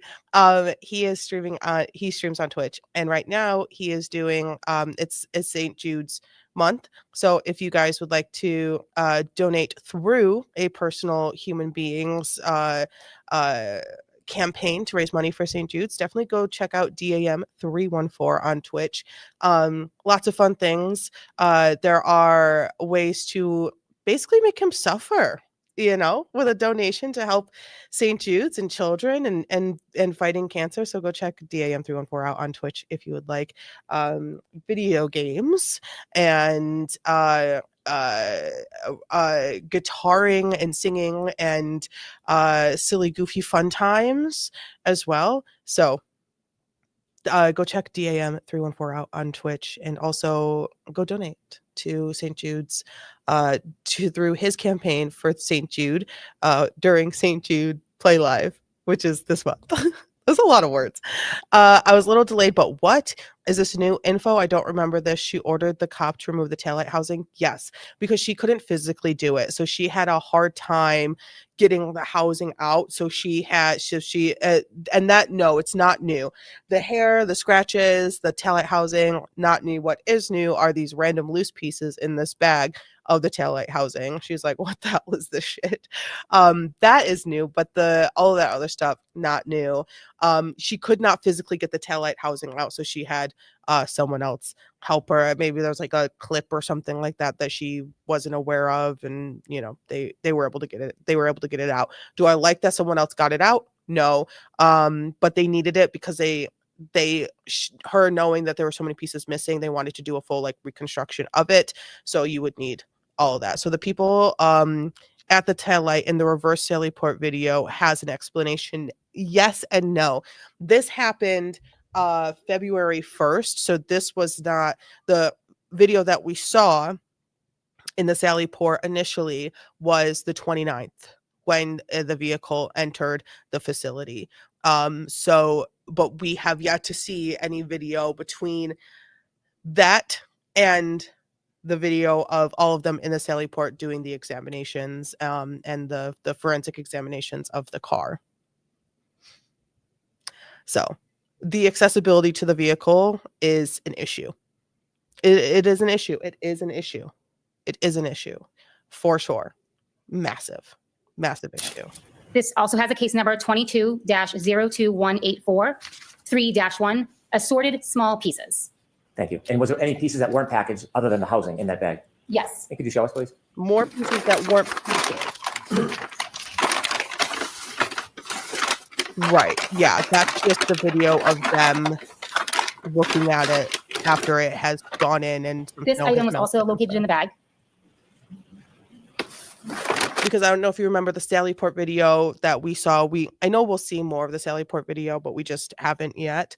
But from last trial, you can see them clearing snow out of the Sallyport because the wind was blowing the snow in when the doors were open. They're clearing the snow out from like both ends. And then we saw the video of them putting the tape up and using the fighting like mannequin thing to hold the tape up, and then they used like a dolly to hold the tape up as well. It's like an absolute nightmare. Just an absolute nightmare.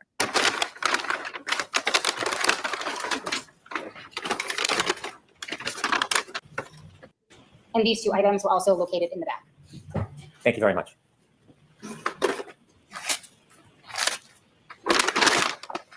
May I approach? Yes, I'll take that.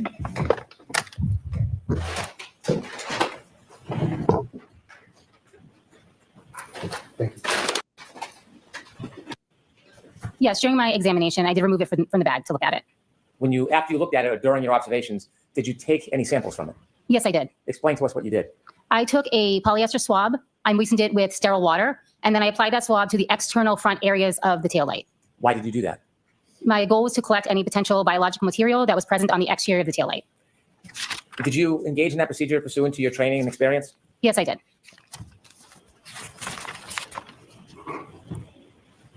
If we could have former P-187 back on the screen, which is now an exhibit. In the television to your right, could you show us or show the jury where you took a swab, what areas? Yes. Thank you. So I took my collection from this upper right-hand corner, the red apparent plastic, as well from this area down here, another piece of red plastic, and then these clear apparent plastic here on the front of the taillight housing. Basically, any areas that would have been exposed when the taillight was intact. Why do you take the swab and go to multiple different parts of an item? The goal of this collection was just to determine if there's any biological material in that area, and there's no forensic relevance related to if it came from the upper right or the lower left. I took that collection as a whole, and in addition, there was a very small surface area to begin with. When you took the swab, did you run it along the breaks in the red part? Like the edges here? Yes, the edges. It's possible, yes, that I collected from those edges. Do you have a memory of what part you actually swabbed? I remember swabbing the external areas of the taillight, those that would have been on the outside prior to any damage being done. Okay. Thank you. You can take that down, please. After you engage in the procedure of taking a swab, what do you do to preserve that swab? That swab is air dried. It's then repackaged in a small glassine envelope. A portion of the swab is also put in a clear plastic tube, which is sent forward to the DNA unit. Did you do that? Yes, I did. Why do you go through that type of procedure? Why do you take that many steps? I'm sorry, may I correct my answer from the last question? Please. My apologies. So in this particular instance, the entire swab was cut up and put into plastic tubes for further testing. Why did you do it that way? This item was quantity limited. The swab itself was quantity limited, meaning that they'd have to use up the whole swab in order to run DNA analysis. Did you do DNA analysis on the swab? No, I did not. Why not? I don't work in the DNA unit, so that is the job of a different analyst. At some point, did you take that item that had been preserved and put it into evidence? Yes, I did.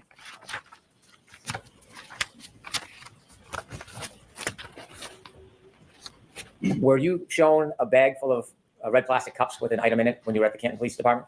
Yes, I was. Could we have Exhibit 56, please? There's an exhibit. Do you recognize what's in that exhibit? Yes, I do. And what is it? Those are 6 red plastic cups that contained frozen red-brown stains. Did you do anything relative to the content of those cups? I took a collection from one of the cups using 2 sterile cotton swabs. Can you just briefly explain what that process entails? Yes. I allowed the frozen red-brown stains to thaw. I applied sterile water to 2 cotton swabs, and then I applied it to one of the red-brown stained cups to collect the material from inside. How do you preserve and maintain the integrity of whatever sample you collect? That sample is then entered into a glassine envelope, a large aluminum envelope. It is then sealed with my initials and date. It is given an independent item number and stored within the proper unit within the lab. You take that down. Thank you. At some point, did you look at clothing? Yes, I did. Where did you look at clothing? I examined the clothing from this case at the Massachusetts State Police Crime Laboratory. Was the items brought to the crime laboratory? Yes, they were. Did you have a chance to unpackage them? Yes, I did. When you received them, how were they stored? They were stored in brown paper bags and potentially boxes. I don't remember off the top of my head. And did you look at a number of different items of clothing? Yes, I did. Can I approach, Your Honor? Yes. Do you recognize the first photograph? Yes, I do. What is it? This is a photograph I took of a gray sweatshirt. Does that photograph accurately depict the sweatshirt as it appeared to you when you looked at it? Yes, it does. You look at the second photograph, please. Do you recognize what's in that photograph? Yes, I do. What is it? This is an additional photograph of the front of the gray sweatshirt where I had put some markings on the sweatshirt. Why did you put markings on the sweatshirt? These markings specifically are noting areas of damage. Third photograph, please. Do you recognize what's in that photograph? Yes, I do. And what's in that photograph? This is a close-up photo of the area of damage that I denoted as 1. And a fourth photograph, please. Do you recognize that photograph? Yes, I do. What is it? This is a close-up of area damage 1. Is that a fair and accurate depiction of what you saw that day when you examined this particular item? Yes. Can I move these 4 photographs into evidence? I could just see them quickly. With the court. Is that one of the photographs? Sorry, I have like a hard stop at like 6:10, so I'm just trying to get through. I don't know if we'll be able to get through all of this today. There's so much. You just recognized? Yes, it is. And could you explain to us what you see? This is the exterior front of the gray sweatshirt. There is linear damage between the top and bottom of the sweatshirt, as well as linear damage across each sleeve of the sweatshirt. You see the cut down the front of that sweatshirt? Yes. Did you distinguish that cut as any different than the damage on the arm? I did not do any damage analysis on that particular area of damage. Why not? Typically, in these type of events, you'll see those types of damage associated with clothing being removed from emergency medical technicians, so they're not forensically relevant. Thank you. If we could turn now to former P194.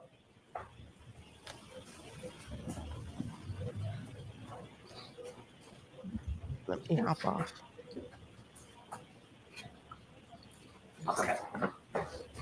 Is this the same sweatshirt? Yes, it is. And there's a little bit of difference. There's markings or tabs on it? Yes, that's correct. What are you doing there? I put tabs on each of the areas of damage on the sleeve and 2 on the chest that I was going to examine further. When you put the tabs on, do you write a report or mark it in any way to memorialize it in case the tabs fall off? Yes, in this case, they were marked tabs 1 through 9. Those are not permanent on the sweatshirt. They're actually just pieces of filter paper that I used to mark it. Could we, Ms. Gilman, zoom in on that right arm, please? Thank you, sir. Thank you very much. What is written on those tabs? Each tab has a number on it that corresponds with an area of damage that I examined. And when you write a report, when you memorialize it, is that keep an accounting of each? Yes, that's correct. If we could turn now to former P196, which is 147C. What does that depict, ma'am? That is a close-up of the area of damage 1 that I did further examination on. Could we zoom in a little bit on the circle part? Is that a fair and accurate depiction of what it looked like when you examined it? Yes, it is. And finally, if we could have P197, which is Exhibit 147D. What are you doing there? That's a close-up photo of that same area of damage 1 with a scale included. We just saw a close-up of one of the holes that was marked number 1. Did you do the same analysis for each and every one of those areas that you marked? Yes, I did. And did you look close up at each and every one of them and measure each and every one of them? Yes, I did. Are there photographs showing all of those different angles for each and every hole that you went through? Yes, I took numerous photographs of each area of damage. You could take that down, please. In addition to that sweatshirt, did you look at any other clothing items? Yes, I did. Court's permission, can I approach? Yes. Thank you. First one, do you recognize it in that photograph? Yes, I do. What is it? This is item 7-17. It's an orange t-shirt. Is it fair? Yes, it is. In the second photograph, please take a look. Yes. Do you recognize what's in that? Yes, I do. What is it? This is the other side of the orange t-shirt. Is that a fair and accurate depiction of the t-shirt from the examiner? Yes, it is. All right, move these 2 photographs of evidence, please. No objection, Your Honor. Thank you. Just 140. Could you tell us what you see? That is a photograph of item 7-17 is the back of the orange t-shirt. Could we zoom a little in on the numbers on the bottom, Ms. Gilman? What's that on the bottom? That is the case number, the individual item number for that t-shirt, my initials, and the date that I examined it, or the date that I took the photo. So you had obtained this item on that date, or this is when you examined it and already had it? That is the date that I opened it up, examined it, and took the photo. And on the left, what's that ruler used for? That's a scale just to show the size of the item. Could we zoom back out and get a full look at that? Thank you. If you could turn next to P233, Ms. Gilman. What is that a photograph of? That is a photograph of the front of the orange t-shirt, item 7-17. Ms. Gilman, can we first see the bottom left-hand corner, zoomed in a little bit? Thank you. Why did you place a marker there? I used markers on this item to note areas of staining that I was going to do further analysis on. Did you do further analysis of that stain area? Yes, I did. And how did you do that? Any different than the swab you talked about before? This I screened for blood, and I'd have to check my notes for any further testing I did on it. When you screened it for blood, was it a positive or negative result? That was positive. Do you know if you did anything further with it? May I check my notes? With the court's permission? Thank you. Can you turn the lights up, please? Thank you.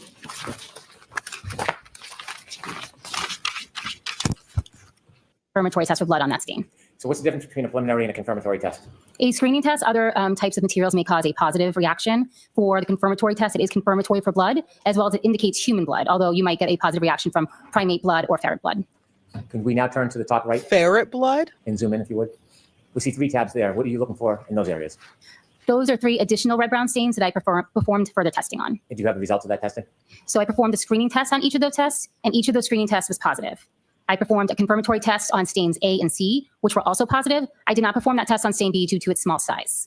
If you could zoom out just a little bit, please. Similar to the sweatshirt, there's long cuts through the front of that t-shirt. Is your analysis and opinion any different than the similar cuts that you saw on the sweatshirt?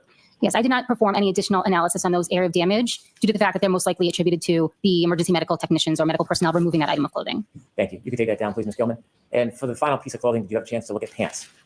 I did look at a pair of jeans, yes. May I approach, Your Honor? Yes. I'm just moving through this, First, just you recognize confirming it? photographs. Yes, And what is it? This is a photograph of the front of the pair of jeans, item 7-1. Could you look a second? It's item 7-1. Do both of those photographs fairly depict what you saw when you examined the clothing? Yes, they do. And move these to the evidence, please. No objection, Your Honor. 49A. Was there anything of note when you examined these pants? These pants also had linear damage between the top and the bottom, which would be consistent with cuts made by emergency medical personnel when removing the item.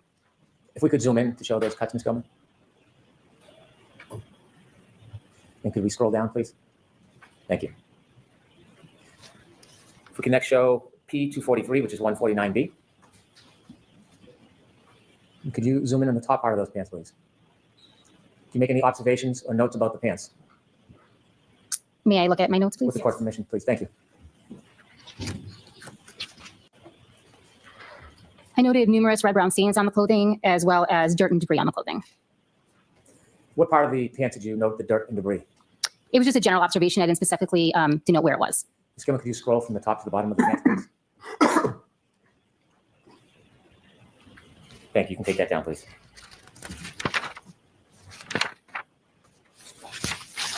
The sweatshirt, the t-shirt, and the pants. I performed numerous tests on each of the red-brown stains on the items that I marked. After you completed examining the red and brown stains, did you do any other type of testing or evidence collection relative to the clothing? Yes, I did. Could you share with the jury what you did as far as further evidence collection relative to the clothing? Can we take it item by item? How would you Sure prefer can. to do it? Let's start with the sweatshirt. Okay. So in addition to testing the red-brown stains, I collected any stain that was positive or confirmatory for blood. After performing that collection, I also performed a collection around the tears on the right sleeve of the item. That's using 2 cotton swabs moistened with sterile water, which I vigorously rubbed around the areas of the teared areas on the sleeve. I also performed an additional scraping and swabbing of the unstained areas of the sweatshirt for any potential skin cell recovery.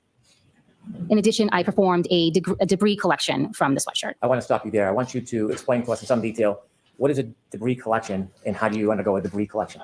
After I've completed all the testing that I'm going to do on the item, I remove any large items that may be present on the item, such as apparent hairs or fibers, anything that I can pick off, I can visibly see with a pair of tweezers. Once that is done, I will do I did a general debris collection where I took a large metal spatula-shaped object and scraped the clothing, or in this particular case, the sweatshirt. And any debris that came off the sweatshirt was put into a glassine fold and preserved. Before you tried to scrape off any debris that was on the sweatshirt, could you, to your own eye, see any debris in the sweatshirt? Oh, may I check my notes? Yes.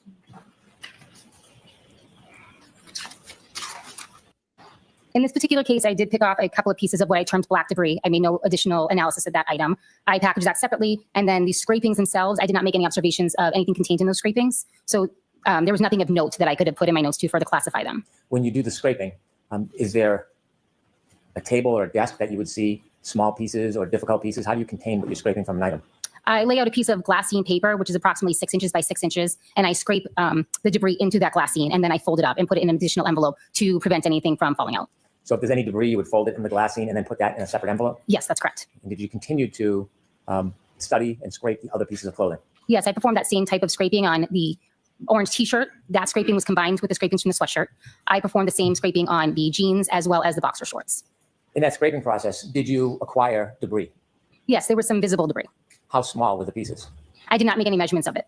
Why not? That's done by a different analysis unit, so I didn't do any type of analysis on that debris. How small or large were the pieces of debris that you scraped from the clothing?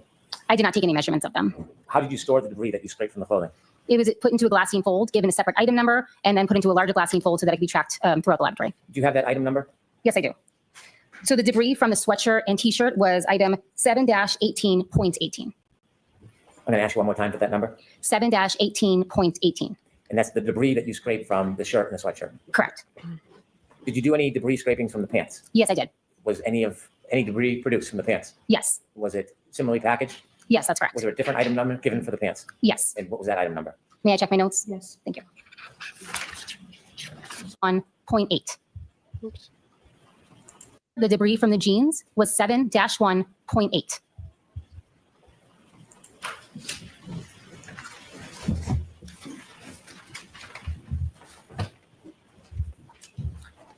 Did you send them anywhere? I put those in our secured storage unit, and they were later forwarded on to the trace unit for analysis. They later went to the trace unit? Yes, that's correct. When you arrived at Canton I love this. on February 1st, 2022, do you recall what the weather was like outside? Sucked in. I don't recall. I just know that it was winter. You said when you first get to a scene, you have a conversation about the investigators' information to help your assessment. I don't want you to discuss what that conversation may have been, but did you have a similar conversation? Yes, I did. When you're looking at an item that's been stored, like in this case, a car, does the weather conditions, ice, cold, snow, ever preserve or maintain evidence on an item longer than it otherwise would stay? I'm sorry, can you ask that one more time, please? Does ice or snow or the weather ever maintain evidence longer than otherwise would stay? For example, I don't have any data or information to that. have you ever had an opportunity to view videos of the Lexus when it was first stored and the condition of snow and ice on it and the thawing process of that? I don't believe that's the part of the video I saw. No. You saw a video after the snow had already melted? I don't know if the snow had melted. When I saw the vehicle, it did not have snow on it. Okay. That is a Thank you. I have no further questions. Okay. a fantastic answer to the question. I don't know if the snow had melted. I don't know if it was physically removed. I don't know if it was blown off the car because I don't know. Do you guys still using that leaf blower? The Commonwealth, you stipulated into evidence various documents. So what I'd like with Your Honor's permission, and the clerk have marked next in order, and then I'll proceed from there. Thank you. Should any be marked A, B, and C, or are they each separate? Separately. Okay. So there, she's marking some evidence just for the ease of cross-examination. 153. And Your Honor. Next in order. Okay. Thank you, Your Honor.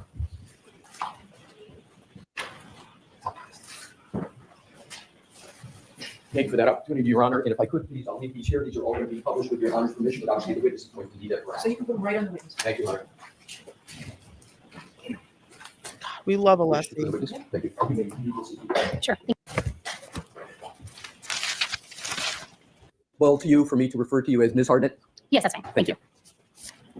You were dispatched to the Sally Port at the Canton Police Department on February 1st, 2022 by former Massachusetts State Trooper Michael Proctor, correct? Yes, that's correct. You understood at that time that Michael Proctor was the lead detective, the person who was in control of the investigation? Yes, that's what I was informed of when I arrived. While you were there, one of the things that you did initially was to conduct an overview of the vehicle meaning the black Lexus SUV that you talked about extensively on direct, correct? Yes, that's correct. That was important to you, given the limited information that you had at the time about what was contended to be a potential motor vehicle pedestrian incident, direct? That is something that I would do in any type of exam where I'm looking at a vehicle. I look at the overall vehicle. So you were looking for anything possible that would rise to the level of investigative concern regarding that vehicle, correct? Yes, that's correct. And you're familiar with the parlance investigative concern, right? Yes, that's correct. And that's why you noted various items, for example, scratches on the vehicle? Yes. You didn't draw any conclusions as to where those scratches came from, though, did you? No, I did not. The dent that you noted and photographed that you discussed on your direct examination, you likewise made no conclusion as to the source or cause of that dent, correct? That's correct. And you did therefore not make any or draw any conclusions as to whether that dent was caused by any motor vehicle or pedestrian accident, correct? Correct. You're a forensic scientist too for the Massachusetts State Police Department, as I understand it? Yes. With regard to the taillight that you spoke about rather extensively on your direct examination, you likewise were not able to, and you make no conclusions as to the cause of that broken taillight, correct? That's correct. And you draw, therefore, no conclusions with regard to whether that taillight became in the condition that was discussed on direct examination pursuant to any alleged motor vehicle pedestrian incident, correct? Correct. The dent, the scratches, the broken taillight on the Lexus, to your knowledge, as you sit here today, could have existed before February 1st, 2022, when you went to Sallyport, correct? Yes, that's correct. And to your knowledge, the dent, the scratches, the broken taillight could have existed before January 29th of 2022, correct? Yes, that's correct. You also looked for, as you stated, tissue, blood, biological material, and things of that nature on the vehicle, correct? Yes, I did. In that inspection of the vehicle, you didn't see any visible stains or tissue on the vehicle, did you? No, I did not. You were told, Ms. Hartnett, that there were wounds on the right arm of Mr. O'Keefe, correct? Yes, that's correct. And at the time you went to the Sallyport on February 1st of 2022, you were not shown a photograph by anybody of the wounds on the right arm of Mr. O'Keefe, were you? No, I was not. However, you've seen since then a photograph of the right arm of Mr. O'Keefe and the wounds on that right arm, correct? Yes, I have. With your Honor's permission, if I could publish Exhibit 1 in evidence? Okay. Thank you. Mr. Wolf? Ms. Hartnett, I'd ask you to take a look at that, and you recognize that what's depicted in that Exhibit 1, correct? Yes, I do. And you've seen that pattern of wounds on the right arm as depicted in a photograph of the decedent before, correct? I've seen this photo before, yes. You cannot state whether the wounds on the right arm as depicted in Exhibit 1 are from a motor vehicle, can you? That would be on the scope of my expertise. I don't make any conclusions on injuries on a person. So the answer is you cannot and do not make any conclusions with regard to the source of the wounds on the right arm as Mr. O'Keefe as depicted in that Exhibit 1, correct? That's correct. On the vehicle. Mr. Leslie, can we put are you done with this? I'm not yet, Your Honor, but I will let the court know. It'll be shortly. Thank you. And you cannot state that you observed anything on the SUV that would cause the wounds on the right arm of Mr. O'Keefe as depicted in Exhibit 1, correct? That is not a type of analysis I would perform. So the answer to that question is no, you cannot state that you observed anything on the vehicle that would cause those wounds to the right arm of Mr. O'Keefe? Yes. Sustain.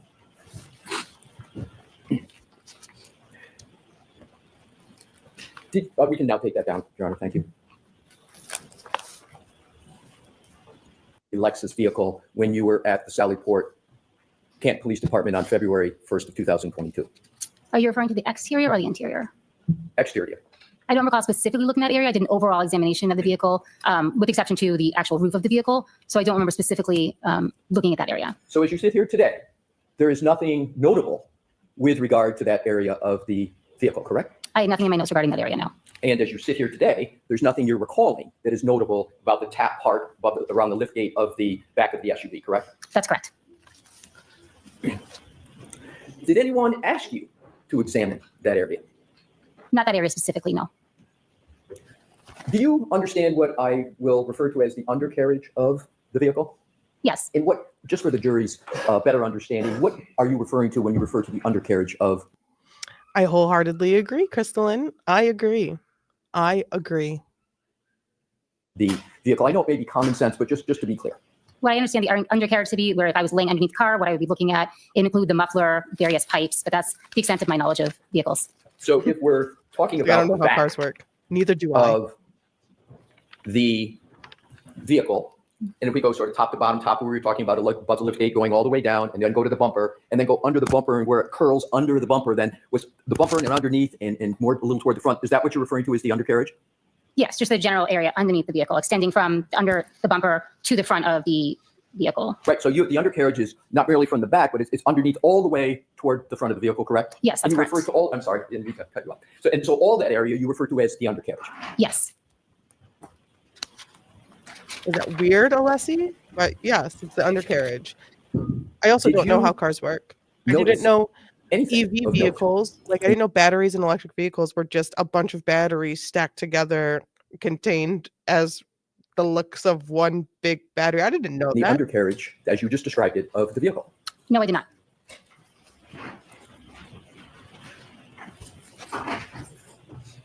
And as regards sampling that you discussed on your direct examination, did you take any samples of that undercarriage area of the vehicle? I did not collect anything from the undercarriage, no. And is the reason you didn't collect anything because you didn't see anything of note that was worthy of collection? In addition to that, I also performed some testing of that area. And what testing of that area did you perform? I performed screening tests on some of the lower lying areas of the undercarriage, on the tire flaps, the edge of the bumper, the muffler pipe.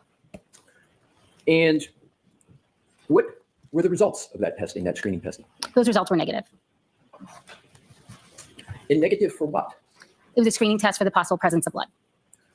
So on the entire undercarriage, from where we started in the very back, all the way underneath, all the way up to the front, the screening test came back negative for any blood or other biological material or anything else of note that would be part of that screening test. So I did not perform a screening test on the entire undercarriage. I just performed the screening test on the lower lying areas, and those were all negative. And there was also no visible staining in that area, so that is correct. What I'd like to do now is to talk about sort of overall what we just discussed. So you discussed certain damage to the vehicle. You had no way on February 1st, and you have no way today of knowing whether any or all of that damage was pre-existing before January 29th of 2022, correct? That's correct. So it's possible that all the damage that you've discussed could have existed before January 29th of 2022. Yes, that's possible. Are you aware of the odometer reading of the Lexus when it was in the Sallyport garage? No, I'm not. If we showed you a document in evidence that would have that on the mileage on the odometer, might that refresh your recollection as to what the mileage was? That's not something I made a note of or even observed on the day that I was looking at the vehicle. Okay, so you were there with Trooper Clark on February 1st, correct? Yes, that's correct. Are you aware of whether Trooper Clark observed and took a picture of the odometer? Are you aware if that happened? I'm not aware of that specific picture. This wasn't why this wasn't her job. Was of no interest to you in your inspection as a forensic scientist too? So my role as a forensic scientist too is to look for potential biological fluids and trace materials on an item. The mileage would not be something that I have ever made note of in any of my examinations of the vehicle. So but you do analyze damage, correct? I perform damage analysis on textiles and softer materials, not on vehicles. But you performed the damage analysis on this vehicle, correct? No, that's not correct. So you observed damage on this vehicle, correct? Yes. But although you observed damage for your role, your position is that the mileage is of not of interest regarding your role. If I got that correct? Correct. Thank you.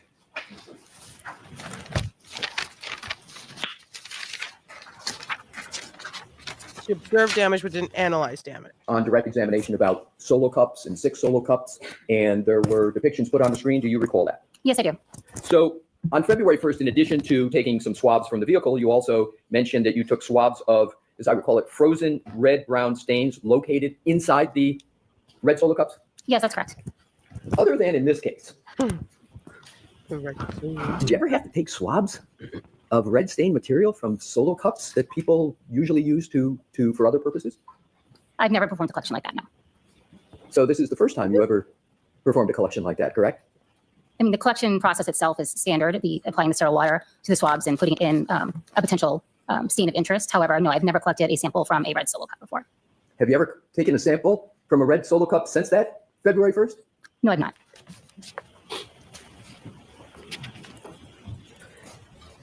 How many swabs did you take with regard to the red solo cups? I took 2 swabs. 2 swabs? There are 6 cups. 2 swabs each cup, or just 2 swabs total? How did you choose which of the 6 solo cups that you were going to take? And I understand you took 2. Did you take 2 swabs? 2 swabs, but they were considered the same sample. They were taken from the same cup, same stain. That was what I wanted to get at. Is you took 2 swabs, but they were from the same solo cup. That's correct. Do you recall how you chose which solo cup you were going to take the swab from? I don't recall. Could that be of significance, which one you chose and why? In this particular case, I did not believe it was significant at the time. Did you confer with anybody as to what might be the best solo cup from which to take the swab? I did receive information about where those solo cups were collected from, which helped me making that decision. Okay. As a forensic scientist, But there were too, 6. But there were 6 solo cups. Why not just take 2 swabs from each cup? Does it just make too much work? you're aware That's a great that question. blood stains can contain, and these red-brown stains here, could contain multiple contributors, correct? In some instances, that is correct. What's a multiple contributor? A multiple contributor, I believe the term more used in the DNA unit. However, having many contributors to a particular stain just mean there may be multiple sources of that biological material. Do you know which red-brown stains that are contended to be found at the scene relate to which solo cup in the bag that these solo cups were in? The information I had at the time were that these were collected from a single stained area from beneath the victim. But you don't have personal knowledge of that, correct? No, that's correct. I was not present at the scene at 34 area. If the swabs were taken from multiple stains, you would have no way of knowing whether the swabs were taken from the same stain, correct? Can you rephrase that, please? Sure. If the swabs were taken from multiple stains, you wouldn't know where the swabs in particular came from? So are you speaking of the swabs that I took? Yes. So the swabs that I took, I know came from one of those 6 cups. And I was informed that those 6 cups of red-brown stains came from a single stained area underneath the victim. That information you just spoke about, was it put in any note that you read? It was something that I had in my notes. Did anybody else convey that information to you at the Sally Port? I got that from an officer on scene at the Sally Port, but I do not recall which officer relayed that So to it me. was verbal information you got from That is correct. person. Did that person show you any note or chain of custody or other document to support his or her statement in that regard? No, they did not. Ultimately, once you did take those swabs from a single solo cup, what did you do with the rest of the evidence in the cup? That evidence was left with the Canton PD. So you left the rest of the brown stained blood evidence from the solo cups with the Canton PD. You didn't take it back with you to your officer lab. Correct. DNA What do they testing was not done on do those with swabs, was it? I don't believe it was. No testing was done on those swabs. No testing was done on those swabs? So as we all sit here today, there has been no confirmation of whose blood those swabs relate to, correct? At this time, those were not tested for blood at all, so I couldn't confirm that they're blood, and no additional testing was done. That is correct. So therefore, we don't know any person or persons they might relate to. That is correct. Why? Why would And there no thus, we don't know if there were multiple contributors to those stains. Okay. Sustain.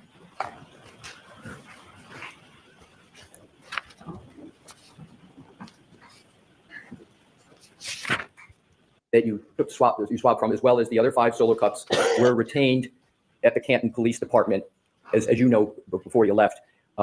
And that investigation, as you said at the time, was being headed up by former Trooper Proctor, correct? That is correct. Michael Proctor was at the Canton Police Department Sallyport location at the time you were performing your work on February 1st, correct? Yes, that's correct. Did Michael Proctor take control of those solo cups? I do not know who took control of the solo cups. I know that I turned them over to a Canton police officer. I handed them to a Canton police officer. Might Michael Proctor have taken control of those solo cups? To my knowledge, it was a Canton police officer at that time. I don't know what happened to them after they were turned over to the Canton PD. Why is it that you believe a Canton police officer had control over those cups rather than former Trooper Proctor? Just from my actual memory, I remember they had collected the frozen red brown stains in the cups. So it was technically their evidence. I took the sample I needed from them, so I just returned it to the officer who had presented them to me. So therefore, after you presented them, you don't know who took control of those cups. Is that a fair conclusion? Yes, that's correct. Sorry, I didn't mean to cut you off. That's okay. My question probably wasn't all that clear. Ultimately, during your work and inspection of the vehicle, the SUV, the right rear taillight housing was removed as you testified to on direct examination, correct? Yes, that's correct. And you testified that a Canton police officer sort of helped you with the last stage of the removal of that taillight? Yes, that's correct. Do you know whether that officer was wearing, do you have a distinct recollection that that officer was wearing any special protective gloves? I only know because I have seen the videos recently that he was wearing gloves. I'm sorry, I didn't hear your answer. I only know that he was wearing gloves because I have recently seen the video. I do not have a firsthand memory of that. You said you recently saw a video. When was that? Monday? And what was Maybe, I'm sorry, let me correct myself. What day is today? I saw it Thursday, excuse me. And what was the circumstances under which you were reviewing a video? I had just recently found out there was video, and it's just something I wanted to see in case I was shown it on the stand, so I knew what it consisted of. I hadn't seen it prior to last Thursday. Did you testify to that on your direct and I missed it, or did it not come up? I'm sorry, yes, I believe I was asked if I had seen the video, and yes, I had. Okay, thank you. Now back to the tail light. Mr. Woke, if we could have Exhibit 145 published. Okay. With your Honor's permission. Thank you. Oops, sorry. The screens, and I know you went through this on direct, so I'm going to shortcut it. This is the tail light at the lab that you were talking about on direct, correct? Yes, that's I have correct. like 15 minutes that I could stay. And that's the tail light housing and I that don't you know if we're submitted gonna to the lab that you had get obtained from the Sallyport garage, right? Yes, So correct. just to cover quickly some basics, there was one swab taken that you mentioned on direct of that tail light. Yes. And you testified, if I remember correctly, on direct that you, well, it's better for you just, if you could with a pointer, is just show the areas you covered with that one swab. So I collected the swab from any of the, what would have been exposed areas of the taillight when the taillight was intact. And if you could please, just give like a perimeter full, I know it's not a circle, but whatever it is, just full perimeter so the jury can see the entire area that you swabbed. Sure. It was this upper right-hand red area, this portion down here, I believe it's red. And then there's also a portion of clear area in the front here that was swabbed. And that was all contained on a single swab. Thank you very much. So I want to keep this up if I could, Your Honor, but we can have the lights back on if that's acceptable. Just, so, thank you. In terms of the swabbing, you did not swab, therefore, any other area of that taillight, correct? Including the area to the left of where you just drew the circle, if you will, around, correct? I would just say it's difficult from this picture to see if there's what would have been exposed when the tip. I'm sorry, I don't know specifically on the left from this picture if there's anything that would have been there prior to the damage. If there was an external area, it would have been included in my collection. So I just didn't include any of the internal components of the taillight. So if I'm missing a piece over there that would have been on the exterior, then I apologize. I just can't see it in the picture if it's there. Let's just assume my discussion and my questions. You don't have to assume this. My questions are just with regard to the inside of the taillight, because you've very nicely governed and talked about the outside of the taillight as you described it, where you swabbed. Now I want to go to the areas that you didn't swab. Okay. Whatever you best can do to describe the areas of the taillight that you did not swab. Okay. And if you could use the laser pointer, if that Sure. helps you. So I did not swab the internal areas of the taillight. So here where the light bulb would have been, or down here where it's gray. And focusing on the more, is it okay to call it the inside part of the taillight? Is that acceptable? Okay. So the inside of the taillight, to be clear, you didn't swab that area. No, I did not. Why? Why? Why not? In terms Why of not? where you did swab, Why? Why not? given that you swabbed with one swab the entire area, you are not able to say precisely where any DNA might have come from? Just that it would have been present if there was DNA present on that swab. It would have come from the external exposed area of the taillight, should the taillight have been intact. But again, on the inside, because you didn't swab the inside, you had no evidence of DNA on the inside of the taillight, correct? Correct. I did not swab the inside. With regard to the, what we'll call the outside where you did swab as opposed to the inside where you didn't, you cannot define whether the DNA was to the upper right, to the outside of the taillight lens, or some other place in that area, correct? No, I wouldn't be able to narrow down where on the external portion, external front. I mean, I didn't swab anything in the back that was attached to the vehicle. So anything in the external front, I would not be able to narrow down any further where, if any biological material was present, where it was recovered from, specifically on the external area. You did not find any glass on the inside of the taillight? Did you Are you referring to like loose pieces? any kind of glass at all? I did not note anything unusual inside the taillight. I'm speaking, thank you for that answer. I am speaking specifically about glass. You didn't find any glass on the inside of that taillight when you were at Sally Port for your entire inspection on February 1st, 2022, correct? I'm just want to make sure that I understand your question. I didn't find anything that was not inherent to the taillight inside. I don't know what the taillight's made out of. So if there's a portion on the inside that's made out of glass, it may have been there. I didn't see anything that was out of place on the interior of the taillight. So using your terms inherent, you mean by that something could have been on the inside of that taillight that was part of the taillight that could have been glass. But other than that, there's no what scientists call exogenous or outside glass or glass that doesn't belong as part of the taillight, correct? I'm hesitant to answer that specific question. I don't perform glass analysis, so I just perform collection. So if there was something that apparently looked like glass that had been loose inside, if that's what you're referring to, I can answer that question. But I can't say specifically whether a material is glass. I understand. My question is That's a fair a answer. basic one, which is you found no glass that would not be associated. Let me strike that. Did you ever observe in this taillight any glass as part of the taillight? That's part of the taillight? Anything glass that you She cannot pick something up and say, this is glass, this is plastic. She just picks something up and says, this is something. So, I mean, you can tell when something is glass, you can tell when something is plastic, but from a scientific point of view, she can't say, oh, glass, glass, plastic, plastic, plastic, glass, glass. She can't say that as her role as a scientist, as a normal person who could be like, yeah, it's a piece of glass. But as her current role of forensic scientist too, she can't say that it is glass. And she's saying that there are things that might be a part of the internal workings of a taillight that are glass. So how do you want me to answer the question? Again, I can't make the distinction on a material being glass. So I think the premise of the question I'm having difficulty answering. Okay. So last part of the questioning, you didn't make any note that said you found glass inside of that taillight, correct? I wouldn't make a note that something is glass inside a taillight because I can't draw a conclusion to what a material is because that's just not part of the analysis I do. I think it's a fantastic And point for her to to push wrap back this on. part up, and then we can move on from this item. You didn't find any DNA on the inside of that taillight. My analysis would not include DNA analysis because that is a different unit. So I can't answer that question. To your knowledge, as you sit here today, is there any information from anybody that says that there's any DNA in that taillight? I have no information of that. Thank you.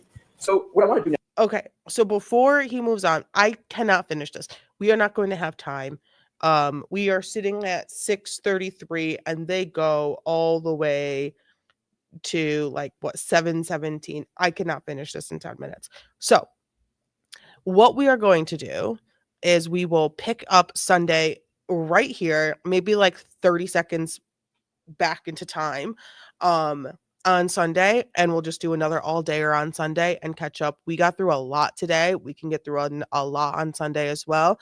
And if need be, I can always like in the background of life just play something at like 1.5 speed to finish up catching up. There was no IRL court today. There's no IRL court on Monday due to I guess we do holidays of some things. I don't know what it is. What is it? What day is that? It's a day. I don't know what it is. But we will finish it up. We will catch up. There will be a time in early June where I will not be able to stream, but we will figure that out when we get there for a couple of days. But other than that, I am multiple pages into notepad number 2. A wild day. We had a lot. Bukhenik came out strong. Getting through Bukhenik was a bit of a challenge, but we did it. We got through Bukhenik, the other word that people used to call him. I don't think he came out looking good. I do not think he came out looking strong. I do not think he came out looking smart. And I do not think he came out looking like a good detective. Him holding strong to his loyalty of Proctor is embarrassing. And to this day, Proctor has yet to take the stand. And I'm talking about IRL, like in real life court. Proctor has yet to take the stand. So I don't know if if the Commonwealth is even going to call former trooper Michael Proctor. But you know who can? The defense. Karen Reed can call Michael Proctor to the stand. And I think having the defense call Michael Proctor looks a little worse than the Commonwealth. And when the defense calls Michael Proctor, if the defense calls Michael Proctor and the Commonwealth does not call Michael Proctor, the defense is going to be on direct. So it will be open-ended questions. The defense can ask the cross, which will then be the Commonwealth, can ask leading questions. They can ask questions, but Michael Proctor could have a really hard day in court if he is called by the defense. Also, what do you think if Michael Proctor isn't called at all? What's the vibe there? Like, what are you thinking as a juror if you hear nothing from Michael Proctor? I mean, we have at this point in time in the trial that we have streamed, we have not heard from Brian Albert, Nicole Albert. We have not heard from Matt McCabe. We have not heard from Brian Higgins. We haven't heard from Tully. We haven't heard from Chief Berkowitz. I almost called him Dinkowitz. Berkowitz. We haven't heard from a lot of people, and we have not heard from Michael Proctor. We have not heard from Michael Proctor. But a lot is being blamed on Michael Proctor. A lot of fingers are pointing Michael Proctor's way, except from Bukhenik, who is standing strong and staying loyal to Michael Proctor. Even through those texts, he said, I acknowledged it with a thumbs up. I don't know about that, my guy. It's not looking good. It's not looking good because, there is one thing that every juror has in common. They got a cell phone. They got a cell phone of some sorts.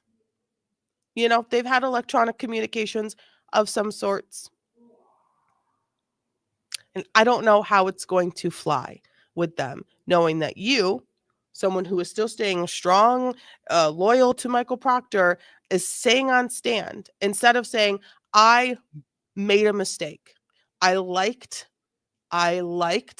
a text message. I was not fully aware of the context of the text message. It was really just me trying to acknowledge that I received a text message, but I liked it. And when I went back and I looked at it, I immediately regretted it. That is not a conversation that I support, but it is because you liked it. And sitting there and just saying, I acknowledged it. I acknowledged it. I acknowledged it. It was on my Apple Watch. I didn't see the full. I don't know. It does not come off as truthful to me. And we saw a completely different Bukhenik when we watched a little bit of the voir dire. We saw a completely different Judge Cannonier during the voir dire, as the jury is not in the room. So you got to see a little bit of the behind the scenes of the court today, which is also interesting. But we got it. We got through the Bukhenik. I have to go. I will see you all on Sunday. We will start off exactly where we left off, and we will just book it through and catch up to real-time court. Okay, I'm going to run my intro as my outro. I will see you all later. Please subscribe. That would be super awesome. Or follow if you're on Twitch. I co-stream on both. I'll see you guys next time. Be good. Stay strong. And catch you on the flip side. Catch you on the flipsies.